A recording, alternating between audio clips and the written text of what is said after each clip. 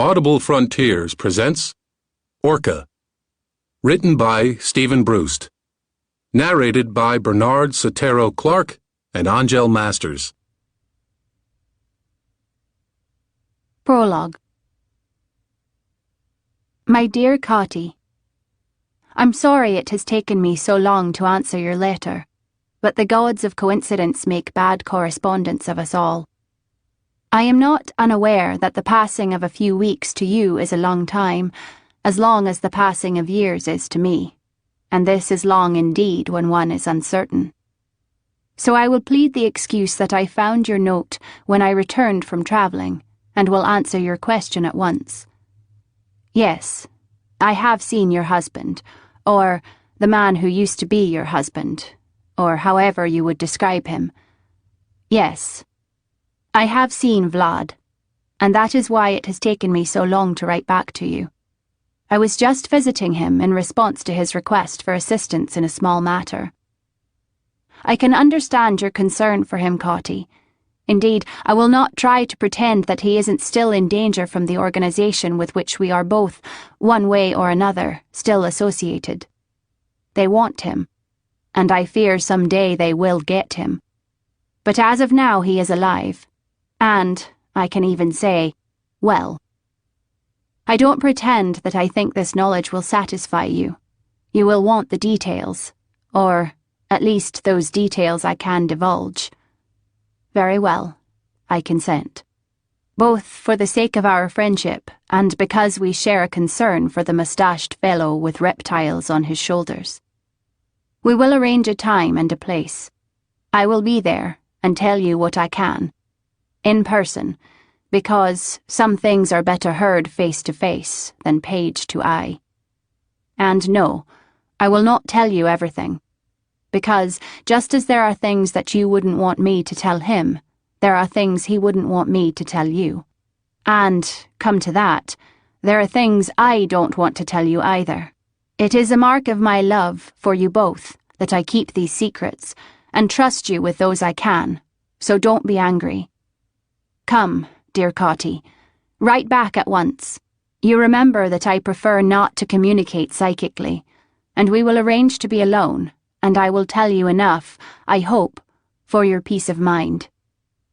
I look forward to seeing you and yours again, and, until that time, I remain, faithfully, Kyra.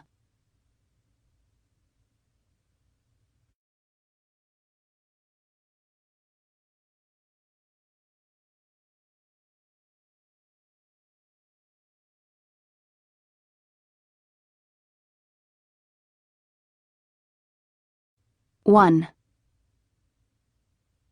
Vlad knew almost at once that I was in disguise, because I told him so. When he called out my name, I said, "Damn it, Vlad, I'm in disguise." He looked me over in that way of his, eyes flicking here and there, apparently at random, then said, "Me too." He was wearing brown leather, rather than the grey and black of the house of the Jureg he'd been wearing when I last saw him. But he was still an Easterner, still had his moustache, and still had a pair of Jureg on his shoulders. He was, I assumed, letting me know that my disguise wasn't terribly effective. I didn't press the issue, but said, "Who's the boy?" "My catamite," he said, deadpan. He faced him then and said, "Savin, meet Kyra the thief." The boy made no response at all. Didn't even seem to hear, which was a bit creepy. I said, "You're joking, right?" He smiled sadly and said, "Yes, Kyra, I'm joking." Loyosh, the male Jureg, shifted its weight and was probably laughing at me. I held out my arm to it. It flew across the 4 feet that separated us and allowed me to scratch its snake-like chin. The female, Rotza, watched us closely, but made no move. Perhaps she didn't remember me. "Why the disguise?" he said. "Why do you think?" "You don't want to be seen with me." I shrugged.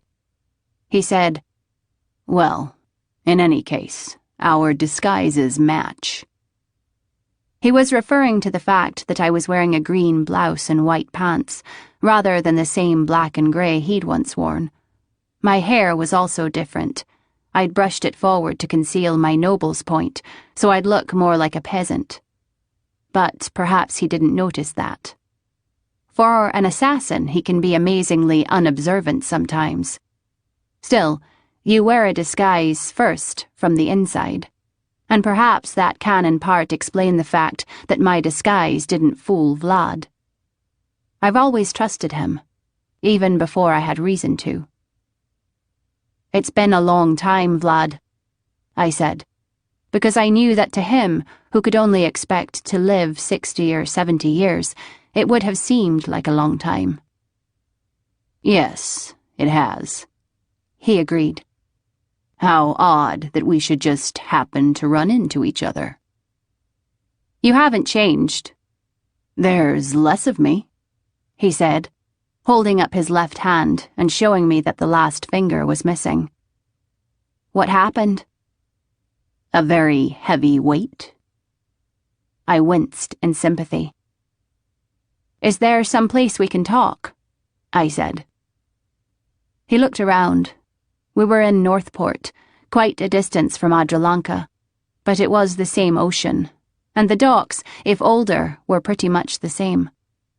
There was a small two-masted cargo ship unloading about 50 yards away, and there was a fisherman's market nearby. Between them, on the very edge of the ocean, we were in plain view of hundreds of people, but no one was near us. "What's wrong with here?" "You don't trust me," I said, feeling a bit hurt. I could see a snappy answer get as far as his teeth and stop there. Vlad and I had a great deal of history.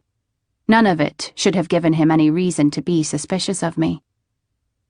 "Last I heard," he said, "the organization wanted very badly to kill me. You still work for the organization. Excuse me if I'm a bit jumpy." "Oh yes," I agreed. "They want you very badly indeed." The water lapped and gurgled against the dock that had stood since the end of the interregnum. I could feel the spells that kept the wood from rotting. The air was thick with the smell of ocean, salt water and dead fish. I've never really liked either. "Who is the boy?" I asked him, as much to give him time to think as because I wanted to know. Savin, as Vlad had called him, seemed to be a handsome Tekla youth, probably not more than 90 years old. He still had that look of strength and energy that begins to diminish during one's second century, and his hair was the same dusky brown as his eyes. It annoyed me that I could conceive of him as a catamite. He still hadn't responded to me, or to anything else. "A debt of honor," said Vlad, in the tone he uses when he is trying to be ironic. I realized that I'd missed him. I waited for him to continue. He said, "Savin was damaged, I guess you'd say, saving my life." "Damaged?" "Oh, the usual. He used a Morganti weapon to kill an undead wizard." "When was this?" "Last year. Does it matter?" "I suppose not." "I'm glad you got my message, and I'm glad you came." "You're still psychically invisible, you know." "I know. Phoenix Stone." "Yes." "How has Iben?" Iben was one of the last people Vlad wanted to ask about. He knew it, and I knew it. "Fine, as far as I know. I don't see him much." He nodded. We watched the bay for a while, but it didn't do much. I turned back to Vlad and said, "Well, I'm here. What is it?" He smiled. "Maybe I've come up with a way to get the organization to forgive and forget." I laughed. "My dear Vlad, If you managed to loot the dragon treasury to the last orb and deposited it all at the feet of the council, they wouldn't forgive you. His smile disappeared. There's that. Well then? He shrugged. He wasn't ready to talk about it yet. That was all right. I can be a very patient woman. You know, I said, there aren't all that many Easterners who walk around with a pair of Jureg on their shoulders. Are you quite certain you aren't too conspicuous? Yeah. No professional would try anything in a place like this, and an amateur who wants to is welcome to take a shot. And by the time word gets around so someone who knows his business can set up something, I'll be gone. But they'll know where you are. I don't plan on being here for more than a few days. I nodded. He said hesitantly, Any news from home? None I can tell you. Excuse me? You're asking about Cotty. Well, I've promised not to say anything except that she's fine. Oh. I watched his mind work, but he didn't say anything else. I very badly wanted to tell him what was going on, but a promise is a promise, even to a thief. Especially to a thief. I said, How have you been getting by? It's been harder since I acquired the boy, but I've managed. How? I mostly stay away from towns, and you know the forests are filled with bandits of one sort or another. You've become one? No. I rob them. I laughed. That sounds like you. It's a living. That sounds like you too. He shifted his weight as if his feet were causing him pain. It made me think about the amount of walking he must have been doing in these past 3 years and more. I said, Do you want to sit down? You don't miss much, he said. No, I'm fine. Ever heard of a man named Furies? Yes, he died a couple of weeks ago. Other than that, what do you know about him? He had a great deal of money. Yes. What else? He was, what, a baron? House of the, Creotha? Orca. All right, then that tells you what I know about him. Vlad didn't answer, which meant that I was supposed to ask him a question. I thought over a number of things I'd have liked to know, then settled on, How did he die? They've found no evidence of murder. That's not... Wait. You? He shook his head. I don't do that sort of thing anymore.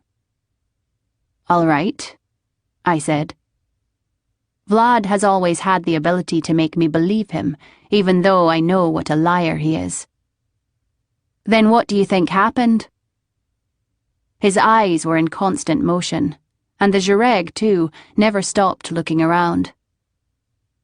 I don't know, he said, and I have to find out. Why?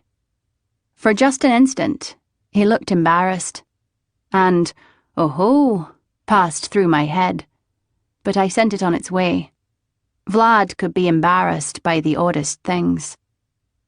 It doesn't matter, he said. Let me tell you what I'd like you to do. I'm listening. One thing I like about Vlad is that he understands details. He not only gave me every detail of every alarm I was likely to encounter, but also told me how he found out, so I could do my own checking. He told me where the stuff was likely to be and why he thought so, and the other places it might be located if he was wrong. He gave me the schedules of the patrols in the area and explained exactly what he hadn't been able to discover. It took about an hour, at the end of which time I knew the job would be well within my capabilities. Not that there are many jobs that aren't, if they involve stealing. I said, There will be a price. Of course, he said, trying to hide that I'd hurt his feelings. You have to tell me why you want it. He bit his lip, and looked at me carefully. I kept my face expressionless because I didn't want him learning too much. He nodded abruptly, and the deal was made. It took me 2 days to check everything Vlad had told me. 2 days that I spent working out of a reasonably comfortable room in a hotel in the middle of Northport. On the 3rd, I went to work. The place I was to burgle was situated a couple of miles east of Northport, and the walk there was the most chancy part of the operation. If anyone saw me, and saw through my disguise as easily as Vlad had, it would arouse curiosity. And that would lead to investigations, and that would lead to this and that. I solved the problem by staying off the roads and sticking as much as I could to the thin wooded areas to the side. I didn't get lost, but it was several hours before I reached the bottom of a small hill, with Ferries's mansion looming above me. I spent a couple of hours walking a wide circuit around it, taking a long, slow look at the place. One of the things Vlad hadn't given me was a set of blueprints, but with this newer work you can almost create the inside by seeing the outside. For some reason, post-interregnum architects object to having rooms without windows, which means the dimensions indicate the layout. You can also identify windowed corridors, because, again, I don't know why, the windows are invariably smaller than those in rooms. By the time I'd finished my walk, I pretty much knew what it looked like, and I'd found the most obvious places for an office. I spent the last hours of daylight watching for any signs of activity. There were none, which was as it should be. Ferries's family, a wife and 3 children, didn't live there. His mistress had abandoned the place. The staff were, no doubt, ensconced within, and all of the remaining protection was sorceress and automatic. I took out a few of the devices I used to identify such things and set to work. Darkness came as it always does, with shadows becoming dusk. Shadows that were a bit sharper here than in Adralanka. I suppose because the westerly winds thin out the overcast, so the furnace is more apparent. Everything is brighter in the west of the Empire, as it is in the Far East, all of which makes the darkness seem even darker. The protections weren't bad, but not as thorough as I would have expected. The first was very general and nearly useless. All you had to do was pretend you belonged there, and it would let you burn down the place without raising a fuss. The recognition spell was only marginally trickier, requiring me to cause it to bend around and past me. But there was no spell monitoring whether the recognition spell was being bent, so, really, they might as well not have bothered with it. There were the usual integrity detectors on the doors and windows, but these are easily defeated by transferring the one you want to pass to another door or window. These, in fact, did have monitor spells to watch for just this, but they'd been cast almost as an afterthought, and without anything to let the security people know the monitor had been removed. I could take it down just by identifying the energy committed to that spell and absorbing it into a working of my own. I considered the significance of how poorly the mansion was protected. It might mean that since the place was abandoned and its owner was dead, no one felt the need to use high-level protections. It might also mean that the Orca weren't as sophisticated as the Jureg. Or it might mean that there were some traps concealed that I hadn't found yet. That possibility was worth an extra hour of checking, and I took it. I went through enough gear to stock a small sorcery shop and found fertility spells that had probably been placed on the ground before the mansion was built. Spells that kept the latrines from smelling. Spells that kept the mansion from sinking into the ground. Spells that kept the stonework from crumbling. And spells to make the row of rednut trees that flanked the road grow just so. But nothing else that had anything to do with security. I even used a bluestone I'd picked from the pocket of Vlad's friend Alira, but the only signs of elder sorcery were distant echoes from the explosion that had dissolved Dragara City at the start of the interregnum. I was satisfied. I climbed the hill slowly, keeping my eyes open for more mundane traps, although I didn't expect to find any, and I didn't. I eventually reached the edge of the mansion, which, I suppose I should have mentioned, demonstrated the sort of post-interregnum aesthetic that thinks monoliths attractive for their own sake, producing big blocks of stone with the occasional bit of decoration, usually a wrought iron animal sticking out as an afterthought. Buildings like this are exceedingly easy to burglarize, because you know exactly where everything is relative to everything else, and because the regularity of the construction makes those who live there believe that it is difficult to conceal oneself while climbing up a wall, which is silly. I once challenged 3 friends to try to spot me while I scaled 3 stories of a blank wall after telling them which wall I was going up and when I was going to do it. They couldn't find me. So much for the difficulty of concealment. It took me about 10 seconds to levitate up to the level of the window. I rested on the ledge and considered that idiotic spell I already mentioned that was supposed to make certain the integrity of the window wasn't broken. There was, indeed, nothing fancy about it, but I was careful and spent some time circumventing the alarm. The window, by the way, was filled in, as were all of them, with a solid sheet of glass cunningly worked into slots in a wood and leather contrivance that, in turn, fitted snugly into the window. A silly luxury that would need to be replaced in 100 years or so, even if the fragile thing weren't broken in the meantime. I broke it carefully, first covering it with a large sheet of paper smeared with an extremely tacky gel, and then pushing slowly until the glass gave, and the shards stuck to the paper rather than falling and making noise. There were jagged bits of the stuff all around the wooden frame, so I had to be careful entering the room.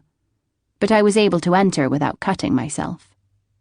Then I hung the paper in the window where the glass had been so I could illuminate the room without the light appearing to anyone outside, if there was, by chance, someone outside. I used another several seconds sensing for spells in the room, then lit a candle, squinted against the glare, and glanced around quickly. No matter how many times you've been through this, you always half expect to see someone sitting in the room, waiting for you, with all sorts of arguments to hand. It has never happened, and it didn't this time, but it's one of those things that pass through your mind. I closed my eyes and stood very still for a while, listening for anyone moving around and for whatever creaks and groans might be usual for this building. After a minute, I opened my eyes and took a good look. Office or study, said that part of my brain that wants to rush in and categorize before all of the details are individually assimilated. I let it have its way, ignored its opinion, and made some mental notes. The room was dominated by 2 large cabinets against the far wall, both of some dark wood, probably cherry, and showing signs of careful but uninspired construction. In front of them was a small desk, facing the room's other window, with a chair behind it. From the chair, the occupant, presumably Fairies, could reach back to either cabinet. On top of the desk were a set of books that would probably reward some study, several sheets of paper, blotter, inkwell and quill. Several other quills were all set in a row to one side, as if awaiting their call. The desk and the room were neither unusually tidy nor remarkably messy, except for between 1 and 4 weeks' worth of dust over everything, which would be about right if no one had been in here since his death. Why would no one have been in his office since his death? No. Questions later. I checked all the desk drawers and cabinets and found both sorceress alarms on each. None of them were terribly complicated, and I wasn't in a big hurry, so I took my time disabling them. Unnecessarily, in all probability, they were almost certainly keyed directly to Fairies, who wouldn't be receiving any messages. But it is always best to be certain. I also looked for more mundane sorts of alarms, easily identified by thin wires hidden against desk legs or along walls, but there weren't any. It occurs to me now, as I relate this, that it may seem as if Fairies took insufficient precautions against theft, and I ought to correct this impression. Most of his precautions probably involved guards, and, chances are, the guard schedule had been obliterated with Fairies' life. and the magical alarms were really quite good. It's just that I'm better. It took maybe 2 minutes to assure myself that there were no secret drawers in the desk, another 10 to be certain about the cabinets. The rest of the room took an hour, which is a long time to be on the scene, but I didn't think the risk was too great. Once I was certain I hadn't missed anything, I began going through his papers, looking for anything that seemed like what Vlad was after. The longer I sat there, the harder it was to make myself go slowly and be careful not to miss anything. But after 4 hours or so, I was pretty sure I had the information. It made a neat little bundle, which I tied up and slung over my back. I still had an hour or so before dawn. I restored order to the papers and books I'd messed up, then slipped across the hall to the master bedroom. Everything was very still, and I could hear, or maybe I just imagined it, servants breathing from their quarters above me. The bed was made. The clothes were neatly arranged in the wardrobe, and unlike the office, everything was freshly dusted. Obviously, the staff had been given orders to stay out of the other room, and they were still scrupulously following them. I opened drawers and scattered things about as if a thief had been looking for valuables. I did, in fact, find a safe, so I spent a few minutes marking it up as if I'd attempted to open it. Then I went back to the study, out the window, and down. I was back in town before the first light. I found my hotel and climbed into my second-story window so I wouldn't have to go past the desk clerk. I put the booty under my pillow and slept for 9 hours. My rendezvous with Vlad took place in one of those dockside inns that feature thick beer and harshly spiced fish stew. Vlad availed himself of the latter. I abstained. It was too early in the day for there to be much business. Only a table or two was filled. Neither of us attracted much attention. I've always wondered how Vlad, even with a gireg on his shoulder, only one today, managed to avoid making himself conspicuous wherever he went. "Where's the boy?" "With friends." "You have friends?" I said, not entirely being sarcastic. He gave me a brief smile and said, "Rotza is watching him."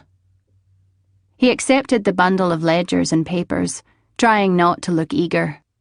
I made faces at Loyosh while he perused them. At last, he looked up and nodded. "This is what I'm after," he said. "Thanks." "What do they mean?" "I haven't any idea." "Then how do you know?" "From the notations at the top of the columns." "I see," I lied. "Well then, what am I after?" "Yes." He looked at me. I'd seen Vlad happy, sad, frightened, angry, and hurt. But I'd never before seen him look uncomfortable. At last he said, "All right," and began speaking.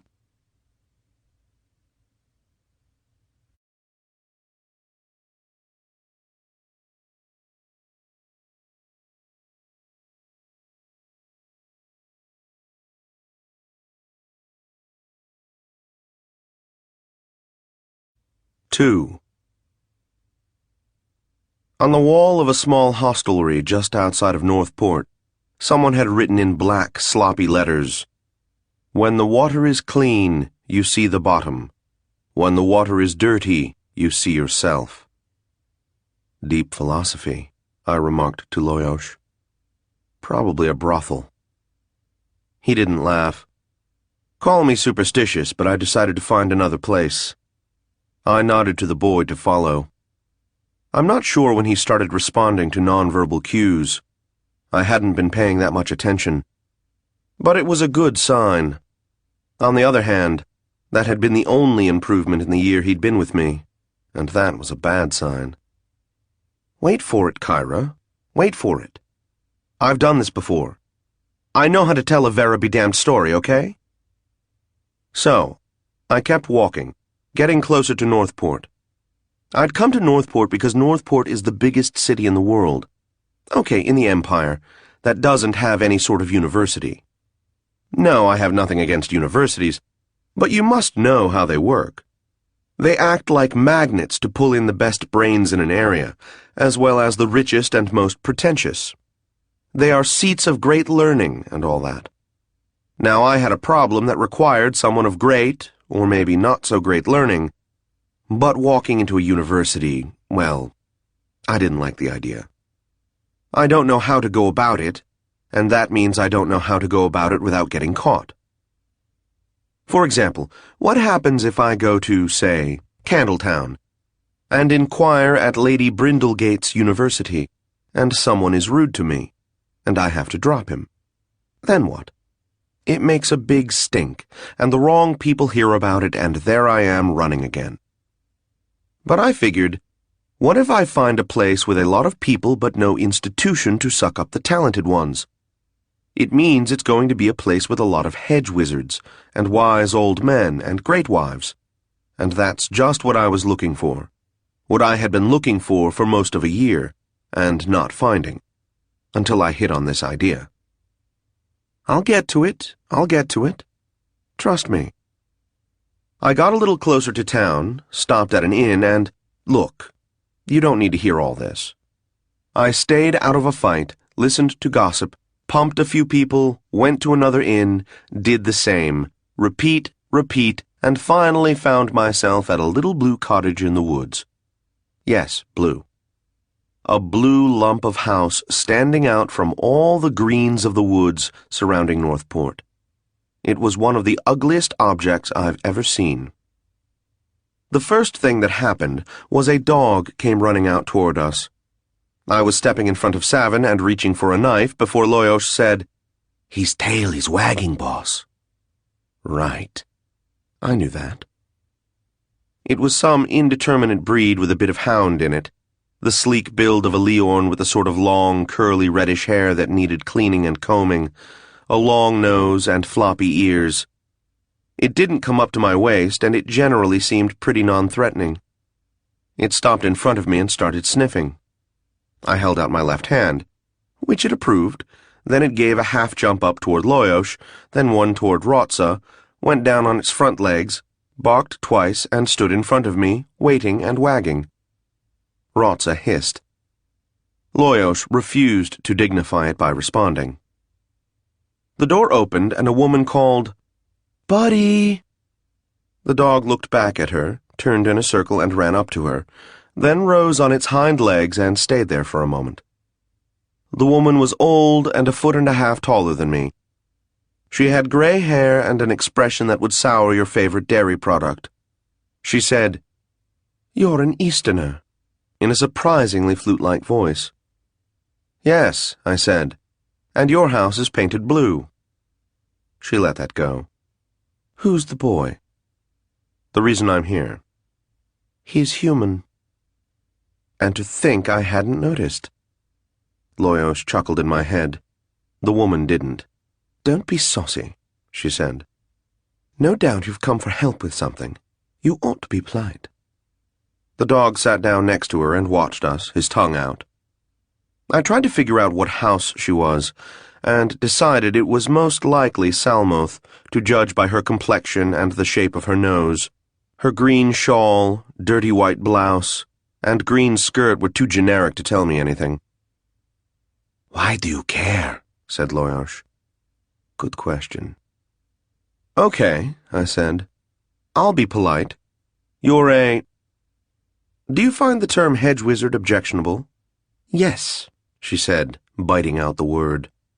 "What do you prefer?" "Sorcerer." She was a sorcerer the way I was a flip dancer. "All right. I've heard you are a sorcerer, and that you are skilled in problems of the mind." "I can sometimes help, yes." "The boy has brain fever." She made a harumphing sound. "There is no such thing." I shrugged. She looked at him, but still didn't step out of her door, nor ask us to approach. I expected her to ask more questions about his condition, but instead she said, "What do you have to offer me?" "Gold." "Not interested." That caught me by surprise. You're not interested in gold? I have enough to get by. Then what do you want? Offer her her life, boss. Grow up, Loyosh. She said, There isn't anything I want that you could give me. You'd be surprised, I said. She studied me as if measuring me for a beer and said, I haven't known many Easterners. The dog scratched its ear, stood, walked around in a circle, sat down in the same place it had been, and scratched itself again. If you're asking if you can trust me, I said, there's no good answer I can give you. That isn't the question. Then, come in. I did. Savin followed along dutifully, the dog last. The inside was worse than the outside. I don't mean it was dirty. On the contrary, everything was neat, clean, and polished, and there wasn't a speck of dust. No mean trick in a wood cottage. But it was filled with all sorts of magnificently polished wood carvings. Magnificent and tasteless. Oil lamps, chairs, cupboards, and buffets were all of dark hardwood, all gleaming with polish, and all of them horribly overdone, like someone wanted to put extra decorations on them just to show that it could be done. It almost made it worse that the wood nearly matched the color of the dog, who turned around in place 3 times before curling up in front of the door. I studied the overdone mantelpiece, the tasteless candelabra, and the rest. I said, Your own work? No, my husband was a woodcarver. A quite skillful one, I said truthfully. She nodded. This place means a lot to me, she said. I don't want to leave. I waited. I'm being asked to leave. I've been given 6 months. Rotza shifted uneasily on my right shoulder. Loyosh on my left said, I don't believe this, boss. The widow being kicked out of her house? Come on. By whom? The owner of the land. Who owns the land? I don't know. Why does he want you to leave? I don't know. Have you been offered compensation? Eh? Did he say he'd pay you? Oh, yes, she sniffed. A pittance. I see. How is it you don't know who owns the land? It belongs to some, I don't know, organization or something. I instantly thought, the Jareg, and felt a little queasy. What organization? A business of some kind, a big one. What house? Orca. I relaxed. Who told you have to move? A young woman I'd never seen before who worked for it. She was an Orca too, I think. What was her name? I don't know. And you don't know the name of the organization she works for? No. How do you know she really worked for them? The old woman sniffed. She was very convincing. Do you have an advocate? She sniffed again, which seemed to pass for a no. Then finding a good one is probably where we should start. I don't trust advocates. Well, in any case, we're going to have to find out who holds the lease to your land. How do you pay it, anyway? My husband paid it through the next 60 years. But the woman said I'd be getting money back. Isn't there a land office or something? I don't know. I have the deed somewhere in the attic with my papers. It should be there. Her eyes narrowed. You think you can help me? Yes. Sit down. I did. I helped Savin to a chair, then found one myself. It was ugly but comfortable. The dog's tail thumped twice against the floor, then it put its head on its paws. Tell me about the boy, she said. I nodded. Have you ever encountered the undead? Her eyes widened, and she nodded once. Have you ever fought an Athyro wizard? An undead Athyro wizard with a Morganti weapon? Now she looked skeptical. You have? The boy has. The boy killed one. I don't believe it. Look at him. She did. He sat there staring at the wall across from him. And he's been like this ever since. Ever since he woke up. Actually, he's improved a little. He follows me now without being told, and if I put food in front of him, he eats it. Does he keep himself? Yes, as long as I remember to tell him to every once in a while. She shook her head. I don't know. He took a bash on the head at the same time. That may be part of the problem. When did it happen? About a year ago. You've been wandering around with him for a year. Yeah. I've been looking for someone who could cure him. I haven't found anyone. I didn't tell her how hard I'd been looking for someone willing and able to help. I spared her the details of disappointments, dead ends, aimless searches, and trying to balance my need to help him with my need to stay away from anywhere big enough for the Jareg to be a danger. Anywhere like Northport, say. I didn't tell her, in other words, that I was getting desperate. Why haven't you gone to a real sorcerer? There was more than a hint of bitterness there. I'm on the run. From whom? None of your business. What did you do? I helped the boy kill an undead Athyra wizard. Why did he kill him? To save my life. Why was the wizard trying to kill you? You ask too many questions. She frowned, then said, We'll begin by looking at his head wound. All right, and tomorrow I'll start on your problem. She spread out a few blankets on the floor for us, and that's where we slept. I woke up once toward morning and saw that the dog had curled up next to Savin. I hoped it didn't have fleas. A few hours later I woke up for real and got to work. The old woman was already awake and holding a candle up to Savin's eyes, either to see if he'd respond to the light, or to look into his mind, or for some other reason. Rotza was on the mantel, looking down anxiously. She'd developed a fondness for Savin, and I think was feeling protective. The dog lay there watching the procedure and thumping its tail whenever the old woman moved. I said, Where are the papers? She turned to me and said, If you'd like coffee first, help yourself. Do you have clava? You can make it. The deed and the rest of my papers are in boxes up there. She gestured toward the ceiling above the kitchen, where I noticed a square door. I made the clava and filled 2 cups.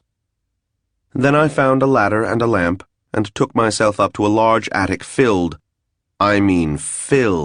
with wooden crates, all of which were filled with junk, most of the junk being papers of one sort or another.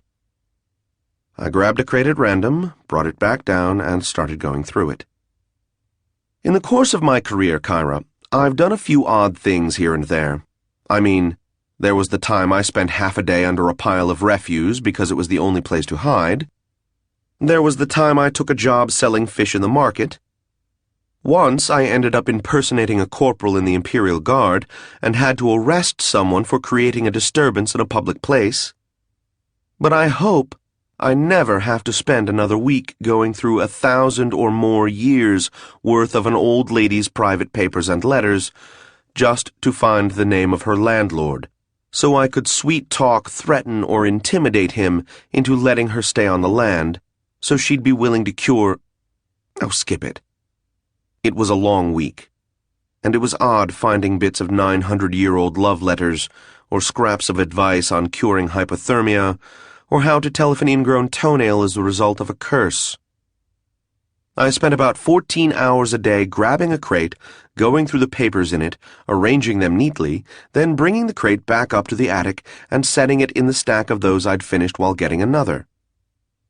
I discovered to my surprise that it was curiously satisfying work, and that I was going to be disappointed when I found what I was looking for and would have to leave the rest of the papers unsorted.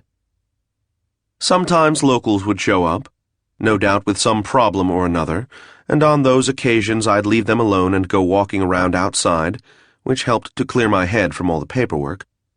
If any of her customers had a problem with the boy or the Jureg, I never heard about it, and I enjoyed the walks. I got so I knew the area pretty well, but there isn't much there worth knowing.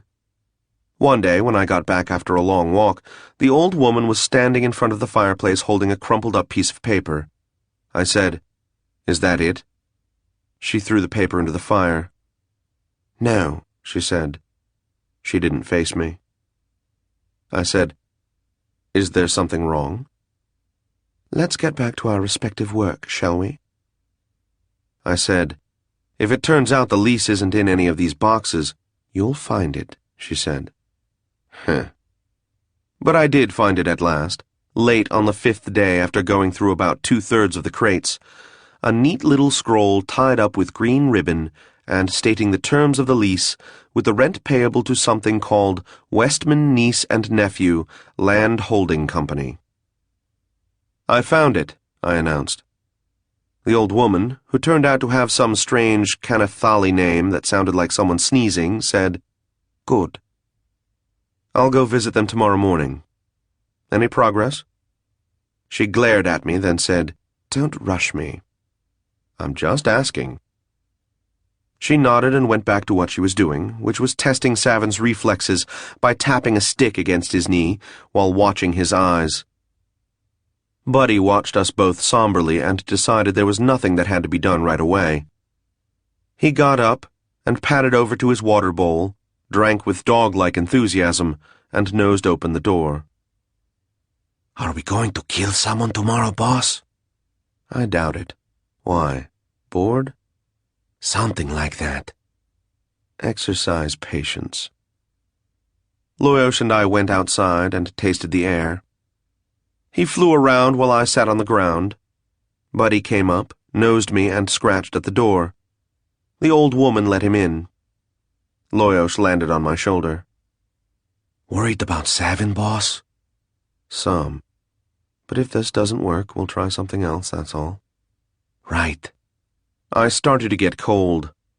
A small animal moved around in the woods near the house. I realized with something of a start not only that I'd come outside without my sword, but that I didn't even have a dagger on me. The idea made me uncomfortable, so I went back inside and sat in front of the fire. A little later, I went to bed. I'd been to Northport a few years before, and I'd been hanging around the edges these last few days, but that next morning was really the first time I'd seen it. It's a funny town, sort of a miniature Adralanka, the way it's built in the center of those 3 hills, the way Adralanka is built between the cliffs, and both of them jutting up against the sea. Northport has its own personality, though. One gets the impression, looking at the 3-story inns and the 5-story lumber exchange building, and the streets that start out wide and straight and end up narrow and twisting, that someone wanted it to be a big city, but it never made it. The first section I came to was one of the new parts, with a lot of wood houses where tradesmen lived and had shops. But as I got closer to the docks, the buildings got smaller and older and were made of good, solid stonework. And the people of Northport seem to have this attitude, I'm sure you've noticed it too, that wants to convince you what a great place they're living in. They spend so much time talking about how easygoing everyone is that it gets on your nerves pretty quickly. They talk so much about how it's only around Northport that you can find the redfin or the fatfish, that you end up not wanting to taste them just to spite the populace. You know what I mean? It was harder to find Westman than it should have been, because there was no address in the city hall for a Westman company. They did exist, they just didn't have an address registered. I thought that was odd, but the clerk didn't. I guess he'd run into that sort of thing before. The owner was listed, though, and his name wasn't Westman. It was something called Bruggen Exchange. Did Bruggen Exchange have an address? No. Was there an owner listed? Yeah, Northport Securities. What does Northport Securities do? I have no idea. You understand that the clerk didn't kill himself being helpful. He just pointed to where I should look and left it up to me. And it took 3 Imperials before he was willing to do that. So I dug through musty old papers. I'd been doing that a lot lately. Northport Securities didn't have an owner listed. Nothing. Just a blank space where the articles of embodiment asked for the owner's name and an illegible scrawl for a signature. But, wonder of wonders, it did have an address. It was listed as number 31 in the Fearies building. Ah, I see your eyes light up. We have found our connection with Fearies, you think? Sort of. I found the Fearies building without any trouble. The clerk told me where it was, after giving me a look that indicated I must be an idiot for needing to ask. It was at the edge of Shroud Hill, which means it was almost out of town, and it was high enough so that it had a nice view. A very nice view, from the top. It was 6 stories high, Kyra, and reeked of money from the polished marble of the base to the glass windows on the top floor. The thought of walking into the place made me nervous, if you can believe it. It was like the first time I went to Castle Black. Not as strong, maybe, but the same feeling of being in someone's seat of power. Loyosh said, "What's the problem, boss?"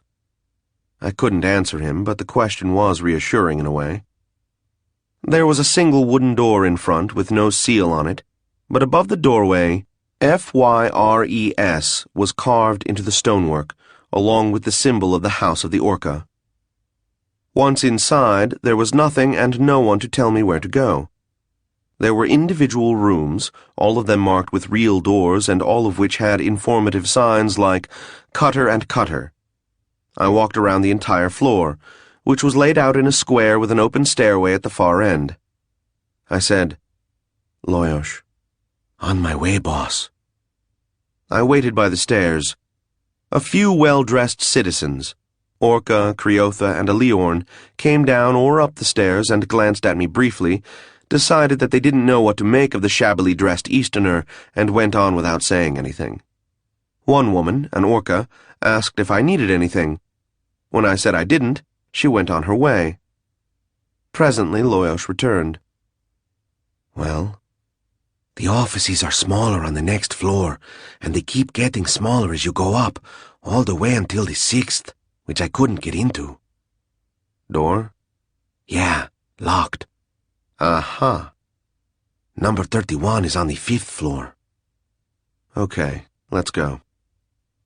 We went up 5 flights, and Loyosh led the way to a tacked-up number 31, which hung above a curtained doorway.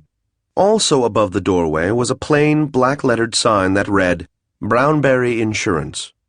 I entered without clapping. There was a man at the desk, a very pale Leorn, who was going over a ledger of some sort while checking it against the contents of a small box filled with cards. He looked up, and his eyes widened just a little. He said, "May I be of service to you?" "Maybe," I said. "Is your name Brownberry?" "No, but I do business as Brownberry Insurance. May I help you?" He volunteered no more information, but kept a polite smile of inquiry fixed in my direction. He kept glancing at Loyosh, then returning his gaze to me. I said, "I was actually looking for Northport Securities." "Ah," he said. "Well, I can help you there as well." Excellent. The office was small, but there was another curtained doorway behind it. No doubt there was another room with another desk, perhaps with another Leorn looking over another ledger. "I understand," I said carefully, "that Northport Securities owns Bruggen Exchange." He frowned. "Bruggen Exchange? I'm afraid I've never heard of it. What do they do?" "They own Westman Niece and Nephew Land Holding Company." He shook his head. "I'm afraid I don't know anything about that." The curtain moved and a woman poked her head out, then walked around to stand next to the desk. Definitely an Orca. And I'd put her at about 700 years. Not bad if you liked Dragarans. She wore blue pants and a simple white blouse with blue trim, and had short hair pulled back severely. "Westman Holding," she said. "Yes." The man said, "It's one of yours, Lean?" "Yes." And to me, "How may I help you?" "You hold the lease for a lady named, Hujanra, or something like that. Yes, I was just out to see her about it. Are you her advocate? Something like that. Please come back here and sit down. I'm called Lean. And you? Padraic, I said. I followed her into a tiny office with just barely room for me, her desk, and a filing cabinet. Her desk was clean except for some writing gear and a couple large black books, probably ledgers. I sat on a wooden stool. What may I do for you? She said. She was certainly the most polite Orca I'd ever encountered. I'd like to understand why my client has to leave her land. She nodded as if she'd been expecting the question. Instructions from the parent company, she said. I'm afraid I can't tell you exactly why. We think the offer we made is quite reasonable. That isn't the issue, I said. She seemed a bit surprised. Perhaps she wasn't used to being interrupted by an Easterner. Perhaps she wasn't used to being interrupted by an advocate. Perhaps she wasn't used to people who weren't interested in money. What exactly is the issue? She said in the tone of someone trying to remain polite in the face of provocation. She doesn't want to leave her land.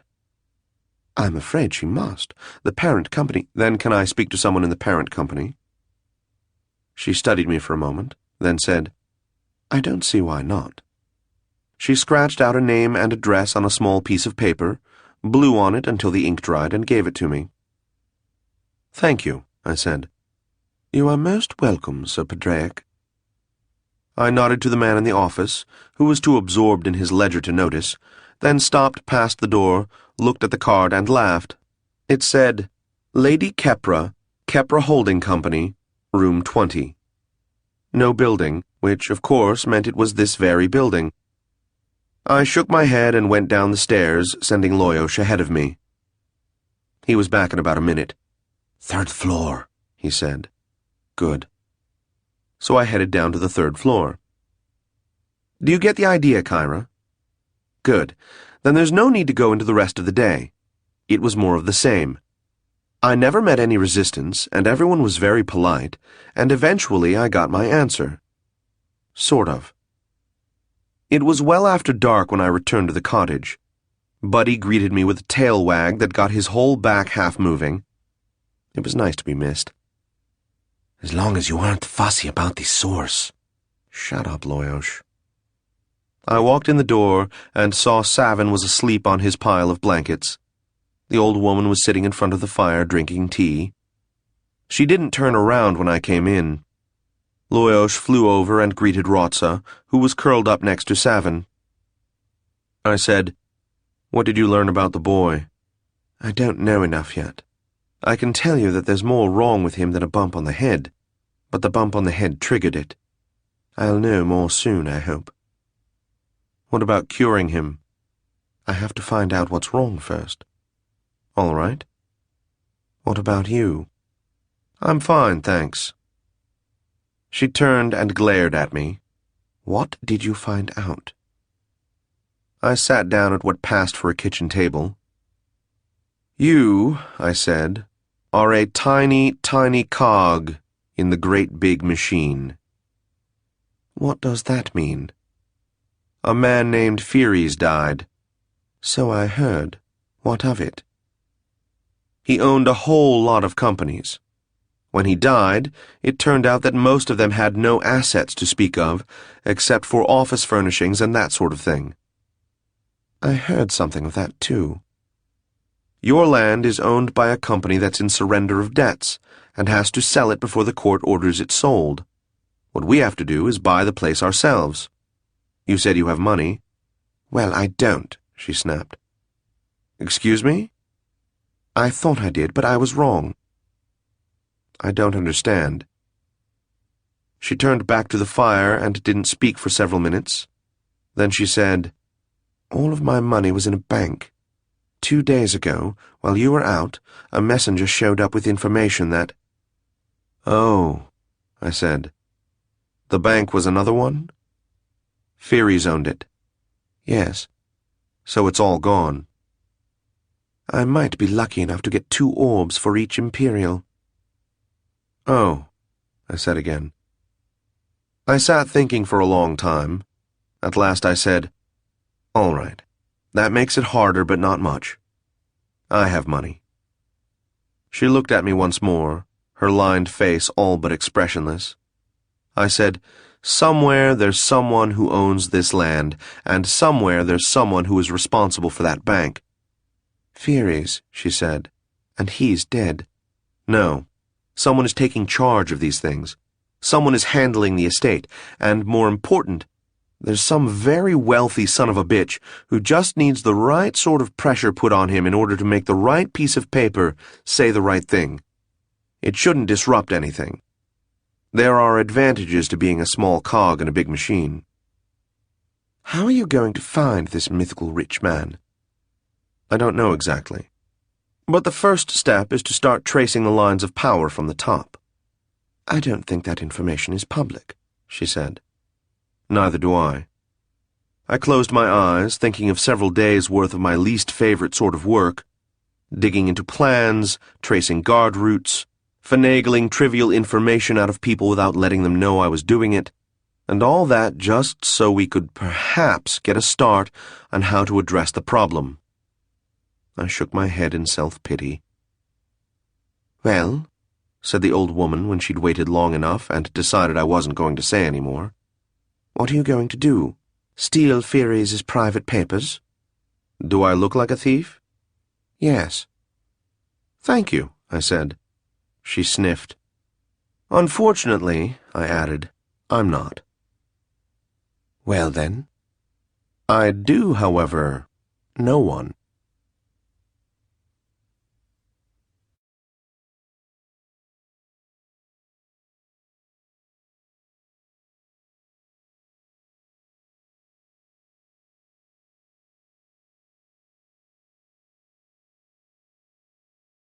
Interlude.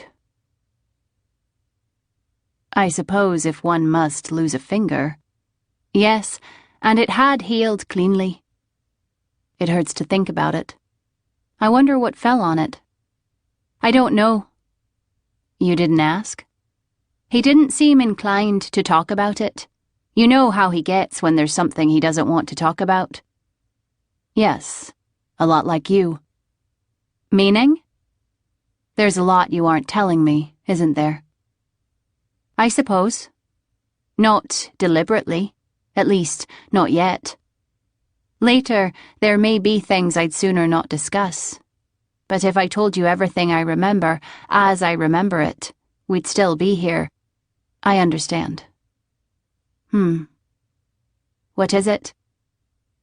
I was just thinking how pleased he'd be if he knew we were spending a whole afternoon just talking about him.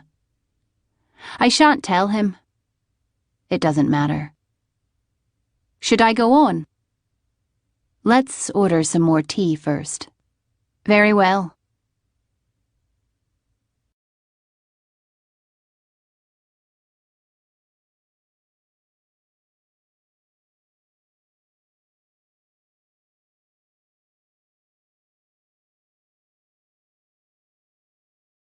Three.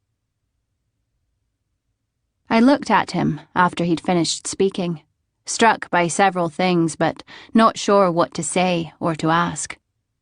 For one thing, I'd forgotten that when Vlad starts telling a story, you had best get yourself a tall glass of something and settle in for the duration. I thought this over, and all that he'd told me, and finally said, "Who did the boy kill?" "A fellow named Loran." I controlled my reaction, stared at Vlad, and waited. He said, "I take it you know who he was?" "Yes. I follow your career, you know. I'd thought he was pretty permanently dead." Vlad shrugged. "Take it up with Marolin. Or rather, with Blackwand." I nodded. "The boy saved your life?" "The simple answer is yes. The more complicated answer would take a week." "But you owe him?" "Yes." "I see. What happened while you were waiting for me?" "I learned everything about Furies that was public knowledge, and a little that wasn't." What did you learn? Not much. He liked being talked about. He liked owning things. He didn't like anyone knowing what he was up to. The accountants are going to be hard at work to figure out exactly what he owed and what he was worth. I imagine his heirs are pretty nervous. It'll be harder without those papers. Yeah, but I'll probably return them when I'm done. I'm in more of a hurry than they are. What else has happened? Who do you mean? With the boy. Oh, nothing. She's still trying to figure it out. I guess it isn't easy to know what's going on in someone's head. That, of course, was the understatement of Vlad's life. What's she done? Stared into his eyes a lot. Notice any sorcery? No. I thought for a minute, then, "Take me to the cottage," I said. "I want to see it, and I want to meet this woman, and we can go over the information there as well as anywhere else." We? Yes. All right. We struck out for the cottage, walking. I like walking. I don't do enough of it. It was about 4 miles, deep in the woods, and the cottage really was painted bright blue so that it showed against the greens of the woods to a truly horrifying effect. As we approached, a reddish dog ran out the door and stood in front of us, wagging its tail and letting its tongue hang out. It sniffed me, backed away with its head cocked, barked twice, and sniffed me again. After consulting with its canine sensibilities, it decided I was provisionally all right and asked us if we wanted to play. When we took too long to decide, it ran back toward the house. The door opened again, and a matron came out. Vlad said, "This is my friend Kyra. I'm not going to try to pronounce your name." She looked at me, then nodded. "Huda Farjansi," she said. "Huda Farjansi," I repeated. "Kyra," she said, "you look like a Jareg." I could feel Vlad not looking at me and not grinning. I shrugged. She said, "Call me Mother. Everyone around here does." "All right, Mother." She asked Vlad, "Did you learn anything?" "Not yet." He held up the parcel I'd given him. "We're just going to look things over now." "Come in, then." We did, the dog following behind. The inside was even worse than Vlad had described it. I didn't comment. Savin was sitting on a stool with his back to the fire, staring straight ahead. It was creepy. It was sad. "Battle shock," I murmured under my breath. "What?" said the old woman. I shook my head. Savin wasn't a bad-looking young man, for a Tekla. Thin, maybe a bit wan, but good bones. Huda Farjansi was sitting next to him, stroking the back of his neck while watching his face. Huda Farjansi said, "Will you be staying here?" "I have a place in town." "All right." Vlad went over to the table, took out the papers, and began studying them. I knelt down in front of the boy and looked into his eyes. Saw my own reflection, and nothing else. His pupils were a bit large, but the room was dark, and they were the same size. A bit of spell casting tempted me, but I stayed away from it. Thinking along those lines, I realized that there wasn't much of an air of sorcery in the room. A few simple spells to keep the dust and insects away, and the dog had a ward against vermin, but that was about it. I felt the woman watching. I kept looking into the boy's eyes, though I couldn't say what I was looking for. The woman said, "So you're a thief, are you?" "That's what they say." "I was robbed, twice. The first time was years ago, during the interregnum." You look too young to remember the interregnum. Thank you. She gave a little laugh.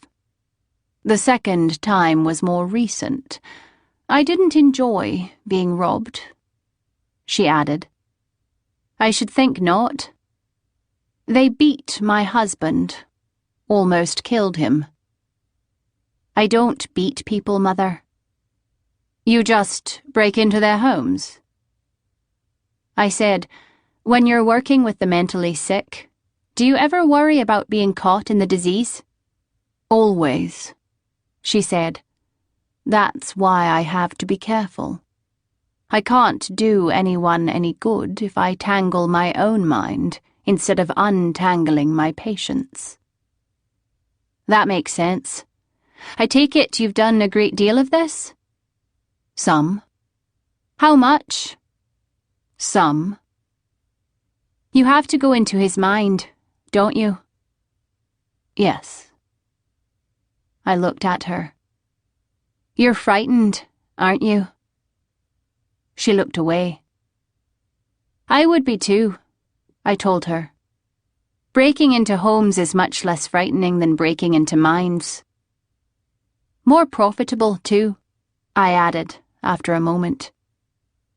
I felt Vlad looking at me and looked back. He'd overheard the conversation and seemed to be trying to decide if he wanted to get angry. After a moment, he returned to looking at the papers. I stood up, went over to the dog, and got acquainted. It still seemed a bit suspicious of me, but was willing to give me the benefit of the doubt. Presently, Hood of Arjantzi said, "All right. I'll start tomorrow." By the time I got there the next morning, Vlad had covered the table with a large piece of paper. I'm not sure where he got it, which was covered with scrawls and arrows. I stood over him for a moment, then said, "Where's the boy?" "He and the woman went out for a walk. They took Rotza and the dog with them." "Loyosh?" "Flying around outside, trying to remember if he knows how to hunt." He got that look on his face that told me he'd communicated that remark to Loyosh too, and was pleased with himself. I said, "Any progress?" He shrugged. "Fyres didn't like to tell his people much." "So you said." "Even less than I'd thought." "Catch me up." Fyres and Company is a shipping company that employs about 200 people. That's all, as far as I can tell. Most of the rest of what he owned isn't related to the shipping company at all, but he owned it through relatives, his wife, his son, his daughters, his sister, and a few friends. And most of those are in surrender of debts and have never really been solvent. It's all been a big fraud from the beginning, when he conned banks into letting him take out loans, and used the loans to make his companies look big so that he could take out more loans. That's how he operated. "You know this?" "Yeah." "You aren't even an accountant." "Yeah, but I don't have to prove it. I've learned it because I've found out what companies he was keeping track of and looked at the ownership and read his notes. There's nothing incriminating about it, but it gives the picture pretty clearly if you're looking for it." "How big?" "I can't tell. Big enough, I suppose." "What's the legal status?" "I have no idea. I'm sure the Empire will try to sort it all out, but that'll take years." "And in the meantime?" "I don't know. I'm going to have to do something, but I don't know what." Savin and Huida Farjansi returned then, and sat down on the floor near the fire. The woman's look discouraged questions, as she took Savin's hands in hers and began rubbing them. Vlad watched. I could feel his tension. I said, "You have to do something soon, don't you?" He gave me a half smile. "It would be nice, but this isn't the sort of thing I can stumble into. I should know what I'm doing first. That makes it trickier." Then he said, Why are you helping me, anyway? I said, I assume you've been making a list of all the companies you know about and who their owners are. Yeah. They've gotten to know my face real well at City Hall. That may be a problem later on. Maybe. I hope not to be around here long enough for it to matter. Good idea. Yes. No help for it, I suppose. Do you think it might be wise to pick one of these players and pay a visit? Sure, if I knew what to ask. I need to figure out who really owns this land and... Loyosh and I reacted at once to the presence of sorcery in the room. Vlad just an instant later. Our heads turned toward Huida Farjansi, who was holding Savin's shoulders and speaking under her breath. We watched for maybe a minute, but there was no point in talking about it. I cleared my throat. What were you saying? Vlad turned back to me, looking blank. Then he said, I don't remember. Something about needing to find out who really owns this land. Oh, right. I could see him mentally shaking himself. Yeah.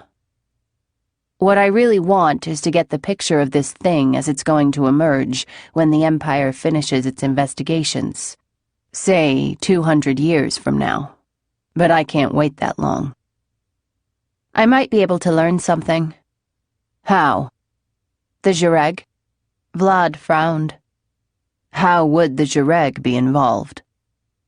I don't know that we are, but if what Fairies was doing was illegal and it was making a lot of money, there's a good chance for a Jireg connection somewhere along the line. Good point, said Vlad. Loyosh was still staring at the woman and the boy. Vlad was silent for a moment. I wondered what Vlad and Loyosh were saying to each other. I wondered if they spoke in words, or if it was some sort of communication that didn't translate. I've never had a familiar, but then, I'm not a witch. Vlad said, You have local connections? Yes. All right, he said. Do it. I'll keep trying to put this thing together. The woman said, Cold. So cold. Cold. Vlad and I looked at her. She wasn't shivering or anything, and the cottage was quite warm. Her hands were still on Savin's shoulders, and she was staring at him.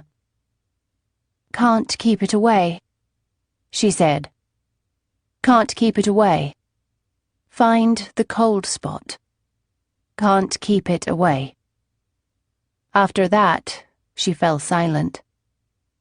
I looked at Vlad and turned my palms up. I might as well go now, I said. He nodded and went back to his paperwork. I headed out the door. The dog gave its tail a half wag and put its head down between its paws again. It was over 2 or 3 miles to Northport, but I had been there often enough to learn a couple of teleport points. So I went ahead and put myself into an alley that ran past the back of a pawnbroker's shop, startling a couple of local urchins when I appeared. They stared at me for a second, then went back to urchining, or whatever it is they do. I walked around the corner and into the dark little shop. The middle-aged man behind the counter looked up at me, but before he could say a word I said, Sorry to disappoint you, Dor. What? You don't have anything for me? Nope. I just want to see the upstairs man. For a minute there. Next time. He shrugged. You know the way. Poor Dor. Usually, when I come into his place, it's because I have something that's too hot to unload in Adralanka, which means he's going to get something good for a great price. But not today. I walked past him into the rear of the shop, up the stairs, and into a nice, plain room where a couple of toughs waited. One, a very dark fellow with a pointy head, like someone had tried to fit him through a funnel, was sitting in front of the room's other door. The other one had arms that hung out like a mockman, and he looked about as intelligent, although looks can be deceiving. He was leaning against a wall. They didn't seem to recognize me. I said, "Is Stoney in?" "Who wants to know?" said Funnelhead. I smiled brightly. "Why, I do." He scowled. I said, "Tell him it's Kyra." Their eyes grew just a little bit wider. That always happens. It is very satisfying. The one stood up, moved his chair, opened the door, and stuck his head into the other room. I heard him speaking softly. Then I heard Stoney say, "Really? Well, send her in." There was a little more conversation, followed by, "I said, send her in." The tough turned back to me and stood aside. I dipped him a curtsy as I stepped in past him. A curtsy looks silly when you're wearing trousers, but I couldn't resist. He stayed well back from me, as if he were afraid I'd steal his purse as I walked by. Why are people who will walk into potentially lethal situations without breaking a sweat so often frightened around someone who just steals things? Is it the humiliation? Is it just that they don't know how I do it? I've never figured that out. Many people have that reaction. It makes me want to steal their purses. Stoney's office was deceptively small. I say deceptive because he was a lot bigger in the organization than most people thought. Even his own employees didn't know. He felt safer that way. I'd only found out by accident and guesswork, starting when someone had hired me to lighten one of Stoney's button men, and I'd come across pieces of his security system. Stoney himself was pretty deceptive, too. He looked and acted like the sort of big, mean, stupid, and brutal thug that the left hand thinks we all are. In fact, I'd never known him to do anything that wasn't calculated. Even his famous rages always seemed to result in just the right people disappearing, and no more. Over the years, I'd tried to puzzle him out, and my opinion at the moment was that he wasn't in this for the power, or for the pleasure of putting things over on the guard, or anything else.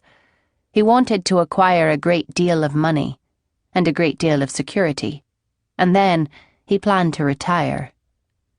I couldn't prove it, I reflected, but I wouldn't be at all surprised if someday he just packed up and vanished, and spent the rest of his life collecting seashells or something on some tiny island he owned. Over the years, I had gradually let him know that I knew where he stood in the organization, and he had gradually stopped pretending otherwise when we were alone. It was possible that he liked having someone with whom he could drop the game a little, but I doubt it. All of this flashed through my mind as I sat in the only other chair in the room just big enough to contain my chair, his chair, and the desk. He said, "Must be something big for you to come here." His voice was rough and harsh, and fitted the personality he pretended to. I assumed it was contrived, but I've never heard him break out of it. "Yes and no," I said. "There a problem?" "In a way." "You need help?" "Something like that." He shook his head. "That's what I like about you, Kyra, your way of explaining everything so clearly." My part isn't big, and what I need isn't big, but it's part of something big. I didn't want to ask you to meet me somewhere because I'm asking for a favor, and you don't get anything from it, so I didn't want to put you out. But it isn't a favor for me, it's for someone else. He nodded. "That makes everything completely clear, then." "What do you know of fairies?" That startled him a little. "The Orca?" "Yes." "He's dead." "Uh-huh." "He owned a whole lot of stuff." "Yeah." "Most of it will end up in surrender of debts." "That's what I like about you, Stoney, The way you have of reeling out information no one else knows. He made a loose fist with his right hand and drummed his fingernails on the desk while looking at me. What exactly do you want to know? The organization's interest in him and his businesses. What's your interest? I told you, a favor for a friend. Yeah. Is it some big secret, Stoney? Yes, he said. It is. It goes up pretty high. Yeah, and there's a lot of money involved. And you're trying to decide how much to tell me just as a favor. Right. I waited. Nothing I could say would help make up his mind for him. Okay, he said finally. I'll tell you this much. A lot of people had paper on the guy. Shards, everybody had paper on the guy. There are going to be some big banks going down, and there are going to be some organisation people taking sudden vacations. It isn't just me, but we're in it. How about you? I'm not directly involved, so I may be all right. If you need anything. Yeah, thanks. How did he die? Stoney spread his hands. He was out on his vera-be-damned boat, and he slipped and hit his head on a railing. I raised an eyebrow at him. He shook his head. No one wanted him dead, Kyra. I mean, the only chance most of us had to ever see our investment back was if his stuff earned out, and with him dead, there's no way of it ever earning out. You sure? Who can be sure of anything? I didn't want him dead. I don't know anyone who wanted him dead. The Empire sent their best investigators, and they think it was an accident. All right, I said. What was he like? You think I knew him? You lent him money, or at least thought about it. You knew him. He smiled. Then the smile went away, and he looked thoughtful, an expression I doubt most people would ever have seen. He was all surface, you know. No. It was like he made himself act the way he thought he should. You could never get past it. That sounds familiar. He ignored that. He tried to be polished, professional, calculating. He wanted you to believe he was the perfect bourgeois. And he wanted to impress you. He always wanted to impress you. With how rich he was. Stoney nodded. Yeah, that. And with all the people he knew, and with how good he was at what he did. I think that part of it, being impressive, was more important to him than the money. I nodded encouragingly. He smiled. You want more? Yeah. Then I'd better know why. It's a little embarrassing, I said. Embarrassing? He looked at me the way I must have been looking at Vlad when I realized that he was embarrassed. I have this friend. Right. I laughed. Okay, skip it. I owe someone a favor. I amended untruthfully. She's an old woman who is about to be kicked off her land because everybody is selling off everything to stave off surrender of debts because of this mess with fairies. An old woman being foreclosed on? Are you kidding? No. I don't believe it. Would I make up something like that? He shook his head, chuckling to himself. No, I suppose not. So what do you plan to do about it? I don't know yet. Just find out what I can and then think about it. Or, at any rate, if Vlad had had any other plan, he hadn't mentioned it to me. What else can you tell me? Well, he was about 1400 years old. No one heard of him before the interregnum, but he rose pretty quickly after it ended. How quickly?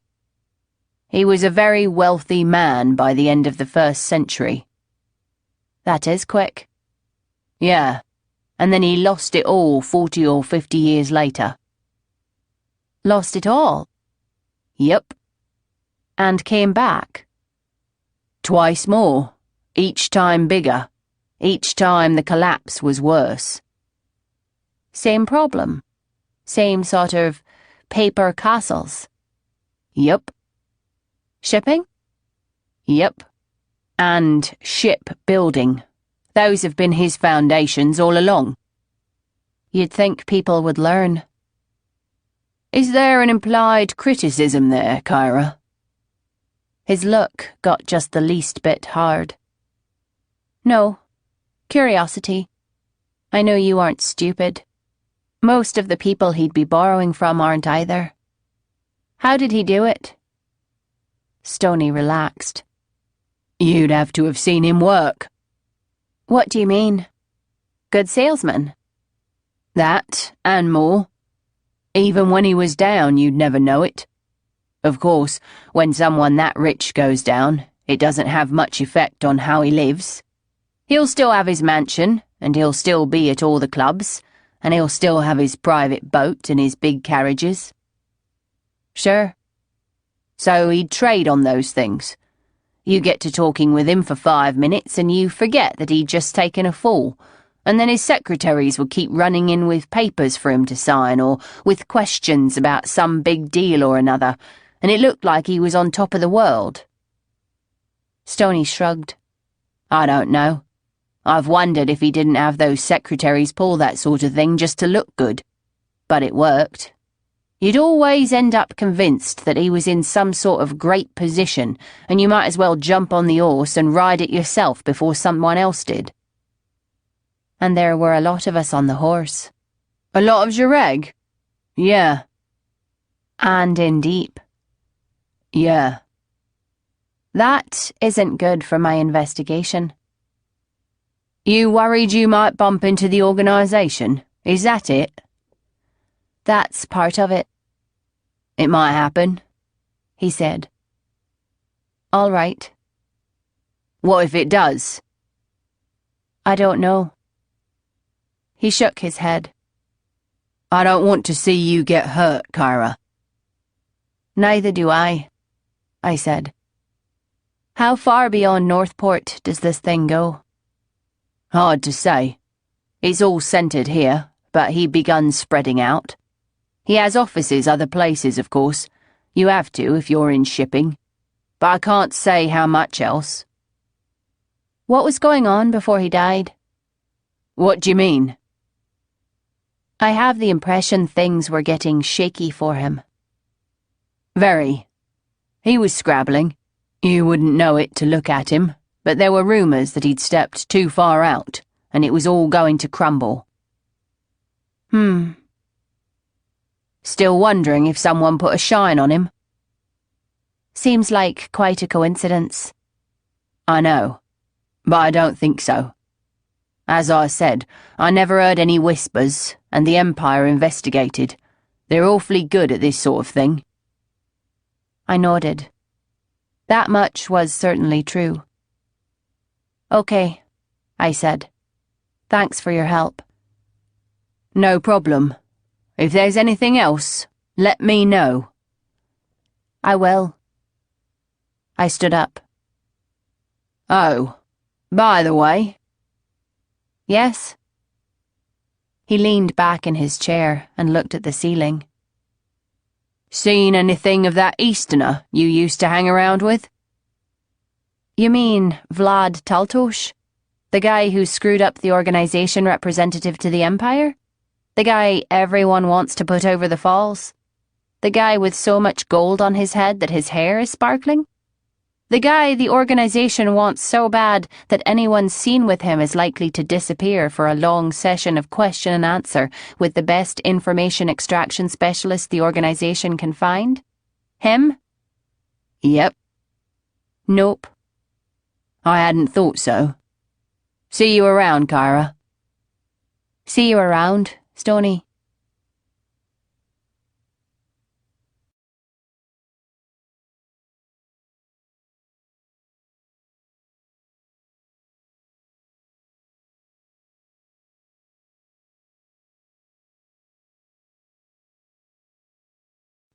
4. My first step was to fill Vlad in on what I'd learned, but I took a long, circuitous route back, just in case I was being followed, so it took me almost until evening to get back to the cottage. When I turned the last corner of the path, Vlad was waiting for me, on the path, about 50 meters from the cottage. That startled me just a bit, as I'm not used to being seen so quickly, even when I'm not trying to sneak, until I realized that Loyosh must have spotted me. I must remember to be careful if I ever have to sneak up on that Easterner.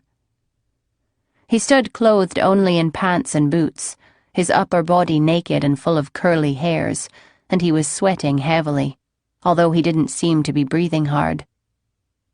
"Nice evening," I told him. He nodded. I said, "What have you been doing?" "Practicing," he said, pointing at a tree some distance away. I noticed several knives sticking out of it. Then he touched his rapier, sheathed at his side, and said, "I've also punctured my shadow several times." "Did it hurt?" "Only when I missed." "Did it get any cuts in?" "No, but almost." "Good to see you're keeping your hand in." "Actually, I haven't been lately, but I thought it might be time to again." "Besides, I needed to get out." "Oh?" "It's ugly in there," he said, gesturing toward the cottage. "Oh," I said again. "The old woman is doing what she promised." "And?" He shook his head. "Tell me," I said. "He's all screwed up." "That's news?" Vlad looked at me. "Sorry," I said. "He keeps thinking he killed his sister, or he has to save her, or something." "Sister?" "Yeah, she was involved, too. He feels guilty about her." "What else?" "Well, he's a Tekla, and Loran was his lord, and if you're a peasant, you don't do what he did. Deathgate, Kyra. Even touching a Morganti weapon." "Right." "So, if he didn't kill Loran, he must have killed his sister." I said, "I don't follow that." "I'm not sure I do either," said Vlad. "But that's what we're seeing. Or what we think we're seeing. It isn't too clear, and we've been doing a lot of guesswork, but that's how it looks at the moment. And then there's the bash on the head." "What did that do?" "She thinks there may be a partial memory loss that's contributing to the whole thing." "Better and better." "Yeah." "What now?" "I don't know. The old woman thinks we have to find some way of communicating with him, but she doesn't know how." "Does he hear us when we talk? See us?" "Oh, sure.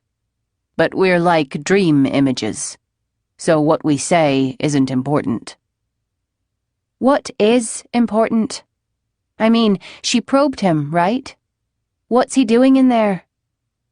He shrugged. "Trying to keep his sister away from me.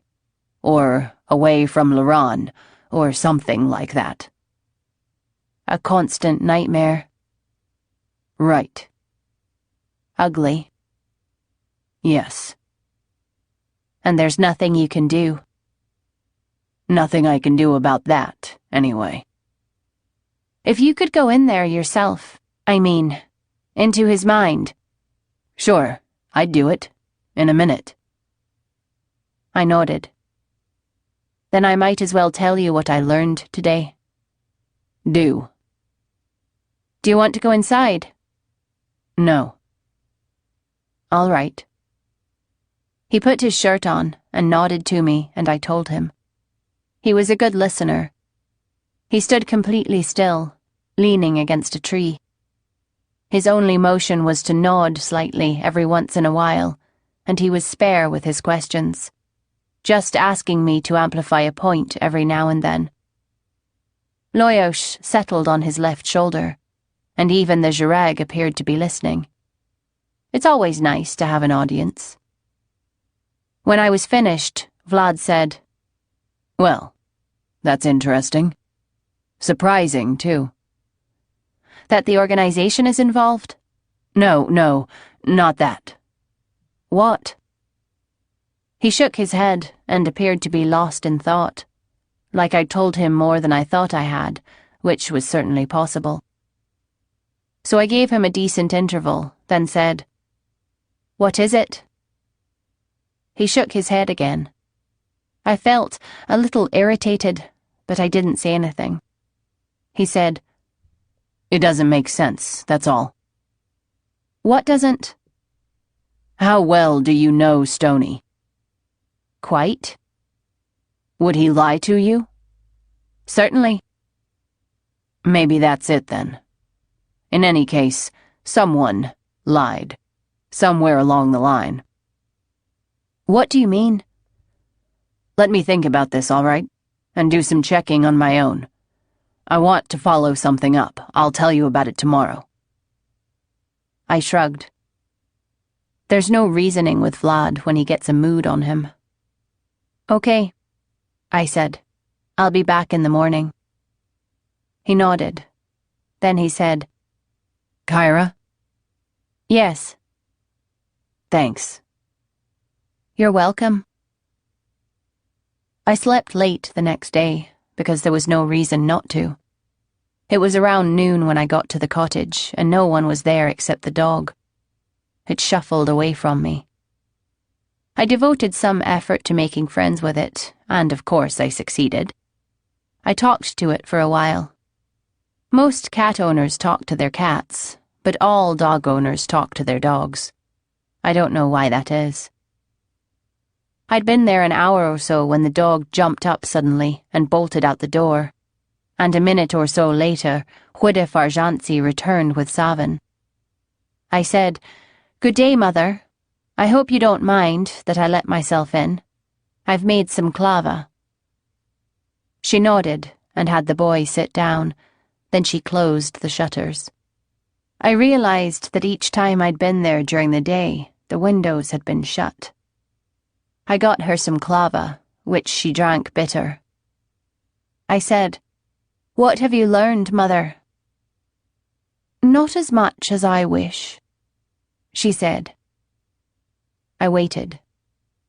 She said, "I think the two biggest problems are the bump on the head and the sister." "Can't the bump be healed?" "It has healed, on the outside. But there was some damage to his brain." "No, I mean, can't the damage be healed? I know there are sorcerers—" "Not yet. Not until I'm sure that if I heal him, I won't be sealing in the problem." "I think I understand." "What about the sister?" "He feels guilty about her being exposed to whatever it was that happened." She nodded. "That's the real problem. I think he's somehow using guilt about his sister to keep from facing that.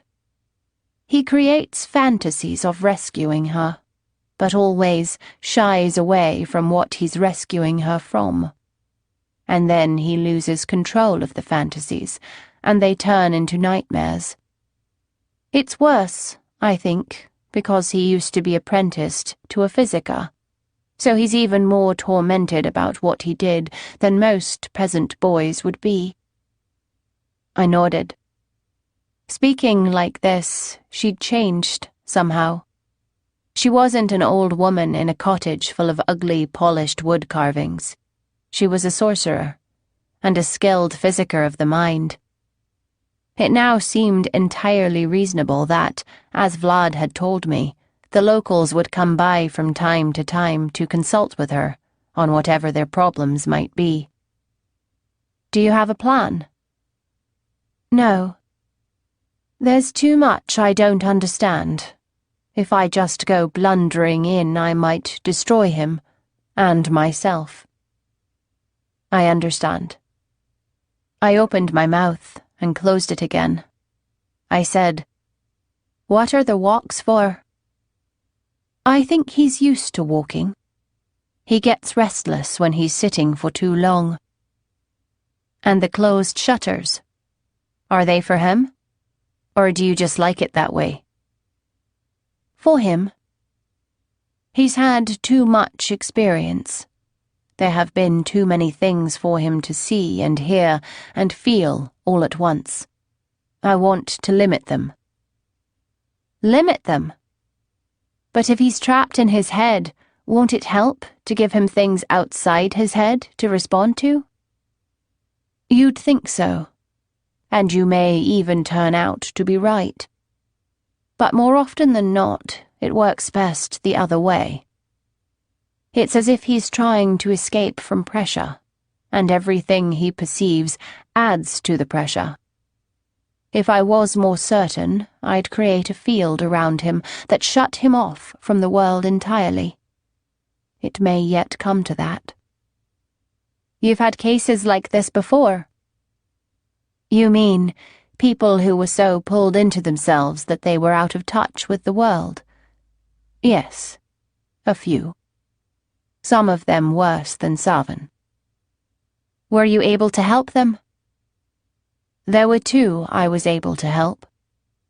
3 I couldn't. Her voice was carefully neutral. One way of looking at it was that the odds were against success. Another way was that she was due to win one. Neither was terribly productive, so I said, "How did you proceed?" I tried to learn as much as I could about how they got that way. I healed any physical damage when there was some, and then, when I thought they were ready, I took them on a dream walk. Ah. You know about dream walking? Yes. What sort of dreams did you give them? I tried to guide them through whatever choice they made that put them in a place they couldn't get out of, and give them another choice instead. And in 3 cases it didn't work.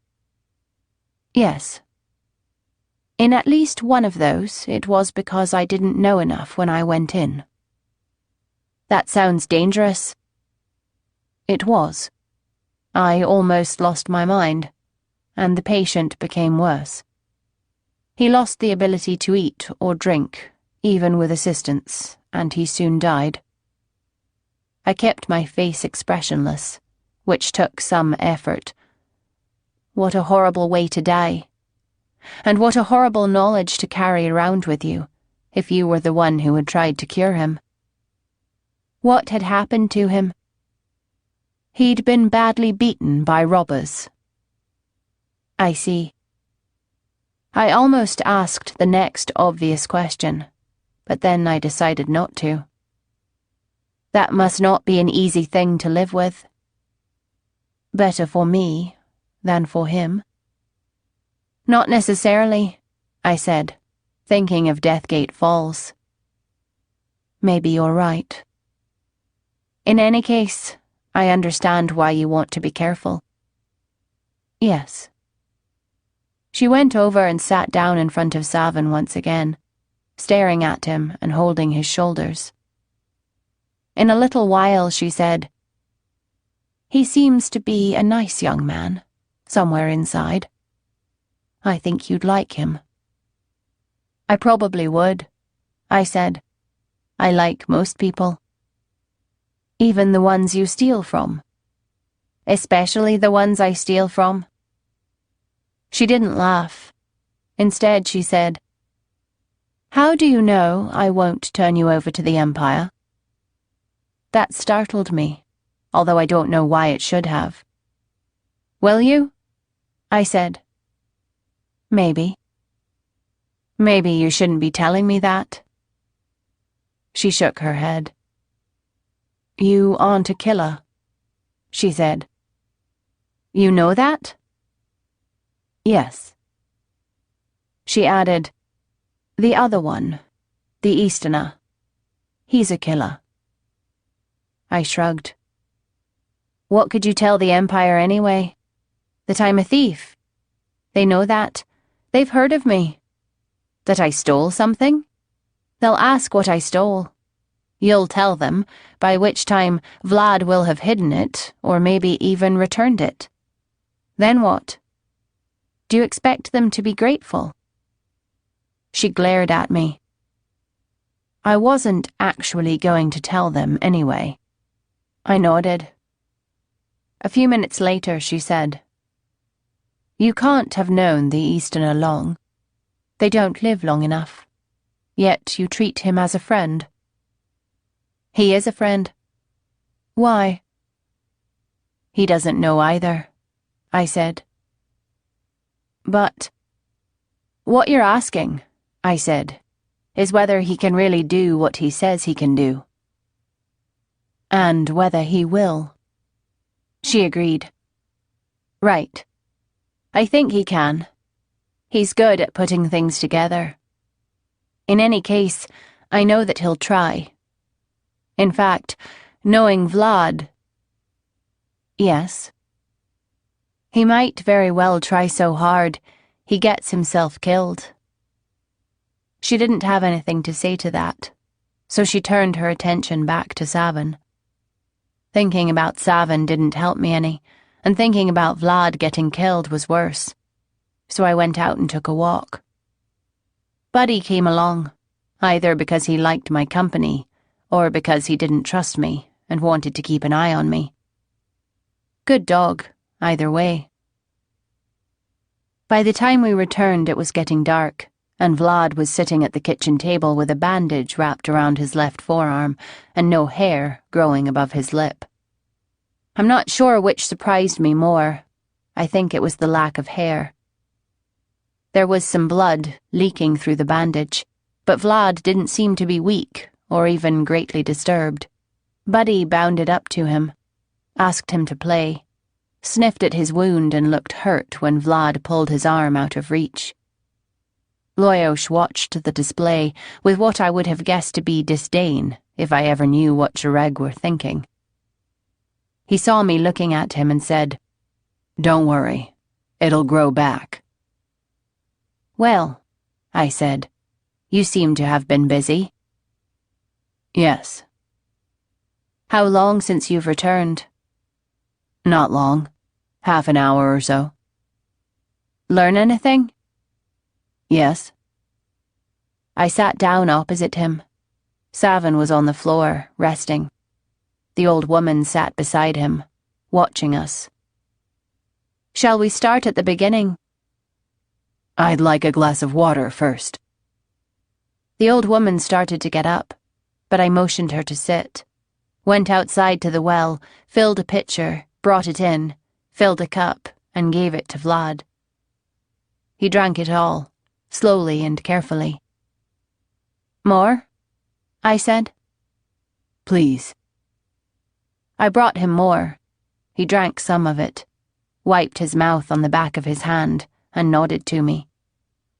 I said, "Well?" He shrugged. "The beginning was your own story." "Go on." He said, "It didn't make sense."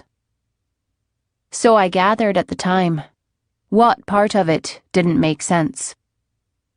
He frowned and said, "Kyra, have you ever been involved in investigating someone's death? In trying to determine cause of death?" "No, I can't say I have. Have you?" "No, but I've been concerned with several, if you know what I mean." "I know what you mean, and I have an idea of what's involved in an investigation like that." I shrugged. "What about it?" "How long does it take to decide that someone wasn't murdered?" "Wasn't murdered?" "Yes." "I don't know. Looking at the body..." "Takes a day, maybe two, if he was murdered." "Well, Yes, but to prove a negative... Exactly. They'd have to go over him pretty carefully, I suppose. Yes. Very carefully. And they look at everything else, too. Such as if he was the sort of person likely to be murdered, or if there is anything suspicious in the timing of his death, or... Exactly the sort of circumstances that surrounded Ferries's death. Yes. Ferries's death would set off every alarm they have. If you were the chief investigator, wouldn't you want to be extra careful before putting your chop on a report that stated he died of mischance attributable to no human agency, or however they put it? What are you getting at? Your friend, the Jireg, told you that the Imperial investigators had determined the cause of death to be accidental. And? And when did Ferries die? A few weeks ago. He nodded. Exactly. A few weeks ago. Kyra, they can't have decided that this quickly. The only thing they could know this quickly is if it was a murder. I see your point. What's your conclusion? That either your friend Stoney lied to you, or someone lied to Stoney. Yes. And who would lie to Stoney about something like this? Of those, who would he believe? No one. Tch. He's a naturally suspicious fellow. Well, but who would he believe? I shrugged. The Empire, I suppose. Exactly. But the Empire wouldn't lie. Vlad raised his eyebrows eloquently. I shook my head. You can't be implying that the Imperial investigators... Yep. No. You don't believe it? Why would they? How could they hope to get away with it? How many of them would have to be bought off, and how much would it cost? And consider how closely their report is going to be looked at, and think about the risks they run. They'd have to know they'd get caught eventually. Vlad nodded. Certainly valid points, Kyra. That's exactly what was bothering me yesterday when you told me about your conversation with Stoney. Well, then, Kyra, how about if I just tell you what I've been up to, and you form your own conclusions? I nodded. Okay, I'm listening. No, wait a minute. I helped myself to a glass of water, set the pitcher next to me, sat down and stretched out. Okay, I said. Go ahead. Vlad took another drink of water, closed his eyes for a moment, then opened them and began speaking.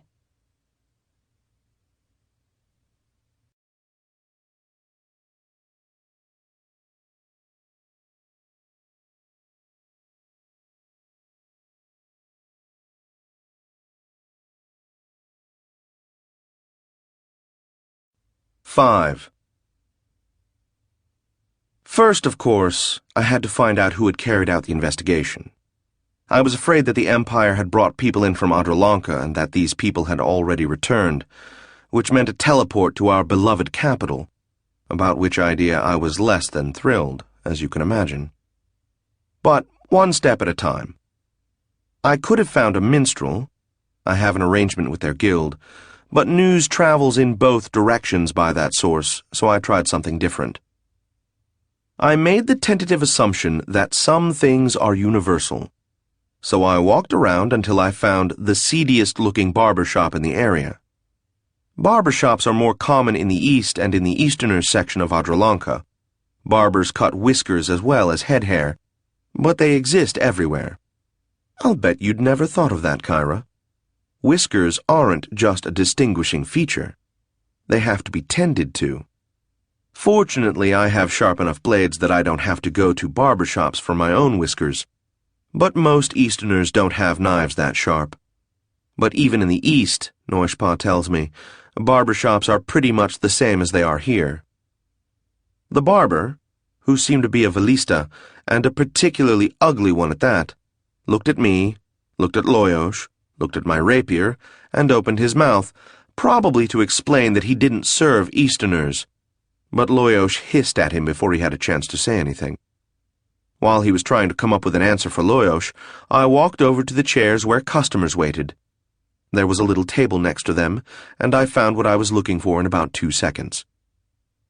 It had a title, Rudder's Rag, in big, hand-scrawled letters along the top, and it was mostly full of nasty remarks about city officials I'd never heard of, and it asked the Empire questions about its tax policy, implying that certain pirates were taking lessons from the Empire. It had a list of the banks that had closed suddenly. I assume it included the one our hostess used, and suggested that they were having a race to see which of them could clear out and vanish quickest, while wondering if the Empire, which allowed them to shut their doors on people who had their life savings in them, was really incompetent enough not to have known they were going under, or if this was now to be considered official imperial policy. It also, interestingly enough, made some ironic comments about Furies' death, suggesting that those who had invested in his companies had gotten what they deserved. But that wasn't what I was after. Of course it didn't give the real name of whoever produced it, but that didn't matter. "What do you want?" said the barber. "I want to know who delivers this to you." That confused him, because I didn't look like a guardsman, and besides, they don't really care about sheets like this. But printing it was technically illegal, and those involved in it certainly wouldn't want to be known, so I knew I was going to have to persuade him. I tossed an imperial his way just as he was starting to shake his head. He caught it, opened his mouth, closed it, and started to toss it back. I put a couple of knives into the wall on either side of his head. Good thing I'd been practicing, or I might have cut his hair. In any case, I do believe I frightened the man, judging by the squeaks he made. He said, "A kid named Tip." "Where can I find him?" "I don't know." I pulled another throwing knife, my last one, actually. I'd just recently bought them, and waited. "He lives around here somewhere," squeaked the barber. "Ask around. You'll find him." "If I don't," I said, "when do you expect him to deliver another one of these?" "Couple of weeks," he said, "but I don't know exactly when. I never know when they'll show up." "Good enough," I said. I took a step toward him and he moved away, but I was only going to get my knives. I put them away and walked back out, turned right at random and stepped into the first alley I got to. And there they were. Another 8 urchins, mixed sexes, mixed houses. Street kids don't seem to care much what your house is. There may be a moral there, but probably not. I walked up to them and waited for a moment to give them a good look. They studied me with a lot of suspicion, a little curiosity, but not much fear. I mean, I was only an Easterner, and maybe I had a sword, but there were still 8 of them. Then I said, "Do any of you know Tip?" A girl, who seemed to be about 70 and might have been the leader and might have been a Tiasa, said, "Maybe." A boy said, "What you want him for? He in trouble?" Someone else said, "You a bird?" Someone else asked to see my sword. "Yeah," I said, "I'm a bird. I'm going to arrest him as a threat to Imperial security, and then I'm going to haul him away and torture him. Any other questions?" There were a few chuckles. "Who are you?" said the girl. I shrugged and took out an Imperial. "A rich man who wants to spread his wealth around. Who are you?" They all turned to look at the girl. Yes, she was definitely in charge. "Losh," she said. "Is that thing your pet?" she asked. "Go ahead. Explain it, boss." "Shut up, Loyos." "His name is Loyos," I said. "He's my friend. He flies around and looks at things for me." "What does he look at?" "For example, if I were to give this Imperial to someone to bring Tip back, he'd fly around and make sure whoever I gave it to didn't scoot off with it. If someone took this Imperial and told me where Tip could be found, Loyosh would wait with that person until I was certain I hadn't been fooled. One of the boys said, "He can't really tell you where someone went, can he?" Losh grinned at me. "You think we'd do something like that?" "Nope." "What reason do I give Tip for showing up?" I brought forth another Imperial. "For him," I said. "You sure he isn't in trouble?" "No, I've never seen him before. For all I know, he might have robbed the Imperial treasury." She gave me a very adult-like smile and held out her hand. I gave her one of the coins. "Wait here," she said. "I'm not going anywhere." When she left, Loyosh flew off and followed her, which elicited a gasp from the assembled urchinhood. With her gone, the mood changed. The rest of them seemed suddenly uncomfortable, like they didn't know quite what to do with me. That worked out all right, because I didn't know what to do with them either. I leaned against a wall and tried to look self-assured. They clumped together and held quiet conversations and pretended they were ignoring me. After about 15 minutes, Loyosh said, "She's found someone, boss. She's talking to him." "And?" "Okay, they're coming." "Hooray! Where are they now?" "Just around the corner." I said, "Losh and Tip will be here soon." They looked at me, and one of them said, "How do you—" and cut himself off.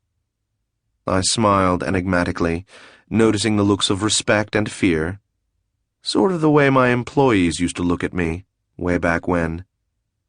I wondered if I'd come down in the world. If I handled things just right, I could maybe take the gang over from Losh. Vlad Taltos, toughest little kid on the block. I was the youngest, too. They appeared then, Losh with a young man who seemed to be about the same age as her, and who I'd have guessed to be an Orca, a bit squat for a Dragaran, with a pale complexion, light brown hair, and blue eyes. Old memories of being harassed by Orca just about his age came up to annoy me, but I ignored them. What was I going to do, beat him up? He was looking a bit leery and keeping his distance. Before he could say anything, I flipped him an Imperial. He made it vanish. "What do you want?" he said. "Your tip? What if I am?" Let us walk together and talk together, one with the other, out of range of the eager ears of those who would thwart our intentions. "Huh?" "Come here a minute, I want to ask you something." "Ask me what?" "I'd rather not say out here where everyone can hear me." Someone whispered something and someone else giggled. Tip scowled and said, "All right." I walked up to him, and we walked down the alley about 20 yards, and I said, "I'll give you another Imperial if you'll take me to the man who prints Rutter's rag." And he was off down the alley as fast as his feet could carry him. He turned the corner and was gone. "You know what to do, Loyosh." Yeah, on my way, boss." I turned back, and the kids were all looking at me, and looking at Loyosh flying off into the city. "Thanks for your help," I called to them. "See you again, maybe." I strolled on down the alley. It was, of course, possible that Losh had told Tip about Loyosh, but as we followed him, he didn't seem to be watching above him. He stayed with the alleys and finally, after looking around him carefully, stepped into a little door.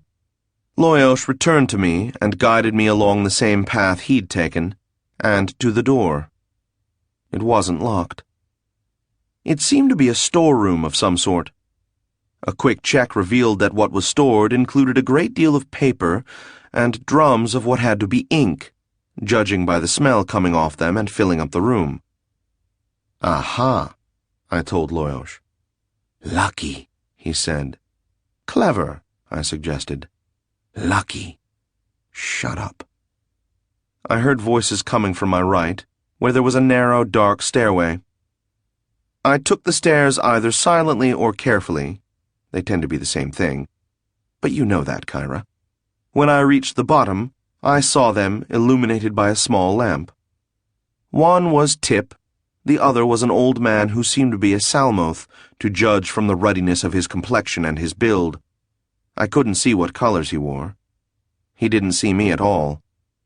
The man was seated in front of a desk that was filled with desk things. Tip was standing next to him, saying, "I'm sure he was an Easterner. I know an Easterner when I see one," which was too good an entrance line for me to ignore. I said, "Judge for yourself," and had the satisfaction of seeing them both jump. I gave them my warmest smile, and the Salmoth scrabbled around in a drawer in his desk and came out with a narrow rod that, no doubt, had been prepared with some terrible, nasty killing thing. I said, "Don't be stupid," and took my own advice by allowing Spellbreaker to fall into my hand. He pointed the rod at me and said, "What do you want?" "Don't blame the boy," I said. "I'm very hard to lose when I want to follow someone." "What do you want?" he said again. His dialogue seemed pretty limited. "Actually," I said, "not very much. It won't even be inconvenient, and I'll pay you for it. But if you don't put that thing down, I'm likely to become frightened, and then I'm likely to hurt you." He looked at me, then looked at Spellbreaker, which to all appearances is just a length of gold-colored chain, and said, "I think I'll keep it in hand if you don't mind." "I mind," I said. He looked at me some more. I waited. He put the rod down. I wrapped Spellbreaker back around my left wrist. "What is it, then?" "Perhaps the boy should take a walk." He nodded to Tip, who seemed a little nervous about walking past me, so I stepped to the side. He almost ran to the stairs, stopping just long enough to take the Imperial I threw to him. "Don't squander it," I said, as he raced past me. There was another chair near the desk, so I sat down in it, crossed my legs, and said, "My name is Padraic." "Quit laughing, Kyra. It's a perfectly reasonable Eastern name, and no Dragaran in the world is going to look at me and decide I don't look right." Where was I? Oh, yeah. I said, "My name is Padraic." He grunted and said, "My name is Toller, but you might as well call me Rutter. There's no point in my denying it, I suppose." He was a frightened man trying to be brave. I've always had a certain amount of sympathy for that type. From this close, he didn't seem as old as I'd first thought him, but he didn't seem especially healthy either, and his hair was thin and sort of wispy. You could see his scalp in places, like an Easterner who is just beginning to go bald. He said, "You have me at a disadvantage." "Sure," I said, "but there's no need to worry about it. I just need to find out a couple of things, and I took the easiest method I could think of." "What do you mean?" "I mean, I ask you a couple of questions that you have no reason not to answer, and then I'm going to give you a couple of Imperials for your trouble, and then I'm going to go away. And that's it." "Yeah?" He seemed skeptical. "What sort of questions? And why are you asking me?" "Because you have that rag of yours. That means you hear things. You pick up gossip. You have ways of finding out things." He started to relax a little. "Well, yeah, some things. Where should I start?" I shrugged. "Oh, I don't know. What's the good gossip since the last rag came out?" "Local?" "Or Imperial?" "The Empress is missing." "Again?" "Yeah. Rumor is she's off with her lover." "That's 4 times in 3 years, isn't it?" "Yeah." "But she always comes back." "First time it was for 3 days, second time for 9 days, the third time for 6 days." "What else?" "Imperial?" "Yeah." "Someone high up in the Empire dipped his hand into the war chest during the Elder Island War. No one knows who, and probably not for very much, but the Empress is a bit steamed about it." "I can imagine." "More?" "Please." "I'm better on local things. Know anything that's both local and imperial? Well, the whole Furies thing. What do you know about that? Not much, really. There's confirmation that his death was accidental. Oh, yeah? That's what I hear. I hear the Empire is investigating his death. He snorted. Who doesn't know that? Right. Who's doing the investigating? He looked at me, and I could see him going, "Aha," just like me. He said, You mean their names? "Yeah." I have no idea. I looked at him. He didn't seem to be lying. I said, "Where are they working out of?" You mean, where do they meet? Right. City Hall. Where in City Hall? 3rd floor. The whole floor? No. The 3rd floor is where the officers of the Phoenix Guard are stationed. There are a couple of rooms set aside for any senior officials who might show up. They're using those. Which rooms? 2 rooms at the east end of the building, one on each side of the hall. And they haven't gone back to Adralanka yet? No, they're still hard at it. How could they still be hard at it if they already know what the answer is? I don't know, He said. I imagine they're just tying up loose ends and doing their final checking, but that's just a guess. Which wouldn't stop you from printing it as a fact. He shrugged. I said, "Heard anything about their schedule?" What do you mean? I mean, when they expect to be finished. Oh, no, I haven't. Okay. I dug out 3 Imperials and handed them to him. "See?" I said. "That wasn't so bad, was it?" He wasn't worried anymore. He said, Why is it you want to know all of this? I shook my head. That's a dangerous question. Oh? If you ask it, I might answer it. And if I answered it, the answer might appear as gossip in your lovely little sheet. And if that happened, I would have to kill you. He looked at me and seemed like a frightened old man again. I stood up and walked out without a backward glance. I told you they were getting tired of seeing me at City Hall, which was another problem, so I tried out a disguise. The first problem was my mustache. So it went. It took a lot of time, too, because even after you shave it off, you have to scrape quite a bit at the whiskers to make sure they don't show at all. The next problem was my height. I found a cobbler who sold me some boots, which he then put about 8 extra inches on, leaving me about a lira's height, which I hoped would be good enough. Then I had to practice walking in them and taking long strides.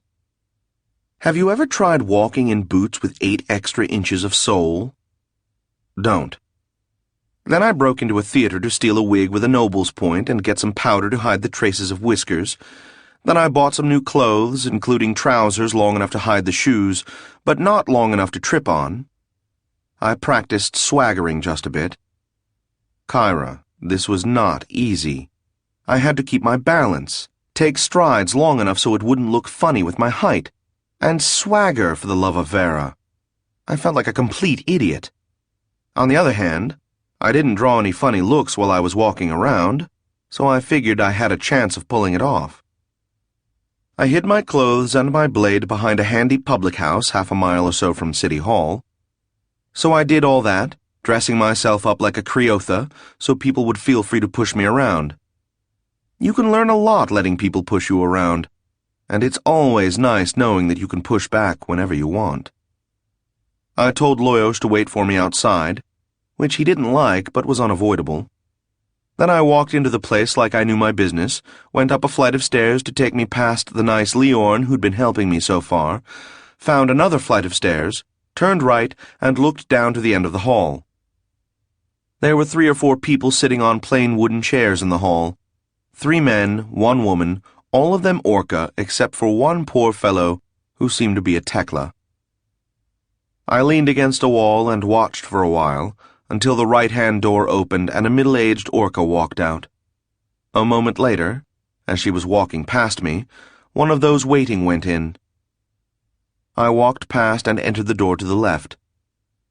There was a sharp-looking young dragon lord sitting at a desk. He said, "Good day, my lord." How long was I a Jireg, Kyra? Hard to say, I suppose. It depends when you start counting and when you stop. But a long time, anyway. And that's a long time spent getting so you can smell authority. So you know you're looking at an officer of the guard before you really know how you know. Well, I walked through that door and I knew. He was, as I said, a dragon lord, and one who worked for the Phoenix Guards, or for the Empire. Yet he was dressed in plain black pants and shirt with only the least bit of silver. His hair was very short, his complexion just a bit dark, his nose just a bit aquiline. He rather looked like Marolan, now that I think of it. But I've never seen Marolan's eyes look quite that cold and that calculating. I've never seen anyone look like that except for an assassin named Ishtvan, who I used a couple of times and killed not long ago. It took me about a quarter of a second to decide that I didn't want to go up against this guy if I could avoid it. I said, "My lord, you are looking into the death of Lord Pheres?" "That's right. Who called you in?" "No one, my lord," I said, trying to sound humble. "No one?" "I came on my own when I heard about it." "Heard about what?" "The investigation." "How did you hear?" I had no idea how to answer that one, so I shrugged helplessly. He was starting to look very hard at me. "What's your name?" he said. I was no longer his lord. "Caldor," I said. "Where do you live, Caldor?" "Number 6 Coattail Bend, my lord." "That's here in Northport?" "Yes, my lord, in the city." He wrote something down on a piece of paper and said, "My name is Loftus. Wait in the hall. We'll call you." "Yes, my lord." I gave him a very humble bow and stepped back into the hall, feeling nervous. I'm a good actor, and I'm okay with disguises, but that guy scared me. I guess I'd been working on the assumption that the Imperial investigators were on the take, and I'd gone from there to the assumption that they must be pretty lousy investigators. Actually, that was stupid. I know from my own dealings with the guard that just because one of them is on the take doesn't mean he can't do his job. But I hadn't thought it through, and now I was worried. Loftus didn't seem to be someone I could put much over on, at least not without a lot more work than I'd put in. So, of course, I listened. I assumed that they'd be able to detect sorcery, but I doubted they'd be looking for witchcraft. So I took the black phoenix stone off and slipped it into my pouch, hoping, of course, that the Jireg wouldn't pick that moment to attempt a psychic location spell. I leaned my head back against the wall, closed my eyes, and concentrated on sending my hearing through the wall. It took some work, and it took some time, but soon I could hear voices, and after a bit I could distinguish words. "Who do you think sent him?" I wasn't sure if that was Loftus. "Don't be stupid." That was Loftus. "What? You're saying it was the candlestick?" "In the first place, Dom, when you're around me, you'll be respectful when speaking of Her Majesty." "Oh, well, pardon my feet for touching the ground." "And in the second place, no. I mean, we have no way of knowing who sent him, and if we're going to do this, we're going to do this. We should at least be careful about it, and being careful means finding out." He could have given us his right address. "Sure, and he could be the King of Elder Island, too. You follow him, Dom, and don't let him pick up on you." "You want to put those orders in writing, Lieutenant?"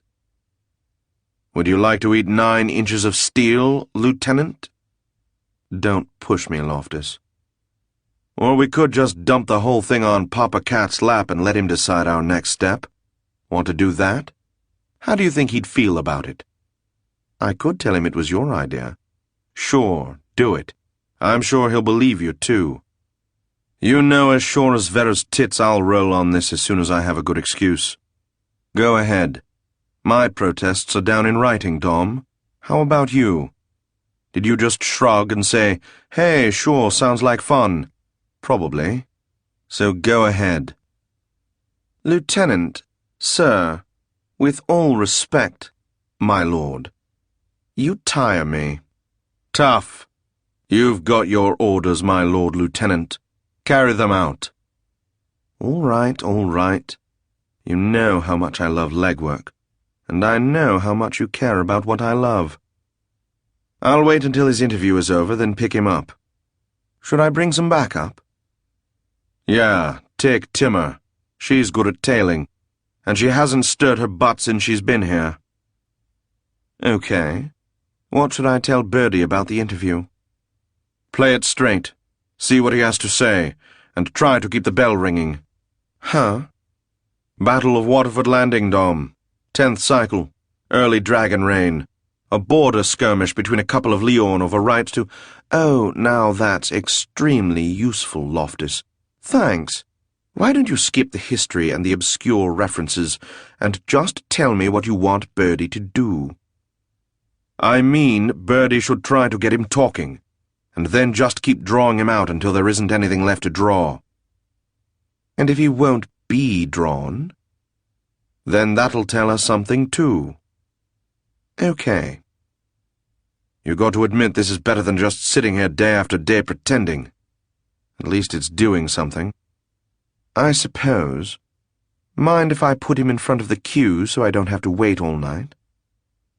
Yeah, I mind. Nothing to make him suspicious. You can put him in front of the Tekla if you want. Okay. Hey, Loftus. Yeah? You ever wonder why? Why what? Why we got the word? Yeah. That's a laugh. I haven't been doing anything but wondering why for the last 2 weeks. Yeah. They stopped talking. I moved my head forward, replaced the phoenix stone around my neck, and didn't look as someone I didn't recognize, walked out of the door and across the hall. An instant later he came back. I watched him, as did all of the others who were waiting, but he didn't look at me at all. Assuming that was Dom, my opinion of him went up a bit. It isn't easy to avoid taking even a quick glance at someone you're going to be following in a few minutes. I got the uncomfortable feeling that I was dealing with professionals here. I sat there trying to decide if I should skip out now, which would mean I wouldn't have to worry about losing the tail and would give them something to wonder about, or if I should go ahead and let them interview me and hope to pick up more information that way. I decided to gamble because, now that I had a better idea of what was going on, as well as how they were going to handle me, I felt like I could maybe learn a bit. I was glad Dom had demanded the explanation for "keep ringing the bell," because it would have been a mistake to have asked Loftus myself. Someone else showed up, went into the room I'd just come out of, then emerged and took a seat next to me. We didn't speak. None of us had so much as made eye contact with any of the others. But as I sat there waiting for about an hour and a half planning what kind of story I was going to tell them, I didn't get any less nervous. When they finally called out Caldor, it took me a moment to realize that was the name I'd given them.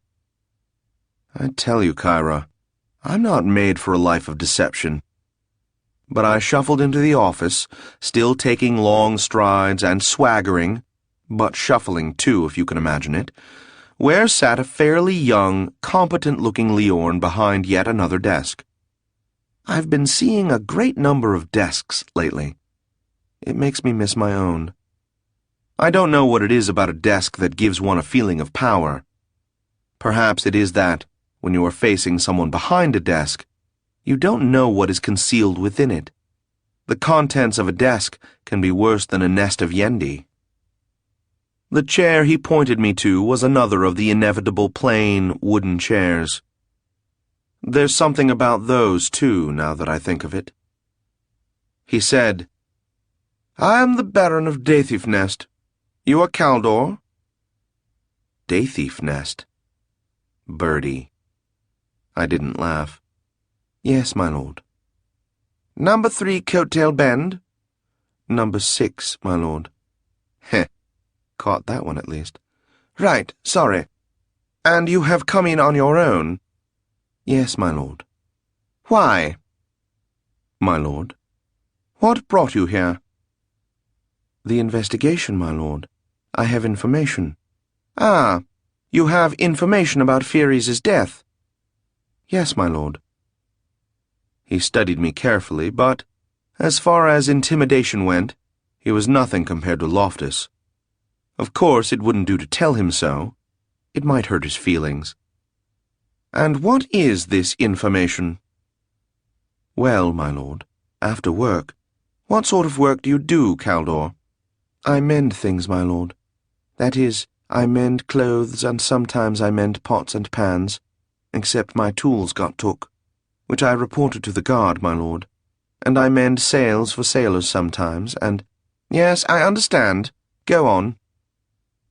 I know that you aren't the gentleman who are going to get my tools back. That's a different outfit. Yes, go on. Go on? After work? Oh, right. Well, after work, on the days I have work, I like to go into the river's end. Do you know where that is? I can find it. Oh, it's right nearby.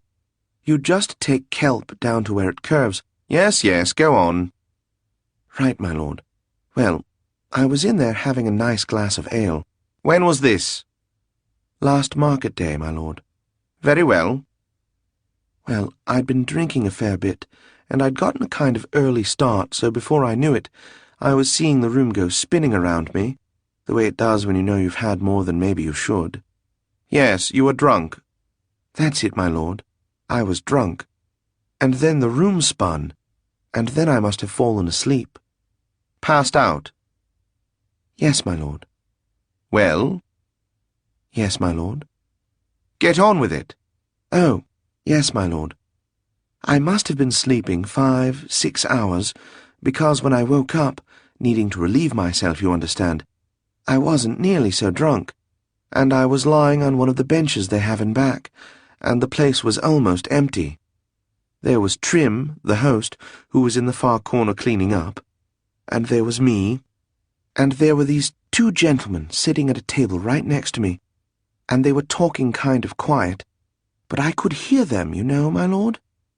And it was pretty dark, and I wasn't moving, so I don't think they knew I was there. Well, go on. One of them said, "If you ask me, they didn't get anything." And the other one said, "Oh, no? Well, I'll tell you something. They got a lot, and it's going on the market next week." And the first one said, "What's it going for?" And the other one said, "A lot. It has to be a lot. If someone is going to lighten Fieries, especially after he's dead, and not take anything but a bunch of papers, they must be important." And the first one said, "Maybe that's what he was killed for." And the other one said, "Killed? No, he just fell and hit his head." And then, my lord, I sort of figured out what they were saying, even though I was still maybe a bit woozy and I knew I didn't want to hear any more. So I moaned like I was just waking up, and they saw me and they stopped talking right then. And I tumbled out of there, singing to myself like I was even drunker than I was, and I went out the back way, and I beat it for home as quick as I could, and I didn't even settle up with Trim until the next day. But as I was walking out, just at the last minute, I took a quick look at the 2 gentlemen. I couldn't see their faces too well, but I could see their colours, and they were both Gireg, I'll swear it. And that's what I have, my lord. That's what you have? Yes, my lord. He stared at me like I was a rotten pear, and he just bit into me. And he thought for a while. Why did you come and see us now, and not 2 weeks ago? Well, because I heard of the reward, and I was thinking about my tools that got stole, and— What reward? The reward for anyone who gives evidence about how Fieries died. There's no reward. There's no reward? Not at all. Where did you hear such a thing? Why, just yesterday, down at the river's end, a lady told me that she'd heard— She was deceived, my friend. And so are you. My lord? There isn't any reward for anything. We're just trying to find out what happened. Oh. I tried to look disappointed. He said, "How did you learn to come here, by the way?" "How, my lord?" "Yes." "Why, the lady. She was a Salmoth, and she told me—" "I see. Who was this lady?" "Well, I don't know, my lord. I'd never seen her before, but she was—" I squinted as if I was trying to remember. "Oh, she was about 800, and sort of tall, and her hair curled, and she was, you know, a Salmoth." "Yes," he said, nodding. "Well, I'm sorry to disappoint you, but there isn't any reward." I looked disappointed, but said, "Well, that's all right, my lord. I'm just glad to have done the right thing." "Yes, indeed. Well, we know where to reach you if we have any more questions." I stood up and bowed. "Yes, my lord. Thank you." "Thank you," he said. And that was it for the interview. I walked out the door without seeing anyone except those who were waiting for their turn, and I took my time going down the stairs. As I went, I said, "Loyosh, right here, boss." "I'm going to be followed, so stay back for a while." "Okay. Who's going to follow you, boss?" "I don't know, but I think the enemy." "Oh, we have an enemy now?" "I think so. Maybe." "It's nice to have an enemy, boss. Where are you taking them?" "Good question," I said. "I'll let you know when we get there."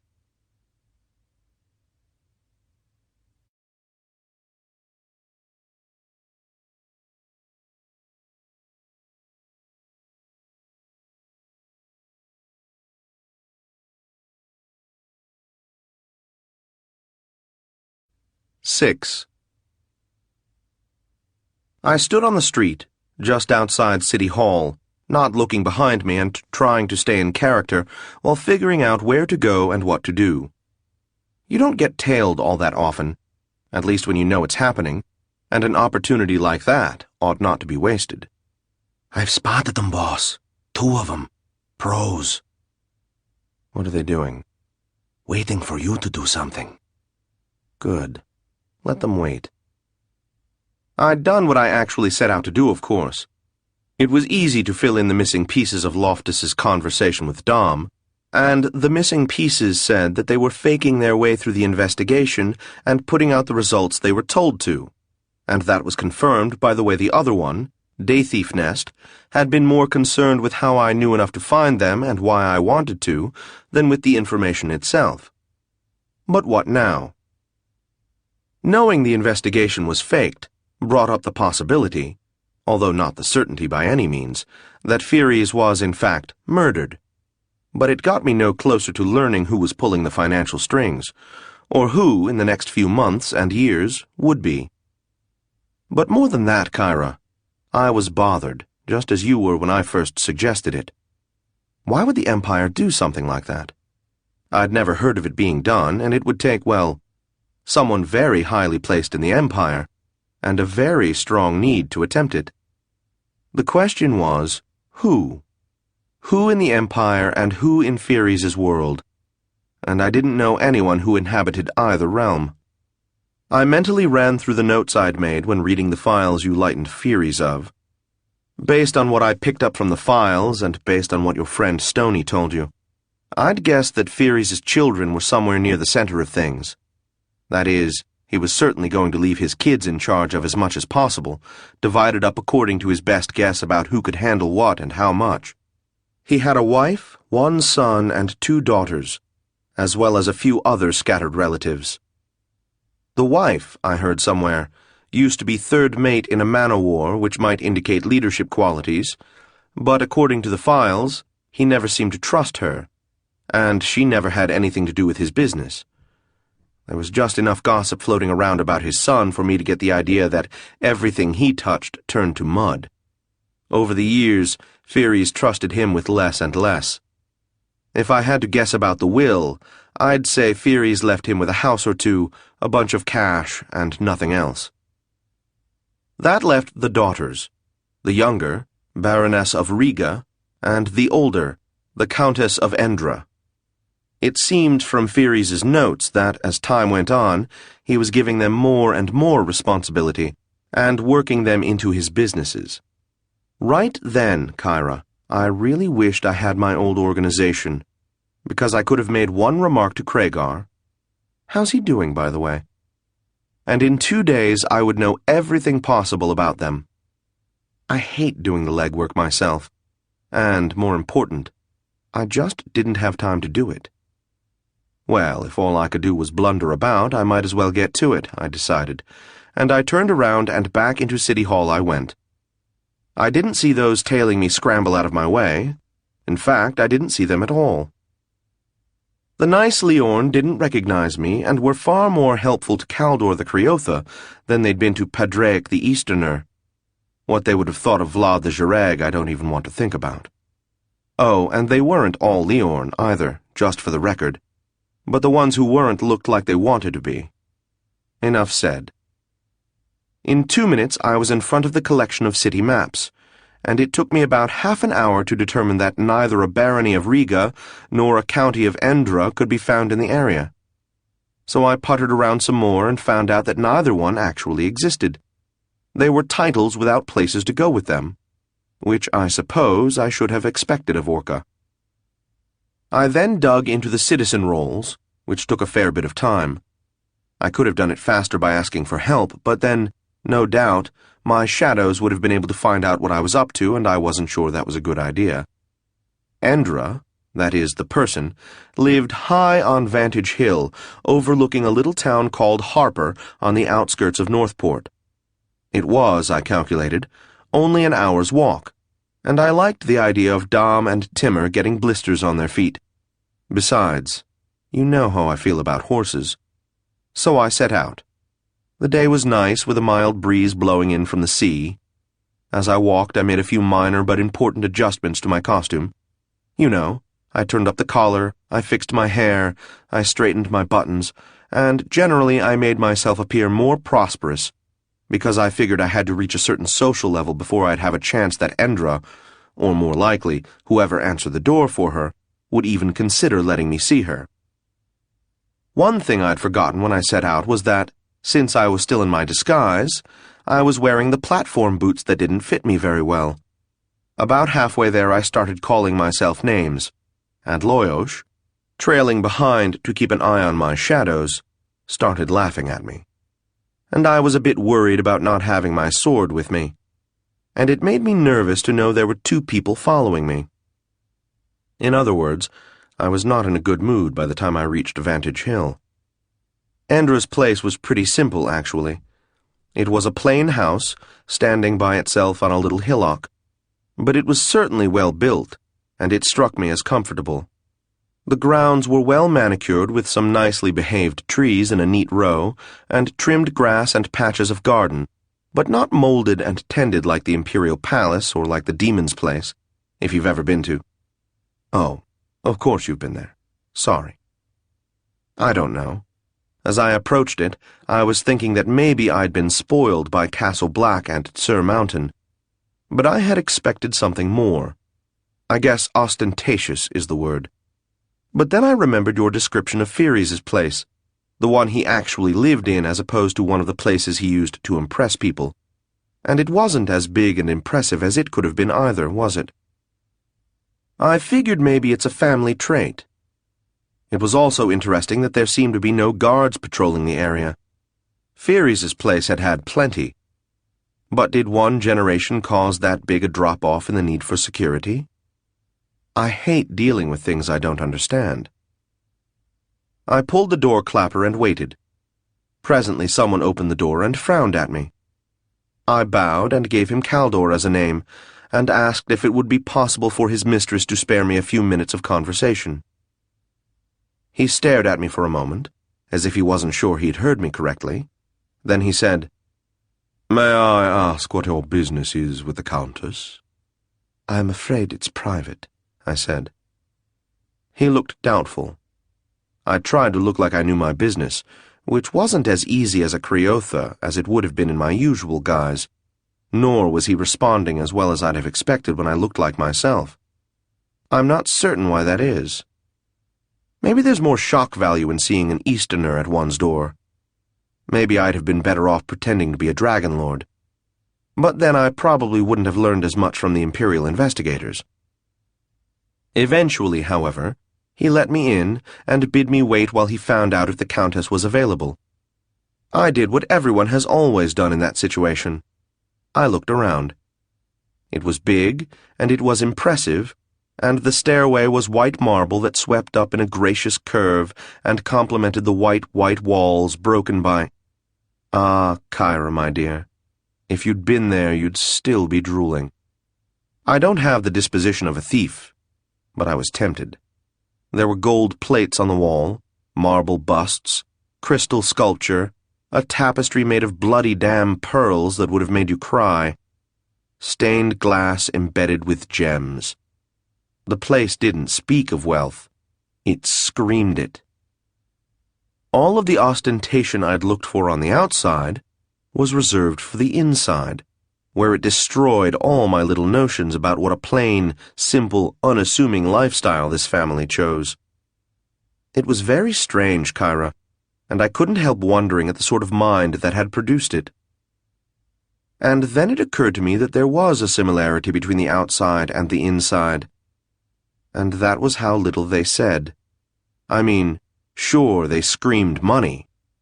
But what else? You can tell a lot about someone by seeing his home, right? Well, not these people. The place said nothing, really, except that she was rich. Was that because she was shallow, or because she didn't want anyone to know anything about her? The servant appeared as I was considering this and said, "The Countess can spare you a few moments. She's in the library. Please follow me." I did so. The library. Yeah. Remember those traps Marolin has in his library? Oh, I imagine you do. Did you ever fall for them? No, I withdraw the question. Sorry. But yeah, everything in the library looked like Marolin's traps. Great, huge tomes with jewel-encrusted covers chained to pedestals. Well, okay, so I'm overstating it a bit, but that was how the library felt. Everything looked good, but it didn't give you the feeling you wanted to sit down and read anything. The library wasn't for reading. It was for meeting people in an atmosphere that tried to be intellectual. Or that's how it struck me, at any rate. I don't know. Maybe I've just never known enough rich people to have an opinion. Maybe they have their own rules. Or maybe they're trying to make up with money what they've been denied by birth. I don't know. I'm just giving it to you as it hit me at the time. She was sitting at a table, not a desk for a change, and reading a book, or pretending to. She looked up as I came in and gave me a quizzical half-smile, then rose to greet me.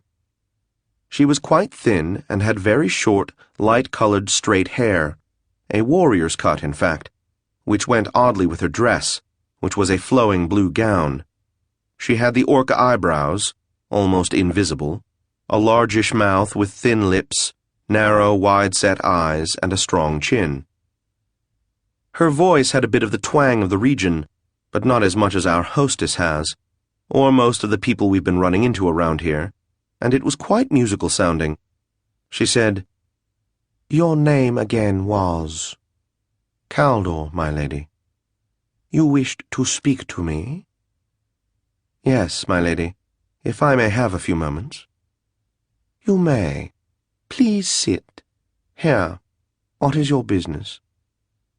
And here, Kyra, is where I paid the price of deceit. Maybe.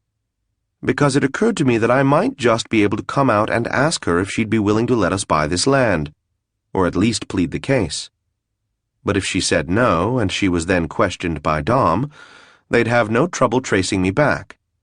And that could be unhealthy. I said, "My condolences, my lady, on the death of your father." She raised an eyebrow.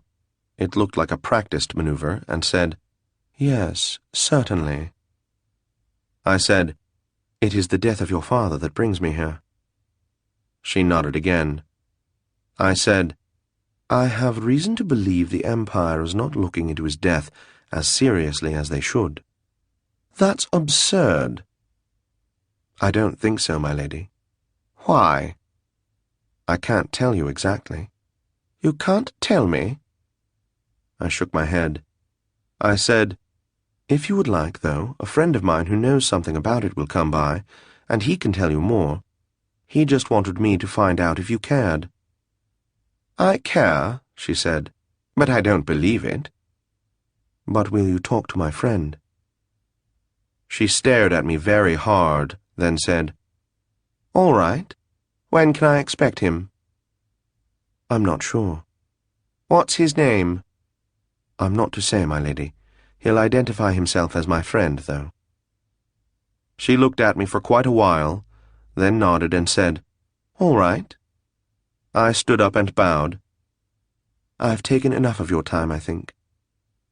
She stood, which was a courtesy I hadn't expected, and as I left, the servant came and escorted me to the door.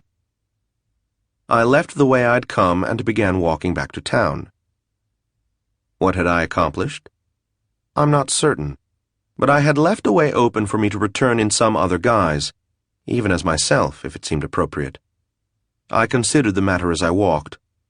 The day was still young, and I had a long way to go to reach the Baroness of Riga, and my feet were killing me.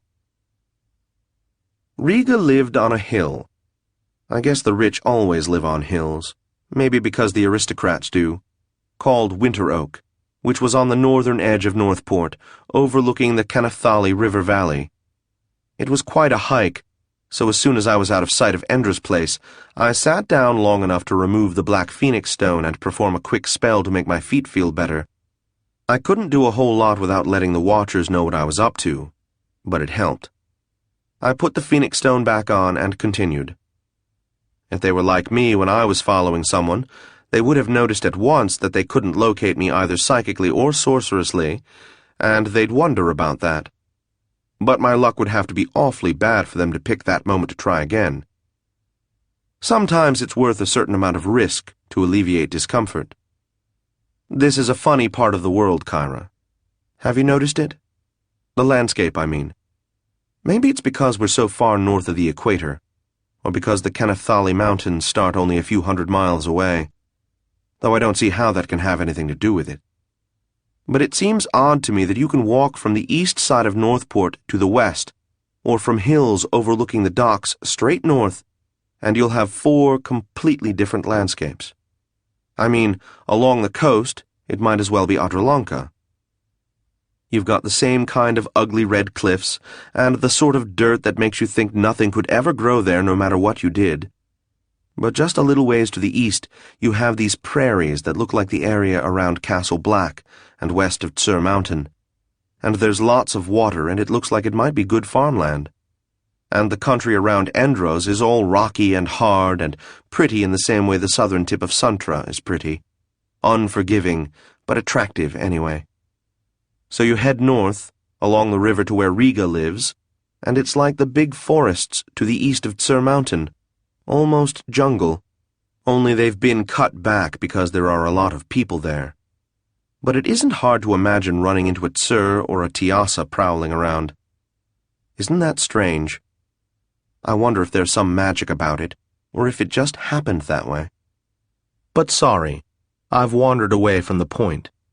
Riga's place was nestled in among a lot of trees and stuff and looked completely untended. There were a good number of other houses in the area, so I had to ask directions a few times to figure out which it was. It was nice, Kyra. I mean, it was smaller than Fires's or Endra's, though still quite a bit bigger than this place, but it seemed to want to be a house instead of a mansion that wanted to be a castle. Looking at it, I figured that when I clapped, she'd answer the door herself. And as a matter of fact, that's just what happened. She was a bit shorter and a bit heavier than her sister, and her hair was longer and curled quite a bit, but they had pretty much the same face. She looked at me the way someone who lived in a house like that ought to look at you, as if she was a bit curious about why someone would want to talk to her. By which I mean, not like the daughter of someone as rich as Fires ought to look at you. I wondered if I was at the wrong place. I said, Baroness Riga? That's right, she said. And you are? Caldor. May I speak to you for a moment? Concerning what? She asked. She still seemed polite and friendly, but she hadn't invited me in. Your father. My father? You are the daughter of Lord Fieries, aren't you? Why, yes, I am. Well then, what I have to say concerns you. She gave me a contemplative look and said, What is it then? It seemed odd to be discussing this standing outside of her house, but it was her choice. I said, I have reason to believe that the Empire is not looking into his death as thoroughly as they ought to be. Her eyes narrowed to slits, and she studied me, and I was suddenly not at all sure of my disguise. She said, Oh, you do you? Yes, my lady. And what business is that of yours? Aha. If you've been counting, Kyra, that was the third aha of the day. My lady, why do you care? Well, I was hoping, you know, that there would be a reward in it for you. Well, she gestured with her hand toward the road behind me. You may leave now. I couldn't think of anything else to do, so I bowed and left. It had been a long walk for a short conversation, but no walk is wasted if there's an aha at the end of it. I shared this thought with Loyosh, who suggested that he could supply me with as many ahas as I wanted. I didn't have an answer handy, so I just headed back to town. My next stop was the river's end because I figured that would give my story some verisimilitude with my shadows, and because it had a back door in case I wanted to use it, and because I had my clothes and my weapons stashed there. If I needed to visit the son and the widow, I figured it would wait, because evening was coming on and my feet were hurting like blazes, and I wanted a good meal and a drink, which was another reason to stop at the river's end. But first things first. I asked Loyosh what my shadows were up to. He said, One's going around to the back, boss. Is the other one coming in? No. Okay. I walked through the tavern, opened up the back door, moved a few empty crates, recovered the bundle that I'd made of my possessions, recovered my sword from behind the garbage pile, and slipped back inside before Timur or Dom or whoever it was got there. The inn wasn't very crowded, but no one particularly noticed me anyway. I sat down at a table and caused the host, whose name really is Trim, by the way, to bring me some wine, a bowl of fish soup, and whatever fowl they had roasting away over the spit and producing those amazing smells. They were apparently basting it with some sort of honey and lemon mixture that made the fire dance very prettily and made my stomach growl like a sir. Trim's service was very fast, and his food was very good. I hoped that they wouldn't question the poor bastard, or if they did, that they were nice about it.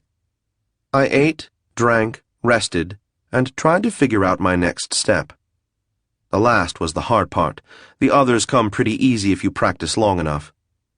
Loyosh was getting hungry too, which I felt bad about, but I needed him to keep watching, so my meal was accompanied by his running complaints. I didn't allow this to detract from the food, however.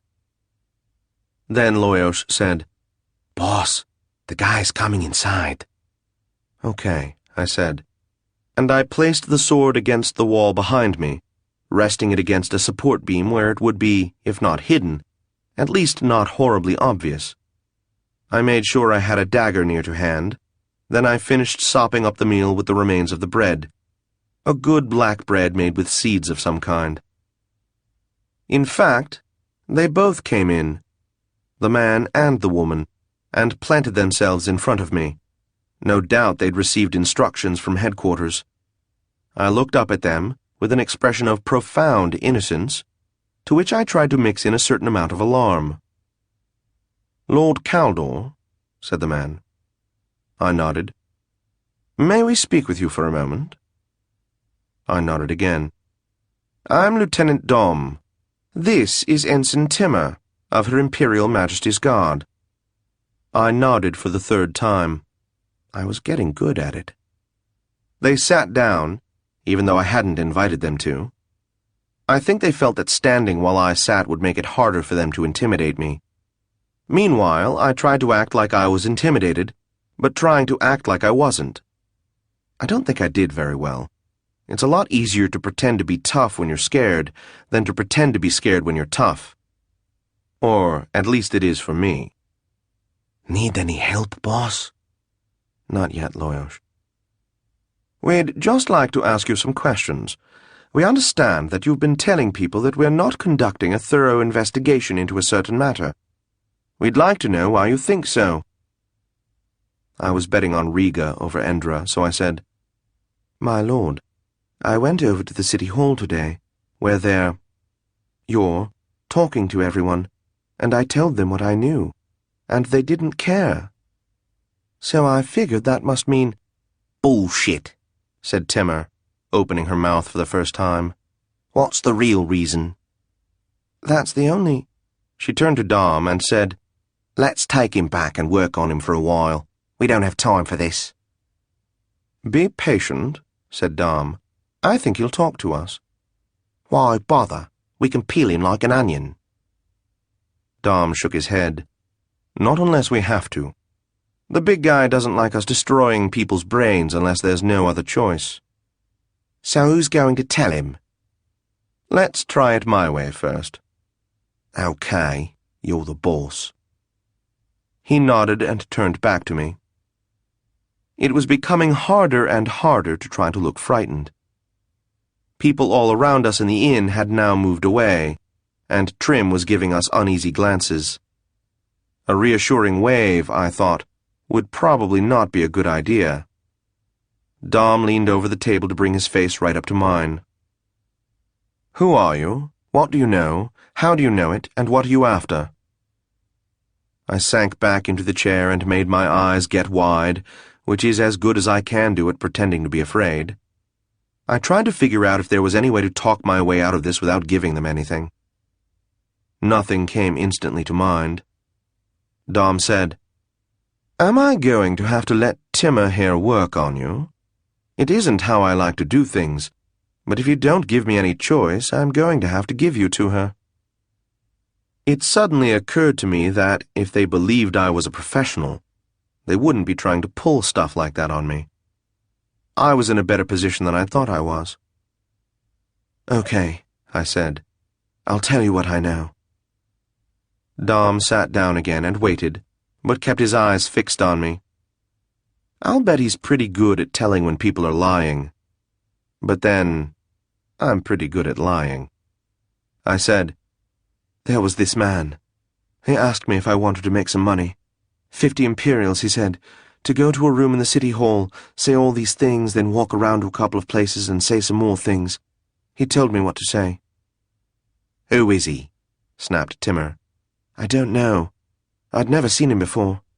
Where did you meet him? Here, right here. Dom said, How did he know to talk to you? He was good, this guy. I don't know, I said. Oh, come on, you can do better than that. You expect us to believe he just walked in here and picked the first guy he saw to make this offer to? I shook my head. I don't know. Dom said, What house was he? Orca, I said. They looked at each other, which gave me the impression I'd scored a hit, although it was a pretty obvious thing to say. Timur said, What did he look like? I started to make something up, then decided that Caldor wasn't all that observant, and they could work for what they got. I don't know. He was just, just someone. How old do you think he is? I don't know. Not too old.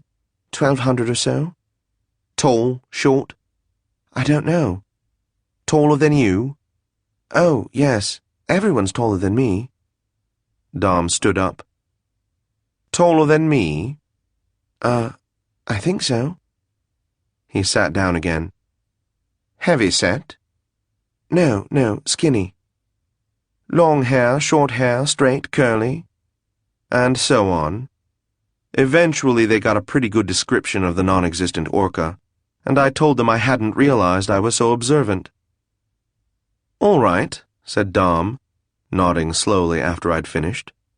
Then he paused, as if thinking things over. Then he said, "Now let's have the rest of it."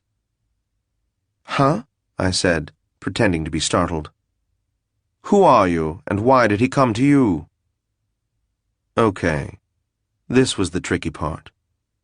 As far as they were concerned, they'd gotten me beat, and it was just a matter of squeezing a little to get everything out of me. So I had to keep letting them think that, while still trying to pull my own game. This was, of course, made more difficult by the fact that I didn't know what my own game was. I was still trying to find out as much as I could about what was going on. I gave a sigh, let my lips droop, and covered my face with my hands. "None of that," snapped Dom. "You know who we are, and you know what we can do to you. You have one chance to make this easier on yourself, and that's by telling us everything, right now." I nodded into my hands. "Okay," I said to the table. "Start with your name." I looked up and, trying to make my voice small, I said, "What's going to happen to me?" "If you tell us the truth, nothing. We may take you in for more questioning, and we'll need to know where we can reach you. But that'll be all. If you tell us the truth, and the whole truth." I gave Timur a suspicious look. "She won't do anything," said Dom. "I want to hear her say it." She smiled just a bit and said, "I stand by what the lieutenant said. If you tell us the truth." Lying bastards, both of them. I gave them a suspicious look. "What about your commander? Will he go for it?" Dom started to look impatient, but Timur said, "If we give him the answers, he won't care how we got them." "Is that the one I first talked to? What was his name? Loftus?" "Yeah, he'll go for it." I nodded as if I was satisfied. I could feel them relax.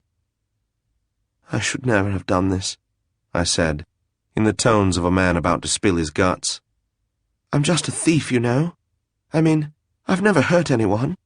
I know a couple of Jureg who buy what I steal, but... Wait a minute. You don't have to know the names of the Jureg, do you?" "I doubt it," said Dom. "They'll kill me." "It shouldn't be necessary," said Timur comfortingly.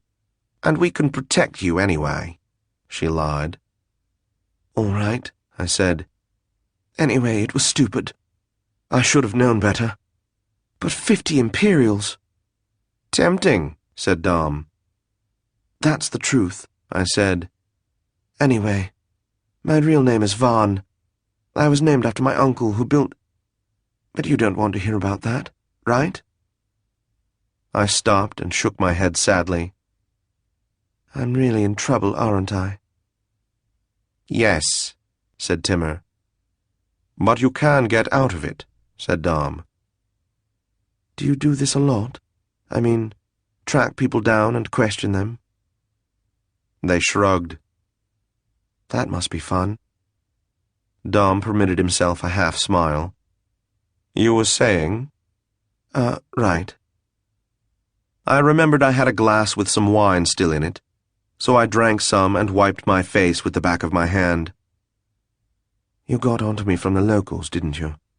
I mean, you're from Adralanka. Anyone can hear it from your voice. But you checked on me with the locals and they told you about me." They grunted, which could mean anything, except that Timur let slip a look that said they'd rather die than have anything to do with the locals. That was important, although it wasn't the big thing I wanted to find out. But I had them going now. They'd broken me, and they knew that I would tell them everything I knew about everything if they handled me right. And handling me right meant letting me talk, only nudging me if I got too far off course. So now I had to stay almost on course and let them drift with me just for a bit. I said, "The local guards had me in once or twice, you know. They let me go because they could never be sure. but they know about me. They beat me once, too. They thought I knew something about some big job or another, but I didn't know anything about it. I never know anything about big jobs. Big jobs scare me. This one scared me, and I guess I was right to be scared. I drank some more wine and risked a look at them. They were relaxed now, and not paying all that strict attention. In other words, set up. I shook my head. I should have listened to my instincts, you know. I was telling some friends of mine just the other day that I had a bad feeling. All of a sudden, Dom was no longer relaxed. "What friends?" he snapped. "What did you tell them?" Then he caught himself and looked at Timur, who was looking at him and frowning. And that made the fourth aha of the day, which I decided would have to be enough, especially because one of the things I learned from this one was that they, or at least Dom, had no intention of leaving me alive. I reached back, grabbed my sword, and nailed Dom in the side of the head with the flat, trying to knock him both out and into Timur. But I couldn't get quite enough power for either to work with my thin little blade. Timur was fast. Really fast. She was up, weapon out and coming at me before I'd stood up, and I had to squeeze into the corner and parry with both hands or she'd have spitted me. As it was, she did violence to my arm, which I resented. But before she could withdraw her steel, I cut at her forearm, then sliced up at her head and, because of one move or the other, her blade fell to the floor. She bent over to pick up her weapon while I reached down and got my parcel of clothes from next to my chair. Among other things, it had my boots in it. Dom was shaking his head. I'd at least slowed him down. Timur came at me again, but I knocked her sword aside with my parcel, then hit her with the parcel, and I came up over the table and on the way by I thumped Dom's head with the pommel of my rapier. As I came over the table it tipped, and I was able to put it between me and Timur for a second, which then I used to turn and dash out the back door. I couldn't go as fast as I'd have liked, because of those Vera-be-damned boots, but I made it before they caught up with me. I'd had an escape route planned, but I hadn't intended to be bleeding when I took it. I headed out of the alley and into another one while sheathing my weapon. I heard footsteps and I knew that Timur was behind me. I wasn't terribly keen on killing her. You know as well as I do what sort of heat it brings to kill a guardsman. But I was even less keen on her killing me, and there was no way I could escape her by running. Not in those boots. And if I teleported, of course, she'd just trace the teleport. No future in that. I was just considering where I should make a stand when I got lucky. I turned a corner and someone vanished. Some guy had just stepped out of some shop and teleported home with his purchases. If I hadn't been wearing the black phoenix stone, which prevents divine contact, I would have given a prayer of thanks to Vera. As it was, I ran right through the spot where he'd teleported from, held my arm against the parcel of clothes in the hopes that I wouldn't drip any more blood, and ran another 20 feet and through the curtained entrance to the shop. It turned out to be a clothier, and there were a couple of customers in it. The man behind the counter, a real Creotha, said, "May I be of some service to you, my lord?" "Yes," I said, trying to catch my breath. "Do you have something in red?" "You're bleeding," said one of the customers. "Yes," I said. "It's the fashion, you know." "My dear sir," said the proprietor. "A moment," I said, and I pulled the curtain aside just a hair, just enough to see the end of Timur's teleport. "Never mind," I said. "I think I like the pattern it's making. Good day." I went back into the alley, and then to another one, and did my best not to leave a trail of blood.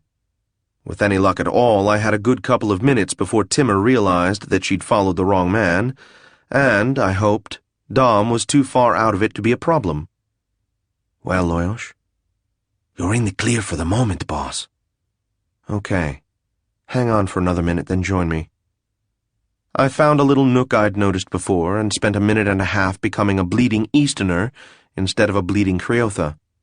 I put the remains of the Creotha disguise in the bag, took off the gold phoenix stone, and teleported the bag to a spot I knew well just off the coast of Adralanka, where it went to join a couple of bodies who wouldn't mind the intrusion. Loyosh arrived on my shoulder with a few choice words about how clever I thought I was, compared to what a fool I'd been acting like. I thanked him for sharing his opinion with me. Since I'd taken the chain off anyway, there was no reason not to teleport back here. So I arrived at a point I'd memorized a little ways away into the wood. And here I am, Kyra, happy to see you as always. And has anyone ever told you that you're lovely when you're disgusted?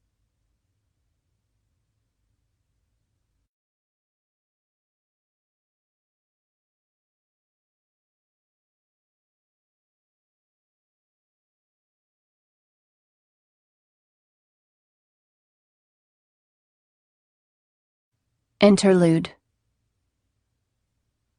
I've never heard of that Stony you talked to. If he's just sort of mid-level in Northport, what made you think he'd know anything about Furies?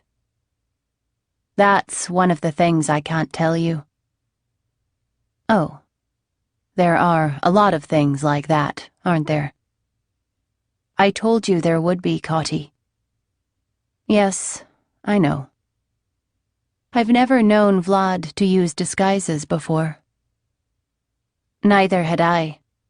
It was probably something he picked up while traveling. What about the old woman? How was she taking all of this? I suspect it bothered her a great deal, but she never let on.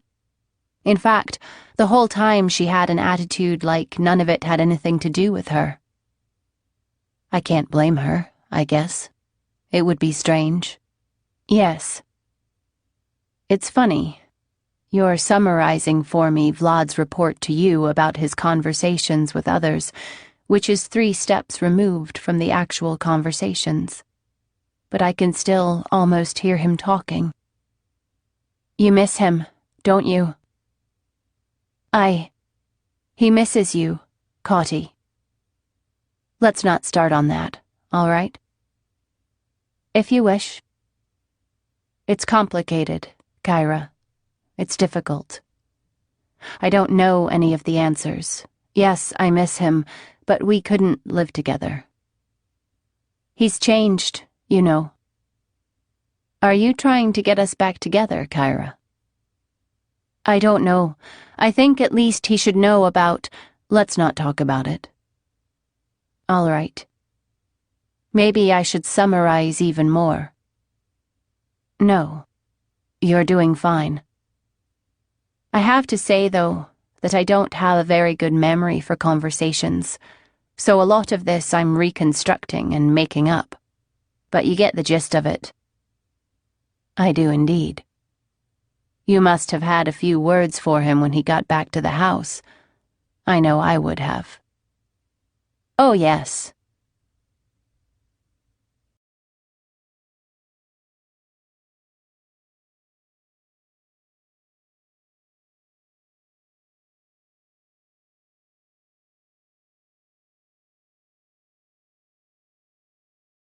Seven.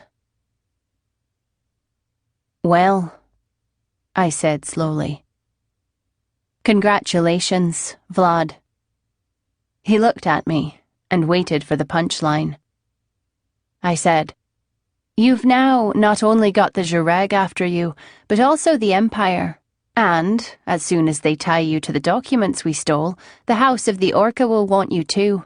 And me, by the way. That leaves only 14 more houses to go and you'll have the set. Then you can start on the Easterners and the Cerioli. Good work. It's a talent, he said. I can't take credit for it. I studied him while considering his story. He was looking, I don't know, smug wasn't quite right, but maybe something like amused with a veneer of self-satisfaction.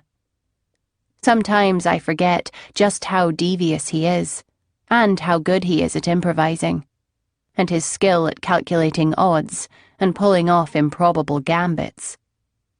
Sometimes he thinks he's better at these things than he actually is, and it is likely to get him killed one of these days, especially now, when, between the gold and the black phoenix stones he wears, he is entirely cut off from those who would be most willing and able to help him.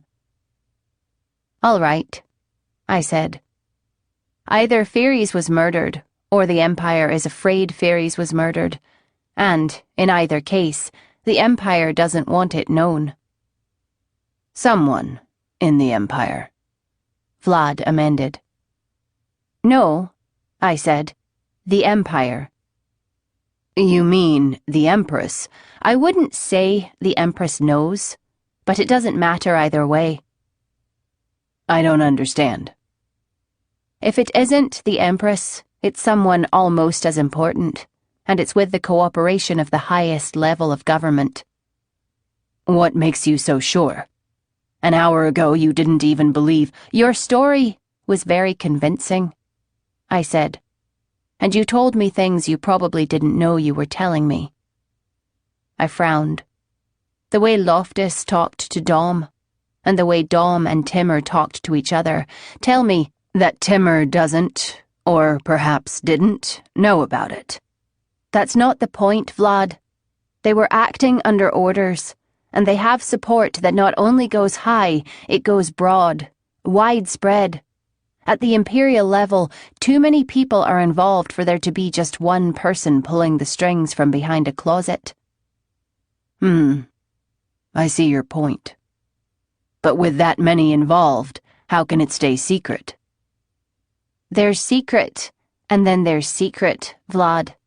If, in a year or two, the Empress starts to hear whispers about so-and-so having pulled a scam in the Pheres investigation, there won't be much she can do about it, depending on who so-and-so is.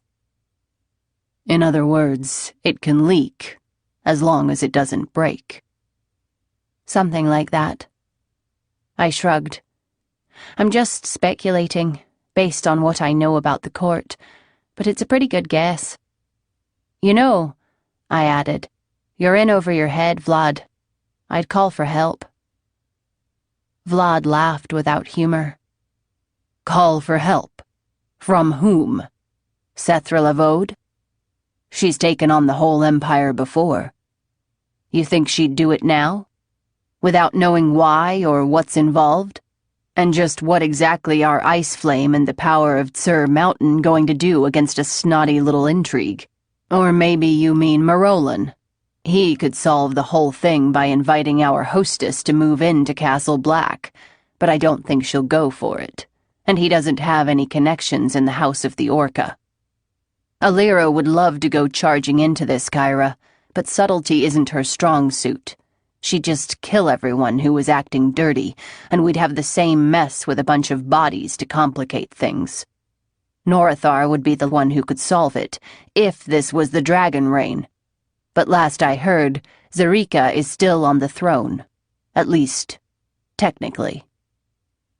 I didn't quite know how to answer that, so I didn't. He said, "And remember, I don't really care what the Empire is doing, or to whom, as long as I can do what I promised Hwid. The old woman, I do, and she can help Savin. Do you care?" That was tough. I did care, but... No, I said. You're right. But it may be that we have to deal with the whole thing in order to solve our little problem. I don't know. Neither do I, said Vlad. What do we know then? We know the Empire is covering up something, very possibly murder. We know that not all of the investigators know about it, and we know that not all of the ones who do are happy about it, but that the orders include killing anyone who knows what's going on. We know that there is a big tangle about who owns what parts of Pheres' property, and that finding out who owns this blue cottage and its environs is not going to be easy. And we know that something, somewhere, is very wrong. Wrong how? I said. The timing. It's funny, and I'm not laughing. Go on, I said, though I was starting to realize that I knew, that I'd been subconsciously aware of something being strange about how things had been happening.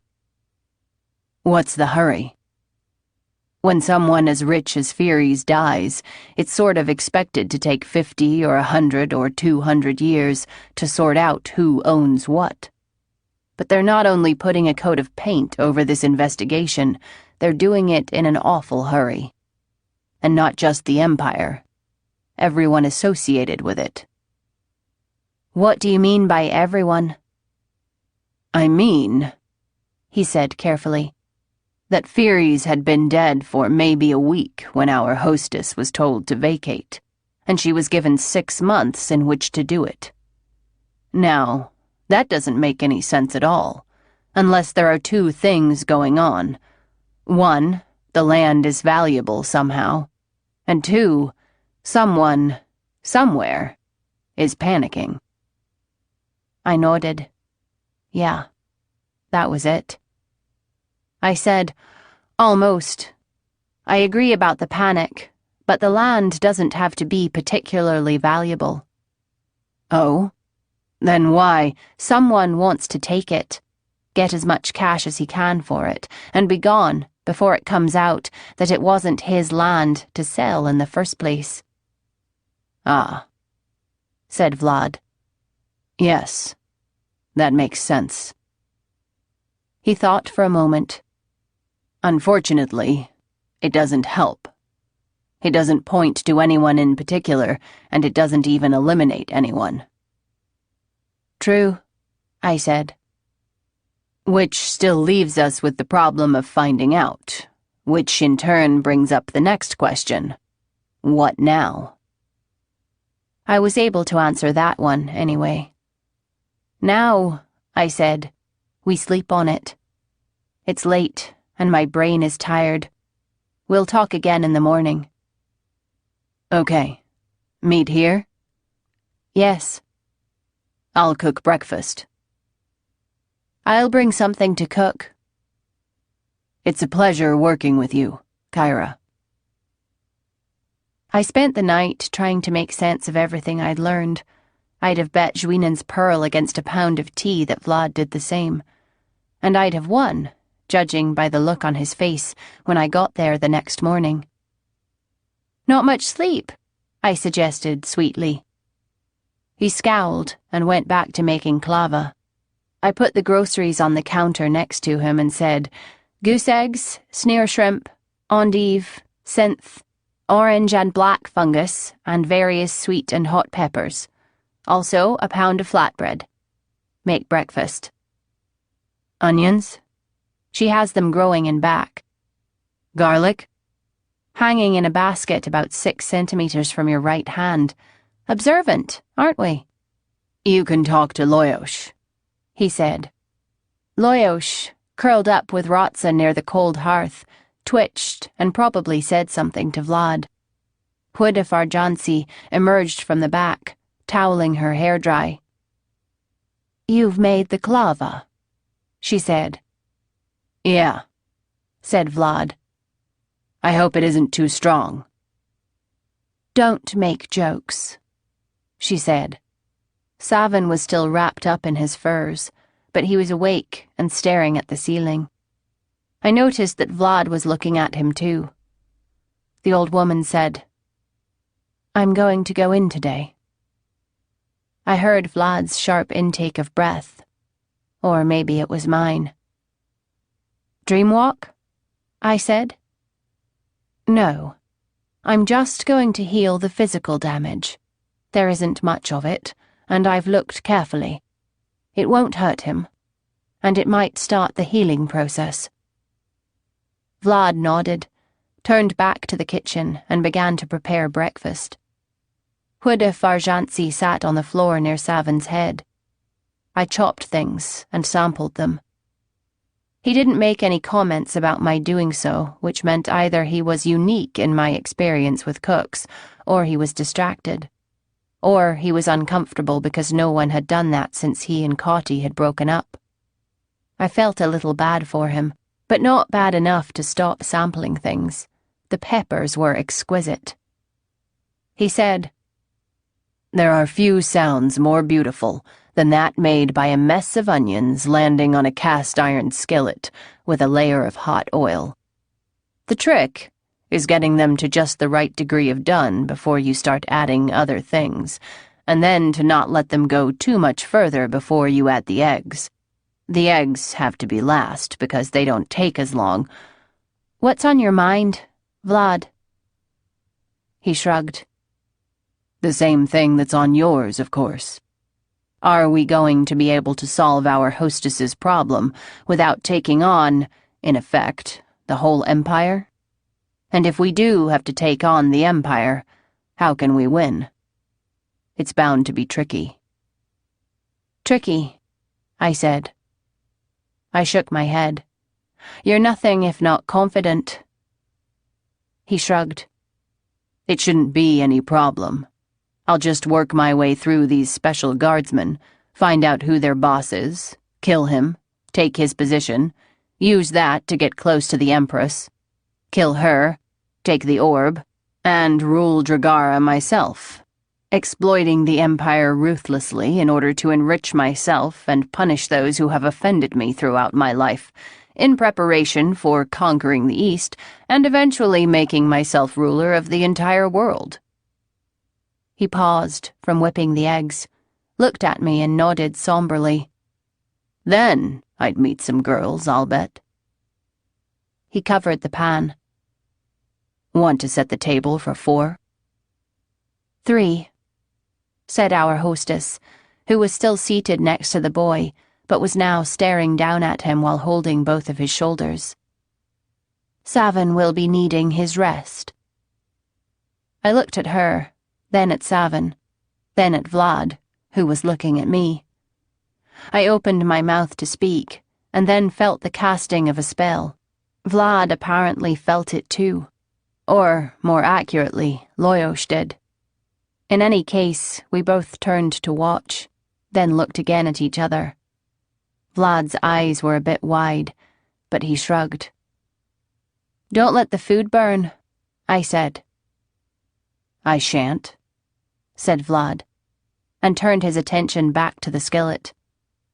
I set the table. The feeling of sorcery went away about 2 minutes after it had started, and then the old woman joined us at the table, and we ate. She didn't seem quite comfortable with Loyosh and Rotza joining us and eating scraps from Vlad's plate, even though she should have been used to it by now. But she didn't say anything. Buddy sat next to the table and spoke most eloquently with his eyes, but got nothing for his trouble, poor beast. The food was good, and there was no conversation for quite some time, until I noticed that Vlad was watching me. I said, "What is it?" "Don't you care for it?" "Are you fishing for compliments?" "No." I shrugged. "I like it quite a bit." "All right," he said. I don't know anyone like Vlad. It's like his mind never shuts off.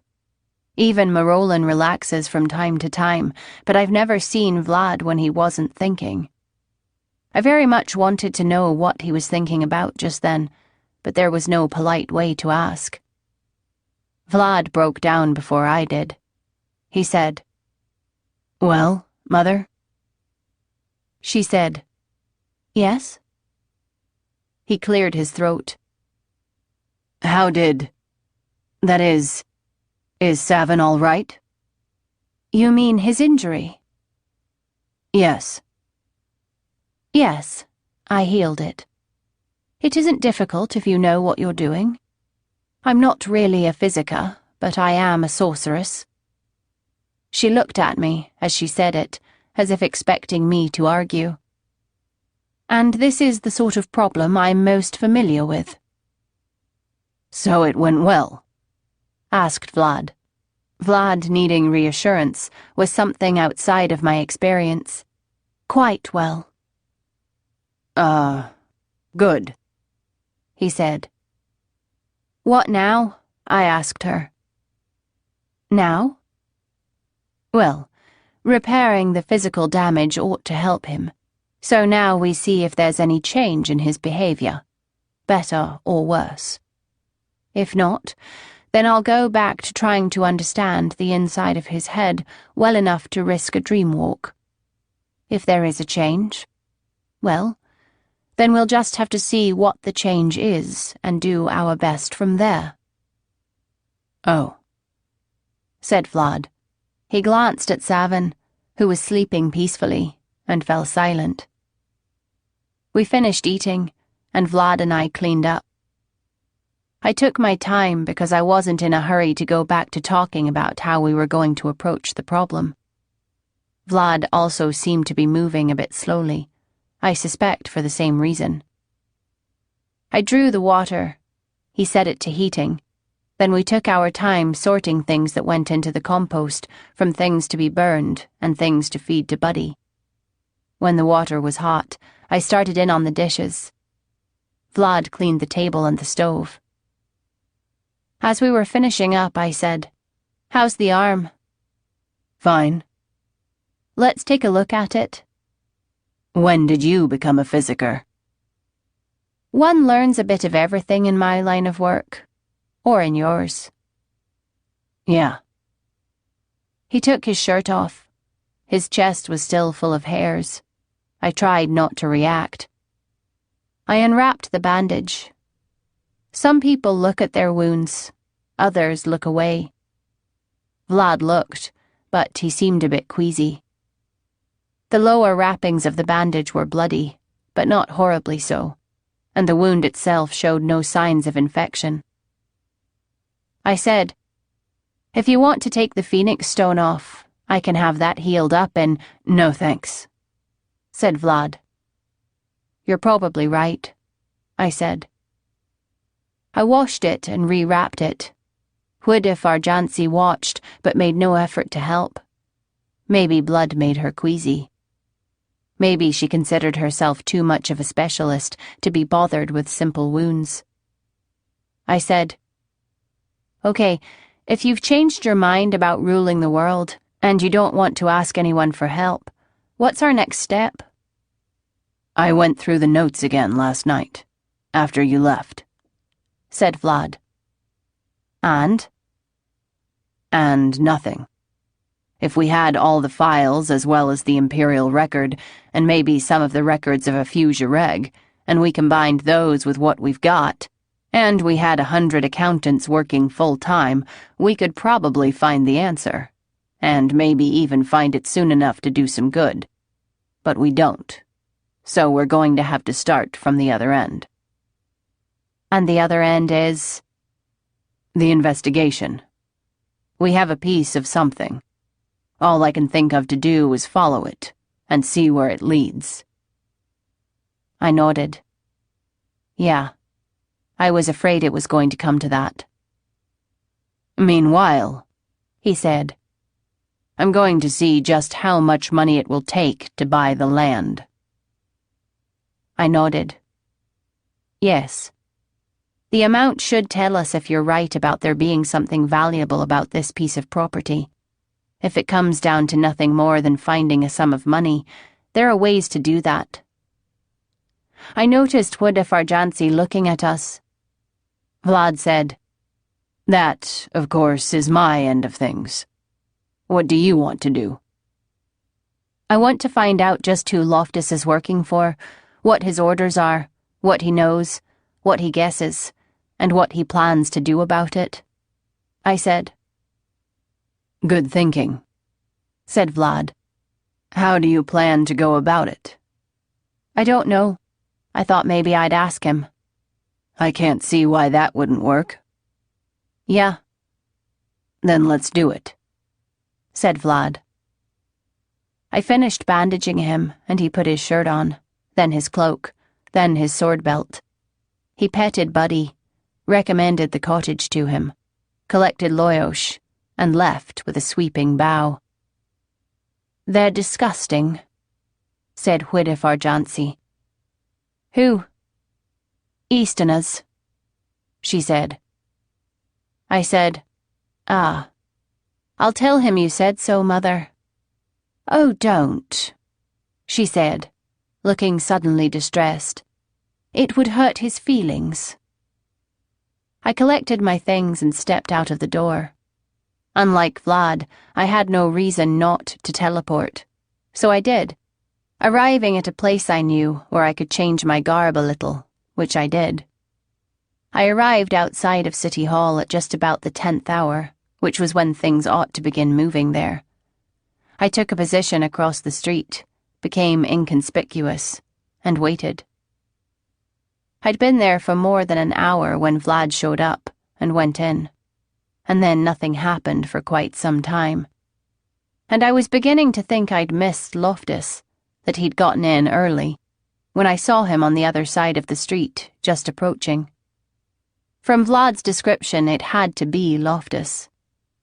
I crossed over and walked past him, and even that brief a glance was enough to confirm that Vlad was right. This wasn't someone to mess around with casually. He was frowning as he walked, like he had something on his mind. It wasn't hard to guess what it was. I found an inn that let rooms by the hour and rented one. This is a good way to find a place where you won't be disturbed and won't be talked about, even if you don't use the room for the reasons they expect you to. They had put in a real door to ensure the guests had privacy, and I liked that too.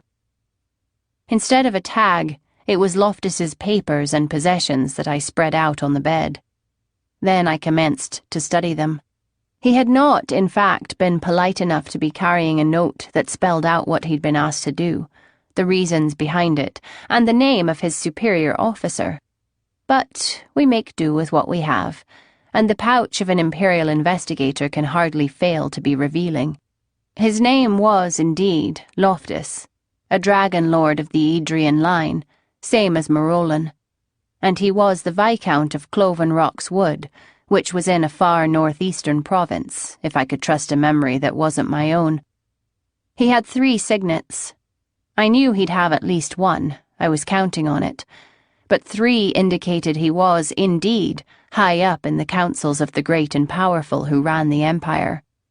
And the oldest of the signets, which included authorization to make arrests, was 200 years old, which meant he'd have to have been in the imperial service at least 250 years, which is a long time to only be a lieutenant. Unless, of course, he was in one of those branches of the service where traditional ranks were meaningless, which would explain the irony Vlad had detected when he and Dom had called each other by their ranks. I knew about 4 such services, all of them more or less independent. Well, there was a 5th, but that hadn't existed in some years, except for one person. And whoever Loftus was, he wasn't Sethra Lavode. I considered the 4 services I knew about, and speculated uncomfortably about the possibility of there being one I hadn't heard of. One of them was the Imperial Surveillance Corps. They were responsible to the Prime Minister, when there was one, or to the Minister of the Houses, when there wasn't. The Minister of the Houses was presently an Isola named Indus, and I'd play cards with her only as long as she never got near the deck. She was tricky, but she was loyal. She'd do something like this if she was ordered to, and it might well fall within her province, but the order would have to come from Zerika. If anyone but the Empress tried to use Indus, well, anyone who knew enough about her to ask would know better than to try. So either it wasn't Indus, or the order came from the Empress, and I was convinced the order hadn't come from the Empress. The same argument applied to 3rd Floor Relic, which was named for the room where they supposedly met with Her Majesty. There were only about 20 or 30 of them at any one time, and while they were very good at what they did, it took the Empress's orders to get them to do it.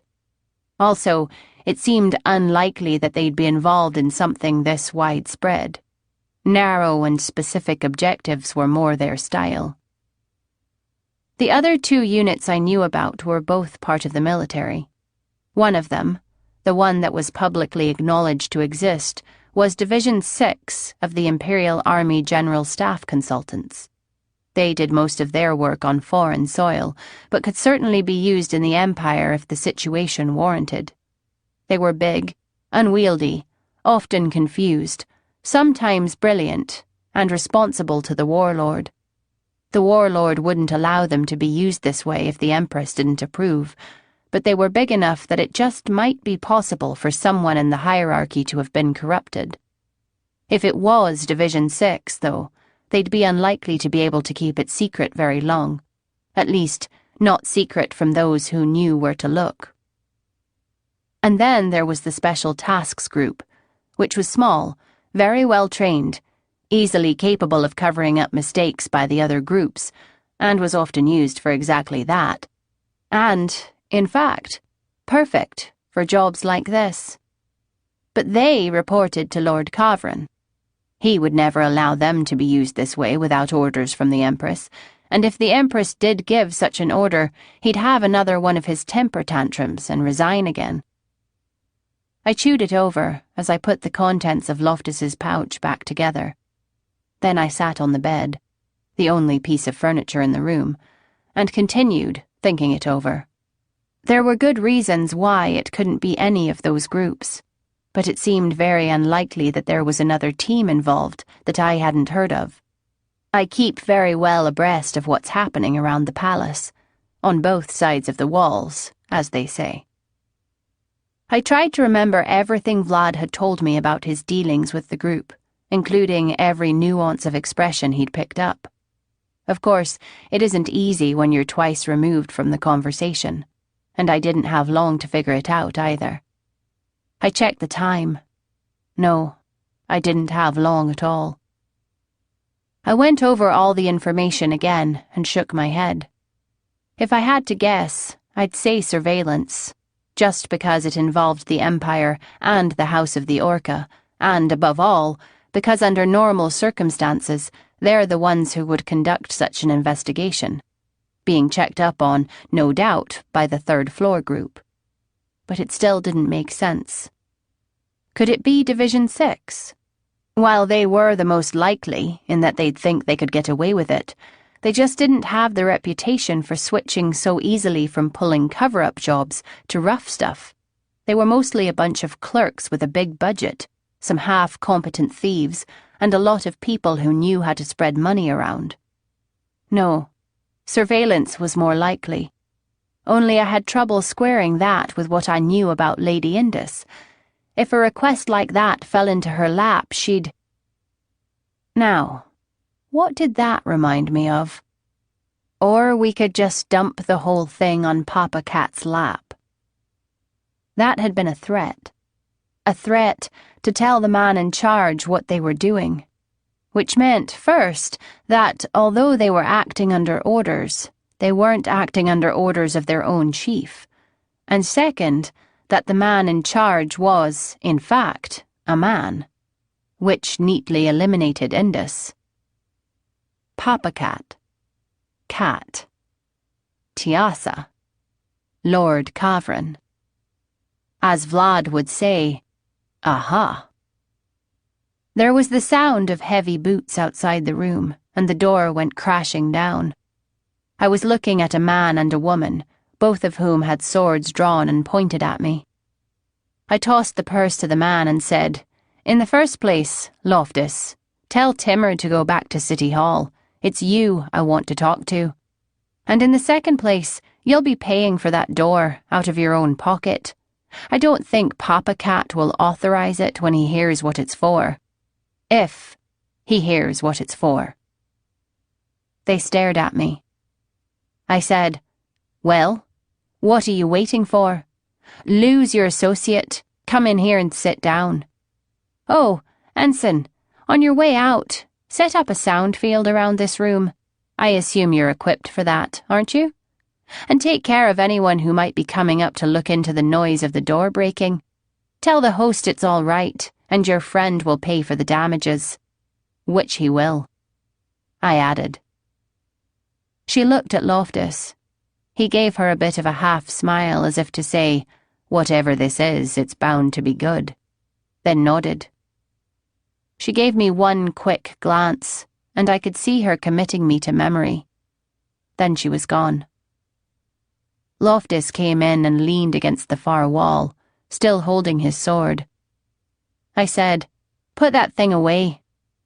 He said, "Sure." as soon as you explain why I shouldn't arrest you." I rolled my eyes. "You think I'm a thief?" He shook his head. "I know you're a thief, and quite an accomplished one, since you got this off me just passing in the street, but I don't know what else you are." I shrugged. "I'm a thief, Lieutenant. I'm a thief who happens to know your name, your rank, your associate's name and rank, and that you work for Lord Kavran's Special Tasks Group. And I'm so stupid that I took your purse, but didn't bother with a spell to prevent you from tracing the signets. Didn't ditch the signets, but instead just sat here waiting for you to arrive so I could hand the purse back to you. That's right, Lieutenant. I'm a thief." He shrugged. "When someone starts reeling off what he knows like that, it always makes me wonder if I'm supposed to be so impressed that I'll start reeling things off too. What do you say?" He wasn't stupid. "That you're not stupid, but you're still pointing a sword at me, and I find that irritating." "Learn to live with it. Who are you, and what do you want? If you really went through all of that just to get me here, you're either very foolish or you have some explanation that—" "Do you remember a certain affair 3 or 4 years ago that started out with Division 6 looking into the activities of a wizard working for, a foreign kingdom, and ending up with a genuine at Sur Mountain?" He stared at me, licked his lips and said, "I've heard about it." "Do you remember what your group, was assigned to do after Division 6 had bungled it?" He watched me very closely. "Yes," he said. "That's what I'm here to do. Only this time it's you who are making a mess of things." He was silent for a moment. "Possible," he said. "Then let's talk. I'm not armed." He laughed. "Sure you're not. And Temping had no reserves at the Battle of Plowman's Bridge."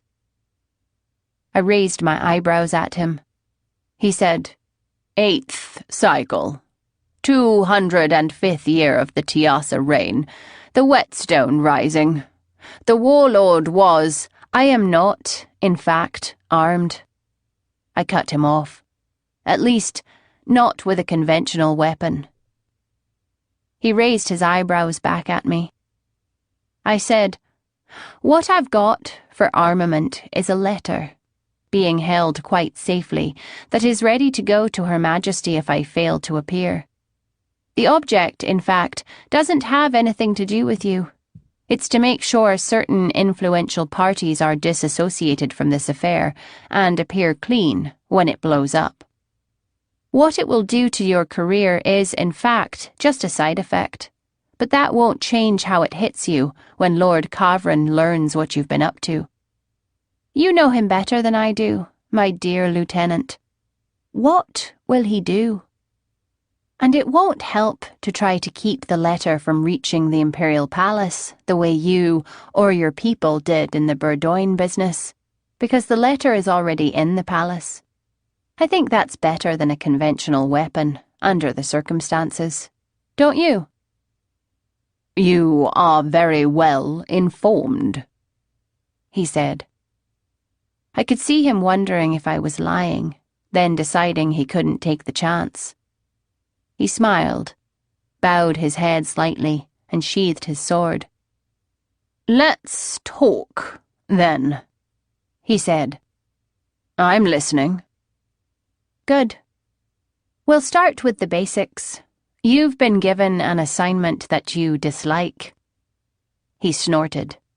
"Dislike would cover it," he said, "if stretched very thin." "Nevertheless," I continued, "you're doing what you were instructed to do. Whatever else you are, you're a soldier." He shrugged.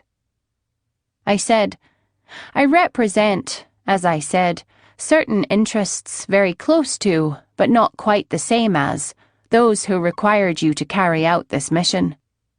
I would prefer that our efforts were combined, to a limited extent, because my job, to put it simply, is to clean up, after your efforts to clean up. I have a certain hold on you, but not, I know, a strong one. You got that right, he said, smiling.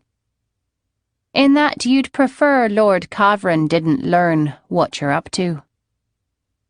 Don't think you can push that too far, lady, he said. I know how far I can push it.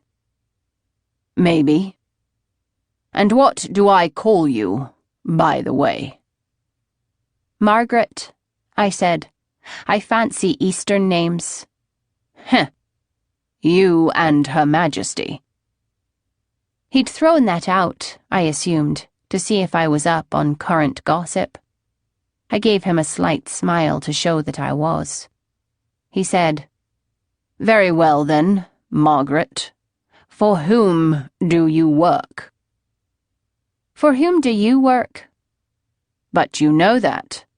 Or, at least, you laid out a theory which I haven't disputed. No, I've told you that I know the organization you work for, not where the orders came from to slide through the Fairies investigation. So, do you know who gave those orders? Why don't you tell me, Loftus? He smiled. So, we've found a piece of information you lack. Maybe, I said, returning his smile. And maybe I'm just trying to find out if you're planning to be straight with me. Trade? He suggested. No, I said. You'd lie, I'd lie. Besides, in point of fact, I know anyway. Oh? There's only one possibility. He looked inscrutable. If you say so. I shrugged. He said, All right, then. What do you want? As I told you before, cooperation. What sort of cooperation? Be specific. You don't want to share information because we'd both lie, and because you don't seem to need any, and because there's really nothing I need to know. So what do you want, exactly? Wrong on several counts, I said. Oh? As I told you, I'm here to keep this business from getting out of hand. I'll blow the whistle on you if I have to, but I, and those who've given me this job, would prefer I didn't. Now, what cleanup are you talking about, Margaret? Oh, come on, Loftus. Your security's been broken all over town. Didn't you just have someone show up out of nowhere, interrogate your interrogators, lead your shadows all over the region, pump them some more, and then almost kill them in a public inn? Is that your idea of secrecy? He studied me carefully, and I wondered if I'd gone too far. He grunted and said, My compliments on your sources, Margaret. Well? Okay. You've made your point. What do you want? Let's start with the basics, I said. I have to know what I'm working with. Huh, he said. There's something you don't know? I smiled. How many on your team? 6, with another 3 on standby. How many know what you're up to? Dom and I. And Timmer, I added, as of last night. He frowned. Are you sure? I shrugged. She may not know precisely, but she knows something's up. And if she thinks about it, she'll probably figure out most of it. She isn't stupid. He nodded. Okay. What else do you want to know? What actually happened to Fairies? Loftus shrugged. He was murdered. I shook my head. I know that. But who killed him? An assassin. A good one. 100 to 1 it was a Jireg, and another 100 to 1 that we wouldn't catch him, even if we were trying to. Yeah, I said. Okay. Who had it done? I don't know, said Loftus. That isn't what we were trying to find out. Sure, but you probably have an idea. An idea? Hell, yeah. His wife hated him. His son loathed him. One daughter wants to be rich, and the other one wants to be left alone. Is that good enough, for a start? No, I said. He looked at me, then turned away. Yeah. It wasn't them. Or, at least, it wasn't just them. Well, then. The House of the Orca, I think. And the Jireg. And someone, somewhere, high up in the Empire, like, maybe, whoever it was who hired you? He'd slipped his right hand down behind his leg, where he was, no doubt, concealing something, and I hadn't even seen him do it. No, I said, but good guess. He shrugged. What else do you want to know? I wanted to know how Loftus had been conned, or pressured, into doing this in the first place, but this was the wrong time to ask. I said, "That'll do for now. I'll be in touch." Okay. Pleasure meeting you, Margaret. And you, Lieutenant. I got up and walked out of the room, my back itching as I passed him, but he made no move. On the way out of the inn, I flipped the host a couple of Imperials and apologized about the door. I walked around some corners to make sure I wasn't being followed. Then I teleported back to the blue cottage and went in. Vlad was waiting for me. He said, "Well?" "One disadvantage of teleports is that they sometimes get you there too quickly." I hadn't had time to sort out my thoughts yet. I said, "Is there anything to eat?" "No. I could cook something."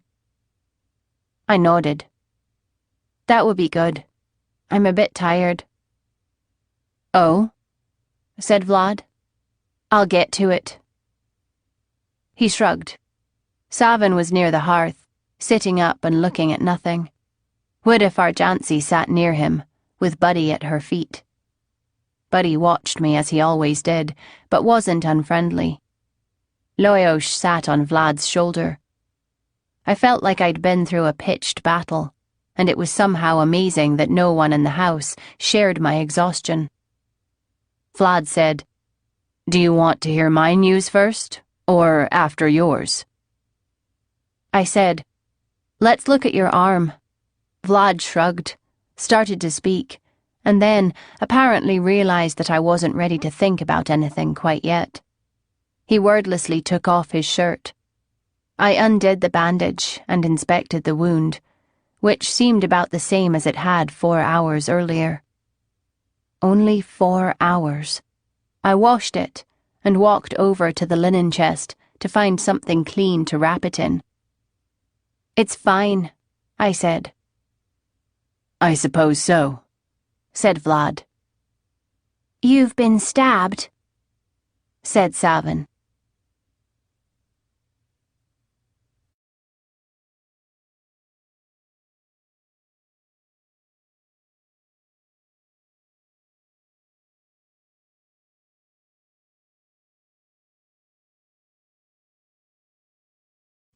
"8. Even Buddy, tail thumping and floppy ears vainly trying to prick forward, was staring at him. He, in turn, was staring at Vlad's arm. An intense stare, a creepy stare. He was standing up, his whole body rigid. Savin's voice had the uneven rasp of long disuse, or of young adulthood. Take your pick. He said, "You were stabbed with a knife." "That's right, Savin," said Vlad. And I could hear him working to keep his voice even. He didn't move a muscle. Huidafar Jansi wasn't moving either. For that matter, neither was I. "Was it really cold when it went in? Did it hurt? How deep did it go?" Vlad made some odd sort of sound from his throat. Savin's questions came slowly, as if there was a great deal of consideration behind them. But the tone was of casual curiosity, which in turn was at odds with his posture. It was very unsettling for me, and I could see that it was even more so for Vlad. "Not all knives have points, you know," said Savin. "Some of them you can't stab with, only cut." As he said that word, he made a quick, cutting gesture with his right hand, and that was creepy too, because while he did it, the rest of his body didn't move, and his face didn't change expression. It was only the arm movement and the emphasis in his voice. "Only cut," he said again. Then, he didn't say anything else. We waited, not moving, for several minutes, but he'd said what he had to say. Vlad said, "Savin?" and got no response. Savin sat down again, but that also showed something. He hadn't been told to. Vlad came over and knelt down, facing him. "Savin, are you all right?" The boy just sat, the way he'd been sitting all along. Vlad turned and said, "What happened, Mother?" "I don't know," she said, "but I think it's a good sign. I know it's a good sign. I don't know how good, but we're getting somewhere." "You think that came from healing the injury?" "Maybe. Or maybe it was time. Or the right stimulus. Or some combination. Have you been cut in the last year?" "Not even threatened," said Vlad. "Then that may be it." "What do we do now? Should I cut myself some more?" I wasn't certain he was joking. "I'm not sure," she said. "Talk about knives, maybe." I was watching Savin the whole time, and at the word knives, there was a perceptible twitch around the left side of his mouth. Vlad saw it too. He said, "Savin, do you want to talk about knives?" The boy's expression didn't change, but he said, "You have to take care of the good ones. A good knife is expensive. The good ones stay sharp longer too. Sometimes you have to cut people to heal them, and you should use a really good one, and a really sharp one for that. You can hurt someone more with a dull knife than with a sharp knife." "Are you afraid of knives?" said Vlad. Savin didn't seem to hear him. He said, "You should always clean it when you're done. Wash it and dry it. You have to dry it especially. It won't rust. The good ones are made so they don't rust. But if you leave something on it, it can corrode, and that ruins it. And good knives are expensive. Good knives stay sharp. They get sharper and sharper the more they're used, until they get so sharp they can cut you right in half just by looking at you." "Knives don't get sharper on their own," said Vlad. "And they can stab you too. If the point is sharp, it can stab all the way through you, and all the way through everybody, and stab the sky until it falls, and stab all the way through everything." Then he fell silent once more. After a couple of minutes, Vlad turned around and said, "He isn't responding to what I say, Mother."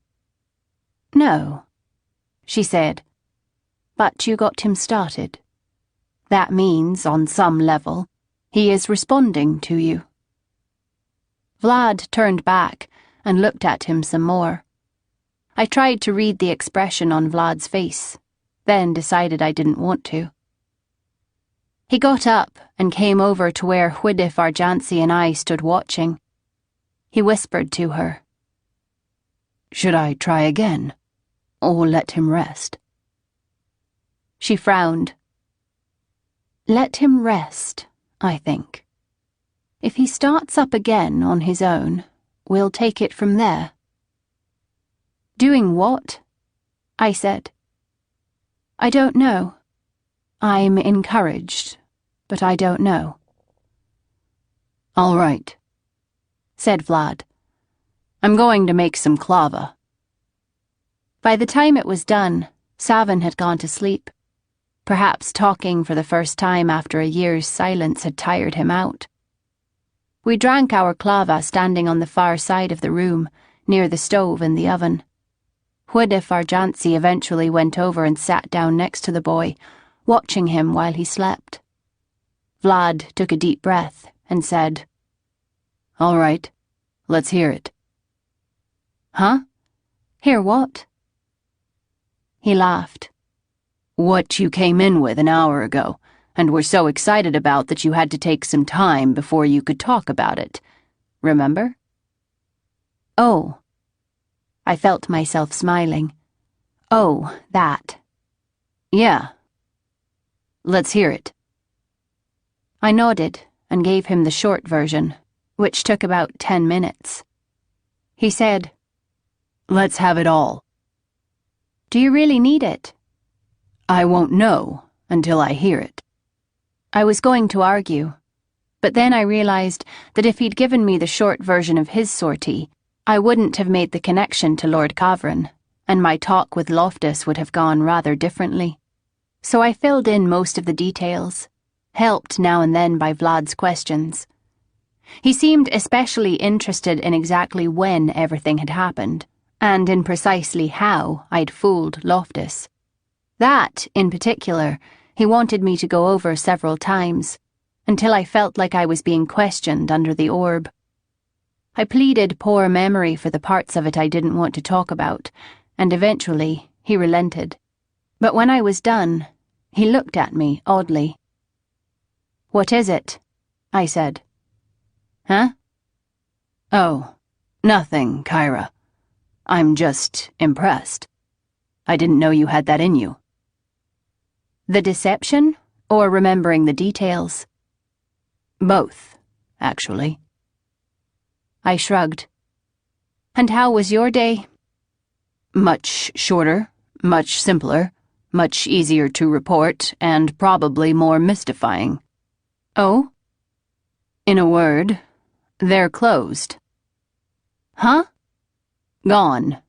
Finished. Doors locked. Signs gone." "Who is?" "All of them.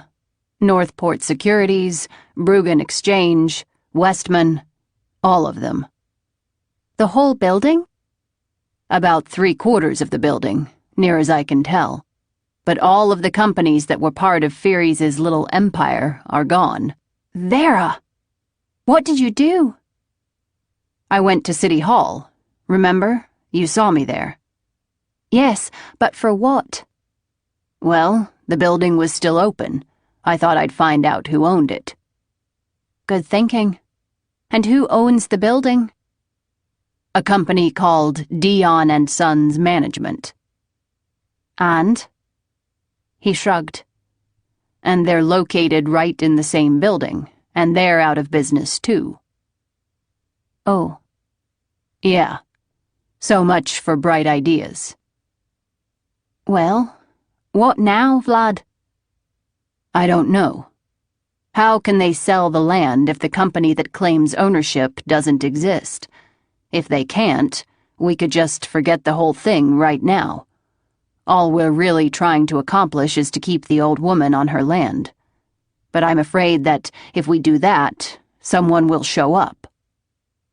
Is that it? What do you mean? And why are you smiling? I just have a feeling that you're hooked on this thing now. You have to find out what's going on for its own sake. He smiled. You think so? Well, you may be right. I am curious. But you show me some proof that our hostess here is going to be able to keep her lovely blue cottage, and I'll be gone so fast you'll only feel the breeze. Huh. He shrugged. What about you? Me? Yeah. Aren't you curious? Oh, heavens, yes. That's a big part of why I signed on to this. But I'm willing to admit it. And you? Yeah. Well, ask me again tomorrow and I might give you a different answer. Meanwhile... Yes. Meanwhile, what next? Well, any interest in starting at the top and trying to find out who in the Empire is behind all this? No. Me neither. He thought for a minute. Well, I'm not sure if I've gotten anywhere with the daughters, so we can't count on that for anything. But we've got one foot in the door with our dear friend from the Tasks group, thanks to you, and we've got another foot in the door with the Jireg, thanks to you. So how about if we try for a third foot? Anatomically interesting, if nothing else, and triangulate. What did you have in mind? Finding this bank that closed down. I thought it over. Not bad. Just keep worrying away at different sides of the problem and see what gives. He spread his hands. That's all I can think of. It makes sense. Do you want me to do it? He nodded.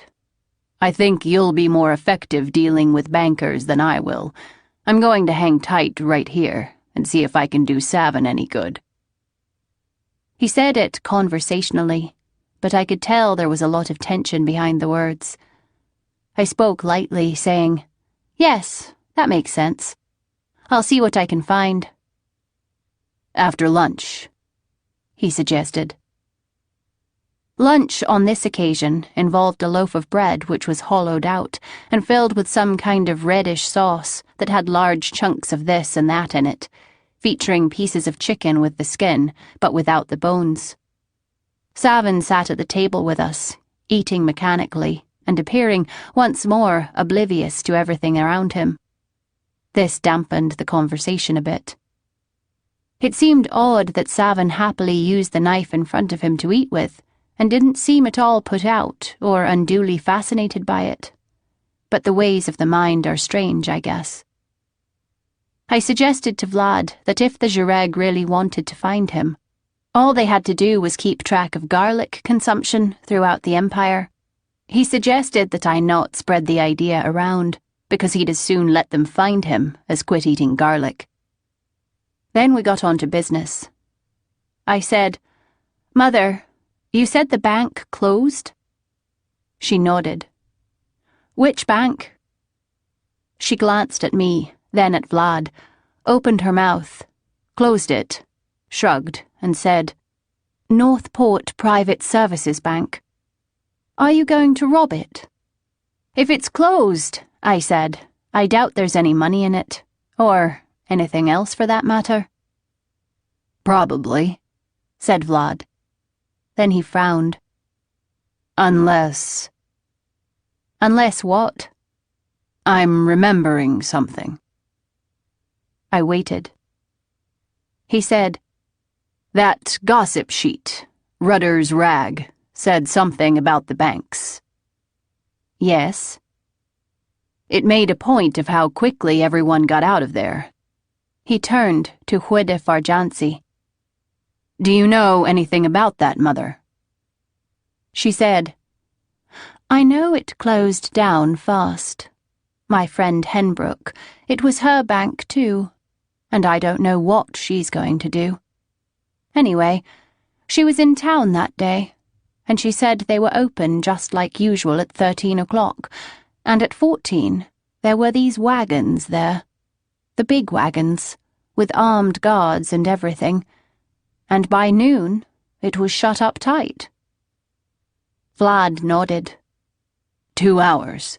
They took 2 hours to clear the place out. Arjansi agreed. They had 100 men, and wagons lined up all down the street, and the other banks, too, went the same way, at the same time, near as I can tell. In which case, said Vlad, they can't have done a very good job of it. What do you mean? I mean, clearing things out. They were in a hurry to be gone before their customers got to them, and then why not seal things inside? He shrugged. Too much sorcery floating around. Get people mad enough, and at least one of them will be able to tear down the building. Okay, I said. I'll buy that. But do you really think it likely that there's anything still in there? Oh, I doubt there's any money in it, but you never know what might be left behind. You mean papers and things? He nodded. If they went under, wouldn't they be careful to clean up anything worth looking at? How much time would it take to clean up every last scrap of paper, Kyra? Could they do it in 2 hours? Probably not, but all the important ones, maybe. But maybe not. I don't know how banks operate, but they're bound to generate immense amounts of paperwork, and you're willing to wade through immense amounts of paper just to see if there might be something useful? Right now, any edge we can get amounts to a lot. Yeah, I don't mind taking an evening to go through their wastebaskets, or rather, papers that missed the wastebaskets, and see if there's something that points us anywhere interesting. I thought it over for a minute. You're right, I said. I'll look around and get what I can. It should be easy enough. I turned to Arjansi. Where is it? In town, she said. Stonework Road, near the Potter's Field Road. She gave me more precise directions. Okay, I said. I'll look around it today. Since you're so used to going to City Hall, can you find out who owns it? Sure. But just get the name and address. Right. I should have cooked some vegetables to go with this. I wouldn't have had room for them, I said. That's true. You don't eat much, do you? I'm trying to keep my slender, girlish figure. Ah, that's what it is. We finished, and since I was doing the dangerous work, I allowed him to volunteer to clean up. Not that there was that much to clean up after Loyosh, Rotza, and Buddy got through with the plates. All right, I said. Once more upon the path, and may the wind cry our tale. Vilsny? Kleber. I headed out the door. Vlad said, I don't know how you do it, Kyra. Huh? You're the one with all the quotations. I was just imitating you. No, not that. Teleporting right after a meal. I just don't know how you manage. I managed fine, bringing myself, first, home to Adralanka to acquire some tools, and then to the same teleport spot I'd used before, it being one of the very few I knew in Northport. Then I set out to find the bank, which was easy from the directions I'd been given. I was looking forward to this. I'd never broken into a bank before, and certainly never in the middle of the day. The fact that the bank was now out of business only took a little of the fun away. And it was indeed out of business.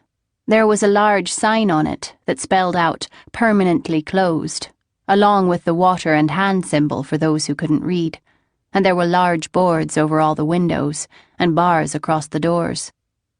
I walked around it once. It was an attractive building, 2 stories high with a set of 6 pillars in front, and all done in very fine stonework. It took up about 140 meters across the front and went back about 190 meters, and there were no alleys behind it. Just a big, cleared area that had become an impromptu produce market since it closed. The cleared area was, no doubt, to make sure that the guards had a good view. On the other hand, now that it was closed, there seemed to be no security worth mentioning. Certainly no one on duty there, and only the most basic and easily defeated alarm spells, proving that there was no money left in it. Anyone could have broken into the bank at this stage, and anyone would have done so just the way I was going to, which showed that no one thought there was anything at all of interest there. I shrugged. I'd know soon enough. One of the devices I'd gotten from home was in the form of a tube that fit snugly into my hand. I palmed it and leaned against the building. I placed the tube against the wall, and in a few seconds I was seeing the inside of the building, and in a few more seconds I was seeing it clearly enough to teleport. No one was looking at me, so I did. There was a minor spell inside to detect sorcery, so I disabled it before doing a light spell. Then I started looking around. There really isn't any point in going into the details. It was big, and it was empty, and there was a lot of small offices, 2 vaults and a basement, and I looked at them all, and it took me about 4.5 hours, and at the end of it, I had a bag full of scraps of paper. The good news, or the bad news, was that I'd found right away a very large bin full of papers that they'd never gotten around to throwing into the stove. Good news, because it meant there was a lot of material. Bad news, because if any of it was important, it would have been taken or destroyed. But I wasn't the one who had to go through them all. I kept them sorted, just a bit, in case Vlad would want to know which ones were found where. I knew that most of them, probably all of them, would be worthless, but Vlad would be stuck with going over them, so I had no problem doing the collecting. When I was done, I teleported directly back to the cottage. Buddy, who was outside, started barking when I appeared, but settled down quickly. "Hey," I told him, "don't worry, I got the goods." He wagged his tail. Vlad came to the door, probably in response to Buddy, and held it open for me. He said, "Well?" I held up the sack full of papers. "Enjoy." "No problems?" "None." "How about the boy?" "He started talking about knives again, this time without any prompting at all. I can't decide if that's good or bad. Maybe it's both. And he's sleeping an awful lot." I sat down. The boy was asleep. Hoodif Arjansi was sitting by him, quietly singing what sounded like a lullaby. Vlad accepted the papers. He seemed a bit startled by how heavy the bag was. He weighed it in his hands and whistled appreciatively.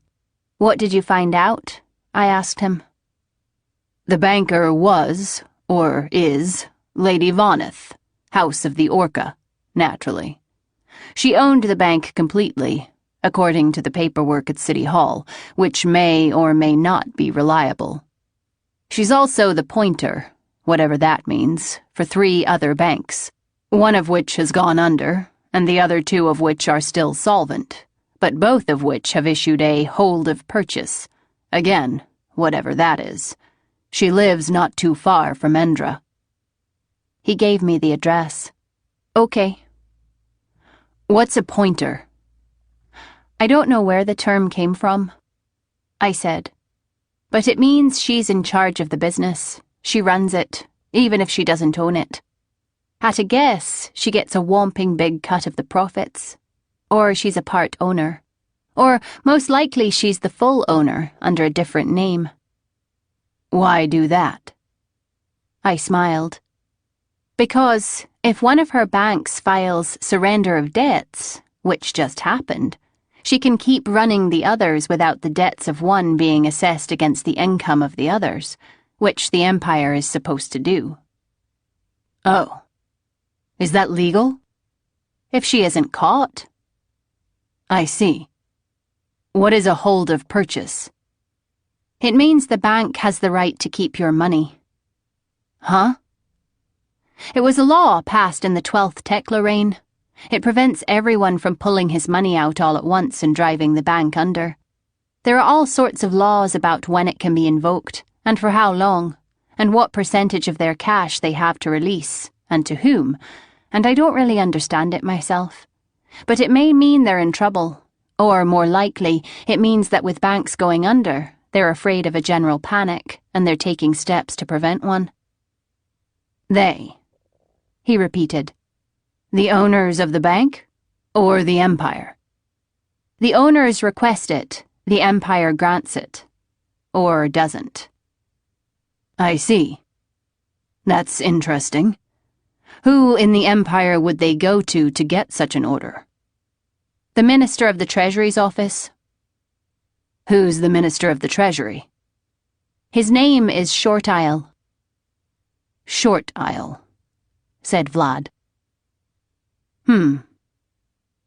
What? That name came up in Fieries' notes, somewhere. Something about it struck me as odd, but I didn't pay much attention, and now I can't remember what it was. I guess they met for dinner or something. Hardly surprising, I said. The Minister of the Treasury and a major entrepreneur? Sure. Yes, but... Never mind. I'll think about it. House? Short Isle? Orca. He nodded and fell into a reverie of contemplation. Is there anything else? Huh? Yeah. Go home. I'll go over your booty tonight, which should leave me with, at least half an hour to sleep. Tomorrow you can make contact with the banker and see what you can learn. All right, I said. Should I check with you first to see what you've found out? Yeah, but don't hurry. I want a chance to at least close my eyes and snore once before you show up. Okay, sleep well. He looked at the bag full of dusty scrap paper in his hand and favored me with a thin smile. Loyosh stretched his wings and hissed, as if he were laughing at us both. When I returned in the morning, the table near the stove was filled with the papers I'd discovered, all neatly sorted into 4 stacks, and, if I remembered the quantity correctly, reduced by about 3/4. Vlad had the bleary-eyed look of someone who had just woken up, and Savin was still asleep by the hearth, Loyosh, Rotsa, and Buddy curled up with him. Buddy thumped his tail once, gave a dog yawn, gave a whiny sigh, and put his head down on his paws. There were pieces of charcoal on the floor, more testimony to Vlad's state. The water was boiling, and I could see the clava tin next to it, and Vlad was staring at them, like he'd forgotten what they were for. I said, "What did you learn?" He said, "Huh? Make the clava." Yeah, right. The water goes into the inverted cone sitting on the I know how to make vera-be-damned clava. Right. He completed the operation, not spilling any water, which impressed me. Then he scowled at the floor and went looking for a broom. I said, "I take it will be a while before I get my answers." Huh? Yeah, just let me drink a cup of this poison. Poison? I thought you liked clava. She's out of honey, he said, practically snarling. Back in a minute, I said. By the time the clava was done, I was back with a crock of honey, and Vlad said, "You must be sure to permit me to be cut into pieces for you sometime." Been reading Parfy again? I don't know how to read. In an hour, maybe I'll know how to read. He put honey into the mugs, pressed the clava, and poured a little bit more than 2 mugs worth into 2 mugs. He cursed. I said, "I'll clean it up. I'll also be immolated for you whenever you wish." Noted, I said. Half an hour later he was himself again, more or less. I said, "Okay, what did you learn?" I learned... he said slowly.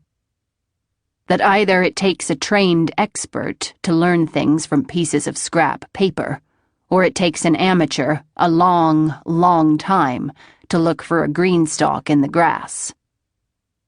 In other words, you learned nothing. Oh, I wouldn't say nothing. He was smiling. He'd gotten something. I nodded and waited. He said, most of it was numbers. There were a lot of numbers. I didn't pay much attention to them until I realized they probably meant money. Then they caused me a certain distress. But that still wasn't helpful. I haven't thrown them away, because you never know. But I did set them aside. I kept waiting. A few of those scraps of paper had names, sometimes with cryptic notes. Those I paid more attention to. I sorted them into 3 groups. One pile has mostly numbers, but maybe a name or a word that might be a code word or something like that. Another has messages, things like lunch, first day, swallowtail, lady preft. Or modify collateral policy on mortgage holdings, meeting 3 o'clock. The 3rd pile. He stood up, walked over to the table, and picked up a few pieces of paper. The 3rd pile contains the results of going through the other 2. These are scraps I came up with after looking at and rejecting a lot more. There isn't much, but there may be something. He brought them over and handed them to me. Okay, Kyra, he said. Let's see if you're as devious as I am. Take them one at a time, in order, and try to put it together. Okay, I said. I like games. There were 4 slips of paper, 2 of them obviously torn off from larger sheets, the other 2 on very plain paper. The one on top, one of the torn fragments, was written in a very elegant, precise hand, an easy one to read. It read, 5D for BT, 5 and 10, 8 o'clock, Sky Day, CKLSHL. I said, well, 5D, if we were talking about money, is probably 5 dots, 5,000 imperials, but that's a Jareg term. I wouldn't have expected a banker to use it. Yep, that's exactly what caught my eye. Keep going. I shrugged. Sky Day is easy, and so is 8 o'clock, but I don't know what BT means, 5 and 10, or what CKLSHL spells. He said, start with the last. There's a small inn, not far from the bank, that's marked by a sign of a seashell, and it's called the Cockle Shell. Our hostess told me about it. She says it isn't the sort of place one might normally find a banker. This is getting interesting. A payoff of some sort? Vlad nodded. Look at the time again. I did so. Right, I said. Whether it's 8 in the morning or 8 at night, it isn't at a time when banks are open. Exactly. Now, what do you make of the 5 and 10? 5 and 10 imperial notes? Or pieces? He nodded. That's my guess. Coins, probably. Clumsy to carry, but safer to negotiate. Then it is a payoff, and BT is the person being paid off, out of bank funds. Any idea who that is? Try the next note. It was just like the first. Same hand, same amount, different day and time, only no place was mentioned, and the 5 and 10 was missing. It had been crumpled up, like someone had thrown it at a wastepaper basket and missed. I said, well, they did it at the bank? Maybe. Or maybe we found an early one and a late one, and there was no need to name the place or the denominations because by now she knew it. And another thing. Look at the blotting on both of them. It's sloppy. Right. They were just notes by, I presume, Lady Voneth to herself. If they were ever turned into official copies, those were filed, processed, and taken. Or more likely, destroyed. But she scribbled these while doing calculations or talking to someone, and then apparently tossed them at the wastepaper basket and missed. Yes, I said. And this one is fairly recent. Like, perhaps the day they closed down. Right. I nodded. I recognize the hand, by the way. You recognize it? Only in the sense that I remember where these came from, and there was a lot of paper there. Most of it, like this, crumpled up into balls and lying on the floor. And a bunch of them that, just guessing, had fallen behind a desk or a filing cabinet and weren't worth retrieving. And it was, indeed, the biggest office in the place. So I'd guess you're right about whose notes these are. He nodded. Okay. After I'd gotten that far, I went through all the notes again, looking for any reference at all to BT. I take it you found something? Yep. Read the next one. Different hand, I said. Probably a man. Was it found in the same place? Yes. Then it was written to her, not by her. Not as legible, but I think I can make it out. There are questions about dispersals to BT. I think we should tighten it up before it mirrors. Should we use the disc fund? And I can't read the signature at all. I imagine it's the scrawl someone uses informally. Yes, I suspect you're right. So what do you make of that one? That's a curious little phrase, before it mirrors. Yeah, that's what I thought. Why not say, before it reflects? And what would that mean, anyway? Do you have a guess? Do you? Yeah. Let's hear yours, though. Before it mirrors. Give up? Not yet. You're enjoying this too much. I pondered for a while and came up with nothing. All right, I give up. What did you see that I didn't? Vlad smiled with one side of his face. The next note. Huh. Okay. I looked at the fourth and last of the notes Vlad had found. This was the longest, and as far as I could tell, the most innocuous. It said, Lady, Lord Sustor was in again. He now wants to secure his loan with his share of Northport coal. I told him he had to talk to you, but it seems reasonable. I'm going to start running numbers on it. Some big shot from the Ministry of the Treasury was in today looking for you. He didn't leave his name, but says he'll be back tomorrow. It may be an imperial audit, but I don't think we have anything to worry about. I spoke with Nurtria about the complaint we received, and he promises to be more polite in the future.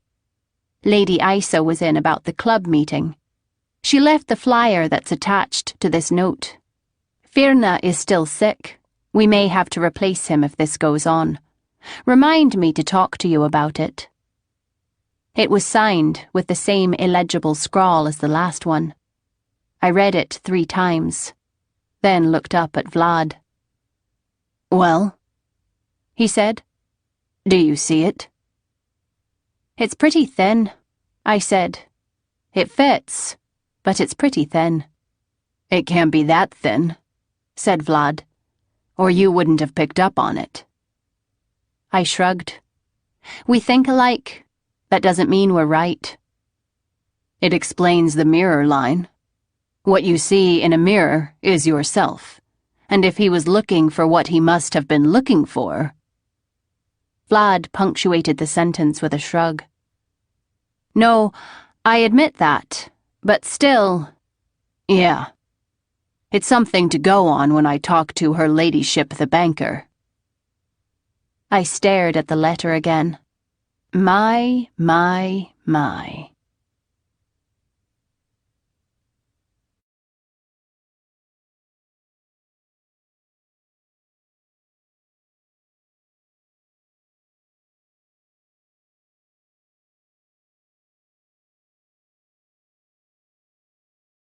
9.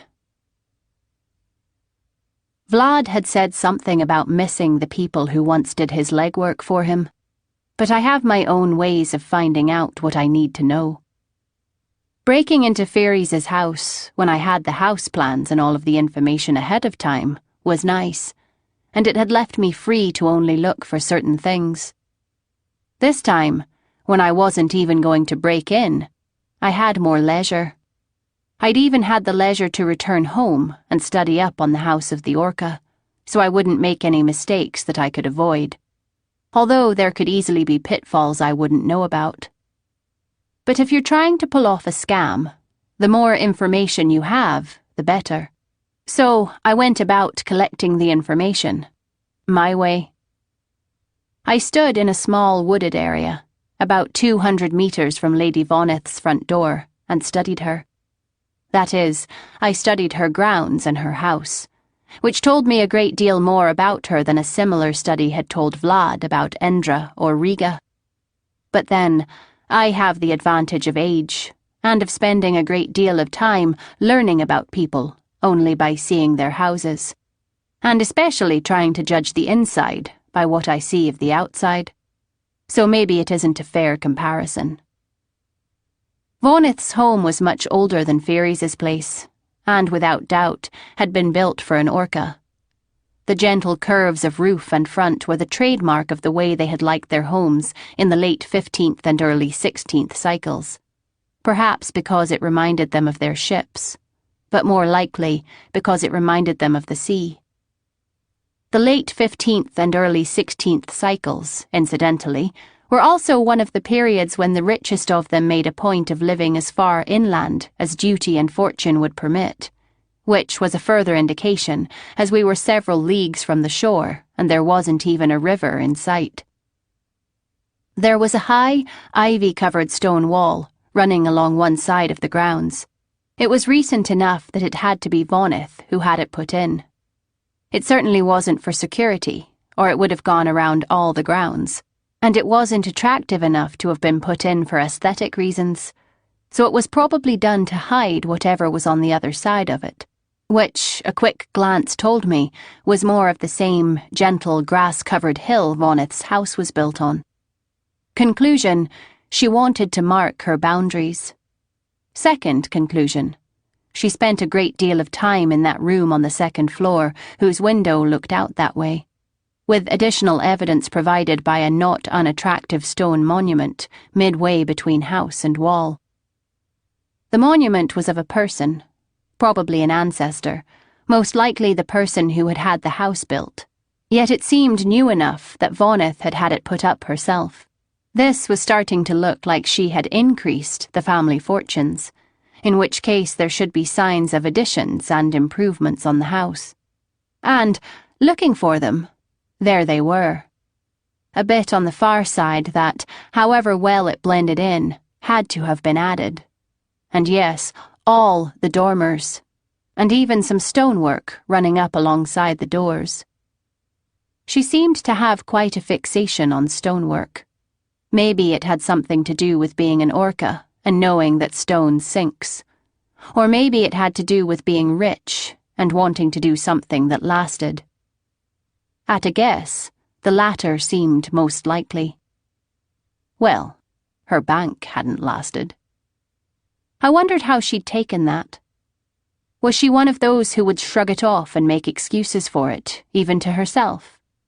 Would it destroy her? Would she mourn for a while, or would it inspire her to try again? Fairies was the last sort, I knew. Every time his schemes had fallen apart, he'd started over again. I had to admire that. There were 4 guards out in the open, and after a few minutes I found another 4 concealed, one of them close enough to make me uncomfortable, even though I was doing nothing illegal. I continued watching, noticing the glass on the windows, just like Fairies' place, and the inlay work on the stones around the front door, the carriage posts for guests' conveyances, and the glint that came off the door clapper. Yes. She, too, had her ostentatious side, although it was nothing like Vlad had described Endra's house. Come to that, though, I hadn't seen what the inside looked like. Still, all this time, I was only barely aware that my subconscious was putting together a layout of the house. It wasn't that I expected to need one. It's just how my mind works. I am, quite frankly, very good at it, and maybe that's where the real pleasure comes in. Just the joy of doing something you do well. There are worse reasons for doing things. Maybe there aren't any better ones. I was doing something I was good at now, too. I was wearing makeup, to which I was unaccustomed, but I was being a good enough Orca to fool an Orca. Or so I hoped. I walked up to the front door and pulled the clapper. You know it's a well-built house when you pull the clapper and you don't even hear the faintest echoes of it from outside. That is, either it's a well-built house, or else the clapper's broken. Evidently, the clapper was working. The man who opened the door was at once recognizable as an Isola, and a fine specimen he was. Old, perhaps a shade tall, well-groomed, graceful in movements, plainly delighted to see me, even though he had no idea who I was or what I was doing there. He said, "Welcome to the home of my lady side Captain Voneth, Countess of Lakota and Baroness of Teray. My name is Hub. What may we do to please you?" I said, "Good morning, Hub. I am 3rd Chartmaster Arik from Adralanka, with a message for the side captain. If you wish, Sir Hub, I will wait outside. Please tell her I'm from her friend in the Ministry of the Treasury, and there may be some small difficulty with the arrangements." He said, "There is no need for you to wait outside, 3rd Chartmaster. Please follow me." I did so, and he left me in a parlour while he went to deliver the message. Voneth had gone for the big roomy look. I had the impression, even in the entryway, of lots of space. I was prepared for it because I'd been able to see the dimensions and the height of the ceilings from the outside, but it was different actually feeling it. It occurred to me for the first time that there was something strange about an Orca wanting to live in a big, spacious, airy house, and a house, looking around, that had no hint or pieces of shipboard life anywhere. One explanation was that, if they're used to life on a ship, that's the last thing they want to be reminded of when they're ashore. But I suspect the real explanation is that, just as most Jireg have nothing to do with criminal activity, most Orca live out their whole lives on land, channeling their mercantile instincts into other pursuits, running banks, for example. Hub returned. "The side captain awaits you in West Room." There were no hallways on this floor. It just flowed from one room to another, which meant all of them were big and open. From the parlour, where I'd been waiting, we passed into a dining room with a very long lacquered table, and from there we entered a spacious room with dark panelling and traces of something tangy sweet. Maybe incense, maybe something else. The chairs in this room were all stuffed and comfortable looking, and set in clumps of 3 or 4, as if to turn the one large room into several smaller ones, without the benefit of walls.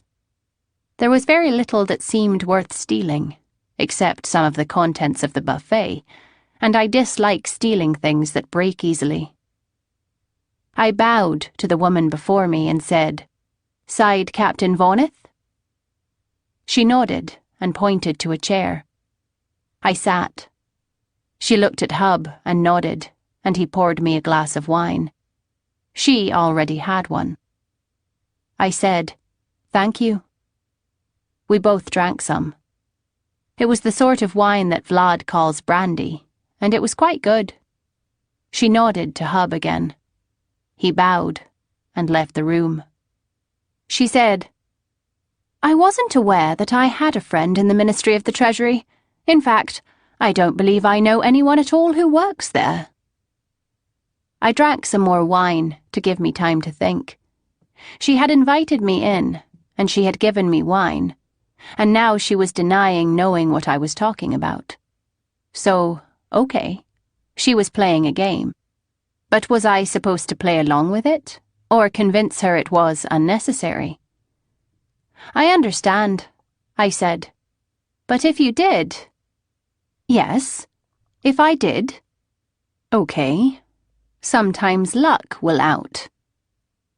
You would probably be interested in knowing that the fire is getting hotter. I beg your pardon? Questions are being asked. And are the answers forthcoming? No. And I added, not yet. Her lips tightened. Some, she said, might interpret that as a threat. No, I said. Not a threat, but you know Lord Shortile. Do I? She said. What makes you think so? I mean, you know how he works. I thought I did, she said. But now you say he's not threatening me, and yet... Well, all the way to the top. I said, he's not. What I mean is, he's getting pressure from, well, you can guess where the pressure's coming from. She frowned. Actually, I can't. The Phoenix is off cavorting with her lover, as I understand it, so it can't be her, and there isn't anyone else who is in a position to threaten us, or has the desire to. Now, that was extremely interesting. I said, because Her Majesty is gone doesn't mean she's out of touch. For the first time, she looked worried. It is her. Something has slipped. Yes, I said. What? I don't know. I'm just a messenger. How bad is it? Not bad. Yet. It's just a whisper. But that is, certain parties thought you should be informed. Yes. What does he say I should do? Do you know Lord Loftus, who is running the... Of course I do. That's where the pressure is coming down. Has he slipped? Not badly, but enough so there's some danger. You should be prepared to move. Huh? What do you mean, move? I mean run. Oh. Do you think it might come to that? We hope not. She nodded. All right. Why wasn't I reached directly? Why send you? Good question. Why do you think? For a moment, I thought she wasn't going to be able to come up with anything. But her eyes got big. The Empress? Using the orb? She wouldn't. She's a phoenix. I shrugged. She hasn't yet, and she may not. But it would be the obvious next step, wouldn't it? Impossible. Shortile is getting paranoid. Maybe, I said. Probably. Certainly. No one has done that since the 7th Jireg reign, and you know what happened then. So is there any harm in being careful? No, I suppose not. She shook her head.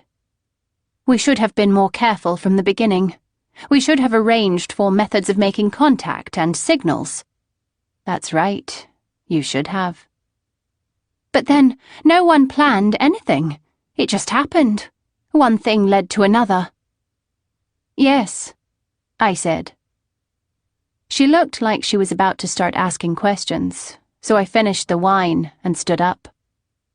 There's a great deal to do, but nothing that should be impossible.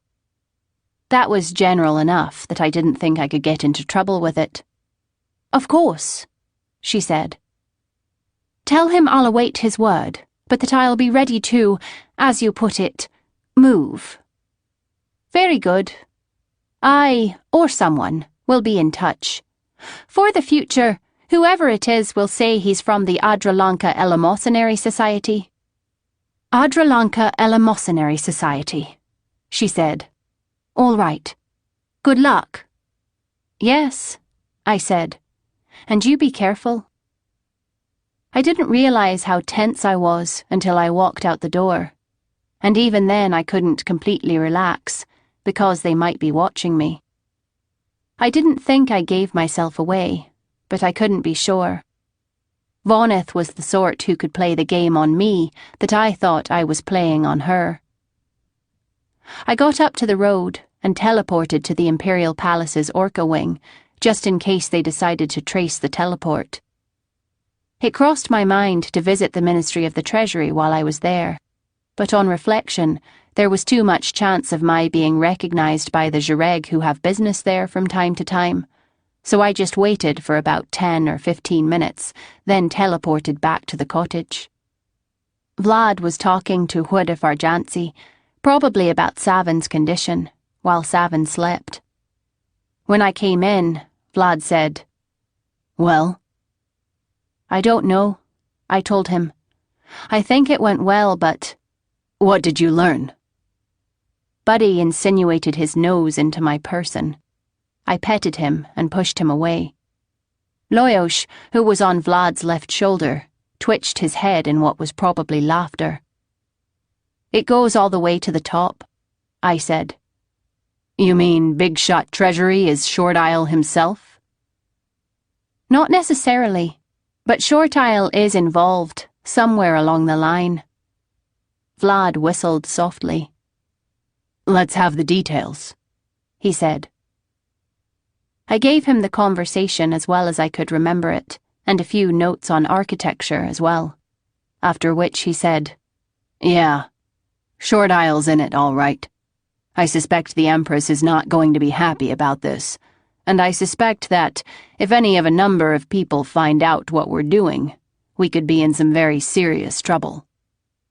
"Right on both counts," I told him. "Could Short Isle have enough pull to enlist the tasks group?" "No chance," I said. "There has to be someone else." "Okay." I could see him accept that. "The Tiasa? Lord Kavrin?" "I know about him. I don't believe it. And you're the one who heard the way Loftus talked about him, and I threatened Loftus with telling him." "The Empress?" "Even less likely. I'd even risk impossible." "Then who, damn it? Who else can order the tasks group to do something like this?"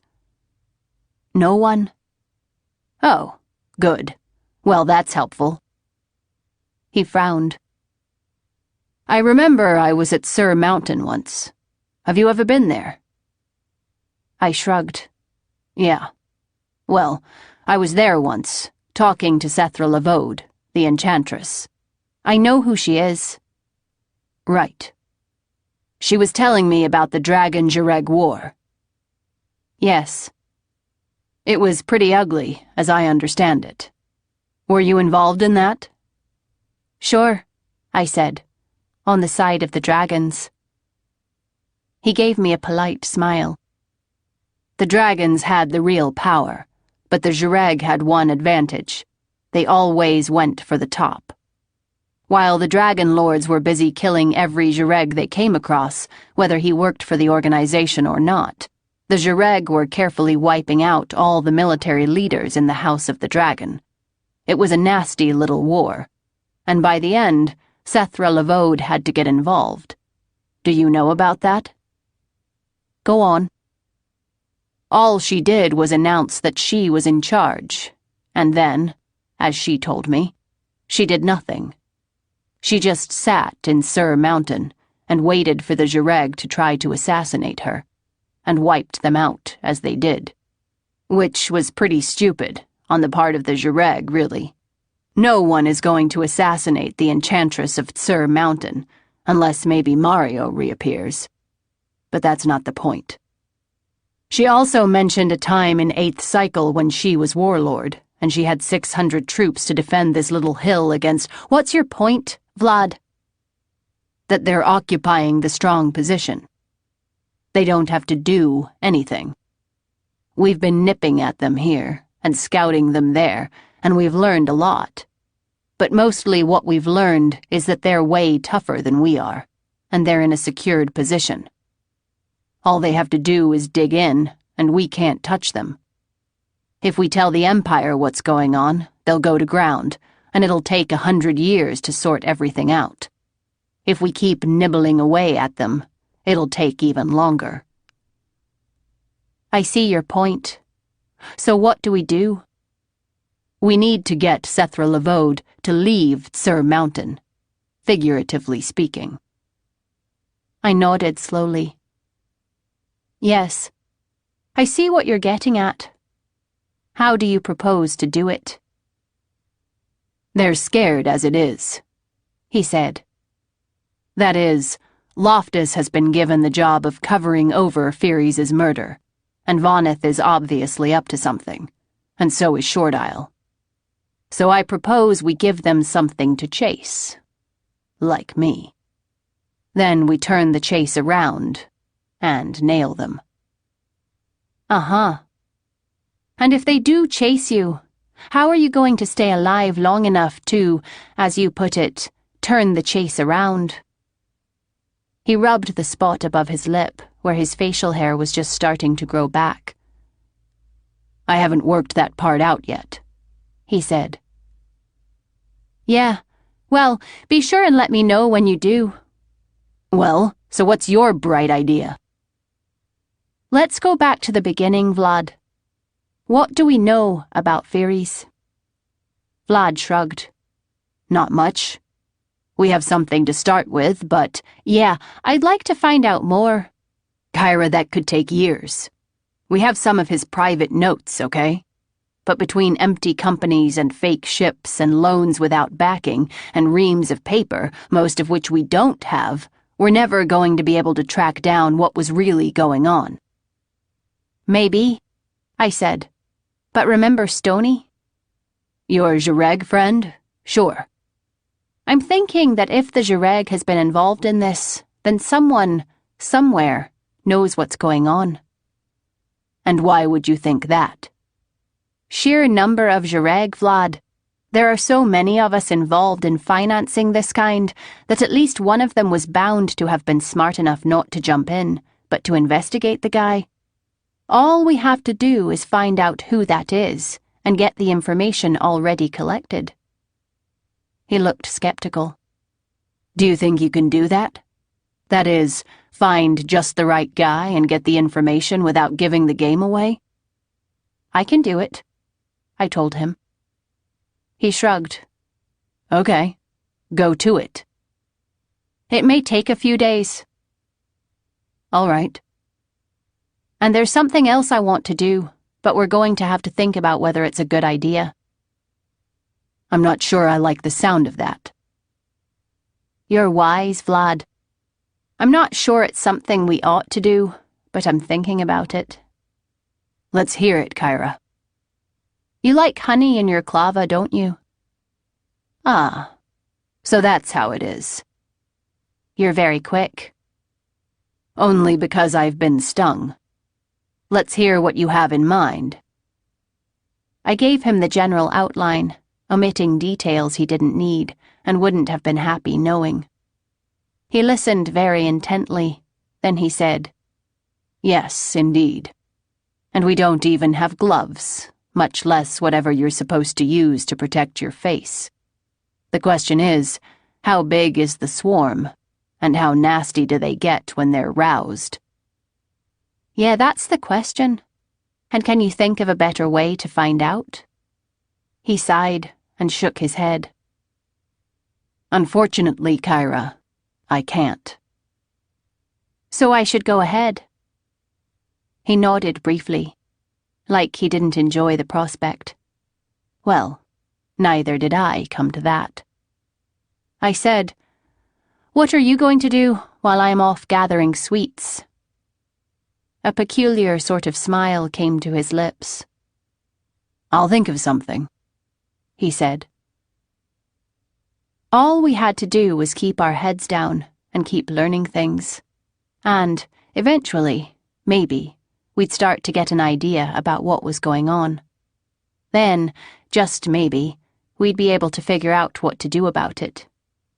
That, at least, was what I was thinking as I stepped out of the little cottage and repaired home to make myself annoying in a couple of different ways to several different people.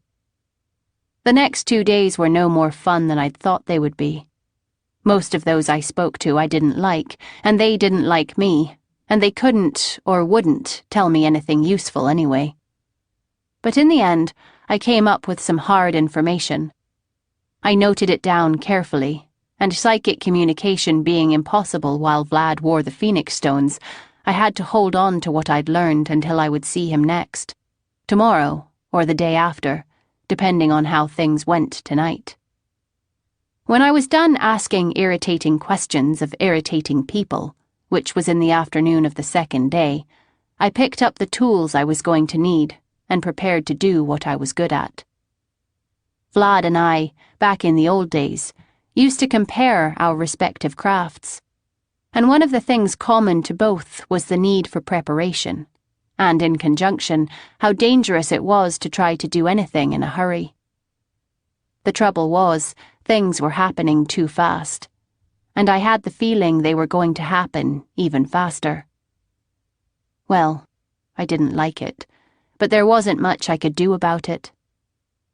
After getting what I needed from home, I spent the rest of the afternoon going from place to place in Adralanka, trying to get the information I needed to have a chance to pull this off.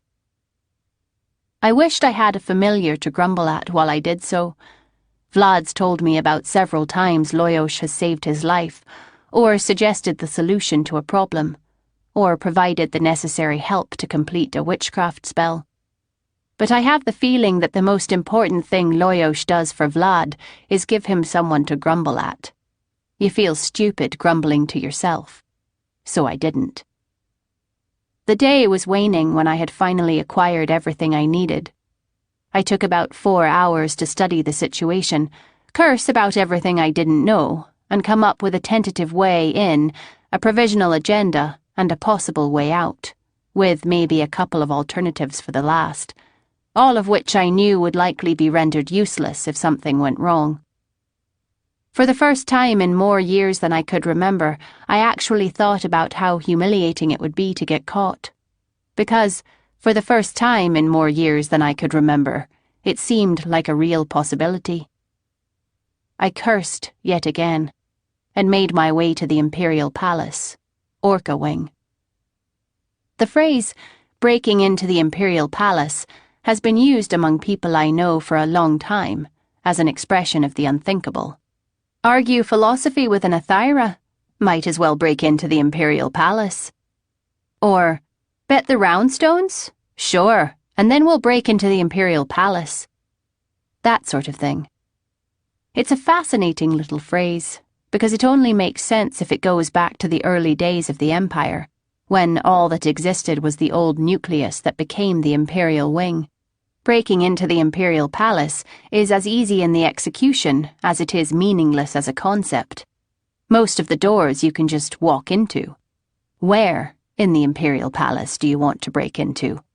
And of course, to do what? In any case, I broke into the Imperial Palace by walking into the Orca Wing.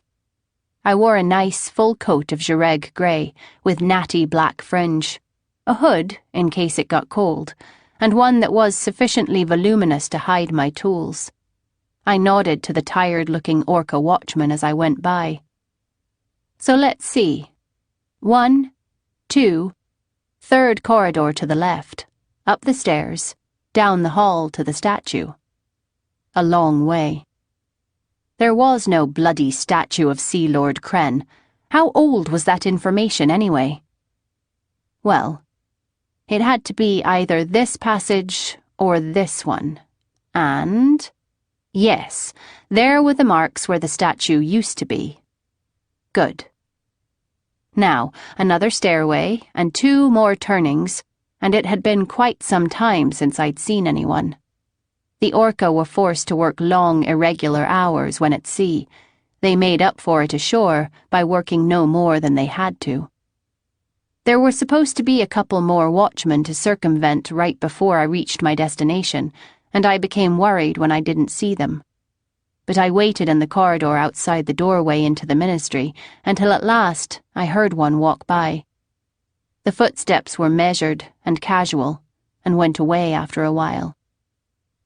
9.5 minutes later, I heard a different set. 11 minutes later, the first set returned. I spent another half hour there, just to make sure of the timing, then moved. The door into the ministry had only the most cursory lock, and the alarm was trivial. Once past it, I had to get into Short Isle's office, and I spent most of the 7 minutes I'd given myself in checking for alarms. Then, I retreated once more to wait for another cycle of the watch. The next time, I spent only 5 minutes more checking for alarms, about a minute disabling them, and maybe 20 seconds opening the door, slipping through, shutting it, and locking it again. Then, I put the alarms back up, in case the guards checked them. I put some cloth under the door so that no one would see light peeking out, then looked around. There was a door in his office that had a nice little sign on it reading, Records. If Short Isle was engaged in anything shady, or, in fact, even if he wasn't, he wouldn't make it easy to get to the financial records of the Empire. So I intended to take this carefully and slowly, and make sure I'd found everything before I moved. I studied the door, the floor, and the ceiling first, looking for anything obvious, and found nothing. Next, I looked as closely as I could through and into the keyhole, but I didn't see anything that looked like an alarm. The next step was to feel for the presence of sorcery in the area. And yes, indeed, it was all over the place. There was nothing subtle about it. Was it double-trapped? That is, would looking at it closely set off an alarm? Well, there are the tendrils of spells that hang in the real world, like abandoned cobwebs. And one knows the feel of these strands if one has ever walked through a dark and gloomy place. So, too, were these bits of amorphia all around me in that place that was dark to the outer eye, but now filled with light to the inner. I can brush past cobwebs without making them fall. But what if the web is not abandoned, after all? Then, the spider will know I am there. And if there is anyone watching the spider, then I cannot brush her or her threads aside, without all the world being aware of me. Ah, little spider, you have a bite, do you? And someone watching over you? Well, let him watch, little spider, and you. Find me if you can, for I know cobwebs better even than you, and I will send up my own spider that will look like you and act like you and gobble you up, and then sit fat and happy in your place while the watcher watches, oblivious. I took a few minutes to catch my breath before I proceeded. One becomes exhausted when using sorcery in proportion to the intricacy of the spell, not the amount of energy used. A fact that I think Vlad still doesn't understand, since he still compares it to witchcraft, an art I've never begun to understand. When I felt better, I used the same device I'd used at the bank to look into the room in preparation for teleporting. It was a fairly small room, but full to overflowing with cabinets, maybe 45 or 50 of them, all of which were, no doubt, full to overflowing with the recent financial records of the Empire. Whatever I was looking for was probably in there. I checked the room over carefully, fixed it in my mind, prepared to teleport, and stopped cold. Something wasn't right. I put the tube back against the wall, held it tight, relaxed, and looked again. The room was entirely dark, and I hadn't wanted to risk light until I could be sure they had nothing to detect it. So I'd used a spell that affected my sight rather than the room. This is tricky, because it is very easy to miss things that are near other things. Objects tend to blur and merge in the magical vision. But it seemed that there was something odd next to one of the cabinets against the wall. I checked again, and there was no trace of sorcery, except for those spells I had already found and circumvented, which meant, if this was an alarm, it wasn't a magical one. Of course, there was no reason to believe it was an alarm. It was just something that wasn't a filing cabinet, or a pen, or an inkwell, or anything else I could readily identify. I almost talked myself into going in, but you don't get to be my age without developing some instincts and learning to trust them. So I put a little more effort into seeing it. If the ceiling was as high as the ceiling of this room, then the filing cabinets were about 8 meters tall, in which case the object sitting on the floor was about 2 meters tall. Scale can be a problem when seeing this way. Try it yourself. And resembled, more than anything else, a small gong, with some sort of round plate attached to a thin frame by a pair of wires, and even what might be a diminutive beater positioned in front of it, attached to the frame. I couldn't see how thick any of it was for sure, which didn't help any. I doubted it was actually a gong, but I couldn't figure out what it was, or what it was doing there. If it was magical, I'd lost all of my skills. And if it wasn't magical, what was it? Could one use witchcraft to create an alarm? My guess was no, but I couldn't reach Vlad to ask him, and I didn't want to ask Cotty because she'd ask questions. No, I didn't think witchcraft could do something like that. And I really doubted that Short Isle would think to hire a witch anyway. It was probably something completely harmless that had nothing to do with anything, and when I looked at it, I'd laugh. Except that I still had this feeling. Well, if it was an alarm, it had to be connected to a device to notify someone, or a device to trigger a trap, or a device to make a noise or something. And if the connection wasn't magical, it had to be physical. Well, was there a string or a wire running from it to somewhere else? I looked and focused, and yes, there was. A wire or a string ran from it up to the ceiling and disappeared above the room. Maybe it was an alarm. If so, how did it work? What was it supposed to detect?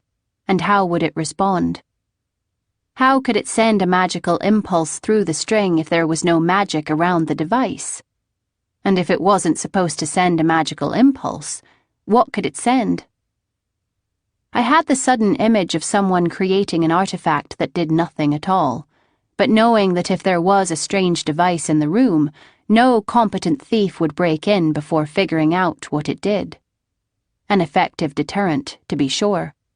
But I suspected there was more to this object than that. Well, what would have happened if I'd teleported into the room? Nothing. I'd have been there, maybe right by the device, maybe not. But it couldn't sense me anyway, so... Slow down, Kyra. What happens when someone teleports into a room? The same thing, more or less, that happens when someone opens a door and walks into the room. Air gets pushed around. Just a little when the door is opened. More when you materialize from a teleport. And if that gong-like thing is thin, then just a little air movement would be enough to make it tap against the beater. And if that was a metal wire, it could carry the sound, or the vibration, through the palace to a place where it could be amplified. And someone, somewhere, would know that the integrity of the room had been violated. I'd have whistled to myself if I weren't being especially conscious of sound.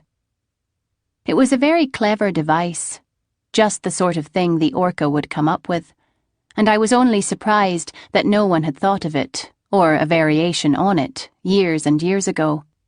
Simple, elegant, and almost impossible to detect. Almost impossible. Thing is, I'm not just a good thief. I'm the best thief in the Empire. I reached the fingers of magic into the room and felt the thin metal plate. Careful now, Kyra. Don't get cocky with all those thoughts about how good you are. You're good because you're careful. And you're careful because you're patient. Take it slowly, and... It was immobilized. I sighed, took a breath, and teleported into the room. Nothing went off. Nothing moved. I did yet another check for magic, then made a light and began looking through the Imperial financial records. These were, you understand, only the most recent and active sets. The rest were saved by some method known only to the sorcerers of the House of the Liorn and the archivists of the House of the Orca. But it was the recent and active records I needed. I imagine the organization of the packets in the cabinets, and, indeed, the arrangements of the cabinets, all of them marked with numbers or symbols or a combination, made sense to those who worked here. And I would even guess that somewhere was a key to the whole thing that would explain how to interpret everything else. But I had no clue how to make sense of any of it. Fortunately, I didn't need to. I opened a packet at random, saw nothing that meant anything to me, closed it, and put it back. Then I went to another cabinet and did the same. Then another, until I had opened at least one packet in each of them, and riffled through probably 200 collections of notes, invoices, receipts, and other accounting arcana. That done, I slipped out of the room, stopping long enough to erase any psychic traces of myself that I might have left. Then I locked the door behind me, and very, very carefully released the spell that was holding the little wind alarm. It didn't go off. As the last step, I got a metaphorical spider back and had it cough up the one it had euphemistically eaten. I looked around the rest of the area until I found what had to be Short-Isle's desk, judging from the size, the location, and his name appearing on plaques, markers, and papers all around it. Unlike the records, here there was a chance I could learn something, if, indeed, Short-Isle was the guilty party, and if he left evidence of his crimes lying around. Phrased that way, I didn't think much of my chances, but it wouldn't hurt to explore a little. The alarms built into his desk were all sorcerous and not terribly effective, which meant that he had nothing to hide. Or he wasn't hiding it in his desk, at any rate. I dismantled the alarms, picked the locks, and looked through the contents. There were, in fact, no notes saying, "Today, I accepted a large bribe from Voneth in exchange for allowing her to close her bank and run with whatever money she could scrape together." Oh well. The most irritating thing was that he had 2 small, hidden compartments in the desk, both of which required a great deal of time and effort to open, and both of which turned out to be entirely empty. Not even a sigh print of his mistress. I took this as a personal affront. When I finished with the desk, I realized just how exhausted I was. That's the most dangerous part. When you're all done, and you're tired, and everything has gone well, it becomes too easy to let your guard down, and make some little mistake that will bring the watch running, or allow you to be found after the fact. I made myself go slowly and carefully in removing all traces of my presence, both psychic and mundane. Then I made sure of the timing of the watch. Judging by the footsteps, they weren't the same pair who'd been there before I opened the last door between me and escape. Even after I was past that, I was careful to avoid crowded places and took little-known paths through the palace, walking for almost 2 more hours until I could emerge from the Yendi wing, just for the pleasure of giving the inhabitants something to wonder about, and teleported straight back home, where I poured myself a glass of the same kind of wine Voneth had given me, drank it down at a single draught, and climbed into my bed, after which I slept soundly for several very pleasant hours that were only marred by a few dreams in which spiders were banging on gongs. When at last I roused myself late the next morning, I took care of morning things, broke my fast with warmed nut bread, maize pie, and Eastern-style coffee, which Vlad claims is too bitter for him, and teleported back to Northport. I found a large and busy inn very close to City Hall, so I went in, found a table in the middle of the room, and began to drink clava, with the intention of continuing until something either happened or failed to happen. I was, in effect, making myself a target.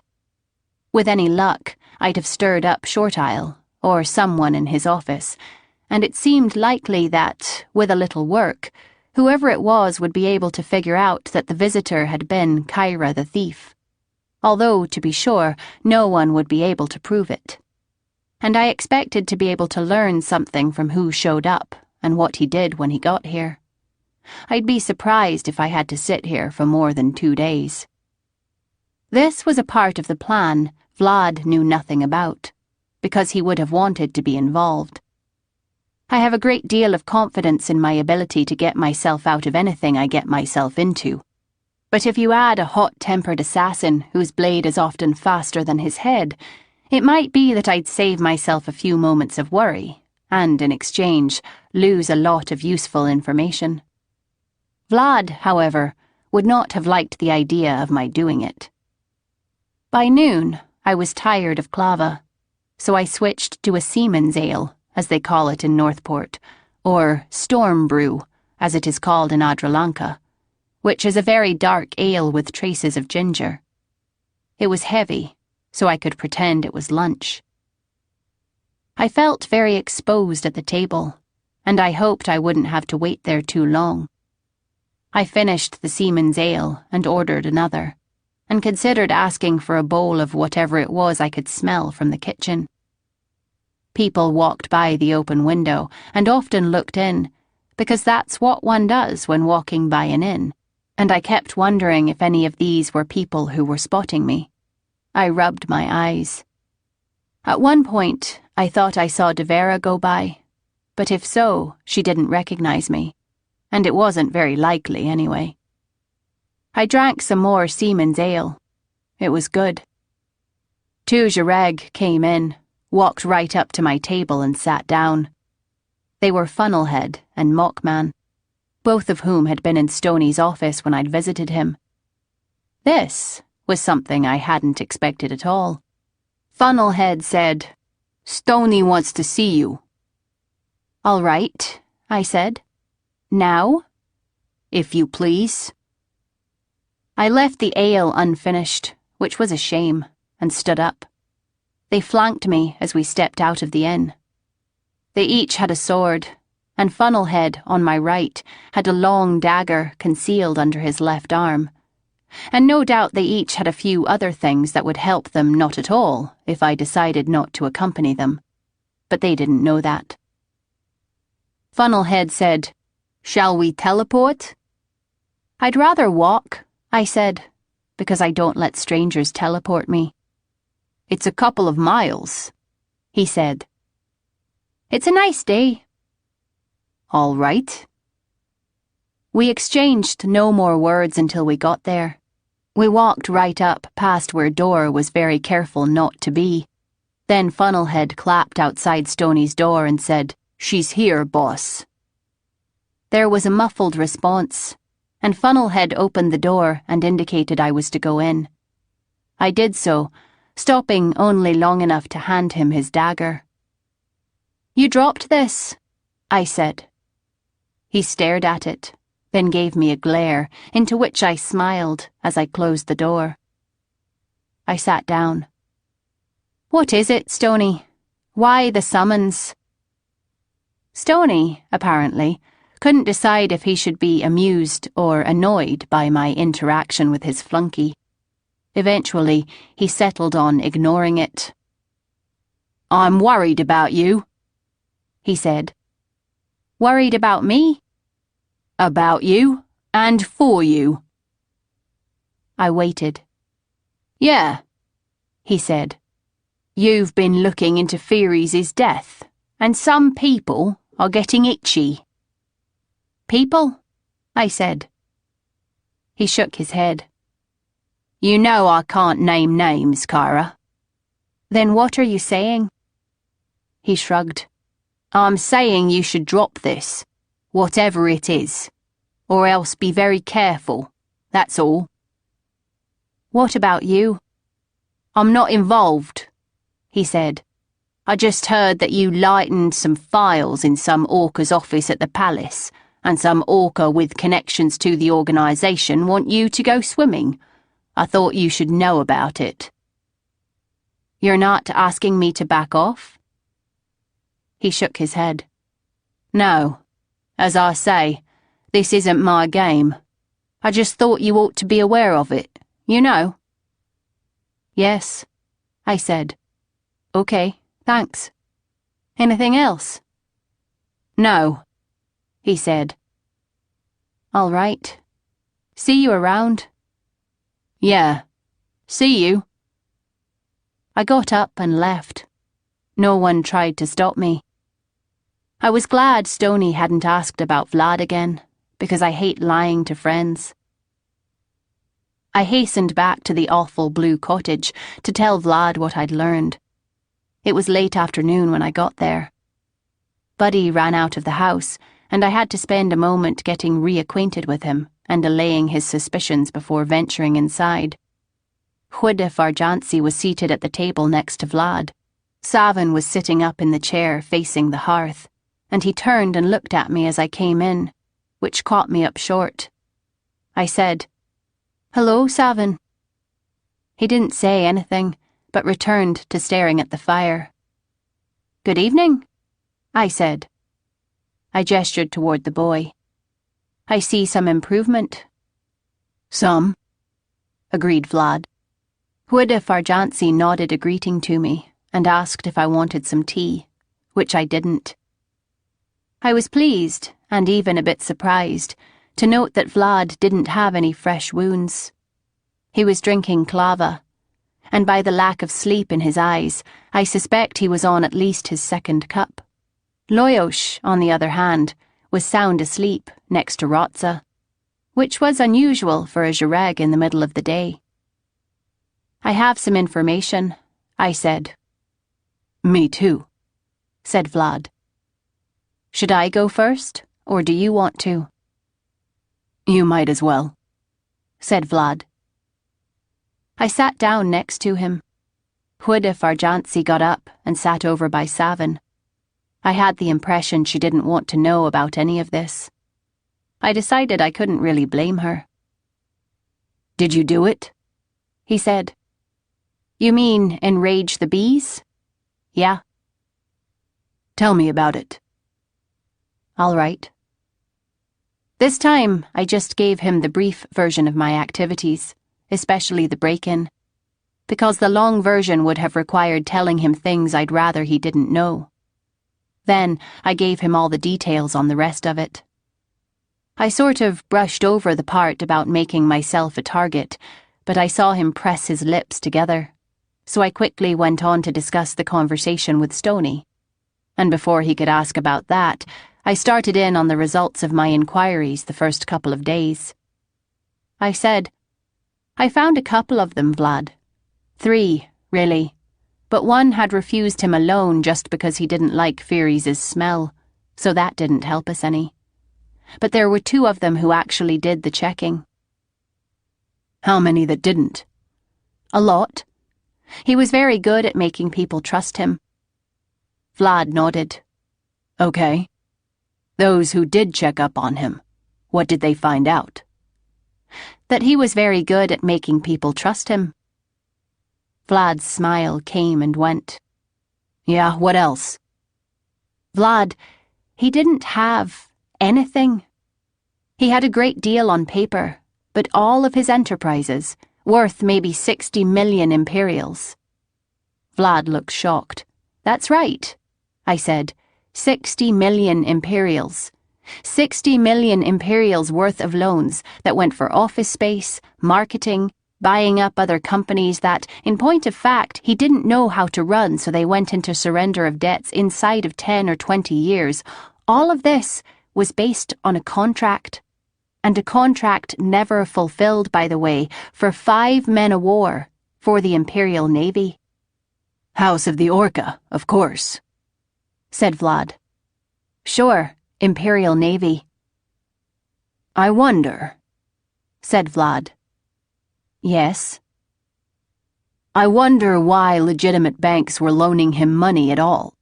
I mean, I can see the Jureg, but... Are you sure they were? We know about Voneth, but do we know there were any others?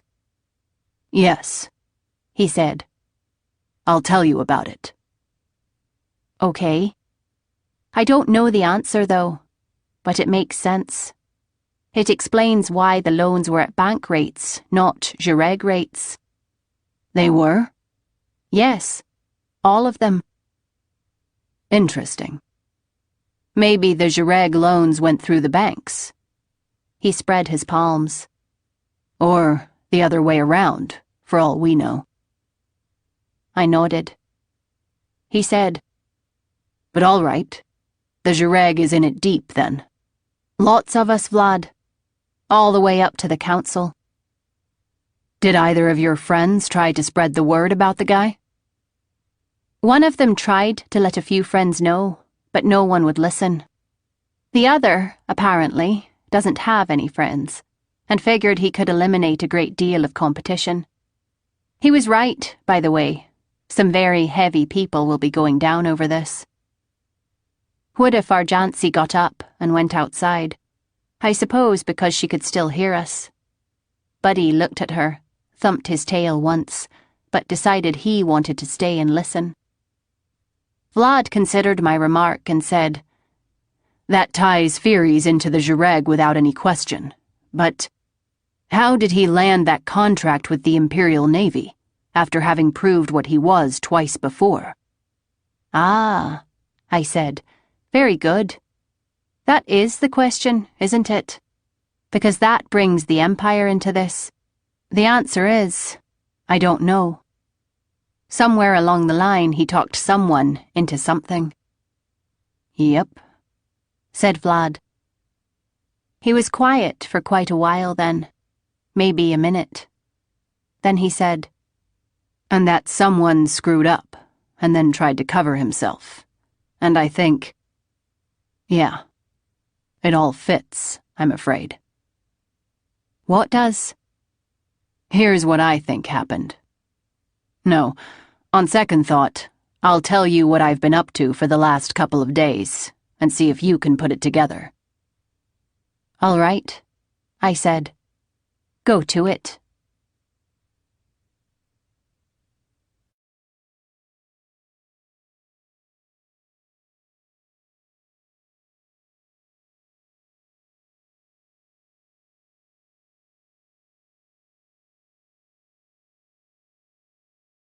"10.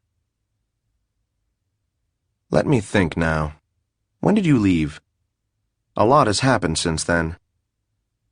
It was early afternoon, right? Okay, I'll just take it as it happened. After you left, I made an effort to get Savin talking again, and he went off on knives some more. I decided that it probably wasn't healthy to keep him fixated like that, and the old woman told me the same thing a few minutes later, so that was about it. I couldn't think of anything else to do with him, and eventually I realized that half the reason I wanted to was to avoid having to do something I was a bit afraid of. Let me explain. I kept thinking about that banker, and what you'd said about the Jureg connections, and what I couldn't get away from was the idea that if the Jureg was connected to Furies, and Furies was connected to the Empire, then the Jureg was connected to the Empire. If that was true, what was the connection, and how did it work, and like that? Now, Side Captain Voneth— what's a side captain, by the way? Must have been tied into Furies because she jumped ship, so to speak, within a week of Furies' death, and you'd proven that she was connected to the Empire, so I couldn't help wondering if she was connected to the Jareg, too. The trouble was, I couldn't go waltzing into Stoney's office and ask about it, because he'd kill me on the spot, and because you'd be annoyed with me, which meant I'd have to work through either Voneth or Loftus. From what you said, I had the impression that Voneth would bolt if she got any more jumpy, and that might be inconvenient. So that left Loftus. I have to tell you, Kyra, I wasn't all that excited about going up against him straight, and I wasn't very happy about trying to put anything past him again. You've met him too, and you know what I'm talking about. I think we were both lucky the first time we ran into him. The only thing I could think of was to keep him off balance long enough for me to learn what I needed to learn, and, with him alerted, I didn't think much of my chances of shoving another barrel of lies at him. To the left, however, telling him the truth wouldn't get me anywhere. So that left giving him some of the truth and either feeding it to him a bit at a time, trading information, in other words, or hitting him with enough of the truth to make him stumble and hoping to get something while he was recovering his balance, if you follow my metaphor. As for which of those I'd do, I didn't know. I was just going to approach him, talk to him, keep my ideas in mind, and see how it went. That, at any rate, was the plan, if you can so dignify vague intentions with the word. After arriving at this magnificent conclusion, I had to make some food, and then clean up, and then try to talk to Savin about something other than knives, which produced no response at all.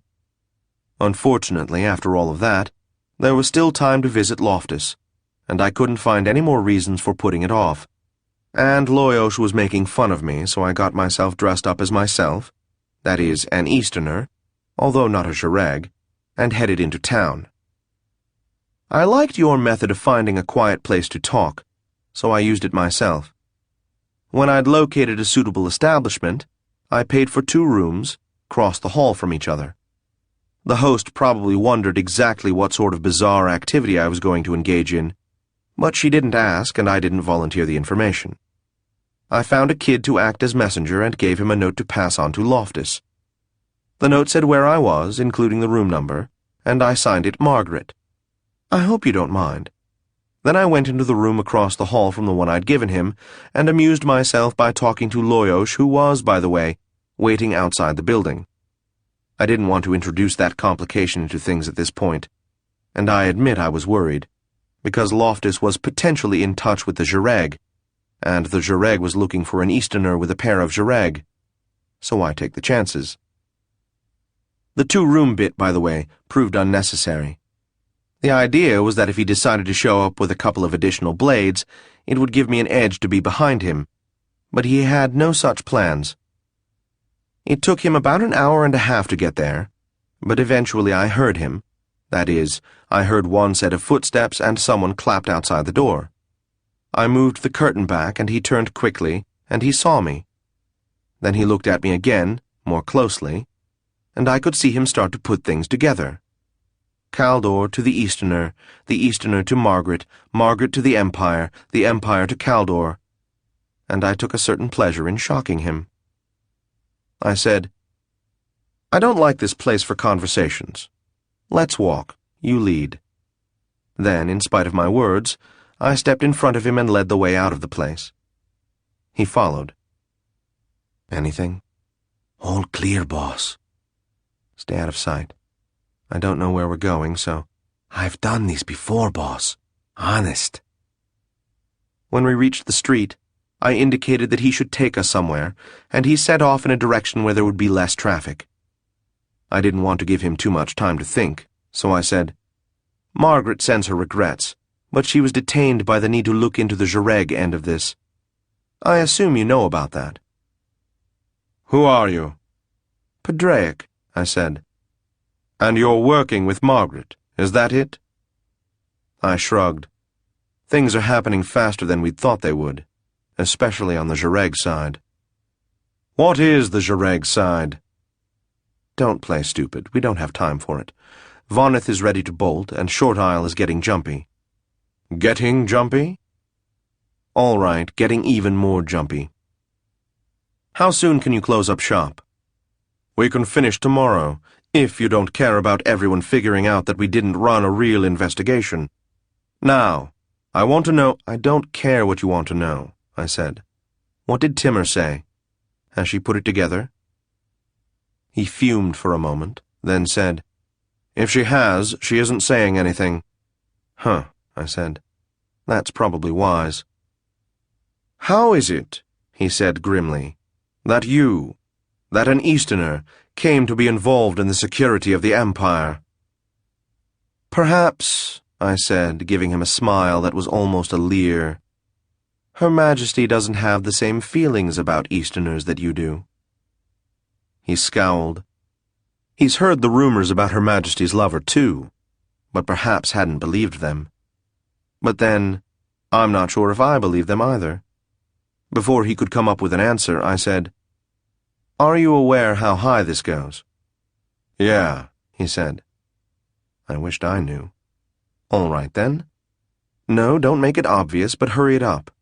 Get your work done as fast as you can and get out.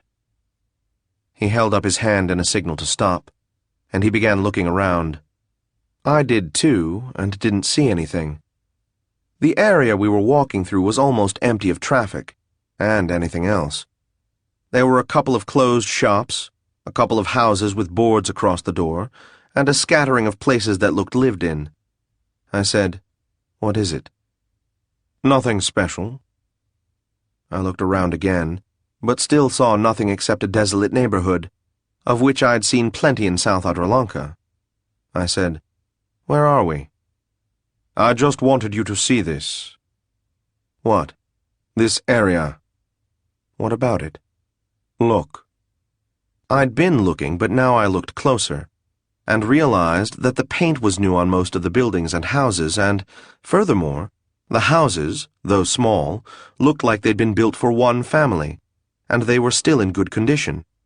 In fact, very good condition for how few people were here. I gave him a puzzled look. He nodded. When I got to town just a couple of weeks ago, that place was open, and that place was open, and there were people living there, there, and there.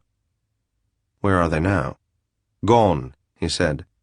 Maybe on the street, maybe moved to another town, maybe out in the woods hunting and living in tents. I don't know.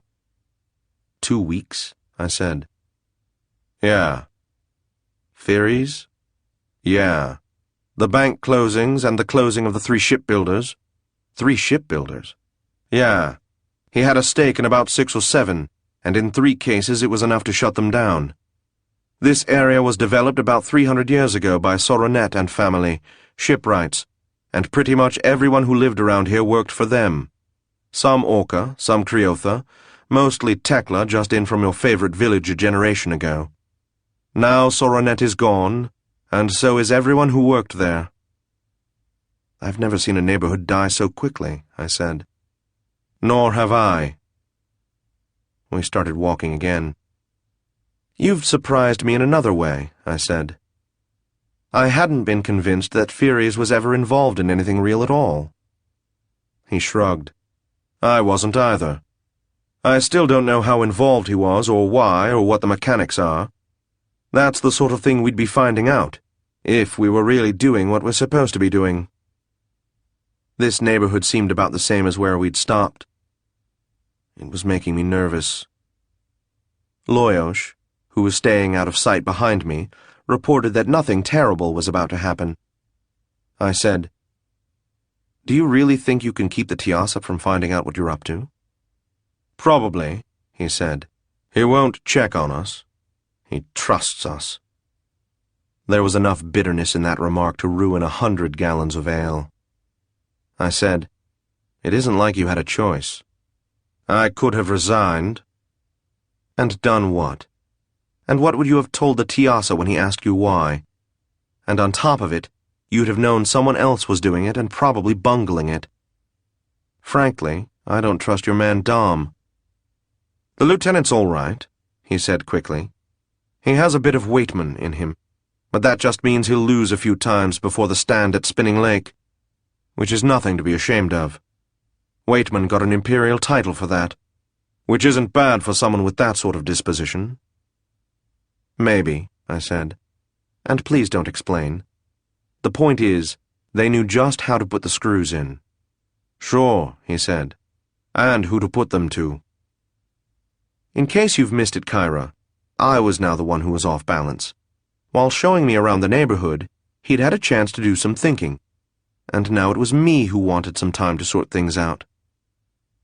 We had apparently sold Loftus on our story far more completely than I'd expected to. And that puzzled me. But more than that, I just couldn't reconcile everything he was saying with the idea that he was the sort of guy who'd go in for this kind of action. There was a piece of this, a big piece of this, that didn't make sense, and I was no longer at all sure how to proceed. I had this awful urge to just flat out ask him everything I needed to know. Like, for example, who was behind this, and how exactly had the pressure been brought? But someone like Loftus is going to figure out more from the questions you ask than you will from the answers he gives. And if he figured out too much, he'd stop answering the questions at all. A damned tricky business that made me long for the days when all I had to do was kill someone and not worry about it. I needed a distraction. I said, "There's another thing that's puzzling me. There's a lot that's puzzling me. Some of the smaller companies in Furies' little empire, not so little, Padraic. Yeah, some of them hold land. Sure. And they're selling the land." He nodded. "And they're going under." "Right. So they're not able to sell it." "I guess. What's your point? If it's the legalities of it—" No. We have more advocates than the orb has facets. I'm trying to figure out what sort of business sense that makes, or what kind of other sense it makes that overrides business sense. You think they have any choice? Maybe. He shook his head. If you're going somewhere, I can't see it. As far as I can tell, they're bailing out as they go, and if that means they lose some property, they'll let the property courts and the advocates worry about it later. I don't think there's any plan involved. This was all news to me. I said, "I'm not convinced." "You have a devious mind. It goes with the job. Do you have any evidence? Any reason to think so?" "Just a feeling. That's why I wanted to find out if you'd had any ideas about it." "No." "Okay," I said. We were heading back in the general direction from which we'd come. He said, "So, all right. What is it you wanted? You had me make contact with you for some reason, and so far all we've done is chat, along with a warning so general there's no point in giving it, and a question you could have had a messenger ask. What are you after?" Damn. I had certainly given him too much time to think. I said, "There's someone who knows too much about what you're doing, and I can't find him." "What do you mean?" "I mean that something's slipped, and I'm pretty sure it's at the top, or near the top at any rate. I'm running into opposition, and I can't pin it down." He shook his head. "I haven't run into it yet. The only suspicious action I've seen so far has been you and your friend Margaret." Damn again. That wasn't the sort of thing I wanted him thinking about. "Look," I said, "I'm going to have to trust you." "Trust all you want," he said. "I haven't shut you down, but I'm not under your orders." He was ahead of me again. "And now I want a few answers." And gaining. "Your friend Margaret claimed to have a certain hold on me." "The letters. Yes, they're real." "I told her then they wouldn't go very far, and this is as far as they go. Exactly who do you work for, and what is your job?"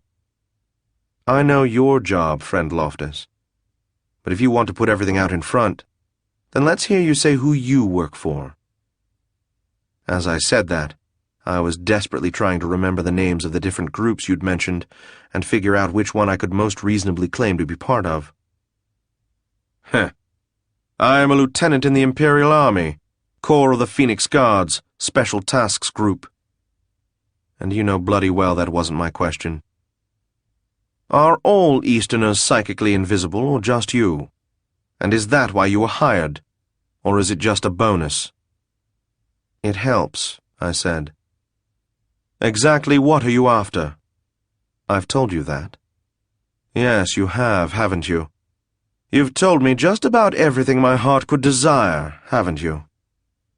I shook my head. Play all the games you want, Loftus. But I don't have time to muck around, not if I'm going to do what I was sent here to do. Shall we get something to eat? He said. Add another dam or two. He was pulling all of my tricks, and he was better at them than I was, which I suppose only made sense.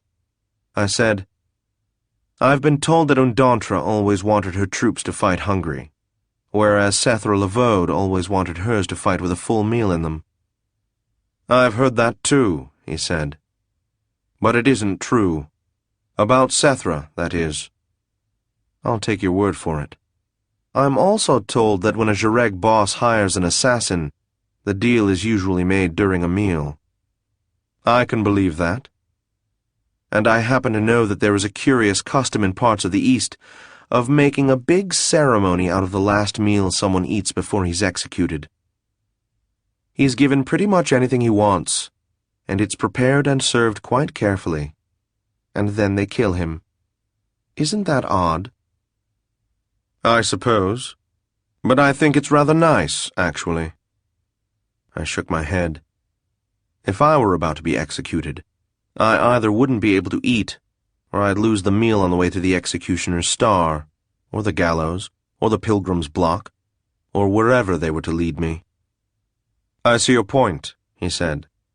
But I think I'd like the meal anyway. Well, perhaps I would too. There's got to be some place around here.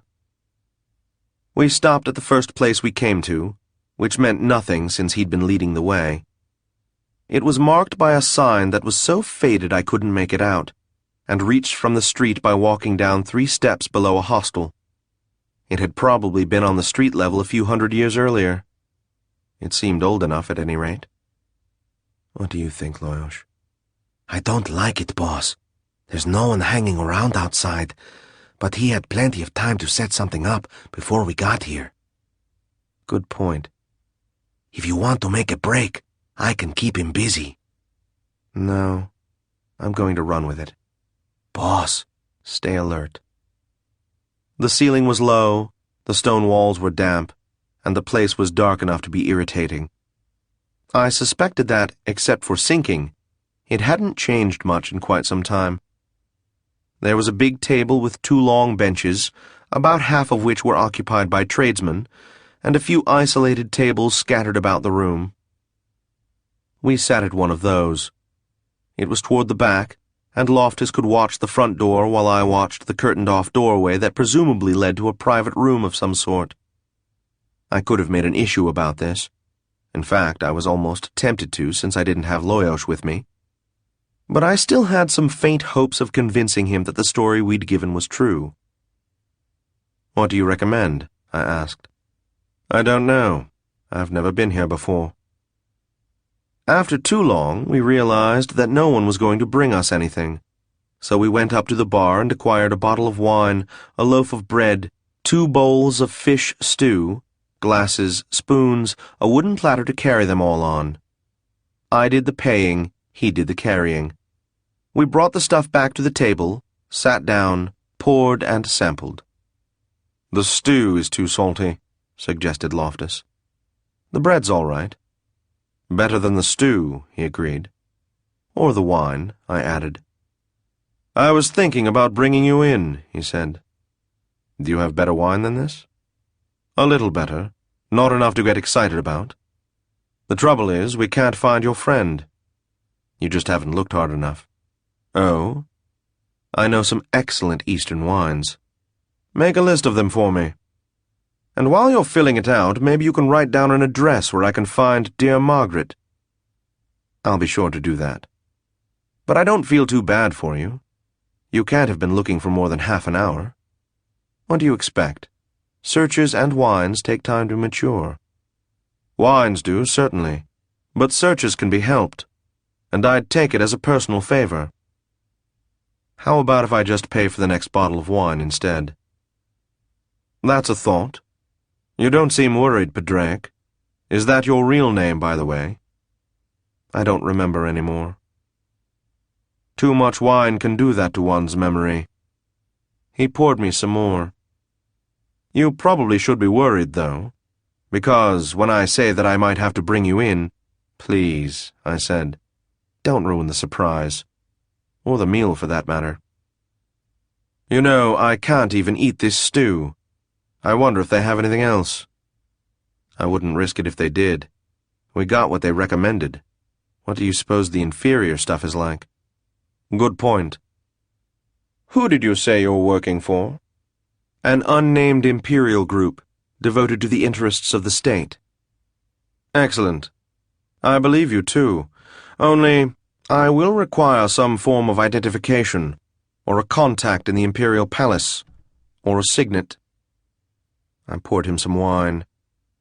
That could be problematical, I said. Yes. What exactly are you trying to do? There's an old lady whose land is being taken away from her.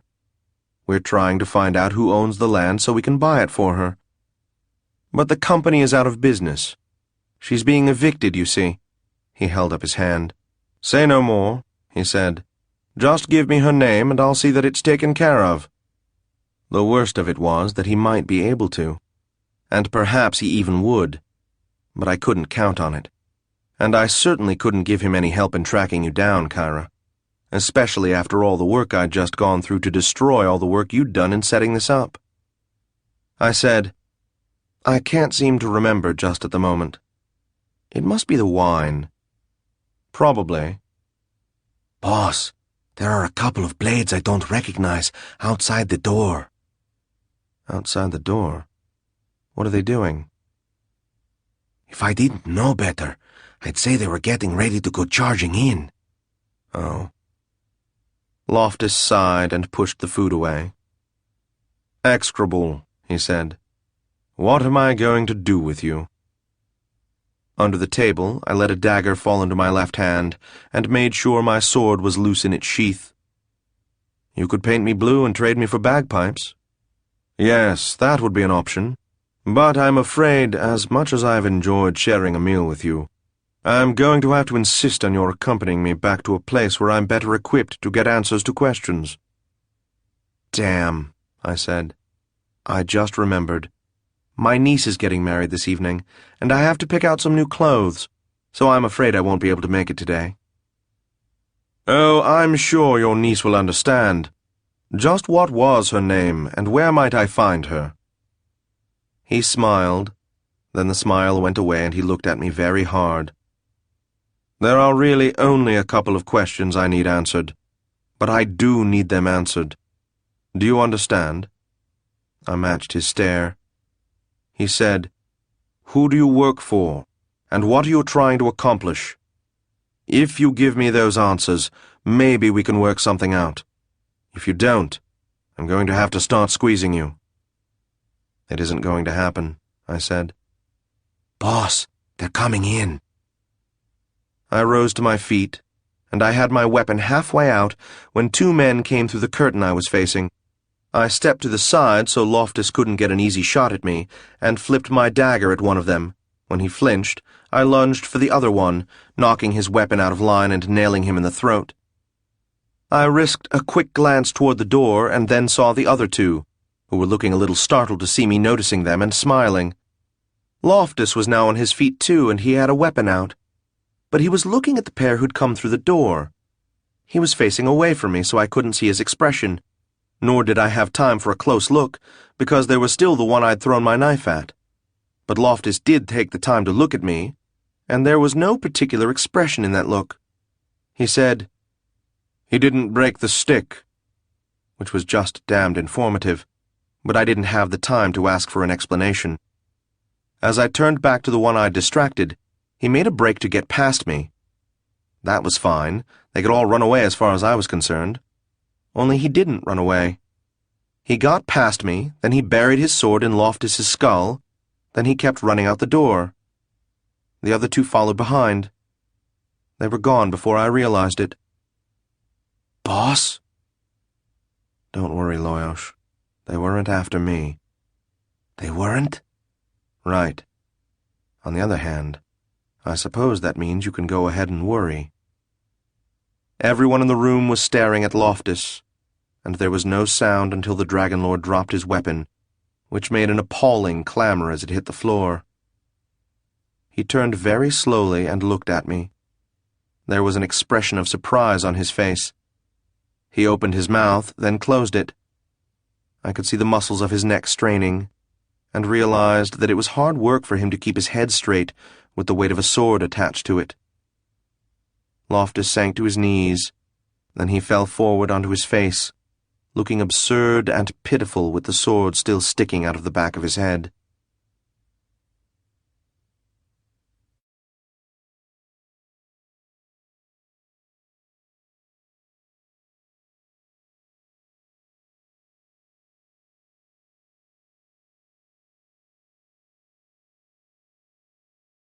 "11. I got out of there in a hurry, before anyone in the place could think to stop me. Loyosh said, Should I follow them? Oh, never mind. They've just teleported. I can show you where they teleported from if you want. I have no intention of tracing anyone's teleport, Loyosh. I just want to get out of here. Keep watching. Okay, boss. I crossed the street and turned right at the first corner I came to, then right again, then left again, and then right. Then I went straight for a while. Then I stopped and looked around, having gotten myself lost enough to have a chance of confusing anyone else. Well, all clear, boss. Okay. Back home, then. I'll keep watching.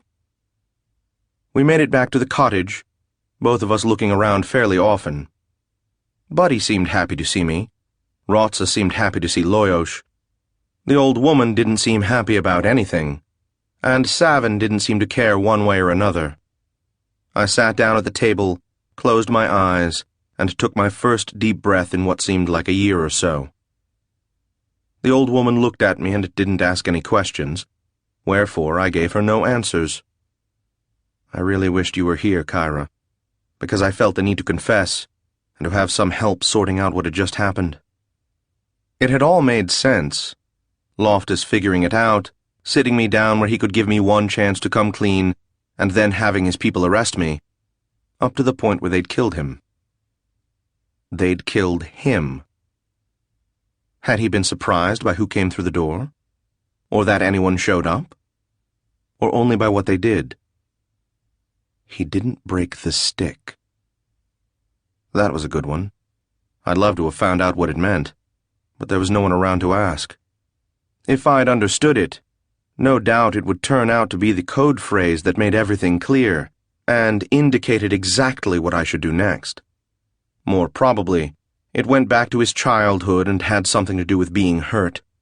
At least, that's the sort of thing that went through my head when I decided I was about to become damaged, or maybe dead. I regretted him.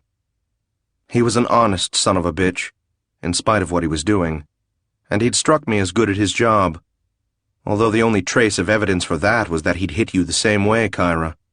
So maybe he was really just a fool who knew how to impress people like us. I wished his last meal had been better, though. I said, "How's the boy, Mother?" "No change," she said. I said, "Savin?" He didn't seem to hear me. He was staring into the hearth as if it was the only thing in the world. At least there weren't any knives in it. I said, "Do you have any great ideas?" She glared at me, then stood up, which took her quite a while. She came over and sat beside me, saying in a low voice, "I don't think I'm going to attempt the dream walk. At least, not for a while. He is responding in a way, so that's some improvement. I want to know how far we'll get. I want to know if we can get him talking about something other than knives." "How are you going to do that?" "I've been talking to him. You could try it too." "Just talking to him?" Yes. Even though he doesn't respond? Yes. All right, I said. She nodded, and I went over and sat down next to him. So how are you, boy? I said. He didn't respond. I hope you're feeling well physically, at least. I felt like an idiot. The old woman got up and went outside, taking Buddy with her. It's been about a year now, Savin, I said. Look, I hope you know that I'm sorry about what happened. You were never supposed to get involved in it. He stared at the hearth and didn't move. You saved my life, you know. Twice. First when I was injured, and then again. That isn't something I forget. And all those things you said to me, they were hard to hear, but it was probably good for me. I laughed a little. Most things that are good for you hurt, maybe. To the left, though, most things that hurt aren't good for you. There's a nice riddle if you want one. Do you like riddles? Do you like puzzles? I'm working on a puzzle now, Savin, and it has me pretty thoroughly stumped. I'd like to talk it over with you. You're a pretty sharp kid, you know. Why was Loftus killed? That's a puzzler, isn't it? He was working for someone in the Empire who's trying to hide the fact that Fyres was murdered, because if Fyres was murdered, they'd have to look into who killed him, and they'd probably never find out.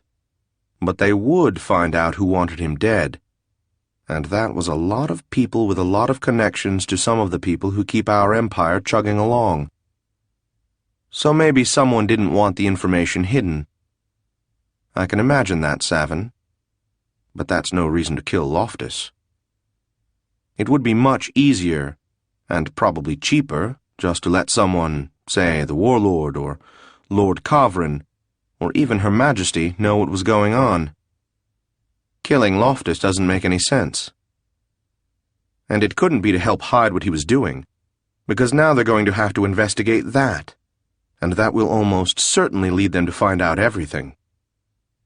But if that was the goal, it was going about it the hard way, and the dangerous way, and people don't do that when there's a safe way and an easy way to do things. Except maybe Sir Lords, and they don't get into the sort of subtle thinking that goes along with it. I just can't make it fit, Savin. What do you think? Evidently, he thought the hearth was fascinating. There's got to be a piece of this I'm not seeing, a piece of information I don't have. I wish I had more sources like I used to. It used to be I could just snap my fingers and people would go scurrying to discover everything I needed to know. Now all I've got is what I can learn myself, with the help of Loyosh and Rotsa and a few minstrels. Should I go find a minstrel and talk to him, Savin? You were there the last time I did that, and I got some useful information, too. Remember her? She was quite something, wasn't she? I remember thinking you were getting a crush on her, and I couldn't blame you. I was too, if truth be known. But she's Dragaran and I'm an Easterner, and there you have it. Besides, I imagine she doesn't think much of me now, with what I've done to you. I suspect she blames me, and she's right to. I blame me too. I sat next to him and stared at the hearth. It was getting a bit chilly. Maybe I should get a fire started. Back where Savin had come from, they were harvesting flax about now. They probably missed him. All right, I told him. I'll go find a minstrel and see what the word is about Fyres, and about the investigation and about the banks. Maybe I'll learn something. At least it'll keep me busy. I stood up. I'll talk to you later, all right? He didn't object, so I headed out the door. The old woman was sitting on a wicker chair in front of the house, Buddy curled up beside her. I had the uncomfortable feeling she'd heard everything I said. I wondered if her whole reason for having me talk to him was so she could listen in, but I dismissed the thought. If there was one person in the whole mess who wasn't devious, it was her. But this affair was enough to make anyone paranoid, so I acquitted myself of paranoia and wrapped my cloak a little tighter around myself, because it was getting cold. Why is it you notice the weather more when you're out of town? I don't remember paying much attention to the weather when I lived in Androlanka, even though I spent a lot of time walking around outside. Minstrels, I've found, are rather like boot hooks. You keep running into them every time you go into your closet to find something else. But the minute you realize you need one, they vanish without a trace. After walking all the way into Northport, I must have spent 3 hours going from one inn to another, and nowhere was there anyone singing for his supper, or telling stories in exchange for a room, or even sitting passed out in the corner with a reed pipe on his lap. But diligence is sometimes rewarded. 7 times I asked locals where I might find some music. 1 didn't know, 3 didn't bother talking to me, and 2 were rude enough that I felt obligated to give them some minor damage as a lesson in courtesy. The 7th, however, was a pleasant young Tekla woman with flowing skirts and amazing black eyes who directed me to a public house about half a mile away, with feathers on its sign. I found it with no trouble, which surprised me just a little, as I'd become pessimistic about the whole adventure by that point, and I made my way into the small, smoke-filled little inn, in amongst a large crowd of mostly Tekla, with a couple of Orca and Creotha surrounded by the entourage the minor nobility invariably attracts in such places, and, at the far end, a middle-aged Tekla playing a fretted gourd string as softly as such a twangy instrument can be played, and actually fairly well. One part of a bench in the middle of the room was open, and I took it. Loyos was with me, which may have accounted for some of the looks I got, but more likely they just weren't used to Easterners in there. The singer's voice was high and probably would have been unpleasant, but he picked songs that fit it. I suppose that's part of being a minstrel, just like part of being an assassin is knowing which jobs to take and which ones to leave alone. Eventually someone came by and brought me some wine, which I drank quickly because it wasn't very good, and some time later the minstrel stopped playing. He stayed where he was and drank, and after a while I approached him. He looked at me, looked at Loyos, and seemed uncomfortable, which was only natural. I said quietly, "My name is Vlad," and watched his face very closely for any sign of recognition. "Yes," he said. No, he didn't seem to recognize the name, which was good news. The first time a minstrel recognizes my name is the last time I can pull this stunt. "Can we talk for a few minutes?" "About what?" I showed him the ring, then quickly put it away. The ring, by the way, represented one of the last things I arranged before I left Androlanka. Its design is a recognition symbol for the Minstrels Guild, so when I showed it to him, he just said, "I see," and, "Yes. I'm going to walk outside and cross the street. Meet me in 20 minutes, all right?" "All right. Yes." "How much?" 10 imperials, or maybe more if you can help me." "All right." I nodded and left the place, walking around for a little while and eventually circling back. Loyos flew around to look for signs of someone setting something up, but I didn't expect anything like that, and there wasn't.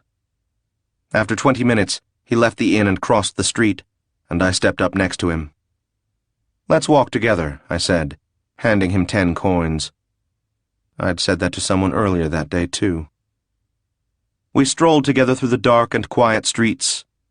This part of the city was far from the docks and very narrow, and looked nothing at all like anywhere in Androlanka, which I rather liked.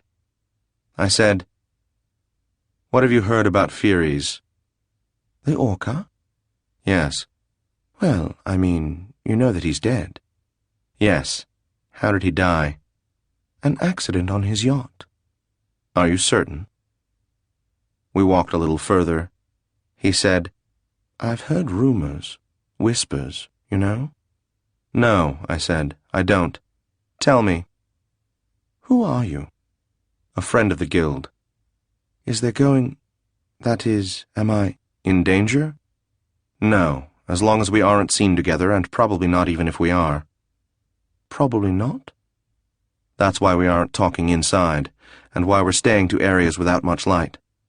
Now, you were saying? There's been talk that he was murdered. By whom? People. What sort of people? Just people. Why do they think so? I don't know, but I'll tell you something. Every time someone famous dies, however he dies, people say he was murdered. You think that's all it is? Yeah. Am I wrong? I don't know. I'm trying to find out. I'm asking you questions to find out. And I'm paying you. You have no reason to suspect, foul play? Not really, no. All right. What about all these bank closings? It's the Empire. The Empire closed the banks? No, but they allowed it. What do you mean? I mean they aren't supposed to do that. Let banks just close any time they want to. They're supposed to protect people. Why didn't they? Because the bankers paid them. Are you sure about that? Yeah. How do you know? I know. How? He didn't answer. I said, How much did you lose? Almost 800 imperials. I see. Is that how you know? He didn't answer. I sighed. I wasn't getting a whole lot that I could use. I said, What about the Jureg? What about them? Are they involved? With the banks? I don't know. I hadn't thought of that. Oh, good. I was supposed to be tracking down rumors, and instead I was starting them. What I wanted to say was, Can you tell me anything useful? But that wasn't likely to produce results. I said, What can you tell me about the people being kicked off their land? Just what everyone knows, he said. It's happening a lot, and no one knows why. What do you mean no one knows why? He shrugged. Well, it doesn't make any sense, does it? You get a notice of eviction, and then you go see if you can buy the place, and the owners have gone out of business. That's been happening a lot? Sure, all over the place. I'm one of the lucky ones. We're still on Lord Savannah's land, and he's still all right as far as anyone knows. But I have friends and relatives who don't know what's going on, or what to do about it, or anything. I don't know why I'd assumed the old woman's case was unique, but apparently I was wrong. That was certainly interesting. Who could stand to gain by forcing people to leave their land so it could be sold, and then not selling it? And why force them to move before offering them the chance to buy it themselves? And how could Fury's death have set all this off? And who wanted Loftus dead, and why? And, no, wait a minute. Has anyone actually been made to move off his land yet? Huh? Not this soon. No one could move that quickly, even if they made us. Yeah, I suppose you're right. But still. Is there anything else? Said the minstrel. Huh? What? Oh, no. Here. Vanish. I gave him another 10 imperials. He vanished. What is it, boss? The inkling of the germ of a thread that might lead to the beginning of an idea. Sure, boss. Whatever you say. I think I might have a piece of something anyway. Let me think for a minute. He was polite enough not to make any of the obvious rejoinders, so I thought as I strolled. It isn't all that easy to just think, keeping your mind concentrated on the subject, unless you're talking to someone or writing things down, which is one reason I like to talk to Loyosh as I'm putting things together. But what I had right then wouldn't fit itself into words because it wasn't precise enough. It was just the vague, unformed notion that I'd, well, not exactly missed something, but that I'd been putting the wrong slant on things. After a while, I said, The trouble is, Loyosh, that the way Kyra and I got involved in this was through whatever oddity is involved in this business of putting what's-her-name's land on the market and then making it hard to track down, followed by impossible to track down. Just because that's where we started doesn't make that an important piece of whatever it is that's going on. You knew that already, boss. Sure, but knowing it is one thing. Being aware of it as you work and taking it into account whenever you look at new information. What are you saying? Heh. That I've been looking at this thing skewed by what I knew about it. I have to look at it straight on. And I have a theory. Oh, good. Only that was missing. All right, then. Where to now? I don't know. And in my mind, Loyosh spoke the words as I did. You're funny, Loyosh, I told him. Do you have any great ideas? Yeah, let's get out of here. I looked around but didn't see anything. No, he said. This city, this area, it isn't good, boss. They're still looking for you, and when you're in a city like this, you're too easy to find. I don't like it. Neither did I, come to that. Soon, I told him. As soon as we get this settled. You can't do Savin any good with a Morganti knife between your shoulder blades. True. If I'd known we were going to be here this long, and that we'd be going around stirring up... Okay. I get the point. I'd thought about it, of course. Loyosh was right. A city, even one as small as Northport, was not a good place for me to hide when the whole organization was looking for me. And if what I'd just figured out was true, then I'd pretty much done what I'd agreed to do. The old woman would be able to stay on her land, and everything was fine. Where would we go instead? The east. We've been there, remember? It's big. There are lots of places, and no one would find us. Good point. There really wasn't any reason to stay here, if I could be certain that what I'd just figured out was true. And I could probably find that out. Except that someone had cut Loftus down right in front of me, and there were neighborhoods full of people who had to leave because they no longer had any work, and I didn't understand why any of it was happening. I said, "The old woman is doing so well with Savin. It would be a shame to take him away so soon." Boss. Let's just take a few more days, all right? You're the boss. I wondered what you were finding out, Kyra.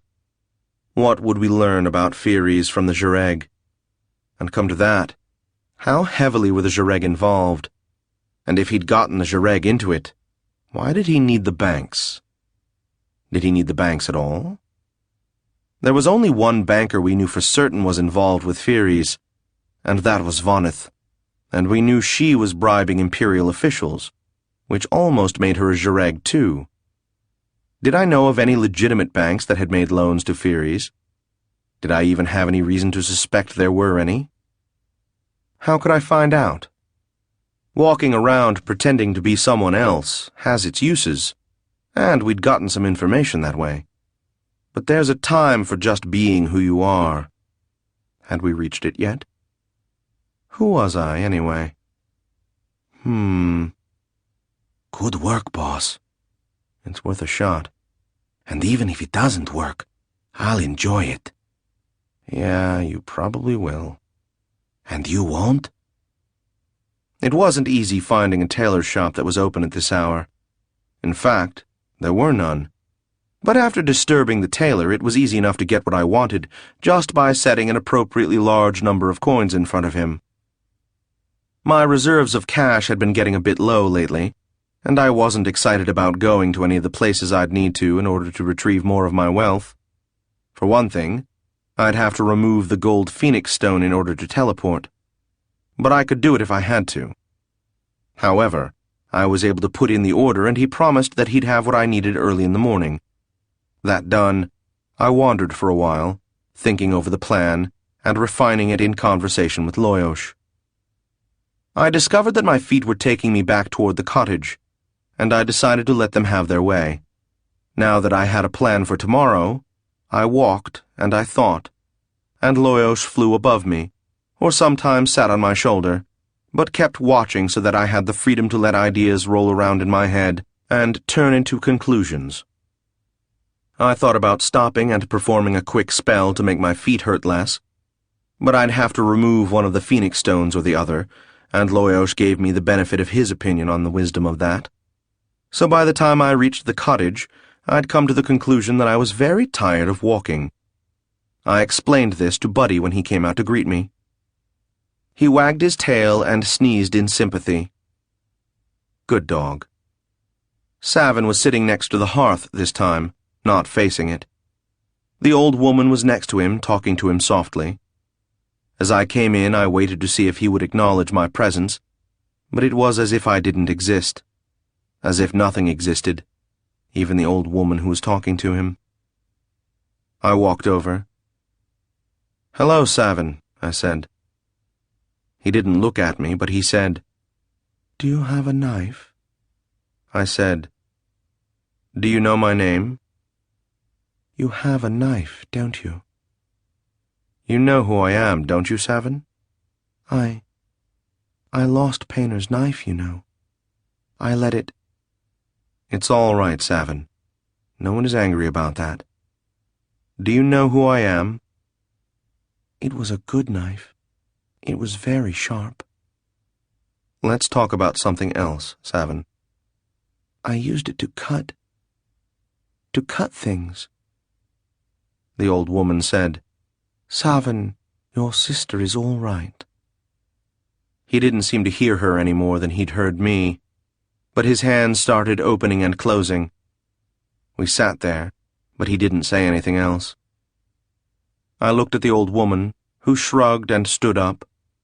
She pulled me over to a corner and spoke in a low voice, saying, "I'm beginning to understand what's going on with him." "His sister?" She nodded. "She's the key. He thinks he killed her or something. I'm not sure. He isn't really rational, you know. He doesn't know when he's dreaming and when he's really experiencing things." "I could bring him back and show her to him." She shook her head. "Not yet. He'd just think it was a dream." "Then what do we do?" "Just what we've been doing. We keep talking to him, even though he only wants to talk about knives and cutting, and we try to get him to talk about other things." "Will that work?" She shrugged. "If I'm right about what's going on in his head, then it should help eventually. But I don't know what you mean by work. There's no way to know how much he'll recover, or what he'll be like. But we might be able to get him to the point where he responds to us, and then maybe we can teach him to look after himself." "That would be good," I said. "How about my problem?"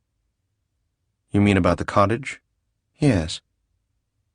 "I'm not sure. I think I've figured out some of it. If my theories are right, you don't have anything to worry about. But you ought to worry about the possibility that my theories are wrong." "All right," she said. "What if you're wrong?" "Don't worry about it," I said.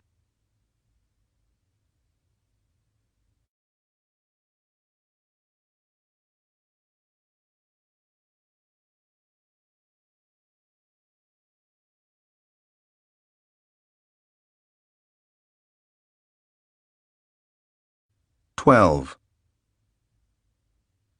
I was up early, and after almost enough clava, I stopped by the tailor's to retrieve the items that I'd ordered.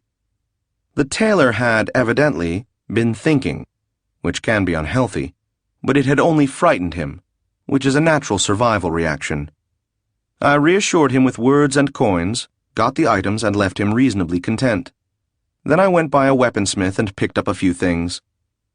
Then I found an inn that was serving breakfast, stepped into the privy, and, amid odors that I will not bother describing, I spent some time getting dressed and set. It took me a while to remember how to conceal knives about my person without them showing, which surprised me a little. I covered everything, including the cloak, with my regular nondescript brown cloak, which was far too hot for inside the privy, but would be only slightly too warm for the walk out to Voneth's place. I left the tavern a bit more bulky than I went in, and made my plodding way out of Northport toward the home of our dear friend, Side Captain Voneth. And what is a side captain, anyway? There's no need to tell you about the trip out there. You did it yourself. And my compliments, Kyra, on the accuracy of the report, which gave me an excellent idea of what to expect, and when to expect it. About half a mile away, then, I took off the extra cloak and appeared before some nameless birds and small animals as me, the old me, Vlad Taltos, Zhereg, assassin, and friend to old ladies. I continued after stashing the brown cloak in a thicket at the side of the road, and Loyosh grudgingly agreed to wait outside after making a few remarks about who got to have all the fun. I guess his idea of fun is different than mine. Or maybe not. Voneth's guards got to me as I was walking up to the front door. 2 of them, flanking me as neatly as you please. They made no hostile moves, so I kept walking. They said, "My lord, may we be of some service to you?" "If you wish," I said. "You may tell the side captain that a friend is here to see her." "A friend, my lord?" "That's right. Don't I look friendly?" I smiled at them, but they didn't answer. We reached the door. I said, "If you wish, you may tell her that I represent the Adralanka Eleemosynary Society." "The Adralanka Eleemosynary Society." "Oh, wait just a moment," he said. He was quiet for a time, I assume making psychic contact with someone. Then he looked over at his companion and nodded once. The companion hadn't opened his mouth the entire time, but he was standing the right distance away from me, so I assume he knew his business. In any case, they both inclined their heads to me slightly and went back to their stations. I shrugged, gave a last adjustment to my brand-new clothing, and pulled the clapper. Hub appeared, looking just as you'd described him, and gave me a greeting that made me miss Teldra. "Have you met Teldra?" "Never mind." He showed me in and brought me to the same room she met you in, and there was Voneth, just where she was supposed to be. She stood up and gave me a slight bow. I don't think she knew how polite she was supposed to be to me, and started to speak. I sat down and said, "Give me the names of all the banks Furies was involved in. I don't need yours, we know about those. Which other ones?" She frowned. "Why do you need to know that? And who are you, anyway?" "I'm not going to tell you my real name, you should know that. And I don't have the energy to invent a good one. You know who I work for. You're a Zhereg. Yes, and an Easterner. What's your point? We need to know what other banks Furies was involved with, and we need to know before they go under." "But how can you not know? How can—" She seemed very puzzled, but I had no interest in letting her work things out. I had made that mistake yesterday. "Maybe we do know," I said, and let her put it together herself. Wrong, of course. It's disgustingly easy to let people lie to themselves, and they do it so much better than you can. But as she was coming to the conclusion that this was all a test, and deciding how she ought to react to that, she wasn't considering the possibility that I wasn't involved with anyone except an old hedge wizard and a notorious thief. She said, "I don't know them all. I know the big ones, of course. Size isn't important. I mean the ones with heavy enough investments that they're at risk, or at any rate they've been seriously hurt." "Oh," she said, and somehow that made things all right. Perhaps she decided that she wasn't really being tested. We just didn't know who was heavily committed to Furies. Or maybe she came up with some other explanation. I don't know. But I got what I was after. She said, "Well, the Bank of the Empire, of course." "Cracks and shards." "Yes, go on." "And the Termoli Trust, and Havenger's." "Quite." "Should I include the House Treasuries?" "House Treasuries?" "Yes." "Well, the only ones I know about are the Dragon and the Jagala, and the Orca, naturally." "Naturally," I echoed, trying to keep my eyes from bulging too obviously.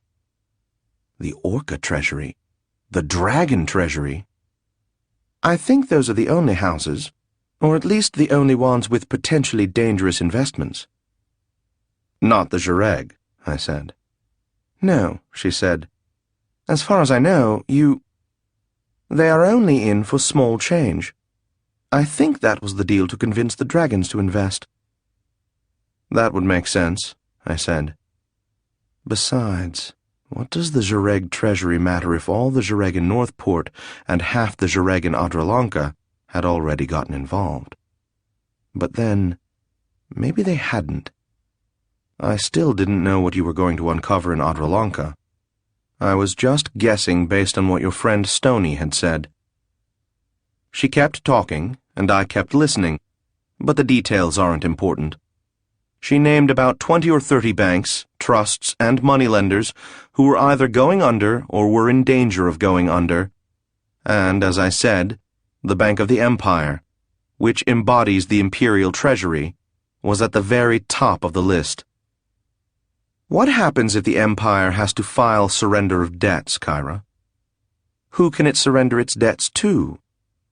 It occurs to me that there are probably scholars of the House of the Orca who sit around and discuss things like this, or write long books about it, but nothing like it had ever crossed my mind before. When she finally ran down, I said, "Good, that's what we needed." But you knew all that. Maybe, I said. That isn't your concern, is it? I suppose not, she said, and looked at me with maybe just the hint of suspicion.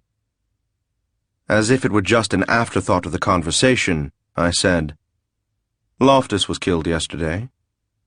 "So I heard," she said coolly. "Poor fellow." "Do the authorities know who did it?" "Nope," I said. She studied her fingernails. "I heard he was eating lunch with an Easterner at the time." She heard that? Well, maybe that explained why she was so ready to believe I was who I claimed to be. That was almost funny. "It's possible," I said. "It seemed like a professional job." I looked at her and alarm bells went off inside my head. She knew as much about professionalism in assassination as I knew about professionalism in finance. And in fact, it hadn't been a professional job. At least not the way the Zhireg would have done it. Too many people involved, and too much left to chance, including a target who had the opportunity to draw his blade and a witness left alive. Whoever killed Loftus, it wasn't the Zhireg. So who was it? I tried to remember enough about the assassins to guess their house, but I couldn't really. They weren't Sir Lords, and they weren't Dragon Lords. Orca? Maybe. Probably. But above all, why was she pretending it was a Zhireg job? Did she think I was pretending it was a Zhireg job and she was just going along with it, even though she knew better? I looked at her and my instincts answered yes. "What is it?" she said. I'd been looking at her, even though I hadn't been aware of it, and apparently this was making her nervous. Good. "What do you know?" I said. "What do you mean?" "You know something." "About what?" "You tell me." "I don't—" "I know we didn't do Loftus, and you know we didn't do Loftus. You've been scared and you're getting ready to jump. You know something you shouldn't know and that's scaring you. And well, it should. What is it?" "I don't know what you're talking about." "Don't you?" She tried to scowl at me. I stared back at her. I was Vlad again, a Zhireg assassin, if only for a moment. And she was an Orca, rich and fat, at least metaphorically. I'd become an assassin in the first place just for the pleasure of killing people like her. So I glared and waited, and eventually she cracked. It wasn't obvious, but I could see her resistance break down, and she knew I could see. I said, "Well, who killed him?" She shook her head. I said, "Don't be stupid. You know who I represent.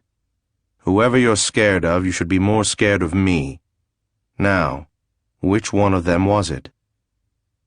I threw in the "which one of them was it" phrase because it makes it sound like you know what you're talking about even when you don't. And this time it paid off. She said, "Riga." "Good," I said. "Congratulations. You've just saved your life. How deep into her are you?" "Heh," she said. "I'm not into her. She's into me." "Same thing, isn't it? If she goes down, you follow her." She nodded.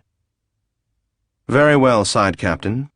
You know that we're all a little shy these days about throwing money at someone to keep an operation from going under. Especially that bloodline.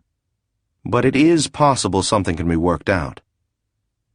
"Something has been worked out," she snapped. "And if you people would just leave us alone—" "You mean the land swindle? I know about that. What makes you think it's going to work?" "What do you mean?" "It isn't like it's a secret, Side Captain." "Who knows?" "Everyone." "Everyone?" "Except maybe the victims." "Well, it doesn't matter, does it?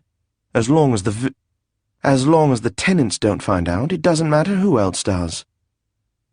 "Sure. But how long will it be until they realize what's going on? And then what?" "We'll be gone by then." "Do you really think you can move that quickly?" "We can be done this week." I pretended to consider. "It might work," I said. "It will work. The Empire won't prosecute, and I don't even know what law they'd prosecute under if they wanted to. Right now we've got 12,000 tenants who will go into debt for life to buy land at 3 times its value. If that isn't worth a little short-term Jareg investment—" "The Jareg," I said, "doesn't have much to invest. You know why as well as I do." She shrugged. "But I also know that you can come up with the funds, if you want to." "Yes," I agreed. "We can." Boss, trouble. "Just a moment," I said. "What is it, Loyosh?" Someone's just teleported in. Male, Jareg colors, 2 bodyguards. Oh, nuts. I stood up. "You must excuse me. There's a problem back home. I'll talk to my bosses." Hub came into the room and whispered in Voneth's ear. She nodded to him, then looked at me. "No need," she said. "I think your boss is here already." I started heading toward where the back door had to be. Boss, 2 more just appeared in back. I looked at her and realized she was in psychic communication. No doubt with whoever the Jareg was. She focused on me and said, "Who are you?" "Now don't you feel stupid," I told her. The back was out and the front was out. "Anyone watching the side windows, Loyosh?" 2. "Damn." "Who are you?" "Did you tell him that there was one of his people here?" I asked. "And did you mention it was an Easterner?" "Who are you?" she said, as I saw the affirmative in her eyes. She had no idea why he'd reacted as he had, but now I was trapped. If I teleported, they'd just trace it, and I'd have to remove the Black Phoenix stone. I looked around. Here was as good as anywhere, I decided. So the question was, stand or attempt to break out? I drew my blade. "Are they Jareg at the side window?" No, Orca. So that was the best path. I came to this conclusion about 10 seconds too late, however, as 3 of them walked into the room. The one in the middle I knew from your description had to be Stony. Vlad Taltos, he said. "A pleasure to meet you." "You too, dead man." He smiled. His 2 associates spread out on either side of me. Voneth said, "Not here." I said, "This is pretty sloppy work, you know, dead man." "I know," said Stony. "Inelegant, but it's the best we can do under the circumstances." He was armed as well, with a short, heavy sword, but he didn't look like someone who'd be all that good with it, whereas the 2 who were flanking me seemed to know their business. "Boss?" "I'm going to be busy in here in a minute, Loyosh. If anyone else shows up to join the party, let me know. And if any escape routes show up, let me know that too. Sure, boss, he said, in the tone that indicated he had his own plan, and to the falls with mine. So I wasn't startled when there was the sound of breaking glass, although everyone else was. I took 2 steps that lasted about 10 years each, and I was very much aware that my back was to a pair of blades. But Stoney was taking 20 years to stop looking at Loyosh, so he wasn't ready for me, and I took him neat and clean, right through the heart. Then I turned around, drew a knife, and threw it at the one Loyosh wasn't busy with. To my amazement, it actually hit him point first, sticking in a spot on the left side of his lower chest, where it would certainly give him something to think about, and gave me time to step away from Stoney, who was still on his feet, and therefore dangerous. I prepared another knife, very carefully. Up. Loyosh flew straight up to the ceiling, and I threw, and, wouldn't you know it, the one I'd had time to aim hit him sort of edge-on in the stomach and did no damage to speak of. But that was all right, because Loyosh had scratched his face up pretty good, and had bit him as well, so he probably had enough to keep him occupied. I turned back to Stoney, who picked that moment to fall over. Good work, Loyosh. Let's go, boss. Side Captain Voneth stared at us with her mouth hanging open. I said, "Sorry about your window," and we headed for the front door, walking right in front of Hub, who looked like he wanted to say something polite but just couldn't manage. Lady Teldra would have. Why don't we teleport? Because if Stoney had any sense, he'd let someone know it was going down, and they'll be looking for me with everything they've got, just in case. If I take off the Phoenix Stone, I'll last just long enough to wish I hadn't. Oh. Are you all right, Loyosh? Pretty much, boss.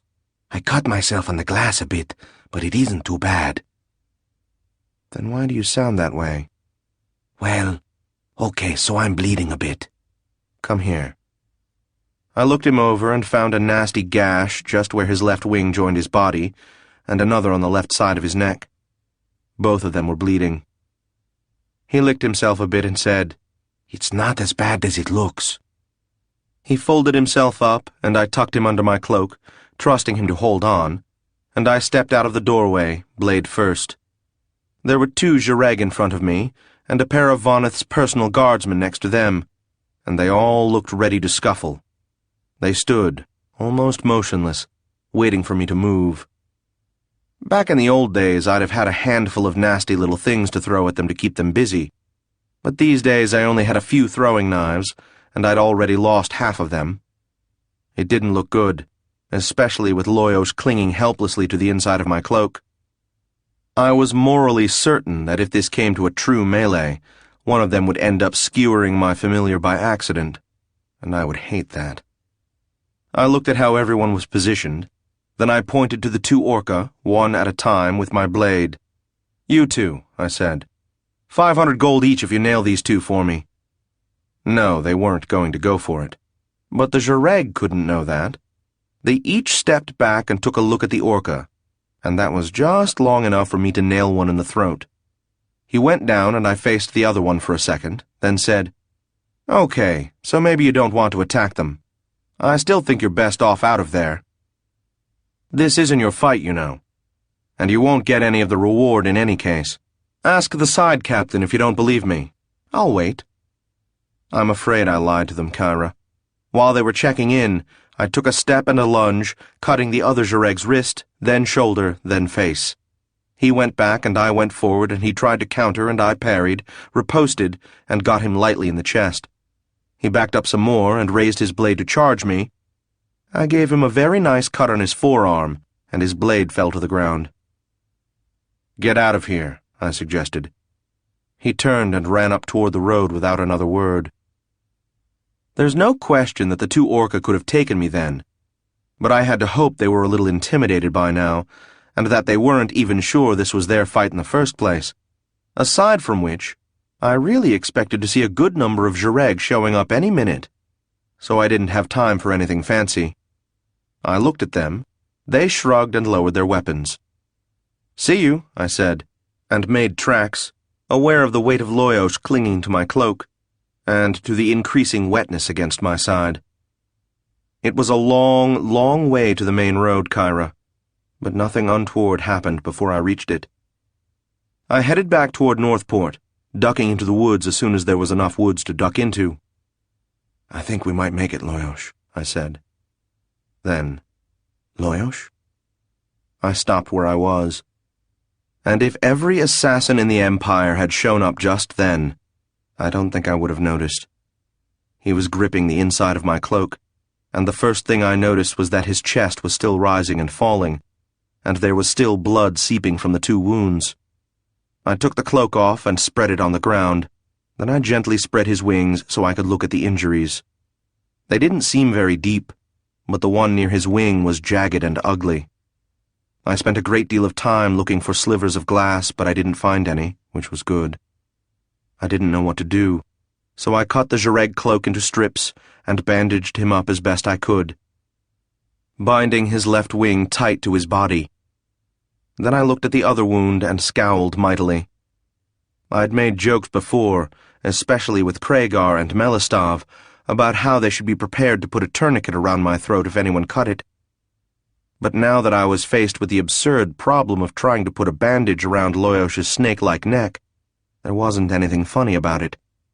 In the end, I just used a great deal of cloth and kept the wrappings loose enough so it wouldn't stop his breathing. Then I pressed my hand against it and held it there. "Loyosh?" No response. I picked him up and made my way through the woods, doing my best to keep track of where I was. But I've never been a good woodsman. Some animals, I'm told, will fall into a deep sleep in order to heal themselves. I didn't know if Jareg did that. Isn't that funny?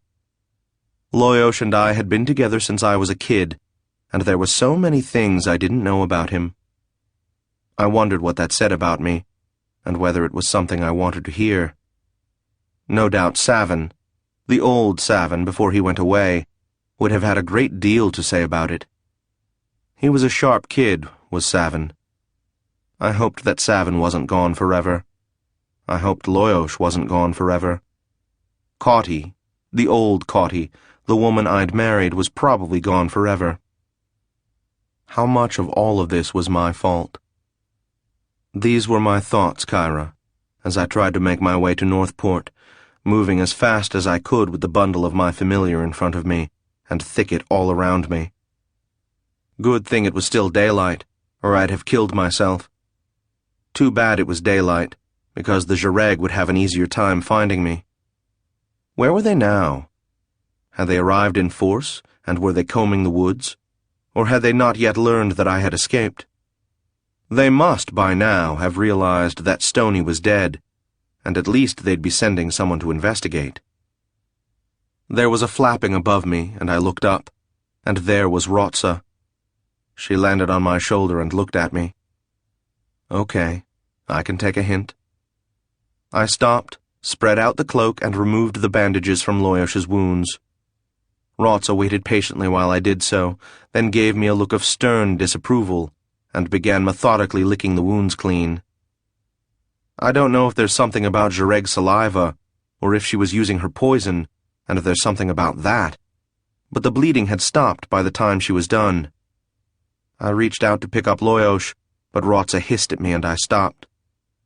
She picked him up in her talons, flapped once, and took to the air, though it seemed with a bit of trouble. Okay, I said. Have it your way. She flew in a careful circle, just over my head. I hope, I said aloud, that you can lead me back home, and that you want to, for that matter. I don't know if she understood me, or if she thought of it on her own, but she began flying, and she did such a good job of letting me stay in sight that it can't have been accidental. From time to time she would carefully lay Loyosh down in a tree limb, rest for a moment, and then fly around as if to scope out the area. Maybe that's what she was doing, in which case Loyosh had certainly taught her well, because we didn't run into anyone. Once, when she had deposited Loyosh, another Jareg came and sat near him. Rotsa returned and spread her wings and hissed with great enthusiasm, and the other Zhureg flew off. I applauded silently. Eventually the woods gave way to grassland, and I felt rather naked and exposed walking through it, except that by then it was growing dark, so I delayed a little while to give the darkness more time to settle in and get comfortable. Rotsa didn't like that and hissed at me, but then she probably decided she needed the rest too, so she set Loyosh down in the grass and licked him some more, and when the light had faded enough we started off again. It took a long time, but eventually we found the road through the woods, and then we found the hideous blue cottage, and we were home. Buddy came out, looked at us, barked once, then followed us in. Rotsa flew into the house, went straight to the table and gently laid Loyosh on it. It was only when I noticed how pleasantly warm the place was that I realized I'd been cold. The old woman stood up. "It's a long story," I said, "and I don't think you want to hear it. But Loyosh has been hurt and—" Wait a minute.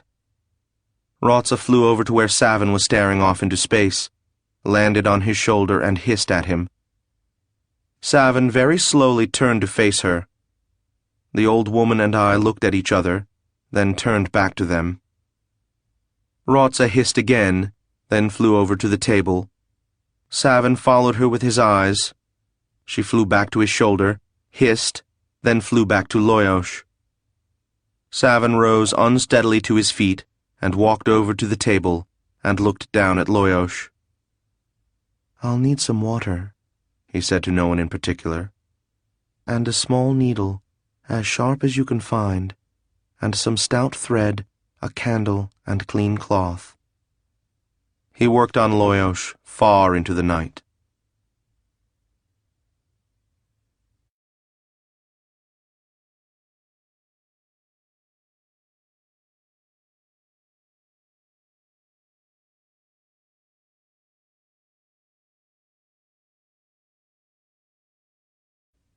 Interlude.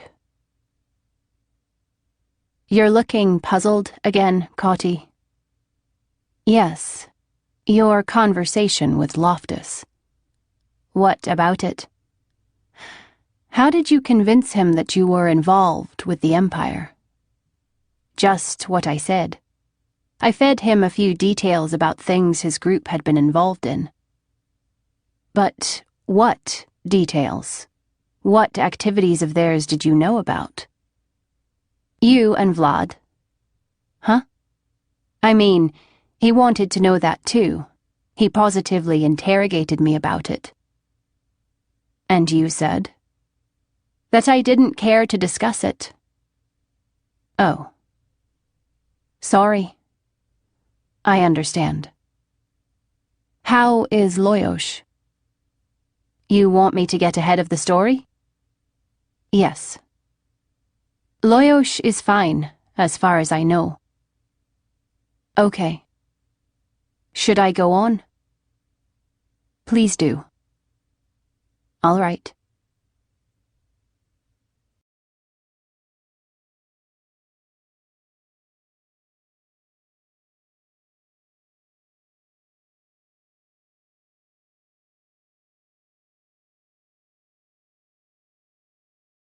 "13.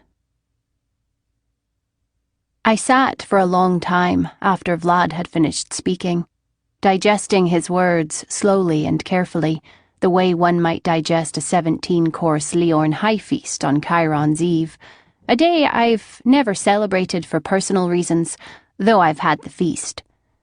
I kept looking back and forth between Loyosh and Savin, who had perhaps gone a long way toward healing each other, although Loyosh showed no signs of injury, save that he wasn't moving much, and Savin showed no signs of healing, save that he moved a little bit. "Well," said Vlad, when he'd judged I'd been silent long enough. "Well, what?" "Have you put it together?"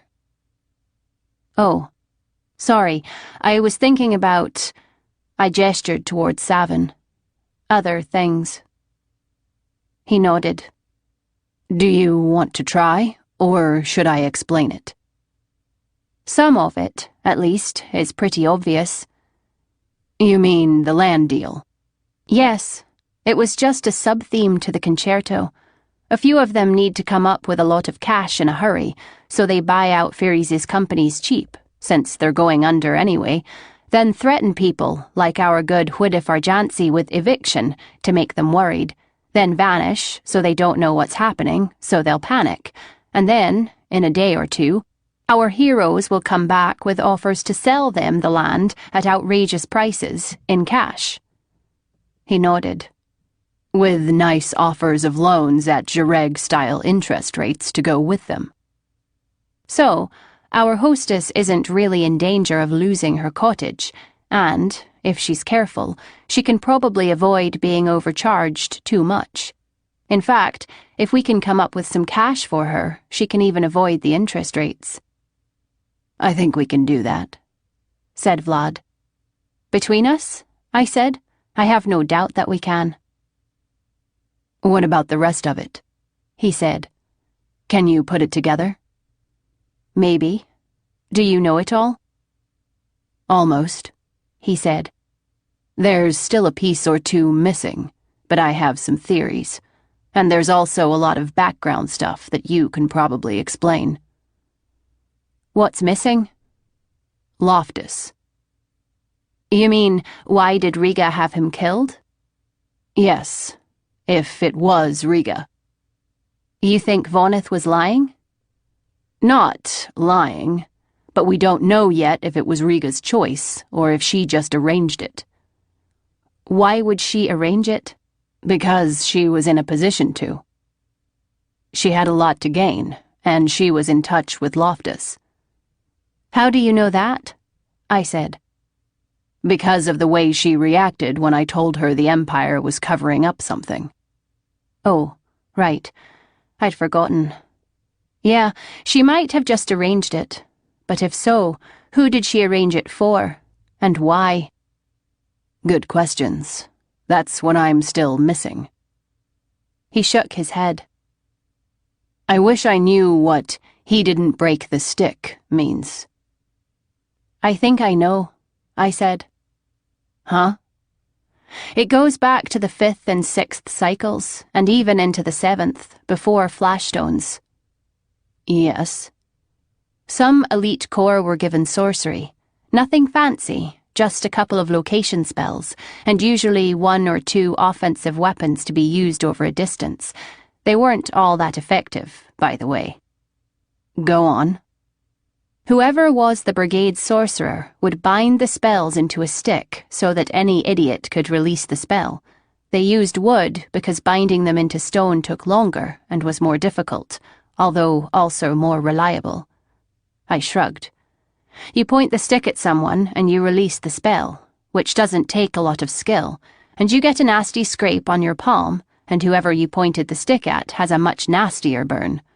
You can kill with it, and at a pretty good distance, if your hand is steady and your eye is good, and mostly, if the spell was put on right in the first place.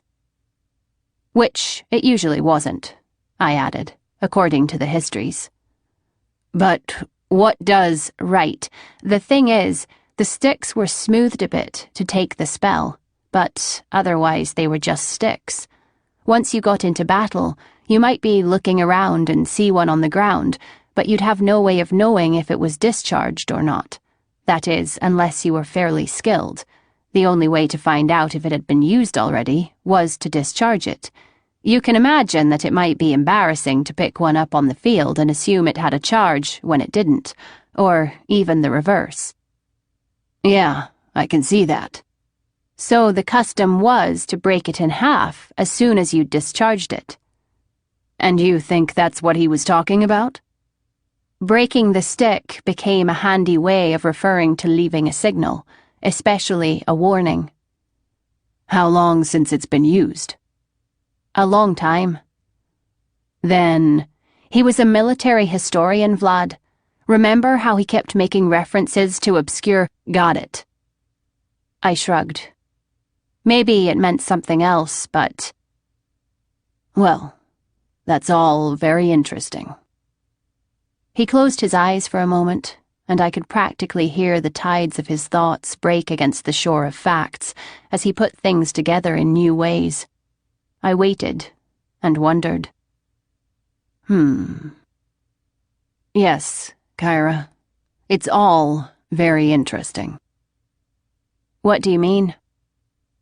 I mean, I think I have the rest of it. And then some. And then some? Yeah, I got more than I wanted. But never mind that. It doesn't matter. Can you put it together? Maybe, I said. Well, let's see what we have. We have Furies murdered, and someone desperate to hide that fact. We have companies he was into falling like Tekla at the wall of Beirit's tomb.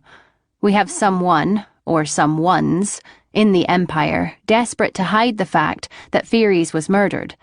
Am I doing all right so far? Yep. Keep going. Okay. We have Jareg involvement with Furies, and Imperial involvement with the banks, and... Wait a minute. Yes? Furies owed the Jareg. Furies owed the banks. The banks and the Jareg were depending on Furies. The Empire was protecting the banks, and the banks were supporting the Empire. Have I got it? Right. Conclusion? The Empire is working with the Jareg. Exactly, said Vlad. Supporting the Jareg, borrowing from the Jareg, and probably using the Jareg. Just as you were saying. Yeah. I guess it all seemed to be heading that way. But push it a little further, Kyra. What would the Empire do if word of the Jareg's influence in the Empire was about to emerge into the public? I shrugged. Everything it could to hide that fact. Everything? I nodded. Yes. Or, if it's what you want, everything including covering up the Furies murder. And even, yes, and even murdering their own investigator if they thought he was no longer reliable. Yep. That's what "he didn't break the stick" meant. It bothered me that someone like Loftus would be that careless. It either meant we were wrong about him, or there was something we didn't know, and now we've figured it out. Yes, I said. He was set up by his own side. Vlad nodded. He wasn't given the warning he was supposed to get if there was any danger. They'd probably picked that spot out. And there was supposed to be some indication either that it was all right or that it wasn't. And so he thought he was safe. And that's why they could take him out so easily. Right. Dom? His name popped into my head, said Vlad. I nodded. Dom would be a safe guess. Riga set it up, and Dom made sure Loftus wouldn't be ready to defend himself, and they used you. I stopped and looked at Vlad. He said, "What?" Then, "Oh." They were too ready, and you were too convenient. I didn't give the game away, said Vlad. I didn't slip up. They already knew about me when I walked in, which means they already knew about you. I nodded. And that explains something else. Namely, why it's been so easy to fool these people. We haven't fooled anyone, except maybe Voneth. They've been playing with us, and letting us think we were playing with them. Not Voneth, either, said Vlad. She was onto me from the moment I first showed up.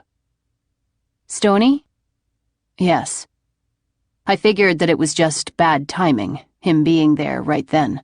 But she must have gotten hold of him when I got there, and then all she had to do was delay me until he was ready to move. I nodded. He said, "Well, aren't we a couple of idiots?" I nodded again.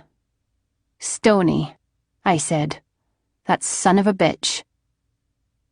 What now, then? Now, Vlad? What is there to do? We've solved Wood Farjansi's problem, which was all we intended, and we figured out what's going on. And we've also figured out that they had our number from the beginning. We're done. He stared at me. You mean, let them get away with it?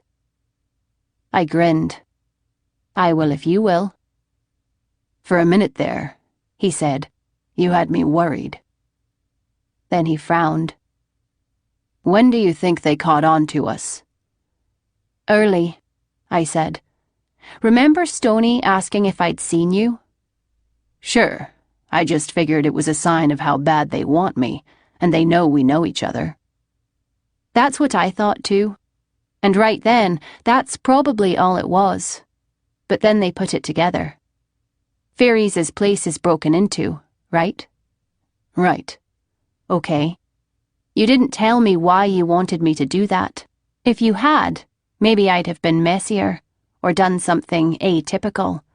But, as it was a usual Kyra job, and anyone who knows my work, which certainly includes Stoney, would— I held up my hand as he started to speak.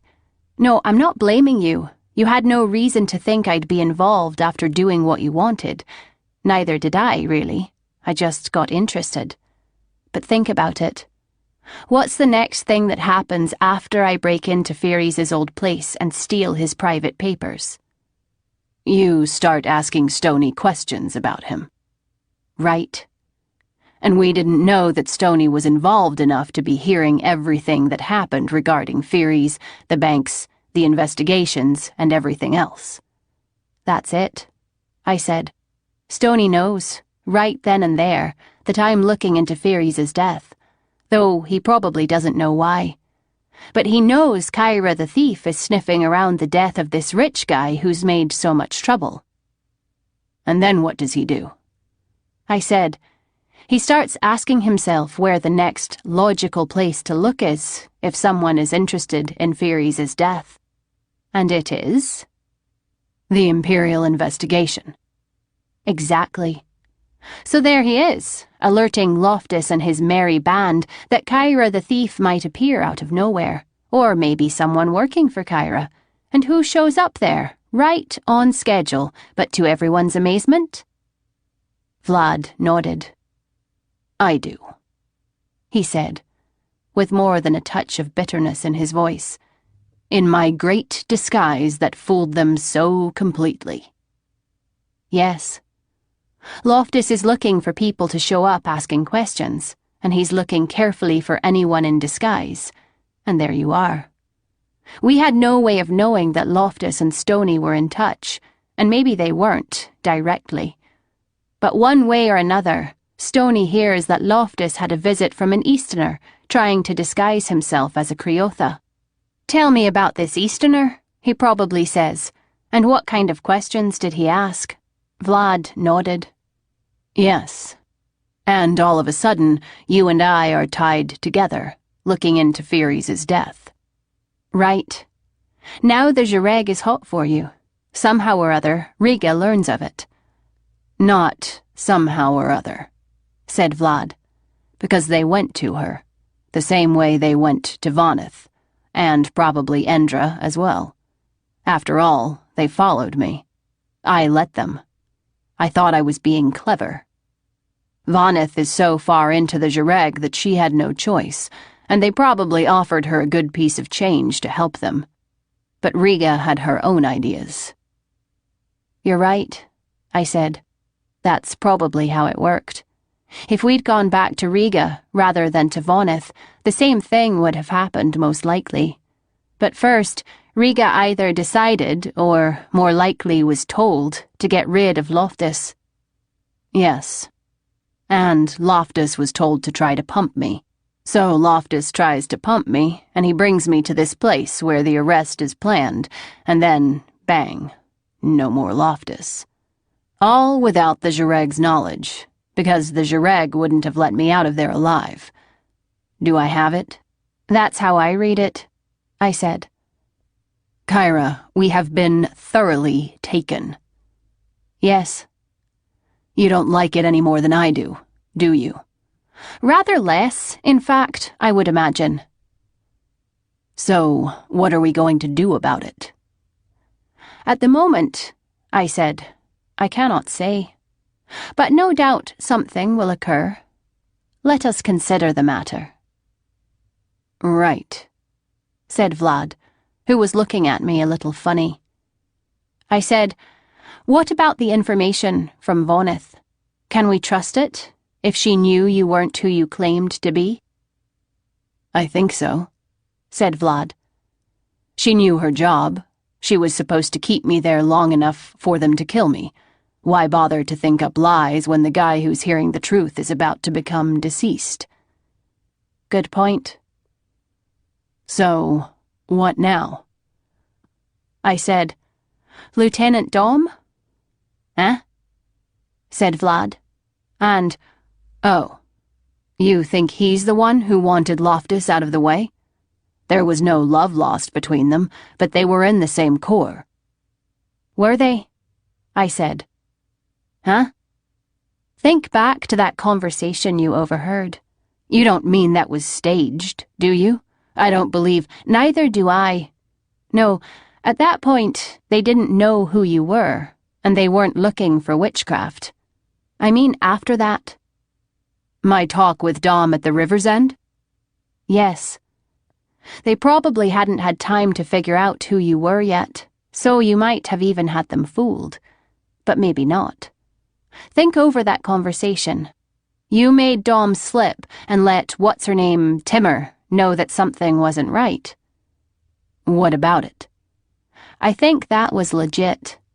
But what evidence is there that Dom was in the same corps as Loftus? Then who would normally conduct such an investigation? I don't remember. That group that reports to Indus? Right.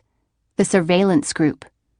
And there almost had to be someone from that group involved, just because it would look funny if there weren't. But now we're implicating Indus. So? As far as I can tell, Vlad, we're implicating everyone in the Empire, with the possible exception of Her Majesty and Lord Kavrin. I don't think you realize what we're dealing with here, Vlad. You mean it's that big? No, I mean it's that... I don't know the word. Pervasive. We've been looking for corrupt officials and checking them off our list when we decided they weren't corruptible. But that isn't the point at all. Go on, he said, frowning. Corruption doesn't enter into it. Oh, maybe Short Isle or someone on his staff is lining his pocket, but that's trivial. What's happening here is everyone involved in the mechanism of the Empire is working together to do his job just the way he's supposed to. Come again? The Empire is nothing more than a great, big, overgrown, understaffed, and horribly inefficient system for keeping things working. Thank you, he said, for the lesson in government, but bear with me, please. He sighed. All right. By things, I said, I mean mostly trade. I thought putting down rebellions was the big thing. Sure, I said, because it's hard to trade if there's a rebellion in progress. He smiled, and I shook my head. No, I'm really not kidding. Whether a certain piece of ground is ruled by barren wasteland or count backward doesn't make a difference to much of anyone, except maybe our hypothetical aristocrats. But if the trees from that piece of ground don't reach the shipwrights here in Northport, then, eventually, we're going to run out of that particular lime they have in Eld, which we use as an agent mixed with our lime to make mortar to keep our buildings from falling down. Reminds me of the couple who didn't know the difference between... Hush! I'm being grandiloquent. Sorry. And we'd also, by the way, run out of that lovely phoenix stone from Greenire that I think you know something about. That's one of the simplest examples.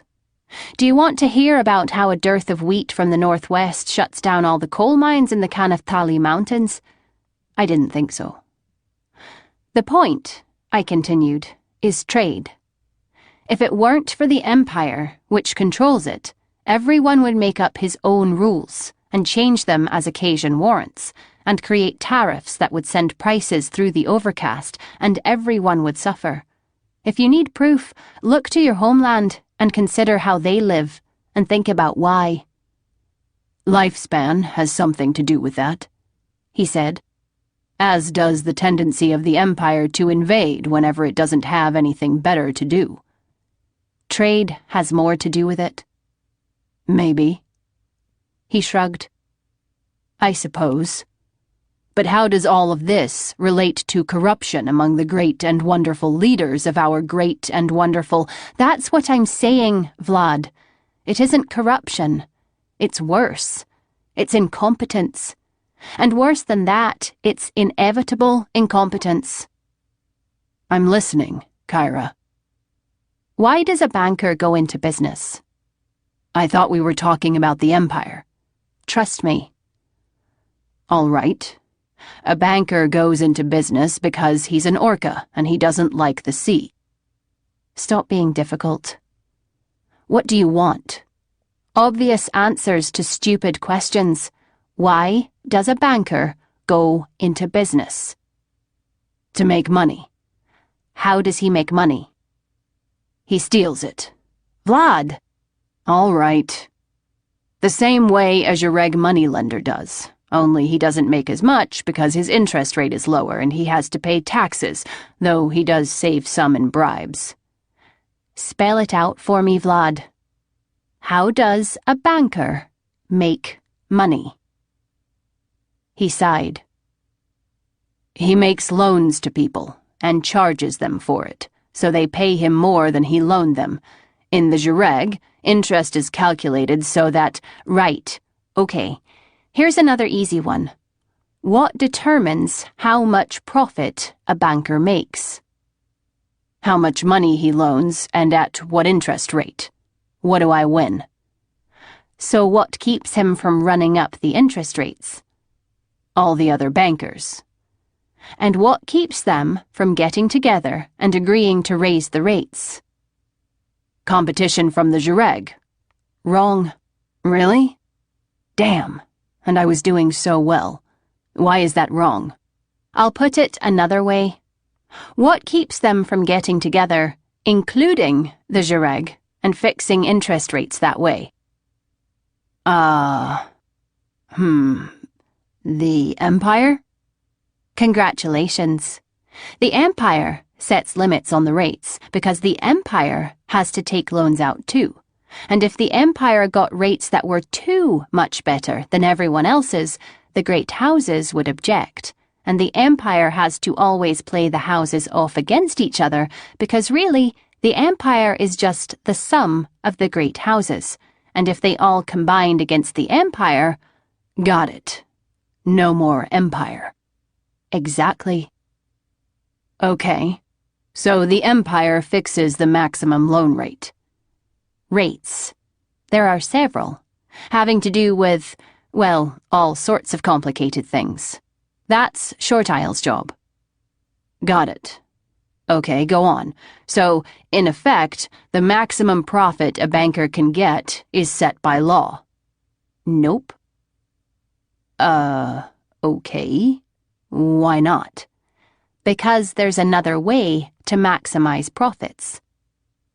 Oh, right. Loan more money.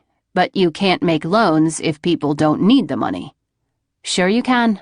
You can create the need. You mean the land swindle? No, that's trivial. Oh, I'm sure that's why it's being done, but it isn't happening on anywhere near the scale that would pull the Empire into it. All right, go on then. How? Undercut the Jareg. He shrugged. They always do that. But the Jareg moneylenders stay in business anyway. Why? Because we aren't as fussy about making sure the customer can pay us back, because we have our own ways of making sure we get paid back. It was interesting that Vlad still thought of the organization as we, but I didn't choose to comment on that. I said, exactly. And so? He frowned. You mean they start making it easier to get loans? Precisely. But then, What if the loans aren't paid back? Vlad, I'm not talking about small stuff, like someone wanting to buy a house. I'm talking about big finance, like someone wanting to start a major shipping firm. He smiled. Just to pick an example by random. Well, all right. So then what happens? He answered his own question. Then the banks go under. That's stupid business. Maybe. But what if you don't have any choice? What do you mean? If you had a pile of cash. He smiled. I'd forgotten how much money he had. Let me rephrase. If you had a pile of cash that you wanted to put into a bank. Ah. Which bank would you choose? I wouldn't. I'd give it to an organization moneylender. Work with me, Vlad. All right. I don't know. I guess the one that had the best rates. What if they were all the same? Then the one that seemed the most reliable. Right. What makes a bank reliable? Or, more precisely, what would make you think a bank was reliable? I don't know. How long it's been around, I suppose, and its reputation, how much money it has. How do you know how much money it has? The Empire publishes lists of that sort of thing, doesn't it? Yes. Another of Short Isle's jobs. You mean he's been lying? Not exactly. Don't get ahead of me. What determines how much money the bank has? Or rather, how much money the Empire reports the bank as having? I mean, do you think they go in and count it?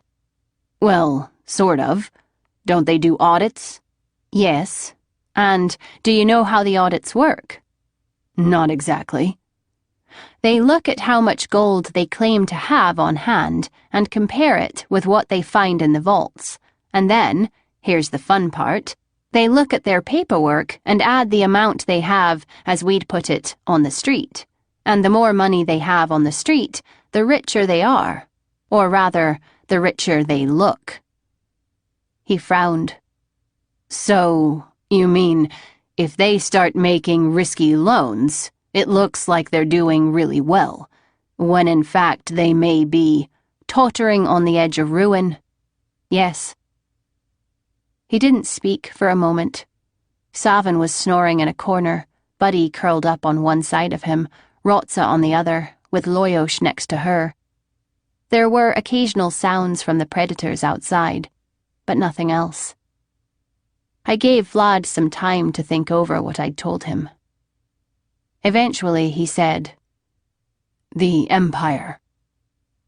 "Yes, Vlad. Exactly. The Empire." "Aren't they supposed to check on things like that?" "They do their best, sure. But how many banks are there making how many loans? Do you really think Short Isle has the means to inspect every loan from every bank to make sure it isn't too risky? And even if it is, it has to be pretty extreme before the Empire has the right to step in." "But..." "Yes, but if several banks fail all at once, then what happens to trade?" "It falls apart, and they can't allow that." "So what do they do?" "You tell me," said Vlad. "All right. First of all, they curse themselves soundly for having allowed things to get into that sort of mess in the first place." "Good move. Then what?" "Then they try to cover for the banks as much as they can." Uh-huh. "Right. If word gets out that Furies was murdered, then they'll have to find out why, and then—" "Right," said Vlad. "Then word will get out that lots of big banks, starting with the very-be-damned Bank of the very-be-damned Empire, are very rich on paper, and, in fact, are on the edge of taking that big tumble into oblivion, and if that happens, panic, bank runs, and trade goes overboard in a big way." I nodded. That's what I didn't see right away. This isn't a few slime bags in the Empire lining their pockets. This is the Empire doing what it's supposed to do, protecting trade. He shook his head. And all of this starting off just because somebody knocked a big-time scam artist in the head. A big-time, extremely wealthy scam artist. Yes. Only one thing. Yes, Vlad. Why? Why what? Well, this sort of mess isn't good for anyone, right? Right. So, if all this was set off by Furies' death, why was he killed? I stared off into space for a moment. Then I said, "You know, Vlad, that is a very, very good question." Yeah, I thought so. So, what's the answer? I don't know. And here's another question. With Stoney dead, is the Jareg still on to me? I mean, are they still breathing down my neck, or do I have a little time to find the answer to the first question? I nodded. That one I think I can find the answer to. I'd appreciate it. What about the other one? We'll see, I said. I'll be back. I'll wait here, he said.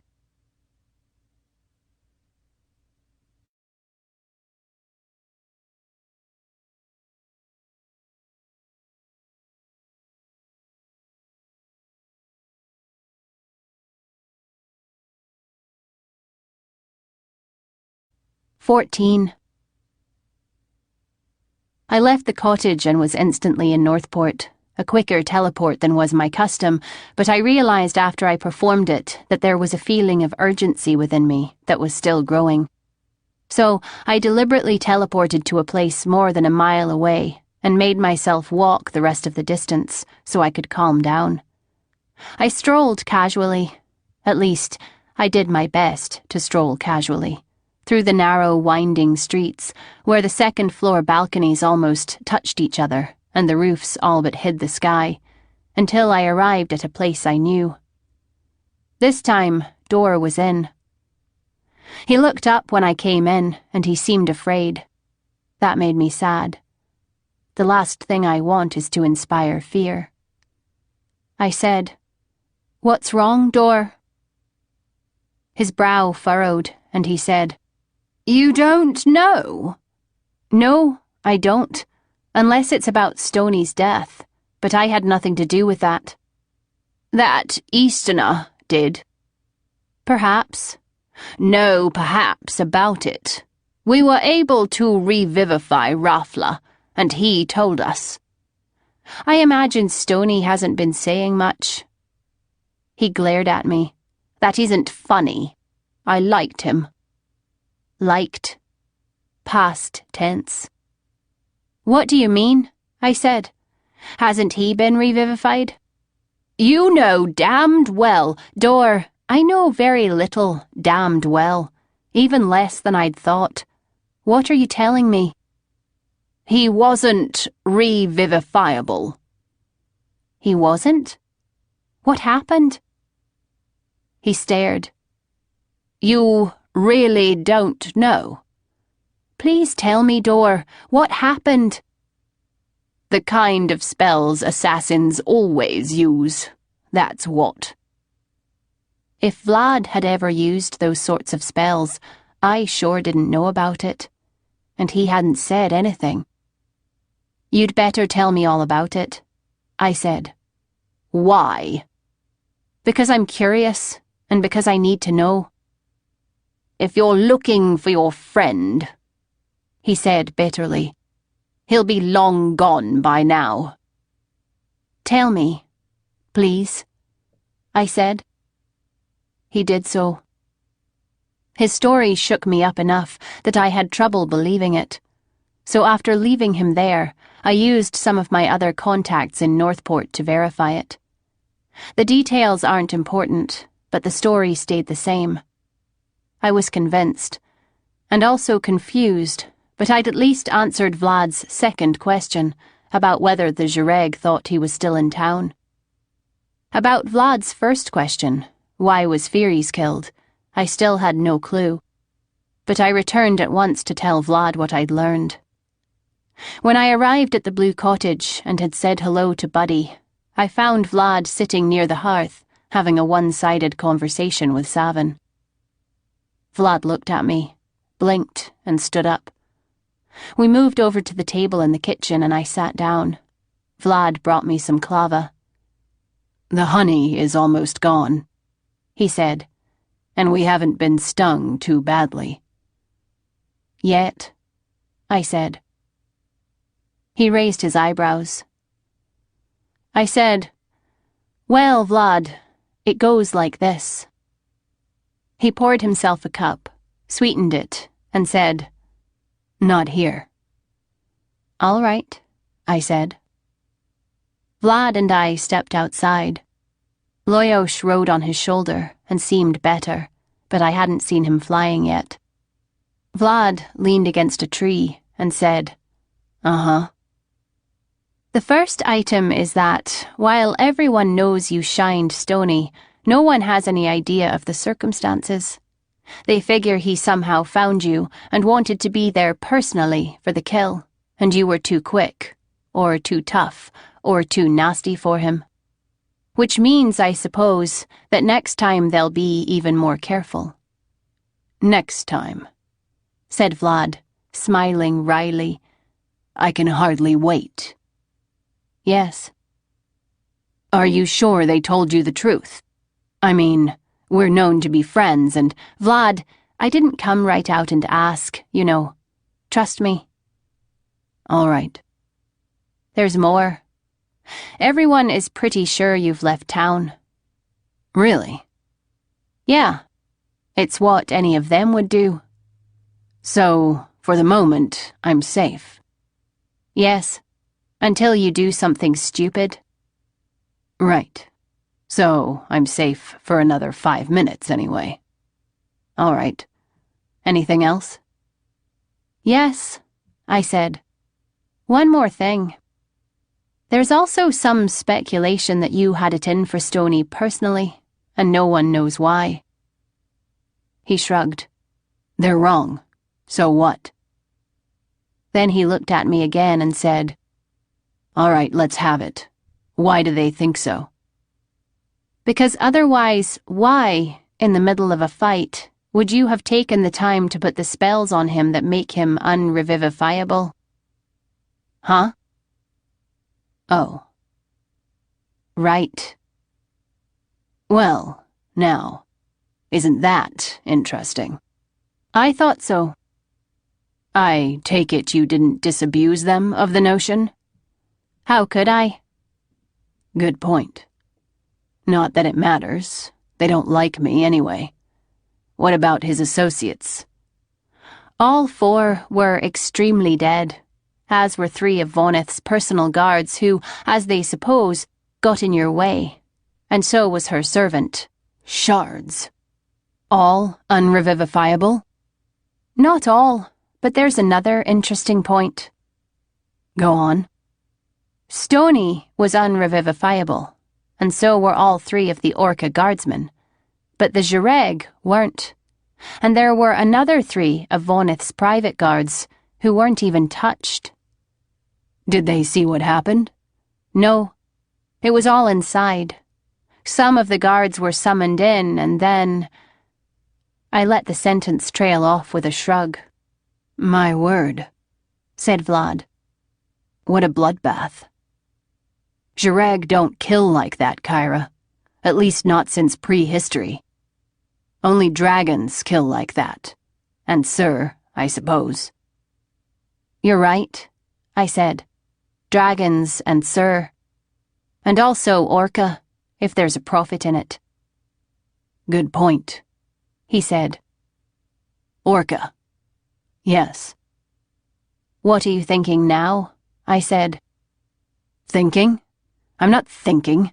I'm being angry. I'll get over it." "Vlad, I've been hanging around Orca quite a bit lately. Usually when I get to know people, I begin to be more sympathetic with them. You'd have thought that, now that I've gotten a chance to know these Orca, I'd have a little more understanding of them. But I don't. I hate them, Kyra. I hated them when I was a kid, and I hate them now, and I think I always will hate them. I started to defend them, then shrugged and said, "So you don't invite Short Isle to dinner. We still need to... What is it?" Short Isle to dinner, said Vlad. That's what's odd about it. To dinner.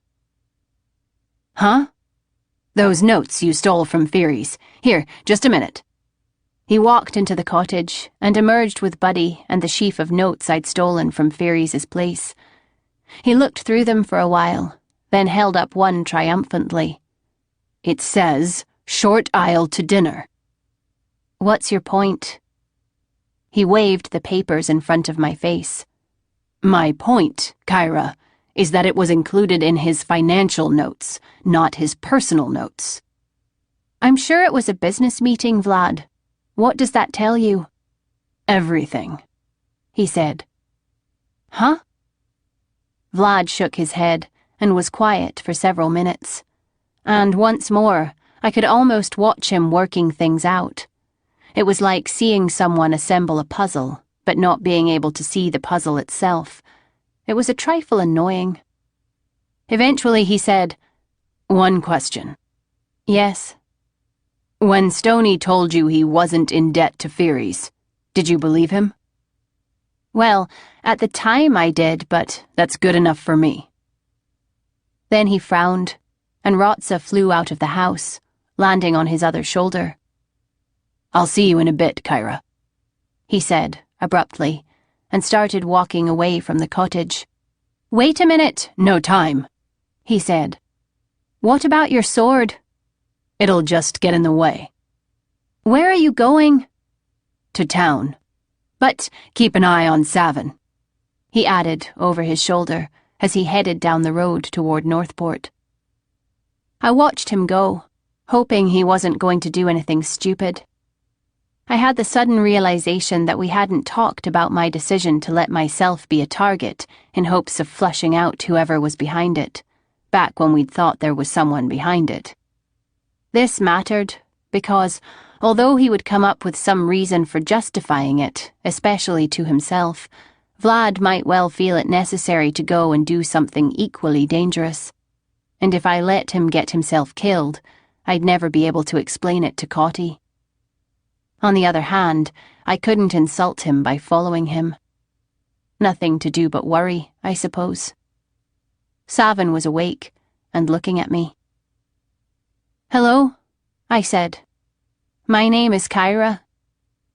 He looked away, then closed his eyes as if he were going back to sleep.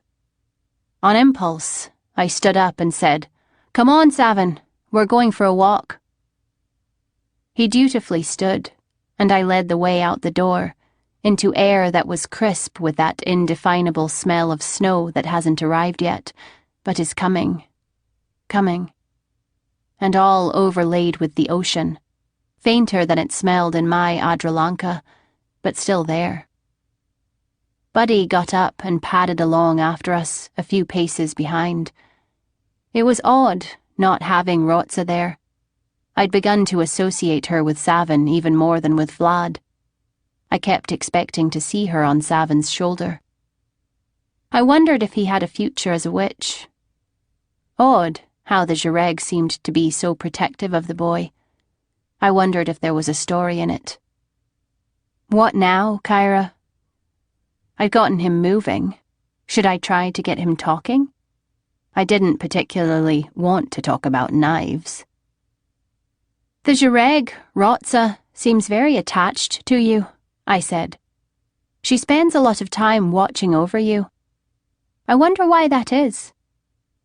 Buddy came up beside us, then suddenly lunged ahead to chase something or other through the leafless trees. After a while he came back. He'd missed whatever it was, but didn't seem to mind, having enjoyed the chase. Although, I suppose it's reasonable to wonder why anyone watches over anyone. Vlad still doesn't know why I watch over him, you know. Savin kept walking along, oblivious to me and everything else, but at least not tripping over tree roots. Come to that, I added, I'm not altogether certain myself. The ground dropped a bit, not like a hill, but more like a small depression, and the trees here were a little more sparse. There are many things that can cause this sort of land formation. Even the ground has its story to tell. Not all stories are worth listening to, however. Guilt, I suppose, I said. At least, that's part of it. We rose up again and were back in a part of the forest that was thicker. We splashed through a tiny brook, perhaps 4 meters across and 2 or 3 centimeters deep, running back past us toward the depression. Though I doubt that Rotsa has anything to feel guilty about. And I shouldn't still feel guilty toward Vlad. It was a long time ago. And, well, we all do what we have to. Vlad, too, I added. He's a good person, you know. In spite of many things, including his own opinion, he's a good person. Maybe a bit conceited, overbearing and arrogant, but then people without a trace of these diseases aren't usually worth one's time. I heard myself chuckling. Or maybe I'm talking about myself there. It's odd, Savin, addressing someone who doesn't respond. It's uncomfortable, but it also frees you up in a way.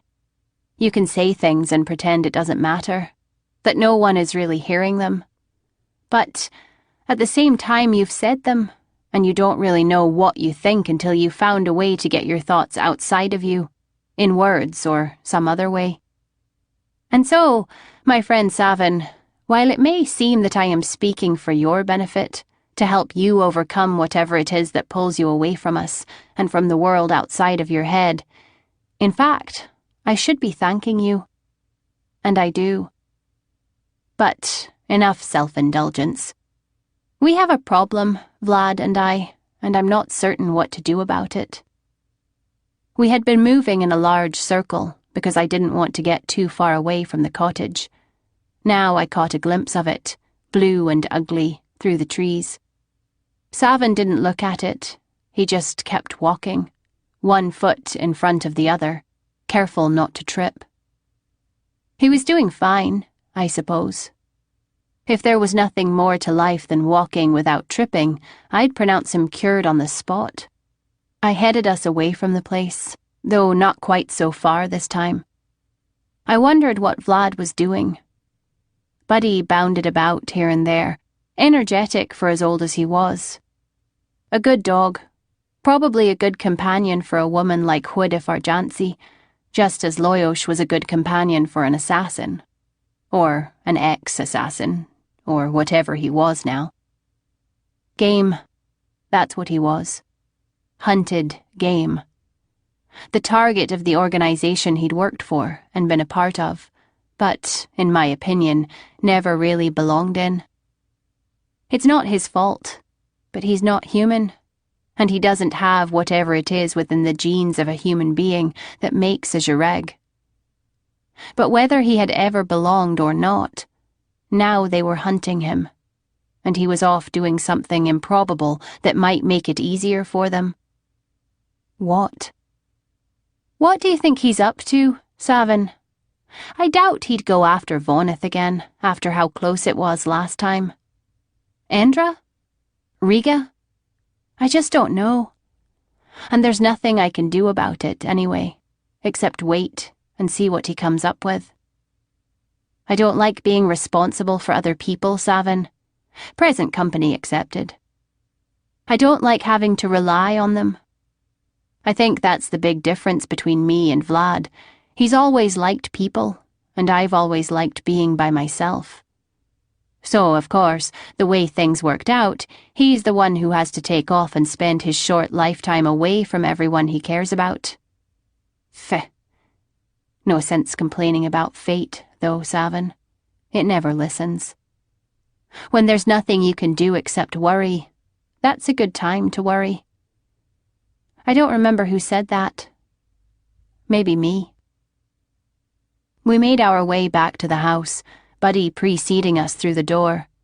Hwida Farjansi was washing some sort of tuber that would probably feed us later. Savin sat down near the hearth, facing out, rather than looking at it. Buddy poked his nose at Hood of Arjancy's leg, was petted, wagged his tail, and sat down by Savin.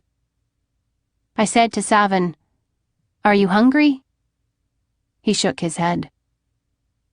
I nodded, pretending that having him respond to a question was the most natural thing in the world, but I realized that my heart was pounding. There was no question we'd made progress. On the other hand, we deserved to, because we had paid for it. Or more precisely, others had paid for it. Ferries was dead. Stoney was dead. Loftus was dead. I looked at the boy, who had closed his eyes and was resting easily. At least Vlad wasn't dead. But there was still too much death. Death follows Vlad around like another familiar, and sometimes I wondered if he even noticed, much less cared. I knew what that felt like and what it could do to you. But it wasn't supposed to happen to Kyra the thief, who had never killed anyone, and who didn't enjoy being around when things like that were going on, and who especially hated it when she couldn't do anything about it. But this was too big for Kyra the thief. Much too big for Kyra. And much, much too big for Vlad. On the other hand, it was clear he had figured something out, there at the end. What? And why hadn't he told me? I hate it when he does that. If he managed to return in one piece, though, I'd be able to tell him that there was progress, that the boy had responded to a question that had nothing to do with knives, and that there was probably hope for him. Vlad would think it worth whatever trouble he'd been through. Oddly enough, I thought so too. Buddy's head came up, and he padded out the door, his tail giving a couple of perfunctory wags. I heard the sound of a familiar walk, and something in me relaxed, and I was able to look entirely normal an instant later when Vlad walked in, looking smug. "What?" I said. "It's done," he said. "What? Everything?" He glanced quickly at Savin and said, "Almost everything. Everything we can take care of, at least." "I have good news on that front too," I said. "Tell me," he said, almost snapping out the words. "You first." "No, you." All right. So I told him about Savin not wanting to eat, and Vlad was every bit as pleased about it as I was. Then Hood of Arjancy came in, and I had to tell her too, and she grew a smile too. When I'd waited as long as I could, I said, "All right, Vlad. Your turn." "Sure," he said. "Let's go outside." Hood of Arjancy sniffed, and Vlad winked at her. Then we went outside, and he told me about his day.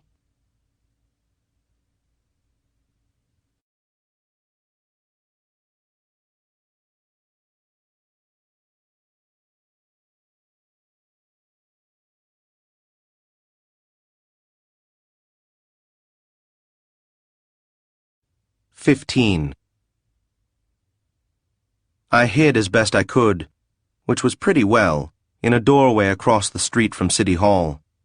Maybe the same place you hid, Kyra. And I waited for the day to fade. I didn't feel especially safe. Loyosh wasn't fit to fly, so Rotza was doing the watching, and I was getting the information from her through Loyosh, which is too indirect for my taste, and Rotza wasn't trained for this kind of work. Loyosh attempted to reassure me, without much success. Eventually Dom left the building. I gritted my teeth and watched him go by. He took a few steps away from the door and teleported. I kept waiting. Things were shutting down and people were going home from work. Had I missed her? Had she gone out a back way or not been there at all? Or teleported from inside the building? These are the questions that inevitably go through your head when you're doing what I was doing, and you don't have a partner. When I was with the Jureg, I made sure people doing this sort of thing always worked in pairs, at least one of whom was a competent sorcerer. I was a competent sorcerer, but as long as I wore the gold phoenix stone, it didn't help a bit, and whenever I removed it, even for an instant, I was risking rather more than my life. The Jureg are tenacious. I know because I was one, and I was as tenacious as any of them. Damn them to Vera's coldest hell. Timur came out, walked a few steps down the street, paused, no doubt to teleport, then stopped as Rotsa flew down, almost into her face, then away. She reached for a weapon, frowning, and looked for her. Then she saw me walking toward her, hands in front of me and open. Rotsa landed on my shoulder. Timur waited, her hand still on her blade. "Let's talk," I said. We have nothing to talk about. "Oh, no, my lady. We have a lot to talk about. If you try to arrest me, which I know you're thinking about, you'll get nothing. If you don't, you'll find out who killed your associate and why." She looked like she was starting to get angry, so I added, "I didn't do it. I had no reason to do it. I suspect you don't know who did. I do. Give me a chance and I'll prove it, and what I want in return is something I don't think you'll mind giving me at all." Who are you this time? Someone who's all done playing games, Ensign. I'm not asking you to trust me, you know. Just to listen. Can you afford not to? Her face twitched and she said, Inside, then. "No, not there. Anywhere else, as long as it's public." All right. This way, then. We walked about a quarter of a mile, past 2 or 3 public houses, and then we entered one. She was being careful, which I approved of. The place was just starting to fill up, but we found a corner anyway. She didn't drink anything or offer to buy me anything either. She took out a dagger, set it on the table. She said, All right, let's have it. All of it. "That's my intention," I said. She waited. Loyos and Rotsa sat on my shoulders like statues, drawing stares from everyone in the place except her. That was all right. I said, "I'm betting a great deal on a single glance, Ensign." She waited. I said, "The Surveillance Corps and the Tasks Group. I'm betting that you're with the latter, and that Lieutenant Dom is in the former. And I'm basing this guess just on the way you looked at him that time at the river's end. Care to tell me if I'm right?" You talk, she said. I'll listen. Okay. I was beginning to think she didn't like me. "My name is Vladimir Taltos. I used to work for the Jureg. Now I'm being hunted by the Jureg." I stopped to give her a chance to respond if she cared to. Keep talking, she said. "There's a boy. A Tekla boy. He has brain fever." Stay on the subject. "If you want to know what's happening, Ensign, don't interrupt. He has brain fever. I've arranged for him to be cured. The woman who's working on him is a victim of a very minor land swindle that you may or may not know about, but it's what led me into this. I believe I need some wine." She got the attention of the host, who had a servant bring a bottle and 2 glasses. I poured some for myself. Timur declined. I drank, and my throat felt better. "The land swindle isn't really important," I said. "But it is, as I said, the piece of the whole thing that got me involved. And it isn't even a swindle, really. I'm not certain it's illegal. It's just a means of putting some pressure on a few people and raising prices a little, inducing panic. In an atmosphere of general panic, where everyone is wondering how bad he's going to be hit, everyone is susceptible to—" Go on, please. "You know how the land thing works?" Go on. I don't think she likes you, boss. "What was your first clue, Loyos?" I collected my thoughts. Someday I hope to have them all. I said, "Let's start with Furies, then. I assume you've heard of him." Don't be sarcastic with me, Easterner. Her hand was casually near her dagger. I nodded. Lord Fyres, I said, Duke of whatever it is. 60 million imperials worth of fraud left to a not-grieving widow, a son who probably doesn't even notice, a daughter who intends to continue the tradition, and another daughter who... But we'll get to her. Fyres was worth about 60 million, as I said, and almost none of it was real, except for a bit that he'd put into legitimate shipbuilding and shipping companies, most of whom have now gone belly up, as the Orca say. Now, Ensign, allow me to do some speculating. Most of what I have is based on fact, but some of it is guesswork based on the rest. Feel free to correct me if I say something you know is wrong. Go ahead. All right. Fyres was getting fatter and fatter, and more large banks were involved, and many of them, many of the biggest, were so heavily involved that, when he came to them and said he'd need another 50,000 imperials, or he'd go under, they had no choice but to give it to him, because if he defaulted on his loans, the banks would go under too, or at least be pretty seriously crippled. This included the Bank of the Empire, the Orca Treasury, and the Dragon Treasury, as well as some very large banks and some extremely powerful Jureg, about whom I suspect you don't care, but you ought to. Stony? No, oddly enough. As far as I know, he wasn't directly in debt to Fyres at all. But yeah, he's in this. Mostly because he wasn't in debt. How is that? Wait, I'll get to it. She nodded. I tried to read her expression to see how she was taking this, but she wasn't giving me anything. So be it then. Eventually, Lord Shortisle realized what was going on. One of his accountants found out first, but agreed not to say anything about the bank he knew was in jeopardy. He did this, you understand, in fine old Orca tradition, in exchange for having his pocket lined. I considered, then said, Maybe several of them did this, but I only know about one. And that poor bastard had no idea what scale this was on, or he wouldn't have tried it. For all I know, this was happening all through Shortisle's department. But it doesn't matter, because eventually, Shortisle found out about it. How? I don't know, frankly. I suspect he has ways of knowing when his accountants are spending more money than they ought to. It was probably something like that. She shrugged. All right, go on then. I nodded. So Shortisle spoke to this mysterious accountant. I'm speculating now. I don't know the accountant's name, but I'm sure he was important in Shortisle's organization, because Voneth always referred to him as a big shot. At a guess, then, the conversation went something like this.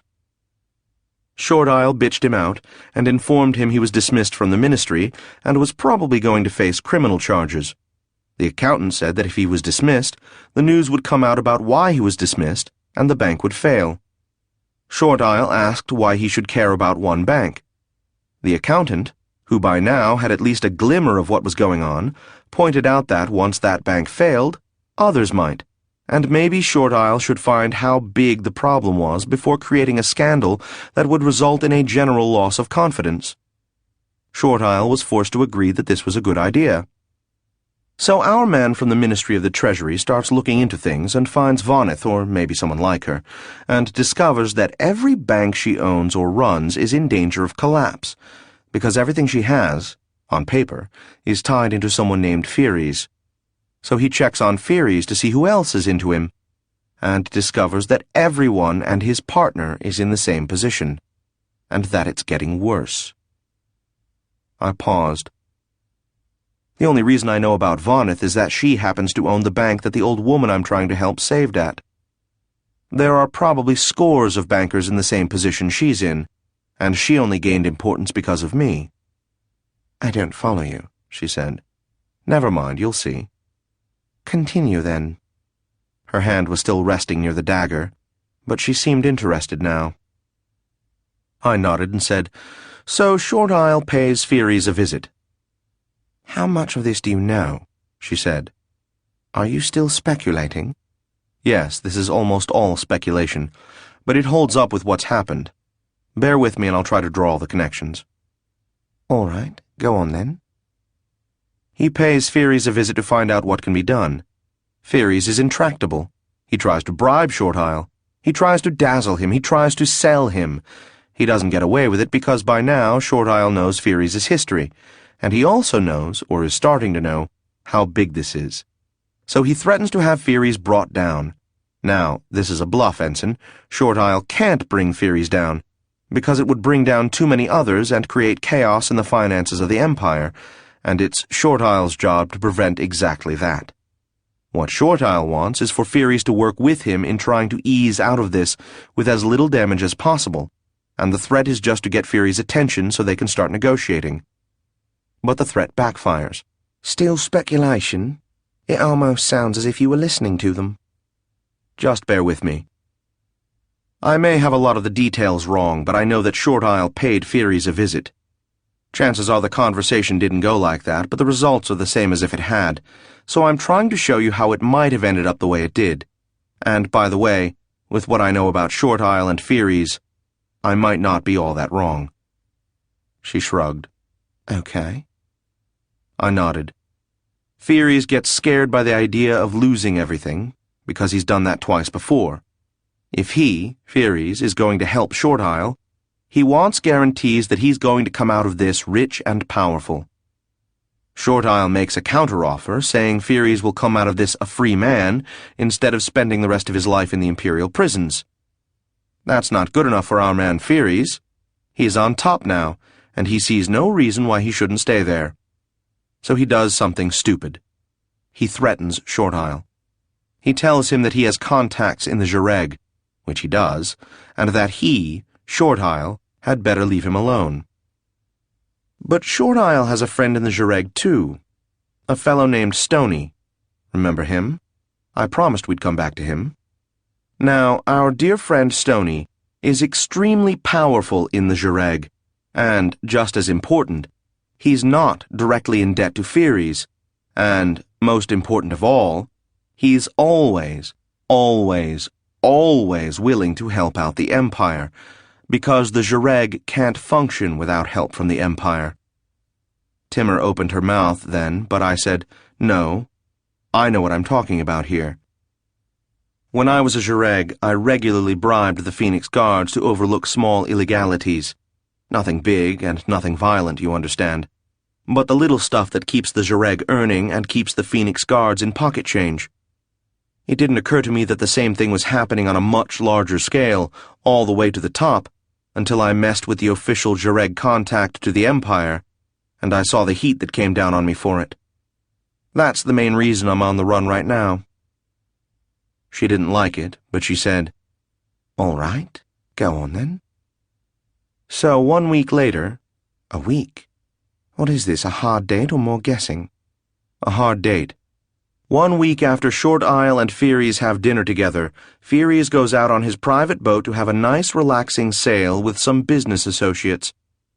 How many of those aboard the boat were Jareg, by the way? 3, she said. Okay.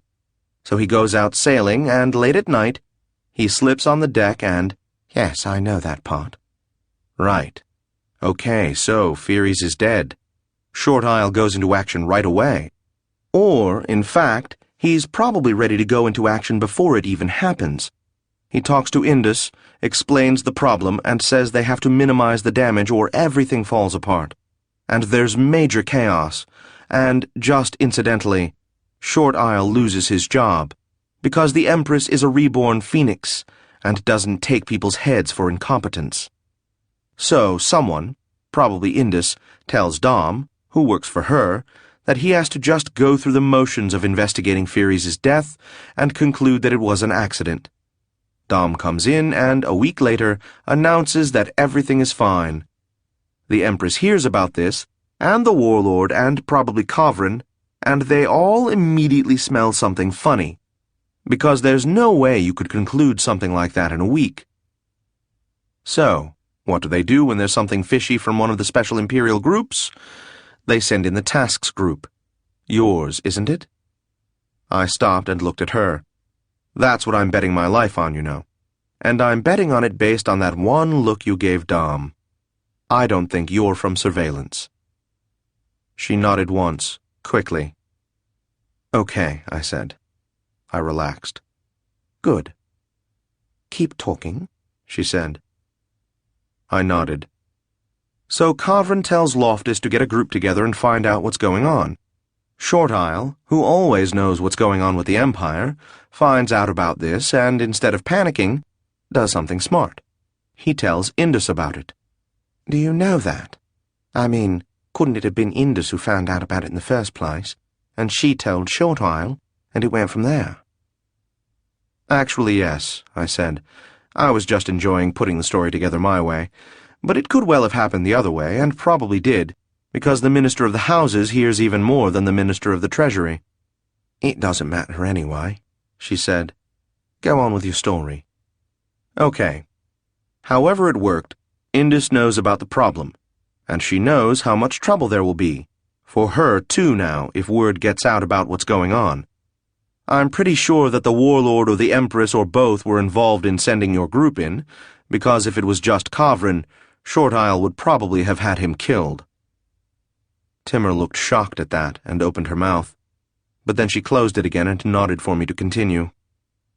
I said, Now, Indus, as we know, is very persuasive. She's an Isola, after all. She finds Loftus, whom she knows somehow or other. They worked together when our group was called in to find a security leak in Division 6 during the Elder Island War. Okay, I said. I still wanted to wince every time someone mentioned the Elder Island War, but that wasn't important now. She persuades him to help behind Kavrin's back, because they both know Kavrin wouldn't go for anything like this, and they both know that, however much they dislike it, it's the only way to keep the financial roof of the Empire from collapsing and to save both of their metaphorical heads. So you and Loftus show up in Northport, just the two of you, with 3 others in reserve. Is that right? Why? It doesn't matter. Loftus told me there were 6 of you and 3 in reserve, and I think he was telling me a half-truth by including Dom and his people, just to test me. Yes, she said. It was he and I, with some others on call if we needed them. Okay, I said. Anyway, Dom is already here with Day Thief Nest and 3 others, and they've bungled things up nicely. You and Loftus know the score, and Dom knows what's going on, but no one else does. You and Loftus have probably done a lot of things you didn't enjoy, but this has to be one of the worst. When Loftus and I were pumping each other for information, I got that out of him, and I think he meant it. Your job was to cover up a murder, and, at the same time, cover up for the fact that the guy whose job it was to do the cover-up, Dom, had bungled it horribly by being impatient. That meant tracing every little indication that people thought the investigation wasn't real, while, at the same time, keeping up the appearances of making the investigation and still coming up with enough to convince, among others, the Empress, the Warlord, and your own chief that, no, really, Fieres' death was an accident. Have I got that right? Go on, she said. I wetted my throat again. Just about this time, Loftus learns that Fieres' home has been burglarized and his private notes taken. I'm sure he had words about that. Why didn't Dom take those notes in the first place? And why wasn't the house better protected against burglary? Answer: because Dom didn't care. Maybe, I'm speculating again, maybe it was then that Loftus realized he only had one way to go. He had to throw Dom to the Tsur. That is, he was going to have to make it look like Dom was just plain incompetent, which he is, and then do the investigation himself and come up, with a greater appearance of honesty, with the same results Dom got. The trouble was, Dom, whatever else he is, isn't stupid. He figured that out too. Timur's eyes got wide. You mean Dom? Wait for it, Ensign. I'm not going anywhere, and neither is Dom. Her eyes narrowed then, but she said, All right. Then she said, About Fieres' death. Yes. How was it arranged? It was a Jareg assassination. I know that, but how? Huh? You should know that. Making it look like an accident. No, not that. I mean, How could a Jareg assassin get close to Furies on his private boat, especially when he must have known, that he was messing with dangerous matters and dangerous people? Ah, I said. I'm glad you asked. Stoney set it up, and he had Short Isle's cooperation. Between the two of them, they were able to get inside help. Again, I'm guessing, but it does all fit. Inside help? Yep. Someone Furies trusted, or at any rate, was willing to let onto the boat along with a friend. Who was on the boat, Ensign? That's something you know, but I don't. I think I can guess, though. Go ahead, she said. Guess. I'd say that at least one of his daughters was there and had a date with her. In particular, I think it has to be Riga, judging by the way she reacted when I suggested to her that the investigation wasn't entirely honest. I waited. Yes, she said after a moment. Riga. We know she brought a date, and the guy she was with. Yes, he could have been a Jareg. We can still find him. 3 pennies that you can't. She shrugged. All right, then. Why would she go along with that? Remember the land swindle I mentioned? Yes. That was the price. Short Isle put her in touch with Voneth and some others, or maybe they all knew each other anyway. They probably did. They cooked it up among themselves, with Short Isle's help, in exchange for Papa's life. That way, however things went, they each knew they'd still have enough wealth for what they wanted. Voneth to keep her lovely house, and Riga to be able to live alone and do nothing, which seems to be her goal. Of course, it could have been the wife, the son, or the other daughter. As far as I can tell, they all had reasons. Nice family. Yeah. All right, go on. I nodded. Then my friend and I enter the arena. First there's the burglary. Yes. Loftus was, not happy about that. Right. Okay, but Loftus finds himself having to work with the Jareg, right? So he tells Stoney about it. And then my friend... Who? I shook my head. You don't get that. She started to object, then shrugged. All right. My friend starts asking Stoney questions, which information he passes on to Loftus. And then I show up, and Loftus passes that information to Stoney. And then I go leading you and Dom all around the countryside, and at about the point my feet are getting ready to fall off, we wind up at the river's end. And Loftus gets hold of you, or Dom, probably you, Me. with orders to question me. No, with orders to bring you in. But Dom wanted to question you first. I objected, but he outranked me. her face twitched and contorted just a bit as she said that. I see. I nodded. He was nervous about what Loftus intended, and wanted to know where I fit in, and if I could be used. Yes. What was your game? Trying to learn what was going on. Remember, all I really knew about was that our hostess was having problems with her land. I didn't even know that the investigation into Furies' death was phony. And that's what you were trying to find out? Yes, and I did, both from Dom's reaction and from yours, although I misread a look you gave him as indicating that you didn't know what was going on, when in fact the look was just one of contempt for him being such an idiot as to let me pump him like that. That was the last thing I got, and what made me decide to come to you now. She nodded. Then what? Then we come back to Riga. If it was her who set up Furies, and from what you say, I'm sure it was, then it fits even better. When I showed up at her door, she panicked.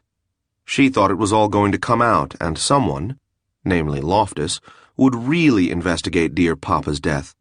And she'd get caught. So she arranged with Dom to kill Loftus, said Timur, very slowly and distinctly. I nodded. That's how I read it. So why did you kill Stoney and all those others? I smiled. Well, actually, I didn't. She frowned. I shook my head. I did kill Stoney, But I put no spell on him to prevent revivification. I had no reason to. And even when I did that sort of thing, I didn't use spells because I'm not fast enough with them. And I certainly had no time then. But who? Think it through, I said. Dom has killed Loftus. Stoney and Loftus know each other, and Stoney is in touch with powerful people in the Empire. Does Dom know that? He has to at least be pretty sure about it. So Dom uses me to set up Stoney, knowing that eventually I'll be sure to go blundering into Voneth's place, or Endra's, or Riga's. Wait, he used you to set up Stoney? Yeah, that's how I read it. He probably thought I'd be killed too, which would have been fine, but he had some of his people there to make sure Stoney didn't get out alive in any case. Did you spot them? No, but I got away. I don't understand. I shouldn't have been able to escape. My familiar here, I gestured to Loyosh, was injured, and that slowed me down. And for various reasons, I can't teleport. And the Jareg wants me bad. So how could I go tromping away from there through the woods and escape without even having to draw my blade? Answer. Because Dom arranged for a teleport block around the house and grounds to seal Stoney and his people in. Then, did you feel a teleport block? No, but I wouldn't, for the same reason that I don't teleport myself. She looked a question at me. I said, I have a device that prevents anyone from finding me with sorcery, and it has the side effect of preventing me from detecting it. Loyosh here usually lets me know if there's sorcery happening around me, but as I said, he wasn't in any shape to do that then. Sorry about that, boss. Don't sweat it, chum. When did you work all this out? Just a little while ago, when my friend informed me that Stoney was unrevivifiable, and that there'd been a mass slaughter in the house. My first thought was that it was being done so I'd be blamed, but that didn't make sense. The Jareg were after me already, and they, frankly, have better resources for that sort of thing than the Empire. So what was the point? The point, of course, was Dom. Yes. And now, Ensign, can you figure out why it was not only Stoney whose death was made permanent, but also 3 of those Orca who are Voneth's private guards? She nodded. 3 of the 4 who killed Loftus. She frowned. What about the 4th? I would imagine, I said, that he died of the wounds I gave him and was given to Deathgate Falls. And, as far as I'm concerned, you now know everything. She nodded slowly. Then she said, Why did you tell me all of this? I shrugged. A number of reasons. For one thing, I rather liked Loftus. She frowned, but didn't speak. For another, it annoys me to see these people tromping over lives like that. Loftus, Stoney, all of those people whose lives have been messed up by the shipwrights closing and by the banks closing. And for another, I want something in exchange. Her eyes narrowed. I believe that, Jareg. What do you want? I said, There are not witnesses who can implicate Dom, you know. Except Voneth. Yes, except Voneth and Riga. Will you be going after Voneth? Maybe. I don't know if I can touch her. I'll have to check with... She got a look of distaste on her features. With Short Isle and Indus. Riga? Not a chance. She gets away with it. I thought so.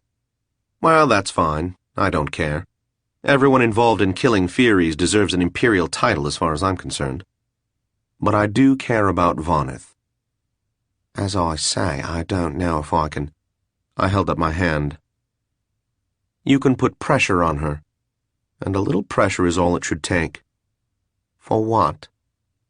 To get her to cough up the deed to a small piece of property on the north side of town. A very small piece. A couple of acres, with a hideously ugly blue cottage on it. There's an old woman living there. I can't pronounce her name. but here it is.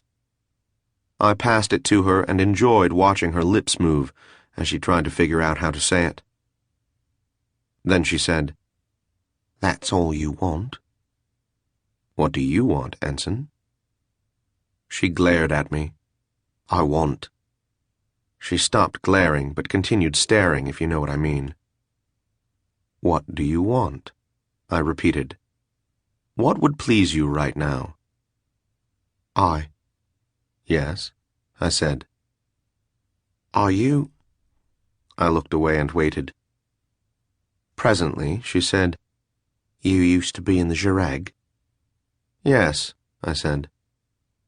And what, exactly, did you do? I turned back to her. "You know what I did." She nodded slowly. The deed to the land for the old woman. That's what you're getting out of this? "Yes." That's all? "That's all."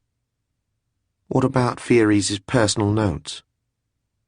I extracted them from inside my cloak and put them on the table. She looked at them, rifled through them, nodded and put them in her pouch. She said, Are you, going to be somewhere for a while? I remembered the area and said, "This is as good a place as any, I think." Yes, she said. I suppose it is. She looked at me for a long time, and then she picked up her dagger and sheathed it. She reached for the wine, poured herself a glass, held it up to me and drank. She held out her hand to Loyosh. He hesitated a moment, then hopped over to her wrist. She studied him for a moment, looking closely into his eyes and showing no sign of fear at all. I've never been this close to one of these before. It looks very intelligent. "More intelligent than me sometimes," I said. That's just banter, Loyosh. Forget I said it. No chance, boss. You're stuck with that forever. She held her hand out, and Loyosh hopped back over to my shoulder. She took out a handkerchief and wiped her wrist, then folded the handkerchief and put it away. Then she looked at me and nodded. You got it, Easterner, she said.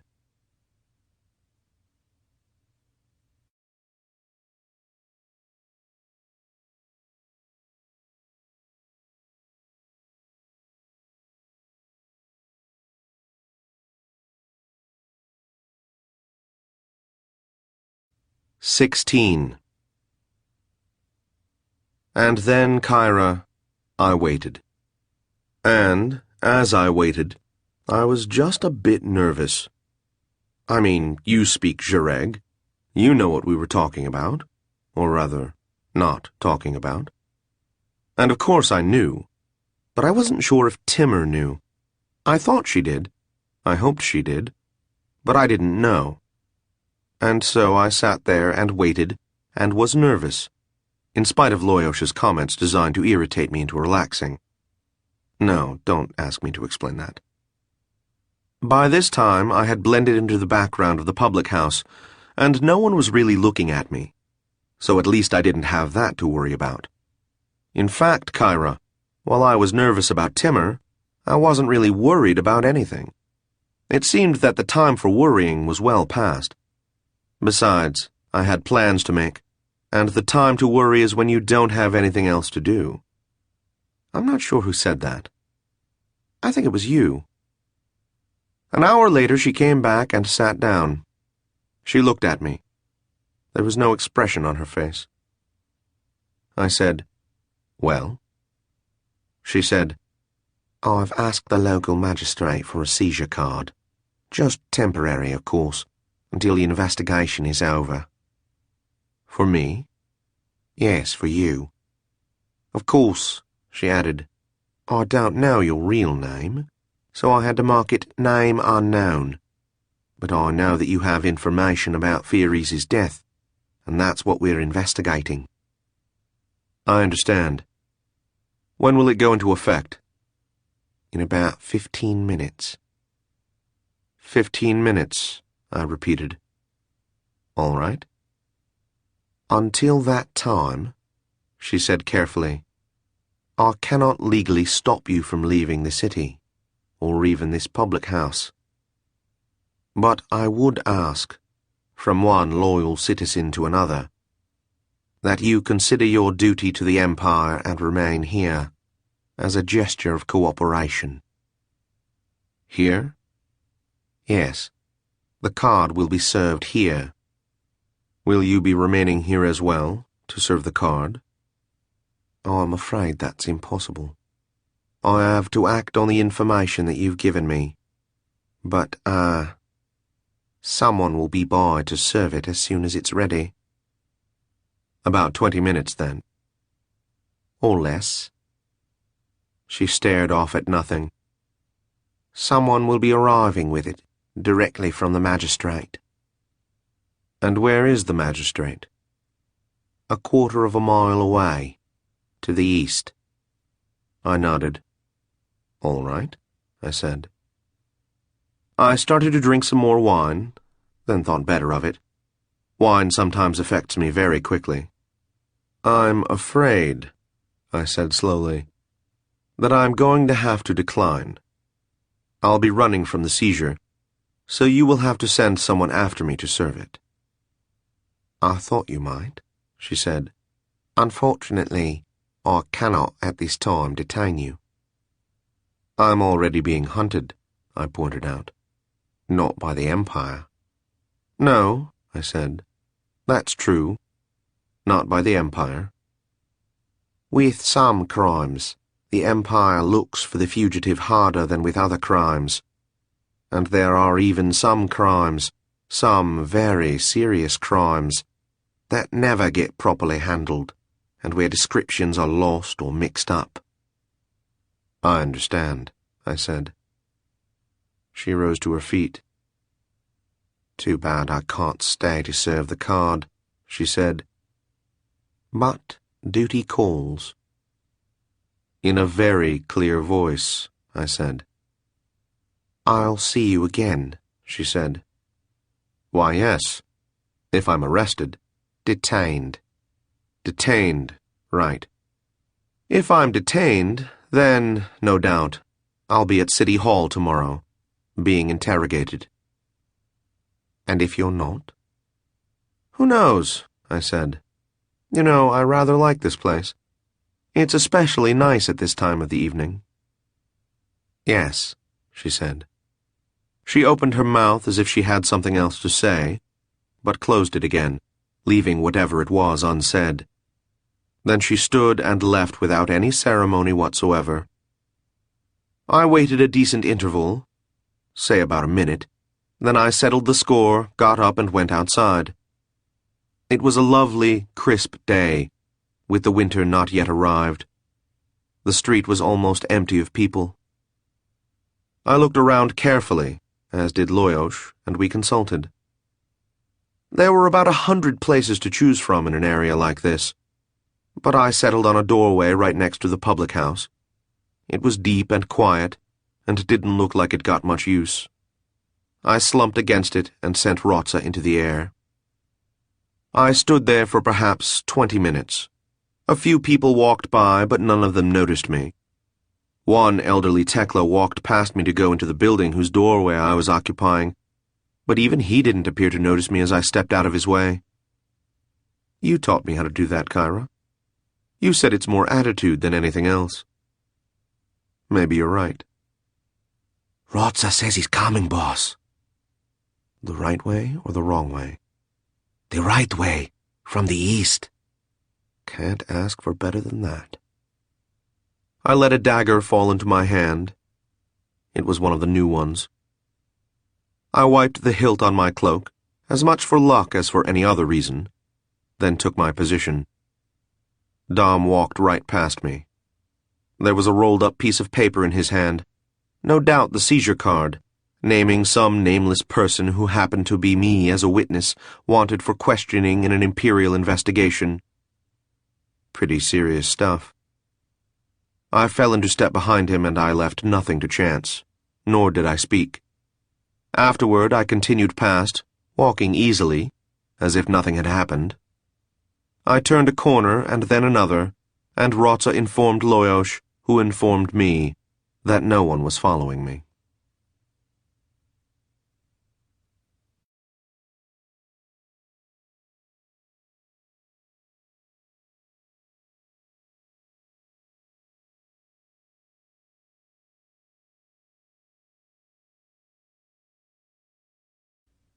Interlude. Did it seem to bother him? Killing Dom? I don't think so. Should it have? I'm not sure. I suppose I would have been happier if it had, but you've changed, Cotty. So has he. Not as much as you have. From what you've told me, I'm not sure that's true. Come to think of it, neither am I. But... Yes. There's so much you're leaving out. I can see the gaps in your story. I told you I know. In any case, that was about it. And there's another gap. Cotty, sorry.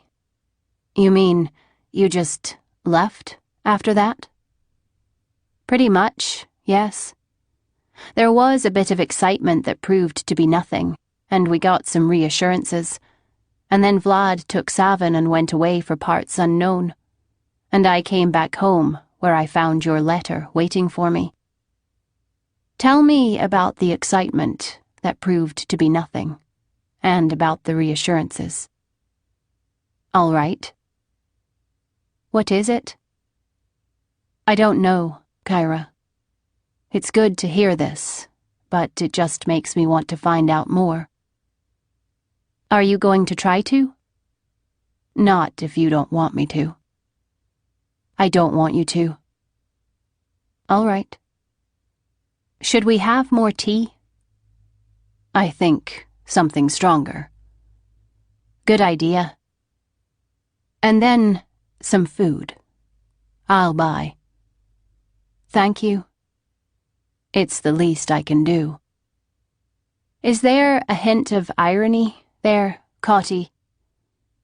No, actually. I don't think there is.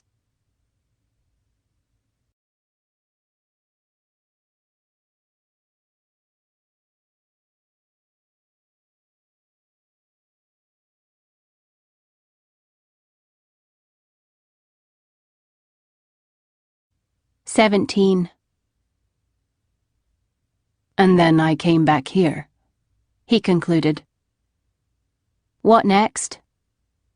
As I said, we arranged that I'd meet her tomorrow evening at that same place, and she'll give me the deed to this chunk of land.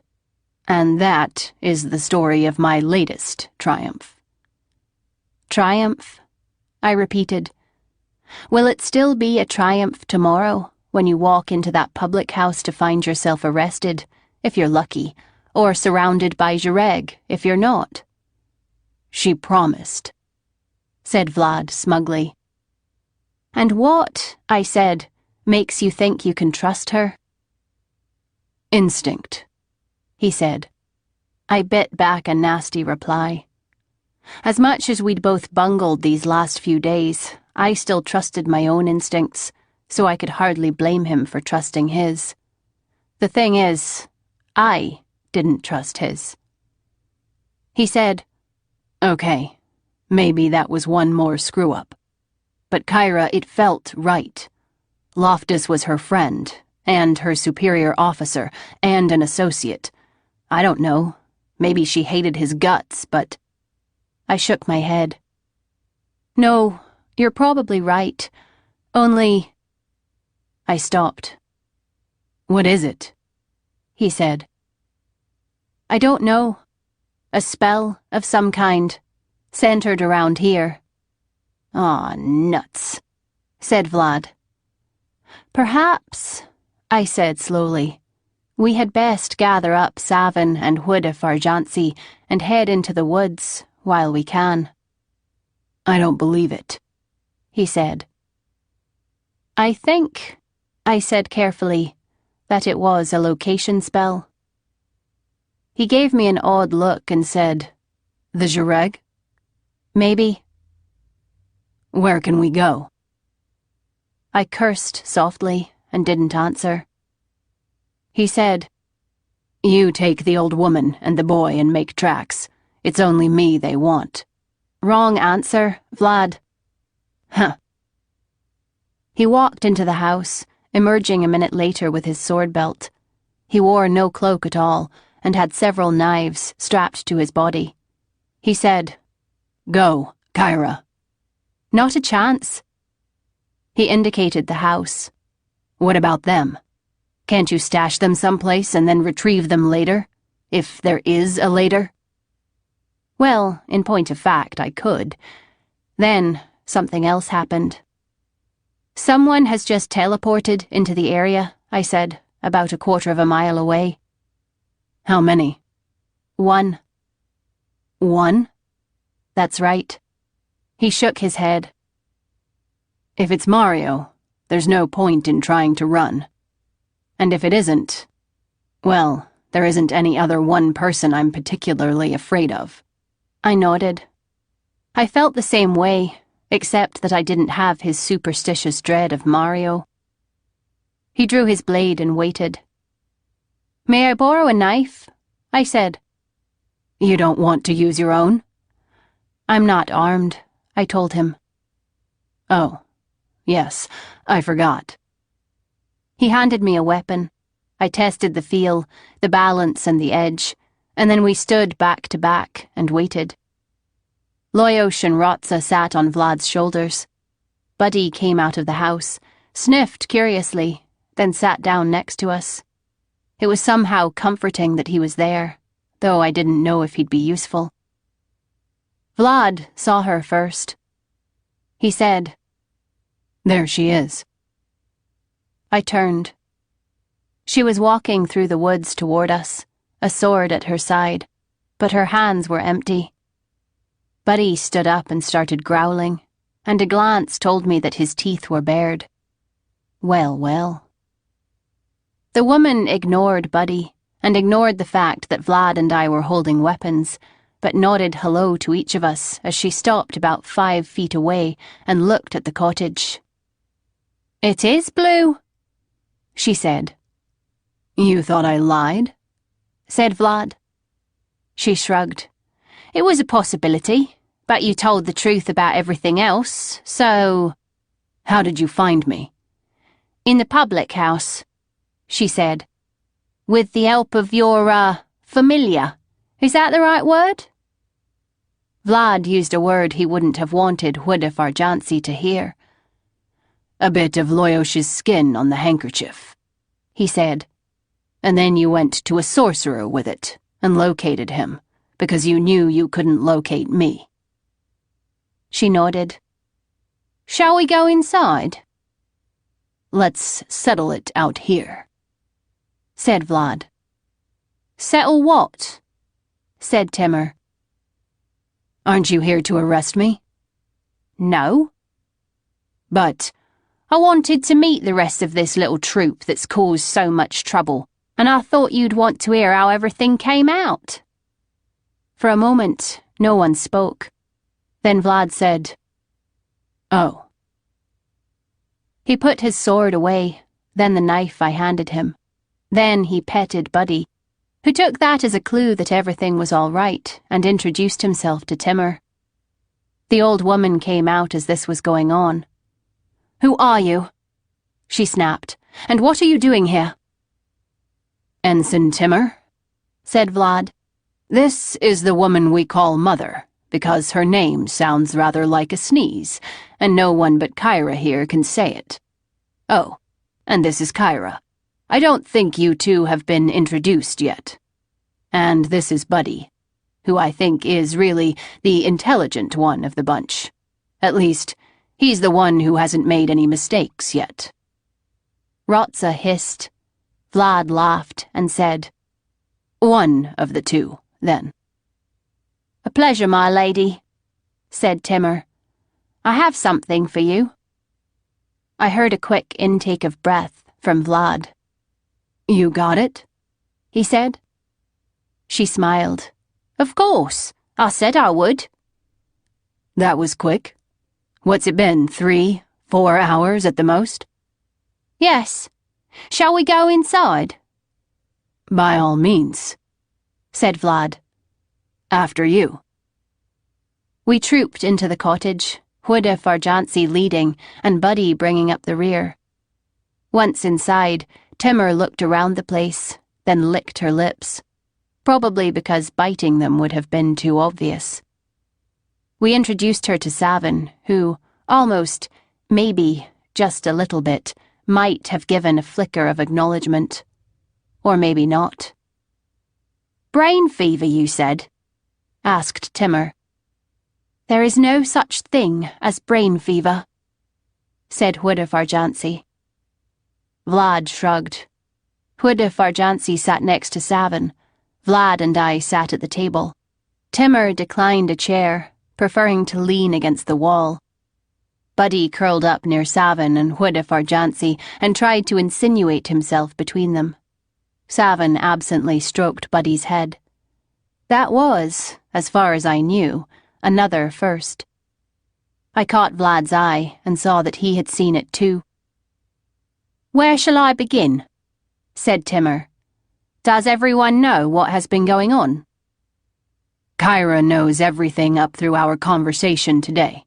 The old woman doesn't know much of anything about the affair, said Vlad. That's because I don't want to, she snapped, and I won't thank you for telling me. Timur nodded. All right, she said. Do you want us to go somewhere else then? No. Say what you want, and I'll listen, but don't bother explaining it. Very well, said Timur.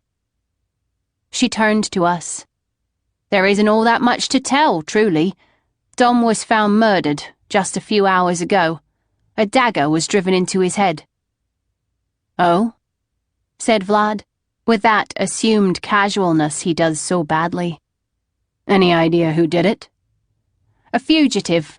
Someone we wanted in connection with our ongoing investigation into the death of Lord Fearies. We think he was a Creotha, she added. I see, said Vlad. What else is new? I spoke to certain persons in the Empire and was told to leave well enough alone. She looked like she'd just eaten a gimberry thinking it was a red nut. So Voneth goes free? Said Vlad. Free? Yes. Free and clear. And still rich. And still the owner, or manager, of 3 or 4 banks. We can't touch her. And Riga? The same. She shrugged, as if Riga didn't much matter to her, which was probably true. Riga hadn't been involved in Loftus's death. Vlad shook his head. Not the way I'd have preferred them to end up. Nor I, said Timur. But then... She spread her hands. It isn't my choice. And? Said Vlad. In exchange? She nodded. Cooperation. They're both going to do what they can to minimize the damage to the Empire. That, after all, is what's important. In her voice was a trace of the same bitterness that Vlad had described in Loftus's voice when he spoke about having betrayed his chief. What else? Said Vlad. She nodded, and from a pouch at her side pulled a rolled-up piece of parchment, which she handed to Huda Farjansi. She took it hesitantly, looked at Timur, then at the document. Her hands trembled a bit as she undid the ribbon with which it was tied and broke the wax with which it was sealed and unrolled it. She read it slowly and carefully, her lips moving, and I saw that there was a tear in her eye. Vlad loudly cleared his throat, stood up and said, Does anyone want Clava? No one did. Vlad sat down again. I said, Timur? Yes. Voneth and Riga now know, or can easily learn who it was who... No, she said. Don't worry about it.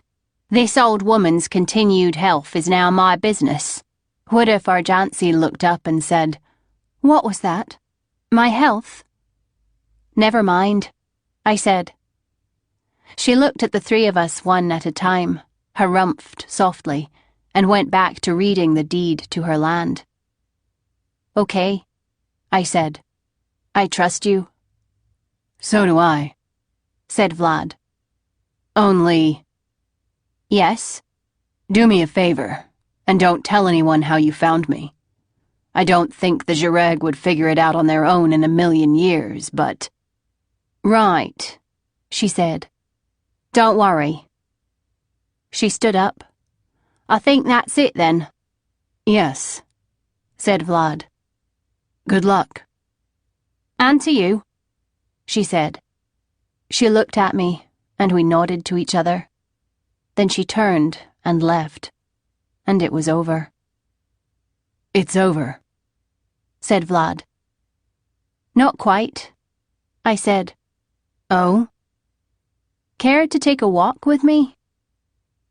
He frowned. Then he shrugged and stood up. We stepped outside.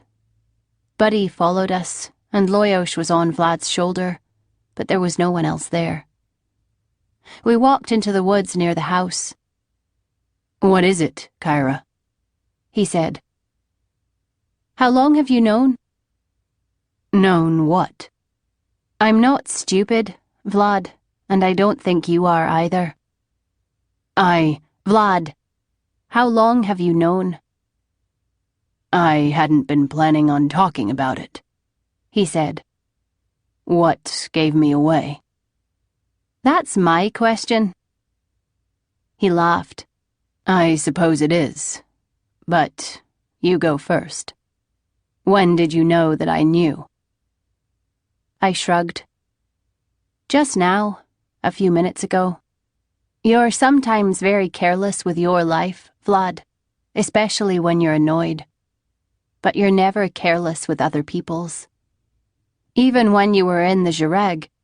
Whose life was I careless with? No one's. That's the point. I don't understand. Don't you? Think about it. He did, and I could see him going back over the last hour in his mind. Then he nodded. I see. Yes. You told me to get the boy and the woman somewhere safe. You asked me to, stash them somewhere. Where could Kyra the thief stash anyone that would be safe? It didn't occur to you to ask if there was a teleport block up. You just assumed there was, because the Jareg, or the Empire, was coming to get you. And you can't tell if there is one or not with the Phoenix Stone you wear. So how could Kyra the thief break through a teleport block? Right, he said. I was scared. Sure, for Savin and Woodif Arjancy. And then there was the remark about the knife, which is what really convinced me. Yeah, I was panicking, I guess. I guess. So, your turn. How did you find out? When did you find out? And who have you told? I haven't told anyone, Kyra. You may as well call me by my real name. All right, Sethra. I haven't told anyone. You should know that. I nodded. Yes, I guess I know that. When did you figure it out? He shrugged. I've known you in both guises, you know? I mean, known you well. And there can't be many of us who have. No one. Only you. He bowed his head, as if he felt he had been honored, which he had been, of course. How long have you known? Not long. Since yesterday. No, today, I guess. I don't know. What did I do yesterday? He shrugged. It was an accumulation of little things. What? I'm curious. You know I never cheat. I mean, when I'm Kyra, I only do Kyra things. You almost cheated tonight. Oh, you noticed that? I sort of guessed. At any rate, just before we realized there was only one person coming, I was expecting to see ice flame in your hand. I nodded. And you almost did. Especially since I knew that you knew. Which brings us back to the question. How did you know? What were these little things that accumulated? He spread his hands. I'm not sure if I can even identify them all, Sethra. No, call me Kyra. It'll make it easier. Are you trying to confuse me? Don't answer that.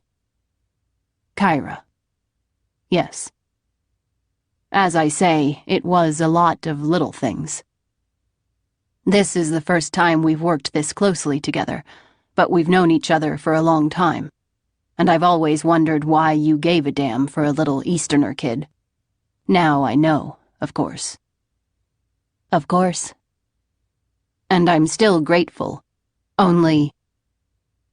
Yes? I don't know. I keep thinking of things, like the way you recruited me to find Alira. There was no other way, Vlad. I understand that, but still. And what was that whole business with the blood of the goddess? Not that I haven't figured out who the goddess is. I can't tell you that, Vlad. She said it was important for you to have that vial, and that she herself didn't know why. The ways of the gods are mysterious. Don't be sarcastic. Why not? I shrugged. I want to know what gave me away, Vlad. It was simple, really. You see, I've known you and Sethra for a long time, but I've never seen you at the same time, or in the same— Cut it out. I'm serious. This matters to me. I want to know. He nodded. All right. He got his considering look on his face and said, Well, for one thing, you got upset once when you were talking about how we'd been fooled, and your speech patterns changed. Come to think of it, that happened more than once. I remember when I first told you things that implied that the Empire was involved. You talked different. My speech patterns slipped, I said, shaking my head. He nodded. Not very often, or for very long, but it was one of the things that got me thinking. I suppose it would be. Damn. After 2,000 years, you'd think... Never mind. What else? What else? Oh, how little you ate was probably part of it, though by itself it didn't mean anything. But I know that Sethra is undead and lives on, well, on other things, so she doesn't eat much. And by the same token, there was the way the dog reacted to you, and... How did you fool Loyosh, by the way? He can usually tell the undead with one sniff. He's not as good at it as Buddy, apparently. Loyosh hissed, and I heard myself chuckle, and I suspected that Vlad was never going to let Loyosh forget that. But, I continued, there are ways to conceal the fact that one is undead. It's difficult, but you're Sethra Lavode. Right. I keep forgetting that. How else did I give myself away? I heard you muttering something about battle shock when you first saw Savin, and I thought it was odd that Kyra would recognize battle shock. Cracks and shards. I'm an idiot. No, I just know you well. Okay. Keep going. Well, you knew stuff that I couldn't see how Kyra knew. Like what? Like what he didn't break the stick meant. And, more than that, what it feels like to have a spell stick discharge in your hand, And you knew more about Imperial signets and secret Imperial organizations than seemed reasonable for your basic thief. Or even your extraordinary thief. Oh? I shook my head. It's starting to sound like a miracle that no one else has figured it out. That must have been what you meant when you said you got more than you wanted. Did I say that? He shrugged. But remember, no one else knows both of you. And you are a very effective Zhureg. I've known you since I was a child, and I never suspected that you were anything but what you seemed to be. But then, as I said, we've never worked together before. You, Kyra, have never worked closely with anyone, have you? And that's the reason, isn't it? I nodded. Continue, then. Okay. He was getting warmed up now. When you first met with Loftus, there was something odd in the way you reported the encounter. Odd? How? Like you left something out. Like you didn't tell me everything that happened. What didn't I tell you? The part where you were first bluffing him? You talked about mentioning a few details about some activities the tasks group had done, but you wouldn't tell me what the activities were. Later, when I was putting things together, it occurred to me that maybe that was because they were things that would make you seem knowledgeable to him, but would connect Kyra with someone else for me. Like something Kyra couldn't know about, but Sethra could. Am I right? Or maybe just things Kyra couldn't know about. I don't know. I think it was one of the things that first made me think there was something funny going on, although I didn't really pay too much attention at the time. But it was a hole in your report, and it only made sense later. The genuine at Sur Mountain? I nodded, while trying not to think too much about the experience itself. It was one I hadn't enjoyed, and I'd been damn glad to have the help of the tasks group at the time. And, of course, I'd had to leave out all the other incidents that Sethra knew about from having been warlord, but Kyra couldn't. Damn. All right, he continued. What else gave you away? It's hard to think back on it this way, because I wasn't really trying to put it together. It just happened. Oh, well, I remember one thing. You, that is, Sethra, once told me that you were originally from the Northwest.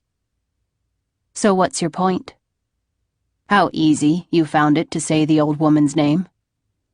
Huidefarjansi? That's a Kanaftali name. There are lots of people who can pronounce Kanaftali names. Maybe, he said. But there are even more who can't. You'll notice that Timur didn't try. I started to speak, but he held up his hand. Okay, maybe it didn't mean anything by itself, but it was another piece, all right? I scowled at him. And you were too sensitive to magic. You kept reminding me of Alira, the way you'd pick up on spells. In fact, I wasn't really convinced until you detected that teleport just now, and knew right away how many there were. That was stupid, too, I said. Or, I suppose, growled. He said, "Tell me something." What? Why, Kyra? Or rather, Sethra, why Kyra? You mean why the name? In the old form of the language, there are female endings of No, not the name. Although, now that I think of it, that should have tipped me off too. A very, very old feminine version of Chiron. But no. I mean, why does she exist at all?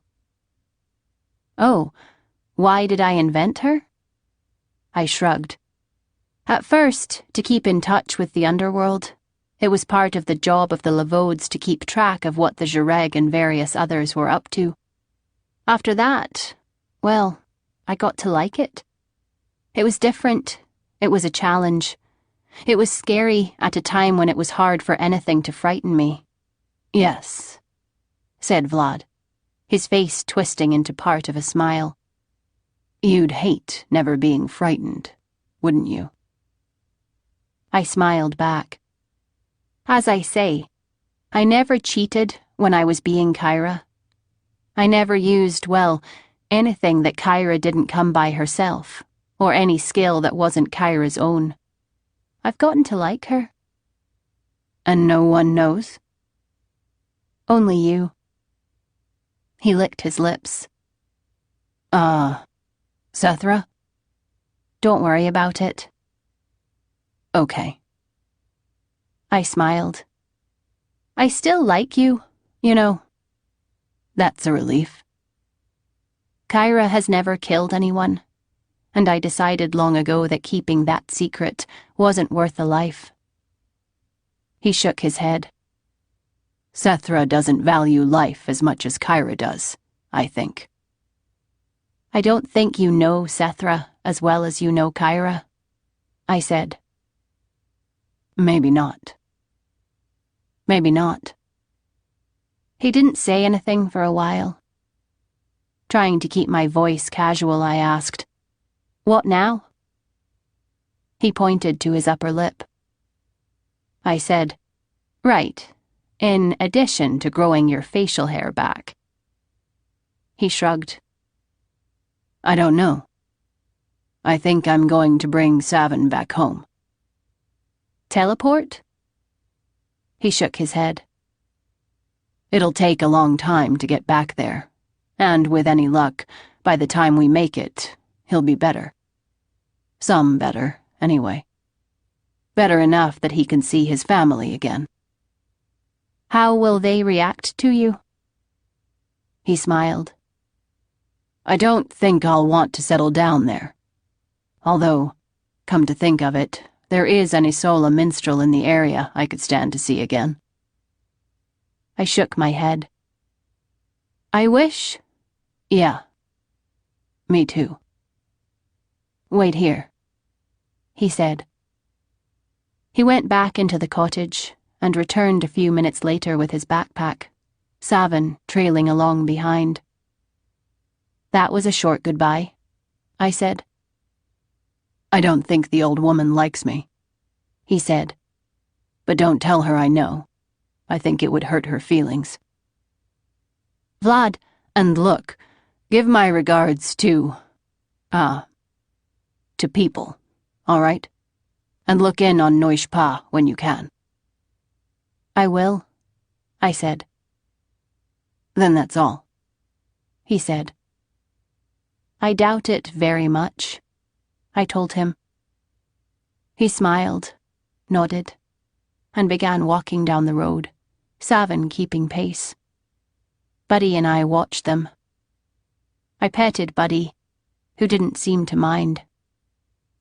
Being Vlad, and thus needing to get in the last word, he turned around just before reaching the road and called back, "We all need work on our disguises, don't we?" They were gone before I could think up a good answer.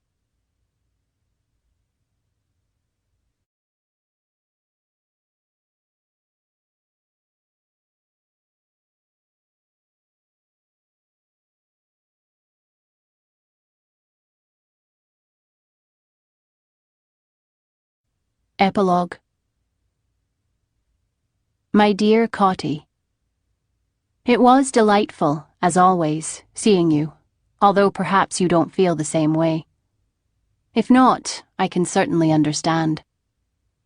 Maybe you were upset by what I didn't tell you, yet you know there are things that I had to leave out, both on Vlad's behalf and on my own.